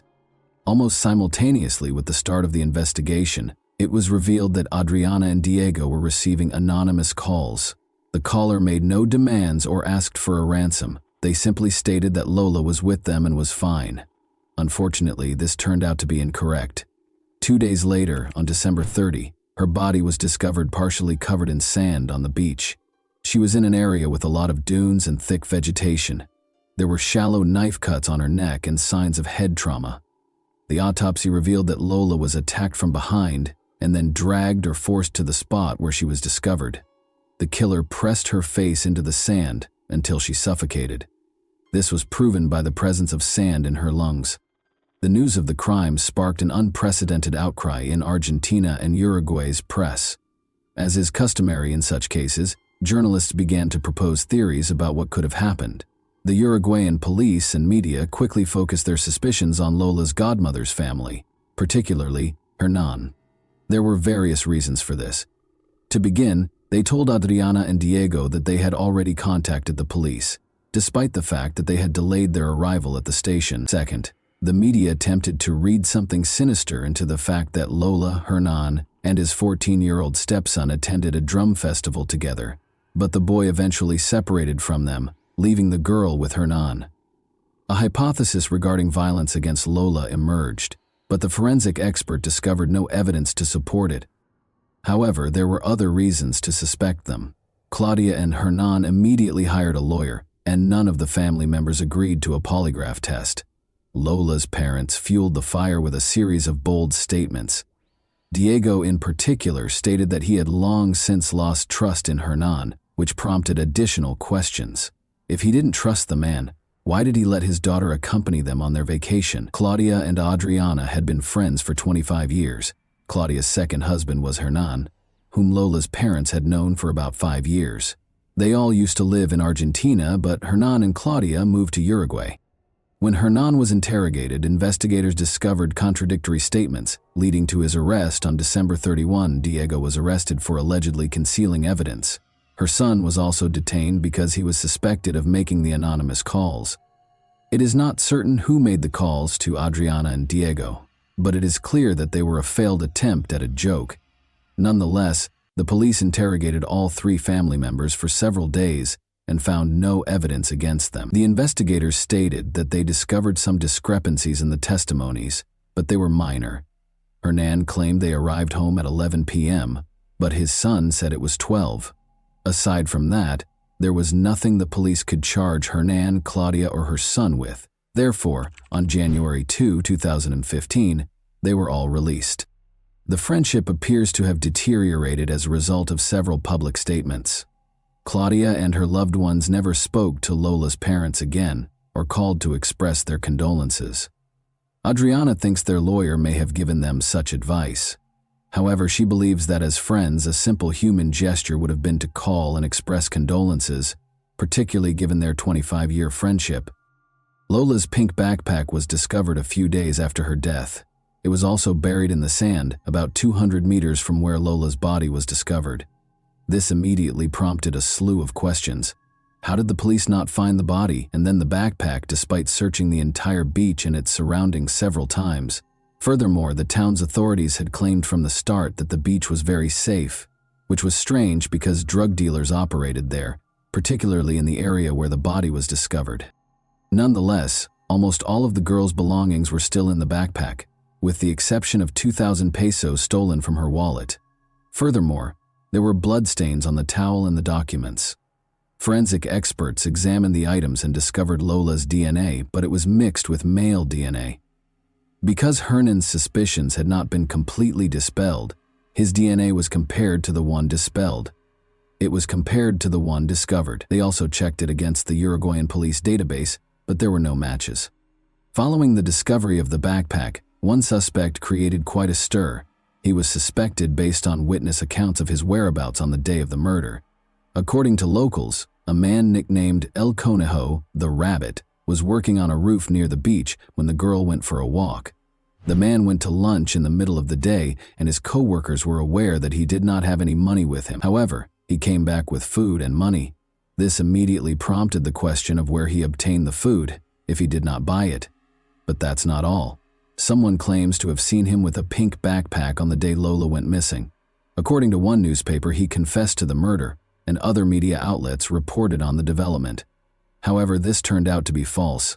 The man explained where he got the food, but police suspected he stole it from beachgoers. There was no evidence linking him to Lola's case.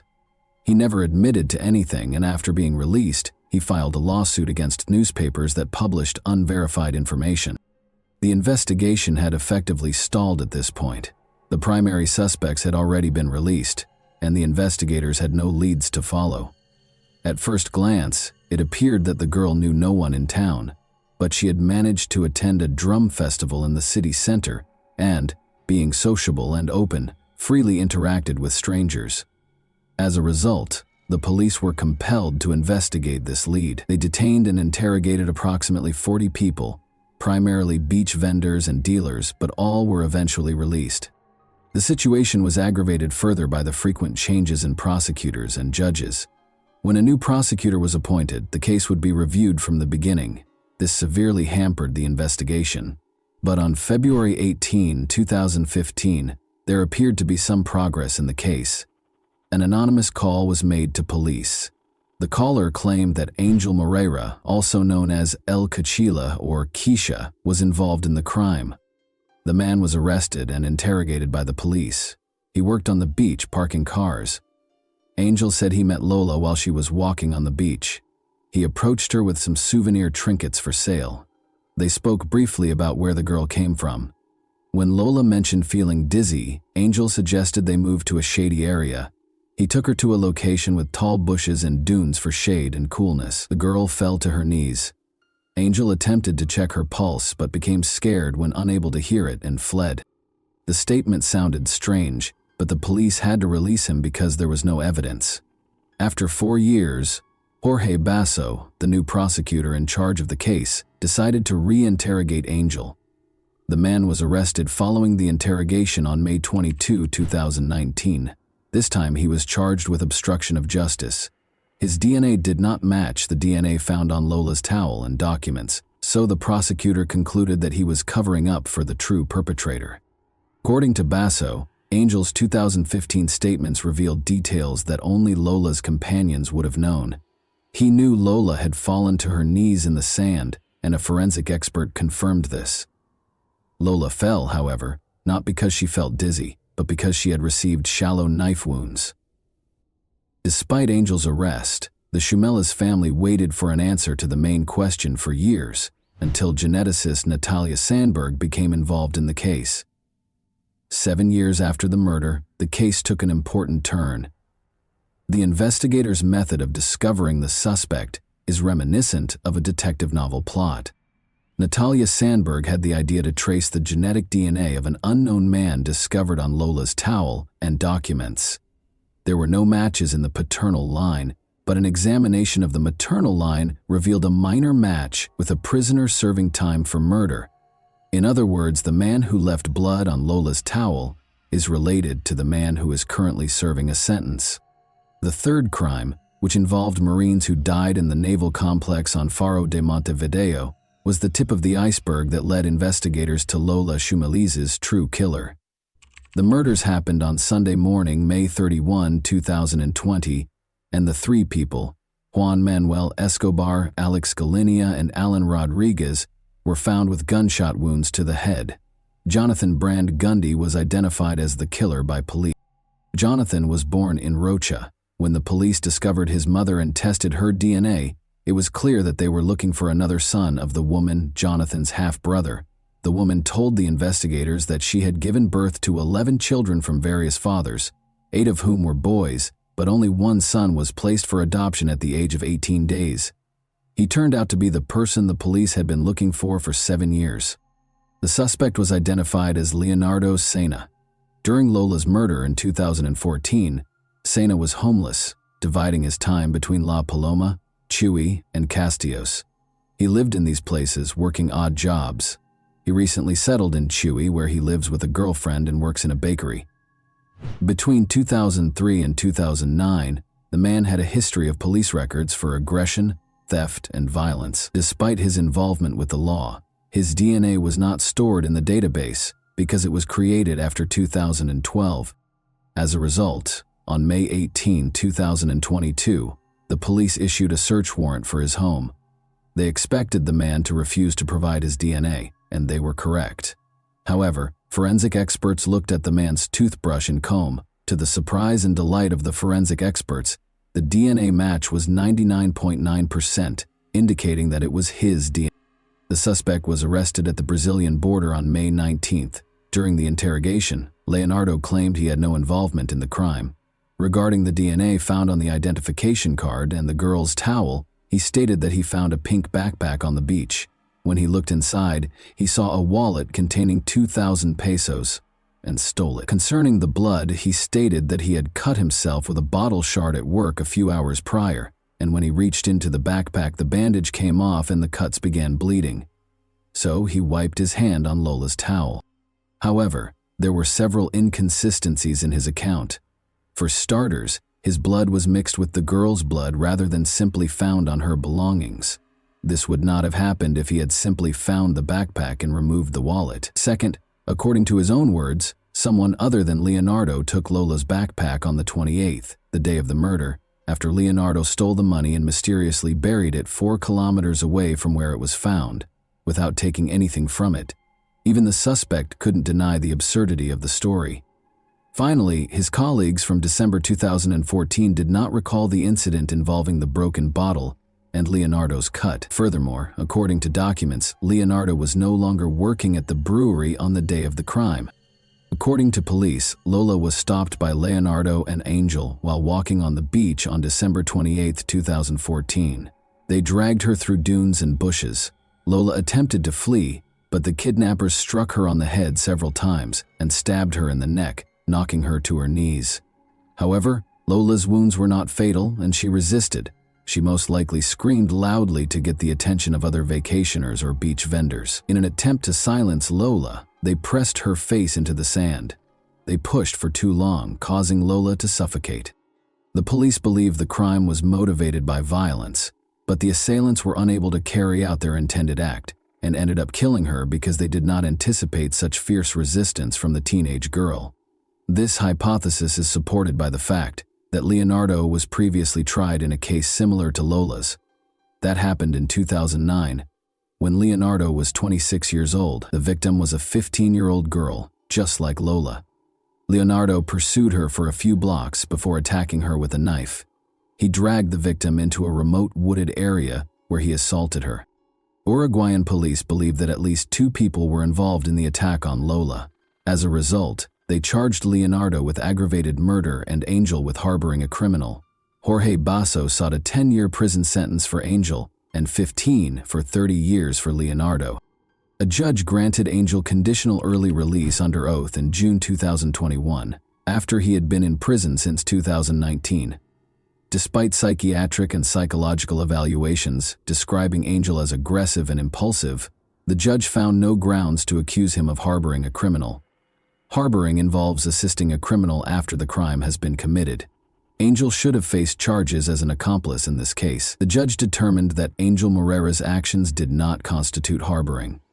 The prosecutor filed an appeal against the judge's decision, arguing that Angel was present before, during, and after the crime. Despite their initial suspicions, Lola's parents, Adriana and Diego, believe the evidence presented by the police agree that 2 suspects were involved in the crime and wish for a quick verdict. And that wraps up today's chilling story. If you enjoyed this video, don't forget to like and subscribe so you never miss a new upload. Also, let me know in the comments what part of this story shocked you the most. Thank you for watching. I'll see you in the next video.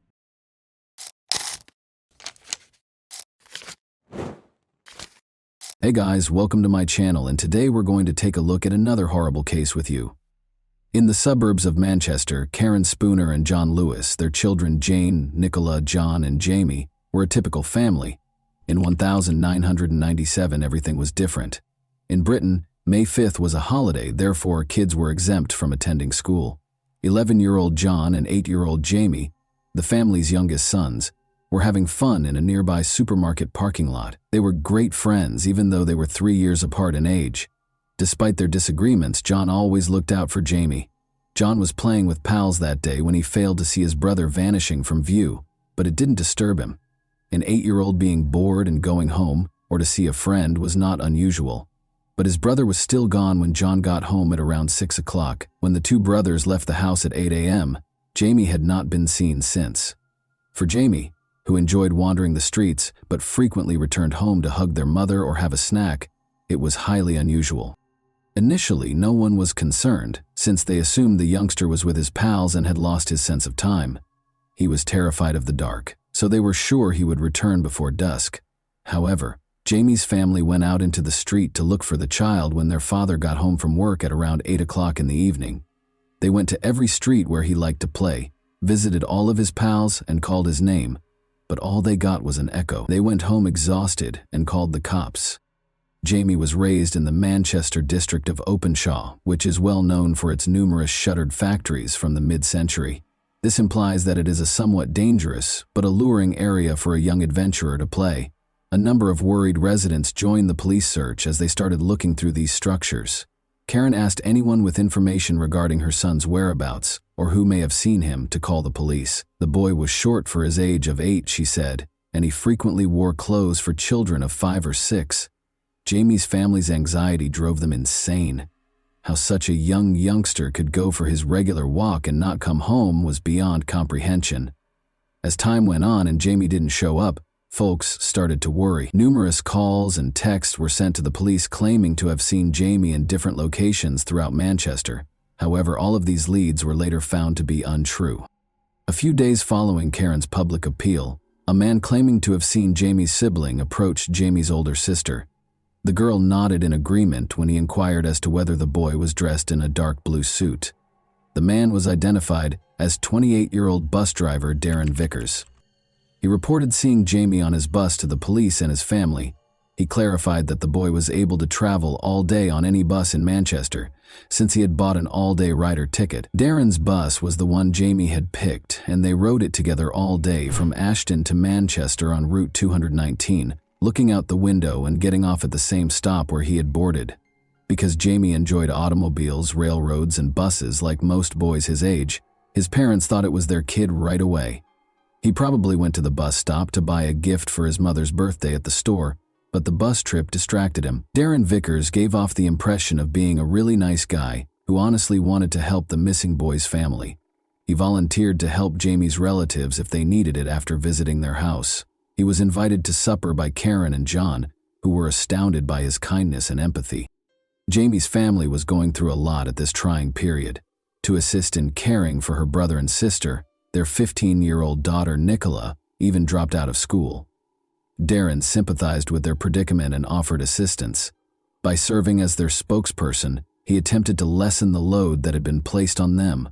Speaking on the family's behalf, he encouraged anyone who may have seen the boy to call the police. He appeared to be a gift from God, and John and Karen had complete faith in him.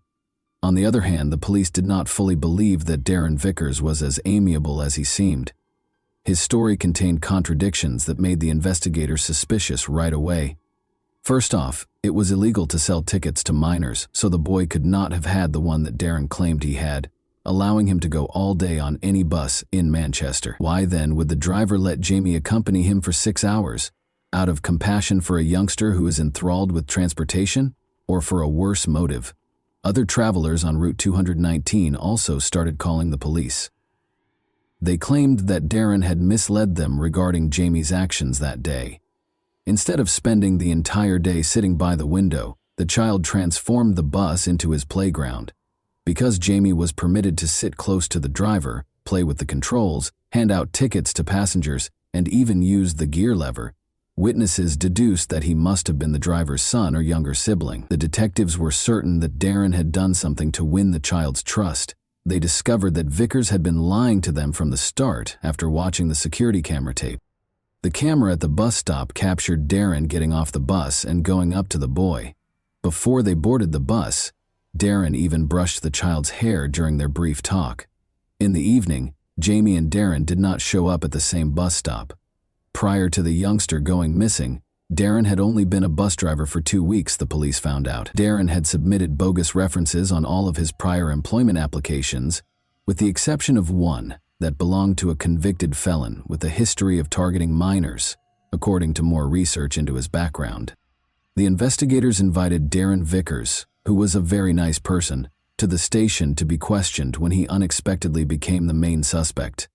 Unexpectedly, Jamie's family was incensed by this.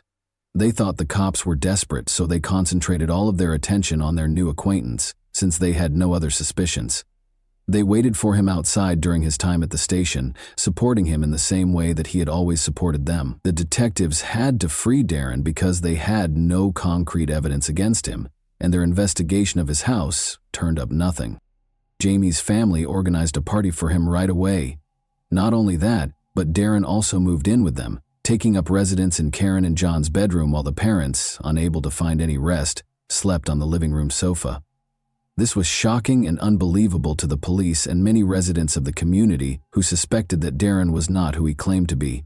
The more he spoke to the media on behalf of the family, the less people thought he was innocent and sincere. Darren specifically gave himself away during interviews by repeatedly shaking his head and shrugging his shoulders when addressing reporters, according to body language and gesture expert Cliff Lansley. Because people make these tiny head motions without realizing it, and because they obviously contradict the statement they are conveying, they were a gift for a gesture master. In an attempt to restore control, Darren called a radio station and begged everyone to stop holding him responsible for the kidnapping of the boy. He said that because he lived close by, he offered Jamie a ride home in his own car after the boy had spent the entire day on his bus. This claim exposed more contradictions in his account. After all, he first stated that he had driven him to his grandmother's house after dropping him off at the same bus stop where he had picked him up. Darren seemed to have taken the child home now. The man's feigned affection and his desire to bring their kid home alive blinded the Lewis family, despite the fact that everyone could see through his falsehoods. He stayed with them all the time, going to locations where they might have seen the youngster and occasionally even taking the lead in the hunt. One of the cops even claimed that the family trusted him more than the police because of his peculiar behavior, which made their job much more difficult. Given that the police have a duty to tell the victim's family during the inquiry, Darren likely believed it was shrewd of him to try to persuade them to back him. However, it was not a good idea to be as open with the family as he wanted to seem when the police knew that the enemy was inside the family. They had to be separated by the investigators. Luckily, the police used Darren's traffic infractions as justification to put him in jail for 10 weeks in September. The investigators searched for any evidence against him during this period. They determined on October 14 that they had sufficient circumstantial evidence to accuse Darren of kidnapping the child. Even though they were certain that Jamie was dead, they were still unable to charge him with murder. Luckily, Darren's frequent TV appearances worked against him. 2 adolescents came to the police and told them a terrifying story about how a man who looked like Darren had attempted to kidnap them one night. After luring the kids to a quiet area of the neighborhood park, he showed them a picture of Jamie and yelled, "There he is! He was there, you see!" and tried to guide them deeper into the park. The children, however, were alarmed by the man's peculiar actions and were able to flee. The detectives shared their findings with Jamie's family. When Jamie's brother John told them a similar story, they were even more shocked. John held himself responsible for his younger brother's disappearance during this period. Darren became aware of this and began to show John more love by buying him gifts and supporting him all the time. But Darren took John to the park a few days after he moved in with the family, handed him a smoke, and said that his younger brother was there. However, John would wind up there himself if he spoke to anyone, and neither he nor Jamie would ever be seen again. John was frightened and startled by this confession, so he honored his oath and vowed to remain silent. It's interesting to note that the boy's older sister acknowledged that she was first uneasy about Darren's treatment of John. He obviously became attached to him, purchasing him a variety of things, such as a bicycle and pricey shoes, while utterly disregarding the older girls. Like the rest of the family, though, she soon came to feel that the man had been sent to support them at their darkest moments. The police and forensic specialists started searching the location that the teenagers had told them was where Darren had tried to lure them. Police found a jacket that matched Jamie's outfit and children's sports pants during the search. They discovered a piece of a jawbone when they took the garments to the lab for analysis and spread them out on the table to dry. According to experts who examined the bone, it was a human bone and belonged to a child between the ages of 7 and 9. The jawbone was identified as belonging to Jamie Lewis by subsequent DNA testing. Jamie's torso was eventually found in a secluded area of the park close to Stockport by the Reddish Vale Golf Course.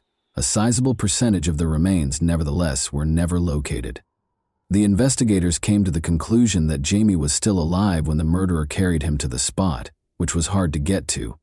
When Vickers gave his cellmate a different account, he was charged and in prison awaiting trial.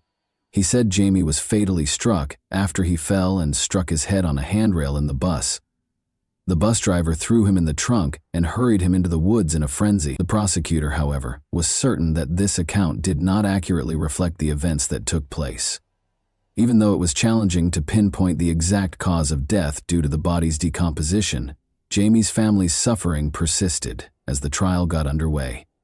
They were the targets of the murderer's horrible charges, in addition to being made to listen to what he had done to their son. Darren claimed to have a close relationship with Karen and that she was expecting his child.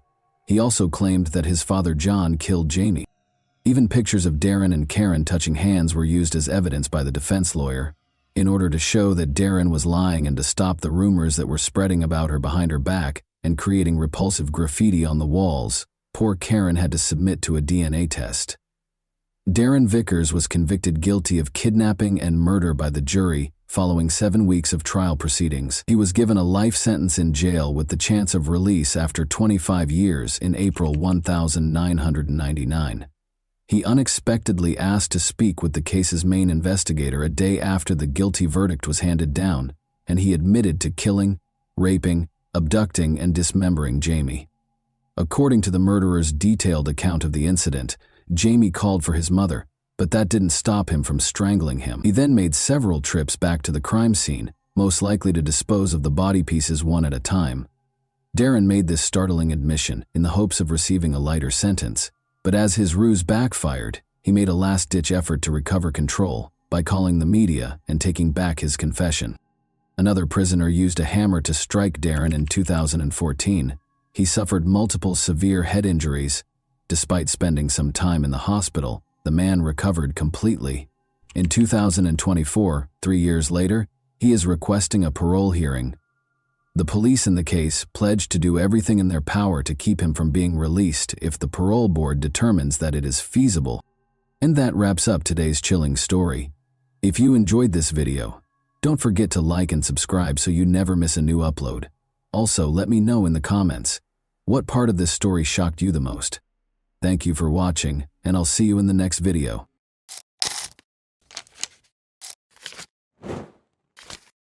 Hey guys, welcome to my channel, and today we're going to take a look at another horrible case with you. The police didn't know they were entering a house of horrors when they started looking into a murder case on February 16, 1981. There was something really strange about the house. The nightmare that started inside those walls, however, would not stay contained.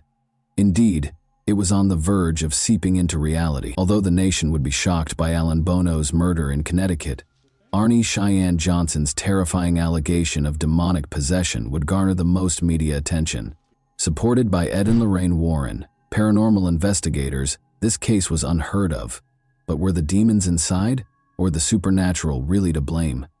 Many believe David was just suffering from a mental illness. The true crime behind the film, The Conjuring, The Devil Made Me Do It, is presented to you this Halloween.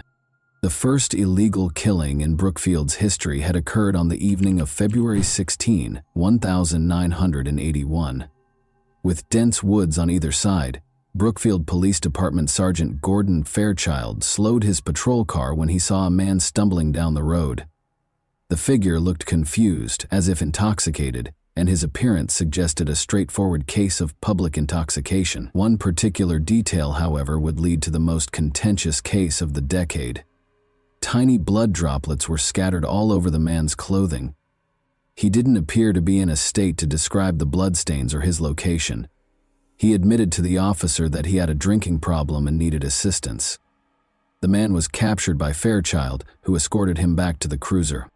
The sergeant didn't know the man, but that night would be the beginning of the most bizarre case he would ever work on, one that would ultimately rock the foundations of the American legal system.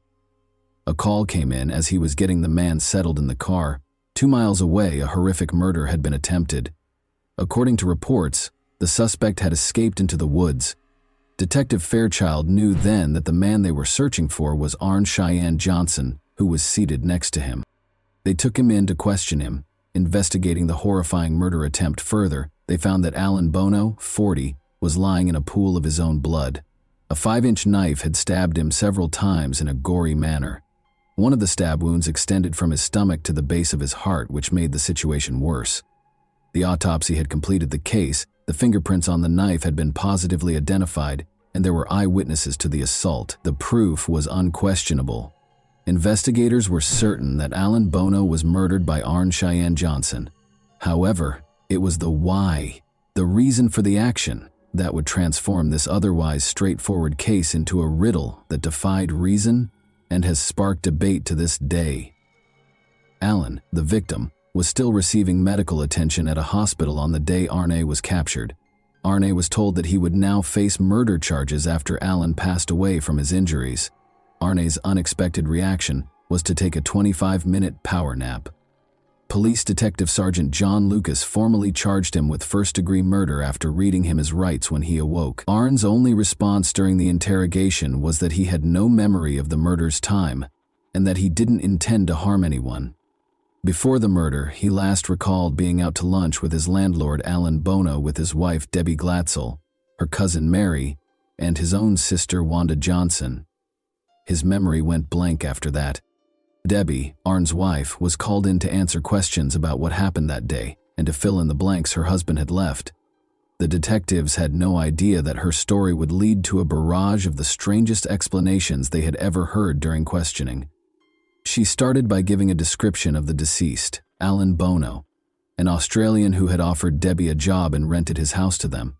For the young couple, he was more of a friend than a landlord or boss. The beginning of that afternoon was pleasant, full of laughter and family, but Alan's attitude changed as he drank too much. In addition to taunting Arn about a sinister past that had been buried but was now resurfacing, he started making offensive comments about the girls. Alan kept pushing Arn's buttons, but there was something about his past that disturbed him, something so sinister. Alan provoked Arn more and more with each taunt until he lost control and got to his feet. But there was a problem. A low, guttural sound escaped Arn's throat as his body tensed and his expression twisted. He was growling, not just angry. It became evident that a physical altercation was unavoidable. Despite Wanda, Mary, and Debbie's best efforts to diffuse the mounting tension, Wendell flung herself between the two men. But Arn suddenly produced a knife, and the women watched in horror as what transpired.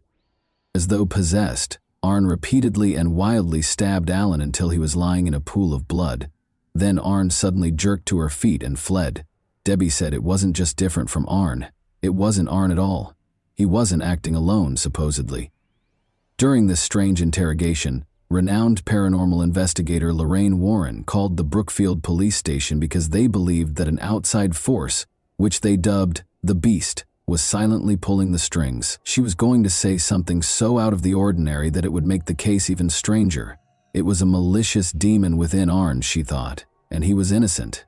Despite the fact that the detectives clearly didn't believe her, she persisted and requested that they look over their earlier records.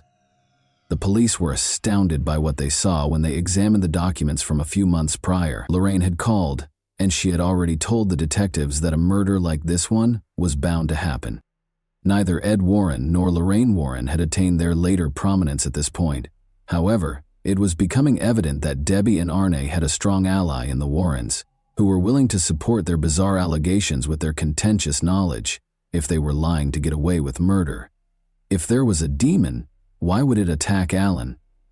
How could he have caused such a violent reaction? The demon that lived in Arn allegedly took control and showed Alan where he belonged because Alan had constantly made fun of and taunted him. Lorraine implied that the demon had a purpose and was connected to something much more profound than just a random force. She claimed that the solution was found in the troubled past of Debbie's family, which included not only the Warrens, but also her brother David Glatzel, who was 11 years old.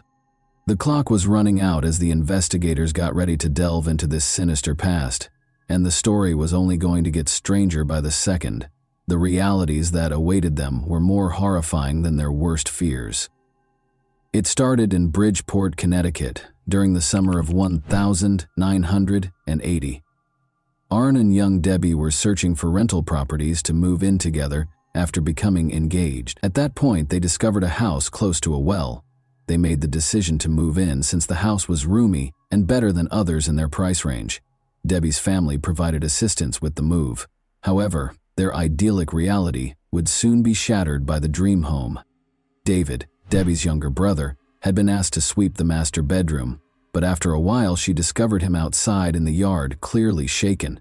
He insisted on going home without cleaning the room. Debbie gave the assignment to her older brother Alan after realizing something was amiss. However, Alan also felt uneasy shortly after beginning and promptly requested to leave. During dinner at their mother's house that evening, David and Alan both related disturbing tales about what had happened to them that day. These tales would soon be woven into something much darker. David said a man shoved him back onto the bed and threatened to hurt him and his family. Alan said he had had a similar experience. The door suddenly slammed shut in his face as he felt a ghostly presence watching him. The family believed in the supernatural and was very religious. They were therefore certain that the house was haunted. They started looking for other options after giving up the rental property. The family's encounters with the paranormal did not end there, though. David started exhibiting alarming symptoms of an unidentified cause right away. He frequently communicated the beast's messages to the family because he thought he could hear it in his ears. He thought the beast had come through the storage beneath the house and was at their door one day. Each of these incidents then added to the others, and the family was unable to turn back. David claimed to have had the impression that someone was following or watching him. He was terrified and unable to sleep as a result of his intense nightmares, which were full of images of hideous people. Family members started to see David's distress firsthand. Some reported that he would speak in deep, strange voices or show unusual strength. David's family sought assistance from famed paranormal investigators Ed and Lorraine Warren after realizing how serious the situation was. Famous for their work on a number of haunting cases, the Warrens thought David was under demonic possession. They documented the strange events through a series of investigations and interviews with the Glatzel family. David reportedly had violent outbursts during one particularly intense session, claiming that a malevolent entity was torturing him. The Warrens thought that this ghost had taken hold of David and was attacking him physically and mentally. The Warrens and a number of priests performed several exorcisms at the Glatzel residence in an effort to rid David of the alleged demon. David frequently screamed, convulsed, and displayed strange behaviors during the rituals, making these sessions tense and frightening. The Warrens claimed that David's suffering was so intense that he would physically attack family members and anyone else who was around when the exorcisms were taking place. During these sessions, the exorcists claimed to have seen odd things like moving objects, cold spots in the room, and a sense of an oppressive presence. David claimed to have overheard voices mocking him during this period, claiming that he was helpless and would never be able to escape its hold. The young child suffered a severe psychological injury, becoming scared and perplexed, and frequently doubting his own reality. Following months of suffering and several unsuccessful attempts, a team of priests, assisted by Ed and Lorraine Warren, performed David Glatzel's last exorcism. Among the rituals carried out, this exorcism is frequently characterized as the most severe and hazardous. David's behavior peaked in a terrifying way during the session. It was reported that his voice sounded unnaturally guttural. "You are repulsed by Jesus," the priests chanted, "Leave this child alone." Those involved claimed that David had demonstrated supernatural strength well beyond his physical capabilities and had levitated off his bed. Following what felt like hours of fervent spiritual struggle, David's condition abruptly changed. His body, which had been stiff and tense during the exorcism, began to loosen up. David was calm for the first time in months, as his screams stopped. The priests and the Warrens thought that the demon had finally been expelled at this point.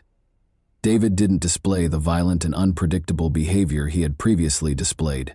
Instead, he looked tired but lucid. Witnesses to his ordeal, his family described the moment as a relief, a weight being taken off their lives and their home. Nevertheless, although the exorcism was terminated, the demon continued to exist. Everything would be completely upended at this point. Here, the startling link between Arn and the eerie case of demonic possession started to emerge, exposing facts that nobody could have predicted.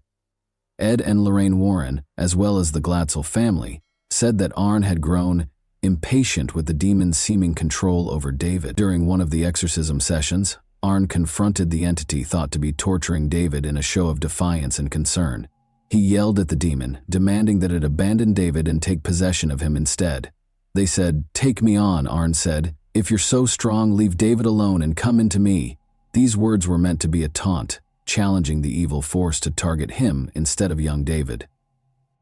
This challenge that Arnie presented to the demon deeply troubled Lorraine.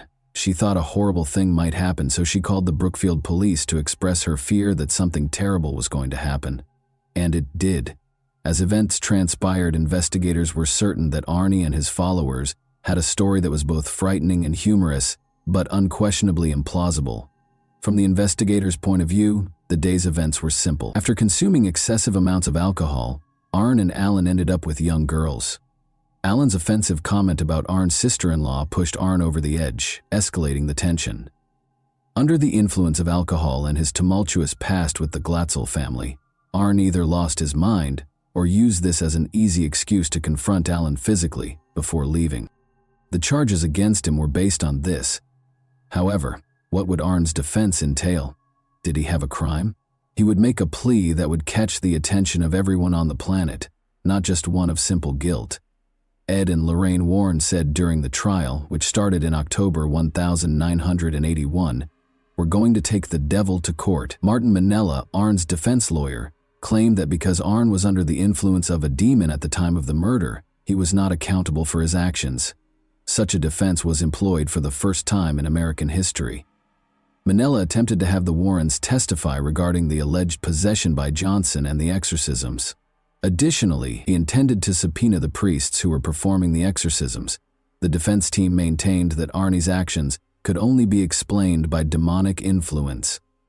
However, the defense of demonic possession was promptly dismissed by the case's presiding judge, Judge Robert Callahan. Because it was not verifiable by any legal or scientific standards, he decided that such a defense could not be used in court. Supernatural claims are not admissible under the American legal system, which is founded on observable facts and logical reasoning. After the demonic possession defense was rejected, Arne's legal team turned to self-defense. Judge Callahan said, "The courts have dealt with the existence of God. Now they're going to have to deal with the existence of the devil." The next question on the trial was whether Arnie had acted in self-defense during an altercation with Alan Bono while intoxicated.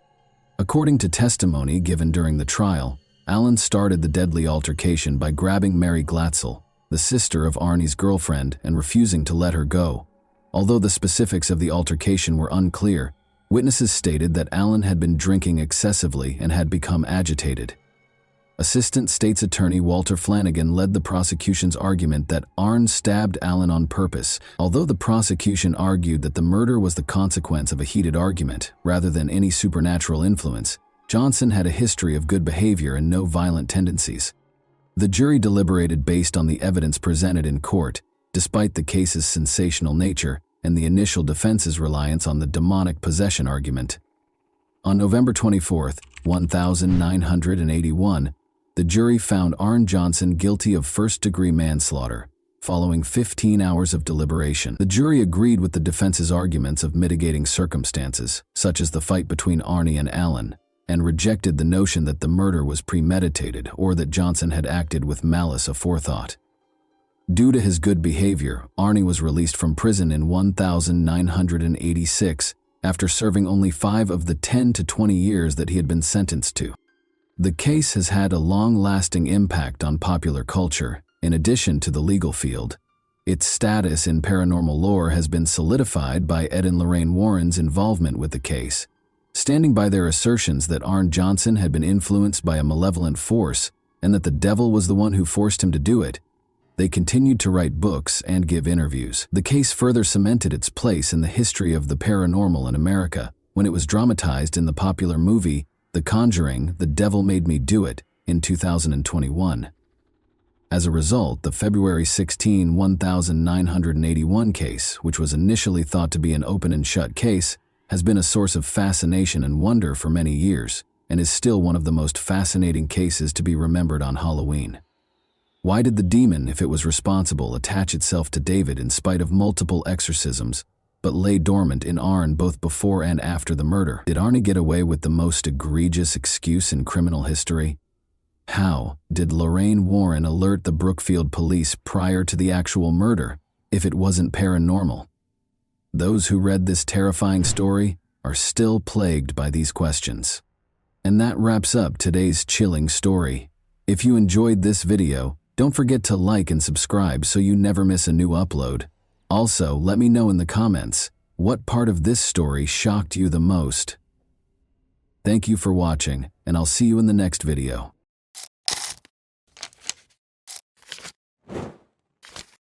Hey guys, welcome to my channel, and today we're going to take a look at another horrible case with you. Little Bria had only ever been frightened by imaginary monsters. She called her mother, Michelle, on November 20, 2000, claiming to have seen someone outside the window. The day before, 3 armed men wearing masks broke into her house. Michelle looked out and saw no one, so she dismissed her daughter's words as the product of her young imagination. The difference with this incident, though, was that Bria saw them. They had looked through the window. Michelle and Bria were being held at gunpoint in their own home's living room by the same individuals who had been there the previous evening. In a peaceful San Diego, California suburb, it was November 2009. Michelle Renee was 35 years old and had just returned home from her job as a manager at the bank. She and her 7-year-old daughter, Bria, resided in a rather remote home. Michelle had been a bank manager for more than 13 years, putting in a lot of time and effort to advance through the ranks and land a job where she was respected and trusted. She was happy to be home with Bria after a long day. The two of them were playing Game Boy on the couch when a loud noise suddenly burst from somewhere behind them. Michelle saw 3 people when she turned around. As though they were a takeover squad, they stormed into the house. This was obviously not a SWAT team, though. The strangers wore all black clothing and were armed. Bria and Michelle screamed. When Michelle was grabbed by her hair, a gun aimed at her face and flung to the floor close to the couch, she was able to see her daughter running into another room. After securing her with duct tape, they turned the woman to face her daughter, who was lying face down close to the door with her hands and legs bound. "Are you going to kill Mommy?" Bria asked. "Do you intend to murder me?" The stranger said, "No, if the mother does everything we tell her to Michelle's belief that they had broken in to kill them. Michelle was told bluntly by the illegal intruders, "You will rob the bank for us, or we will kill you, and your daughter will be first." The intruders told Michelle that they had been watching her for months and had a plan because they knew she was a bank manager. They would stay with her all night to give her instructions and make sure she understood exactly what she was supposed to do. As they held her and her daughter bound on the couch with tape, the gang leader gave her explicit instructions throughout the night, stressing what she needed to do repeatedly. He told Michelle that 6 more gang members were standing guard outside, waiting to murder her if she did anything stupid. Around 11, a female voice on the radio caught his attention, as if to reaffirm what he had just said. He was told by the accomplice that a car had pulled into the driveway. The neighbor of Michelle and Bria had shown up. She lived in the same building and was named Kimbra. She was obviously very drunk after returning from a night out. She shocked the criminals by resisting their attempts to grab her. One of the criminals shouted at Kimbra not to move while pointing the weapon straight at his face. In an attempt to shield her friend, Michelle pushed his arm away, but he pointed the gun at her and hissed at her to never touch him again. Kimbra was finally restrained, and they all waited for dawn. Michelle became aware that she might be spending her final evening with her daughter. She needed to share everything with Bria. Thinking that this might be the last time she would ever touch her daughter's hair or see her sleeping, the mother smoothed her hair to give her some space to rest. The nightmare persisted in the morning. The robbers' leader told her to get up and prepare for work at 6 o'clock. He interrupted her to apply dynamite to her as she was getting dressed and arranging her hair. She was in excruciating pain as he taped it firmly to her back. Kimbra and Bria were also outfitted with sets of explosives by the criminals.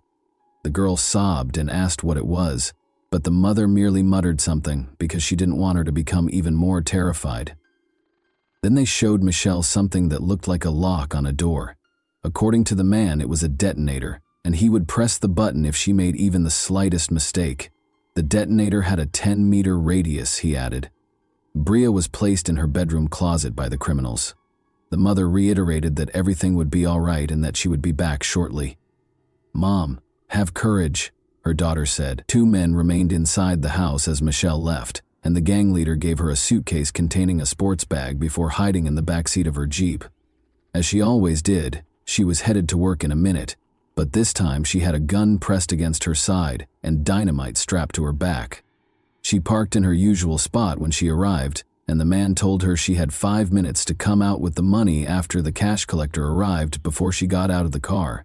He had his finger on the detonator in case something went wrong. Around 9 o'clock, the cash collector showed up and handed over the cash. Michelle was in charge of getting the money because she was a bank manager. Michelle asked her colleague to go with her to the vault as soon as his car pulled away, and she explained the situation. Michelle was left with no choice but to stuff the bag full of cash while her colleague watched in horror as the bank manager did something so unthinkable. Her heart pounded. Was she moving quickly enough?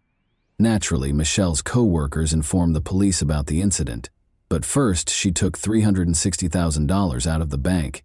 She climbed into the Jeep and got ready to do whatever was asked of her. The criminal told Michelle that she would find her Jeep further down the street and told her to get out of the car after a few blocks. And so, it came to pass. She located her vehicle, got into it, and drove quickly home. The woman didn't know if she would find her daughter alive when she got home. She saw Kimbra's car was gone as soon as she pulled up to the house. She called for Bria as she entered the house, but the silence was uncanny. At last, she heard a small voice. From the other side of the house, Bria was calling to her. Her mother had left the girl in the closet, and she was still there. Relieved, the woman gave her daughter a hug, but it wasn't quite over. Bria saw her mother's expression change to one of panic. The gang leader had departed without taking the dynamite away from her. What if the detonator was used remotely by the criminals? Before departing, Kimbra informed Michelle that they had just cut the tape and thrown the explosives against the far wall, removing the dynamite from the girl and her back. They all rushed to the nearby homes after that. Investigators from the FBI, police, and even a bomb disposal team quickly swarmed the street. The officers soon realized that the dynamite was a fake, consisting only of 2 sticks painted red. However, no one would risk their lives assuming they were fake, given the low lighting and the fact that they were on the victims' backs in such a dire situation. However, Michelle made an effort to commit every detail that might aid in identifying the criminals to memory during the incredibly terrifying 14 hours that she was held captive. It made it possible for her to concentrate on something else rather than the situation's horror. Actually, it was her special talent for picking up on subtleties in people's looks and actions that others might miss. She committed the criminal's physique to memory, attempted to gauge their height from the house's furnishings, took note of their footwear and jeans, and examined the appearance of their weapons. She eventually had to use the restroom, so the gang leader accompanied her.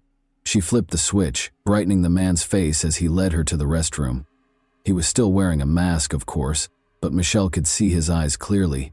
They were big, expressive, and a little red at the corner. All of a sudden, she recognized this person from her bank office. She frequently handled new client accounts in her role as bank manager, and on that particular day, a man had visited her office. He clarified that he needed information about opening accounts and making investments because he would shortly inherit a sizable sum. He repeatedly asked the same questions while seated at her desk. The man introduced his companion as Lisa, and they departed when a woman finally came in and said, "Chris, we need to go." However, he gave Michelle his business card before he left. She put it in her desk's top drawer. Michelle's mind was racing with all of these ideas, and she felt that she needed to be extremely careful and not even hint at her recognition of him. Additionally, she recognized his accomplice because she occasionally heard Lisa's voice on the radio. They wouldn't let her die if she messed up. Michelle then requested that the officers immediately check her desk's top drawer. The business card wasn't a fake. It was there.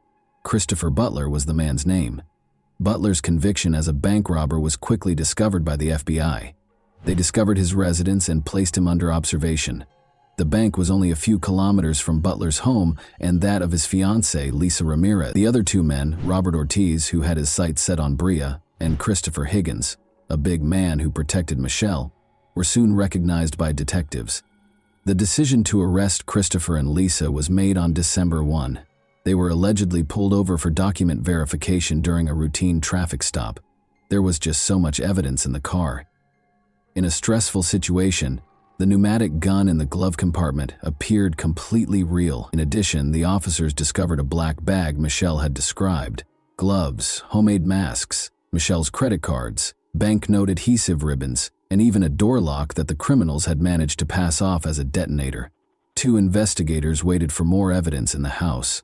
Officers discovered a sample of dynamite bearing Christopher and Lisa's fingerprints, along with all the ingredients needed to make fake dynamite. Because they were sure they wouldn't be linked to the crime, the accomplices left a ton of evidence. The $360,000 that was stolen, however, was not discovered by the officers in the house or the car. On that same day, they took $93,000 and arrested Higgins. Higgins admitted to everything and talked about going to Vegas for a few $1,000s. Ortiz fled, but he had $32,000 from the bank when he was apprehended in Wisconsin 3 months later, and he admitted to everything. Christopher Butler, however, denied everything, even in the face of indisputable proof.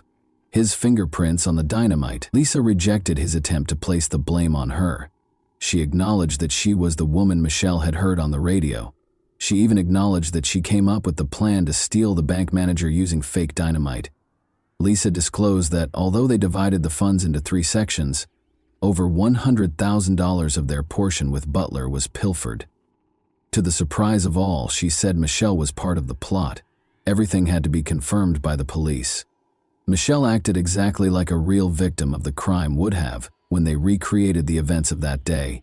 Every detail of the victims, Higgins, and Ortiz's accounts lined up, and investigators were unable to uncover any proof linking Michelle to the plot. All 4 suspects were in custody awaiting trial. By the spring of 2001, But Michelle and Bria were still processing that terrifying night. The girl thought the criminals would eventually find them and kill them, so she desperately wanted to hide somewhere. She changed from a joyful, fearless, and energetic youngster to a terrified being who feared solitude. Michelle took Bria to stay with her grandmother in Alaska in June because of this. She went back to finish things up and moved to Alaska with her dog, essentially no money and a camera, leaving the child with her grandmother. She drove off on a 9-day journey. Since she had committed to returning for Bria's birthday, she was only on the road for 9 days. Their healing really started only after they relocated. Michelle and Bria were prepared to confront their criminals when they returned to San Diego for the trial a year later. Michelle believed the trial was merely a formality because the investigators had gathered so much evidence. How foolish she was. Together, Christopher and Lisa were put on trial. Lisa would find it challenging to maintain her innocence because she confessed during a videotaped interrogation. In order to spare her from life in prison, her attorney made a deal with prosecutor Tom Manning, but he turned it down. However, the judge was compelled to forbid using Lisa's statements in court because she incriminated Christopher as well as herself during the interrogation.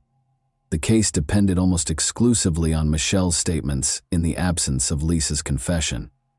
The attorneys for Christopher and Lisa made the decision to pursue Michelle in an effort to damage her reputation. The jury doesn't think angry witnesses are trustworthy. Michelle did not do well on the witness stand and they were successful. The problem was that Michelle wasn't your typical victim. She had been a stripper for many years. It was a decision she had to make in order to live, and the woman didn't hide it. Michelle left home when she was 15 years old and put in a lot of effort to rise from bank manager to regional vice president before taking a bank manager position to spend more time with Bria. She kept up her exotic dancing for a while even while she was employed at the bank. However, Michelle's integrity as a witness was called into question by something else. She falsified her resume and other documents, listing experience and skills she didn't have in order to obtain a job at the bank. This appeared to be less than ideal from a legal standpoint. Butler's attorney also probed her personal life in an attempt to paint her as a careless, egotistical mother who would stop at nothing to get money. Her financial troubles might have served as a catalyst for the conspiracy. Since the FBI reports made no reference to Michelle recognizing Lisa's voice on the radio, Lisa's attorney asserted that Michelle had lied about it, and there was nothing stopping him from adamantly declaring that the voice on the radio was not that of his client, because Lisa's admission was not heard in court. He then asked Michelle about marked bills, which are traceable banknotes that banks store in safes in case of a robbery. She didn't intend to endanger her daughter's life, and the criminals cautioned her against taking such notes. However, the attorney now asserted that it was suspicious. In addition, he questioned her maternal instincts, knowing that her daughter is wearing dynamite. Would a mother rush to the house where she is? Following Michelle's 3-day testimony, Christopher took the stand. He testified that he had a romantic relationship with Michelle and that she was behind it all. He had no proof, of course, but his plan was obvious. First and foremost, he was committed to keeping Lisa safe at all costs. Second, compared to kidnapping for robbery, the robbery was deemed less serious. However, his plan only partially succeeded.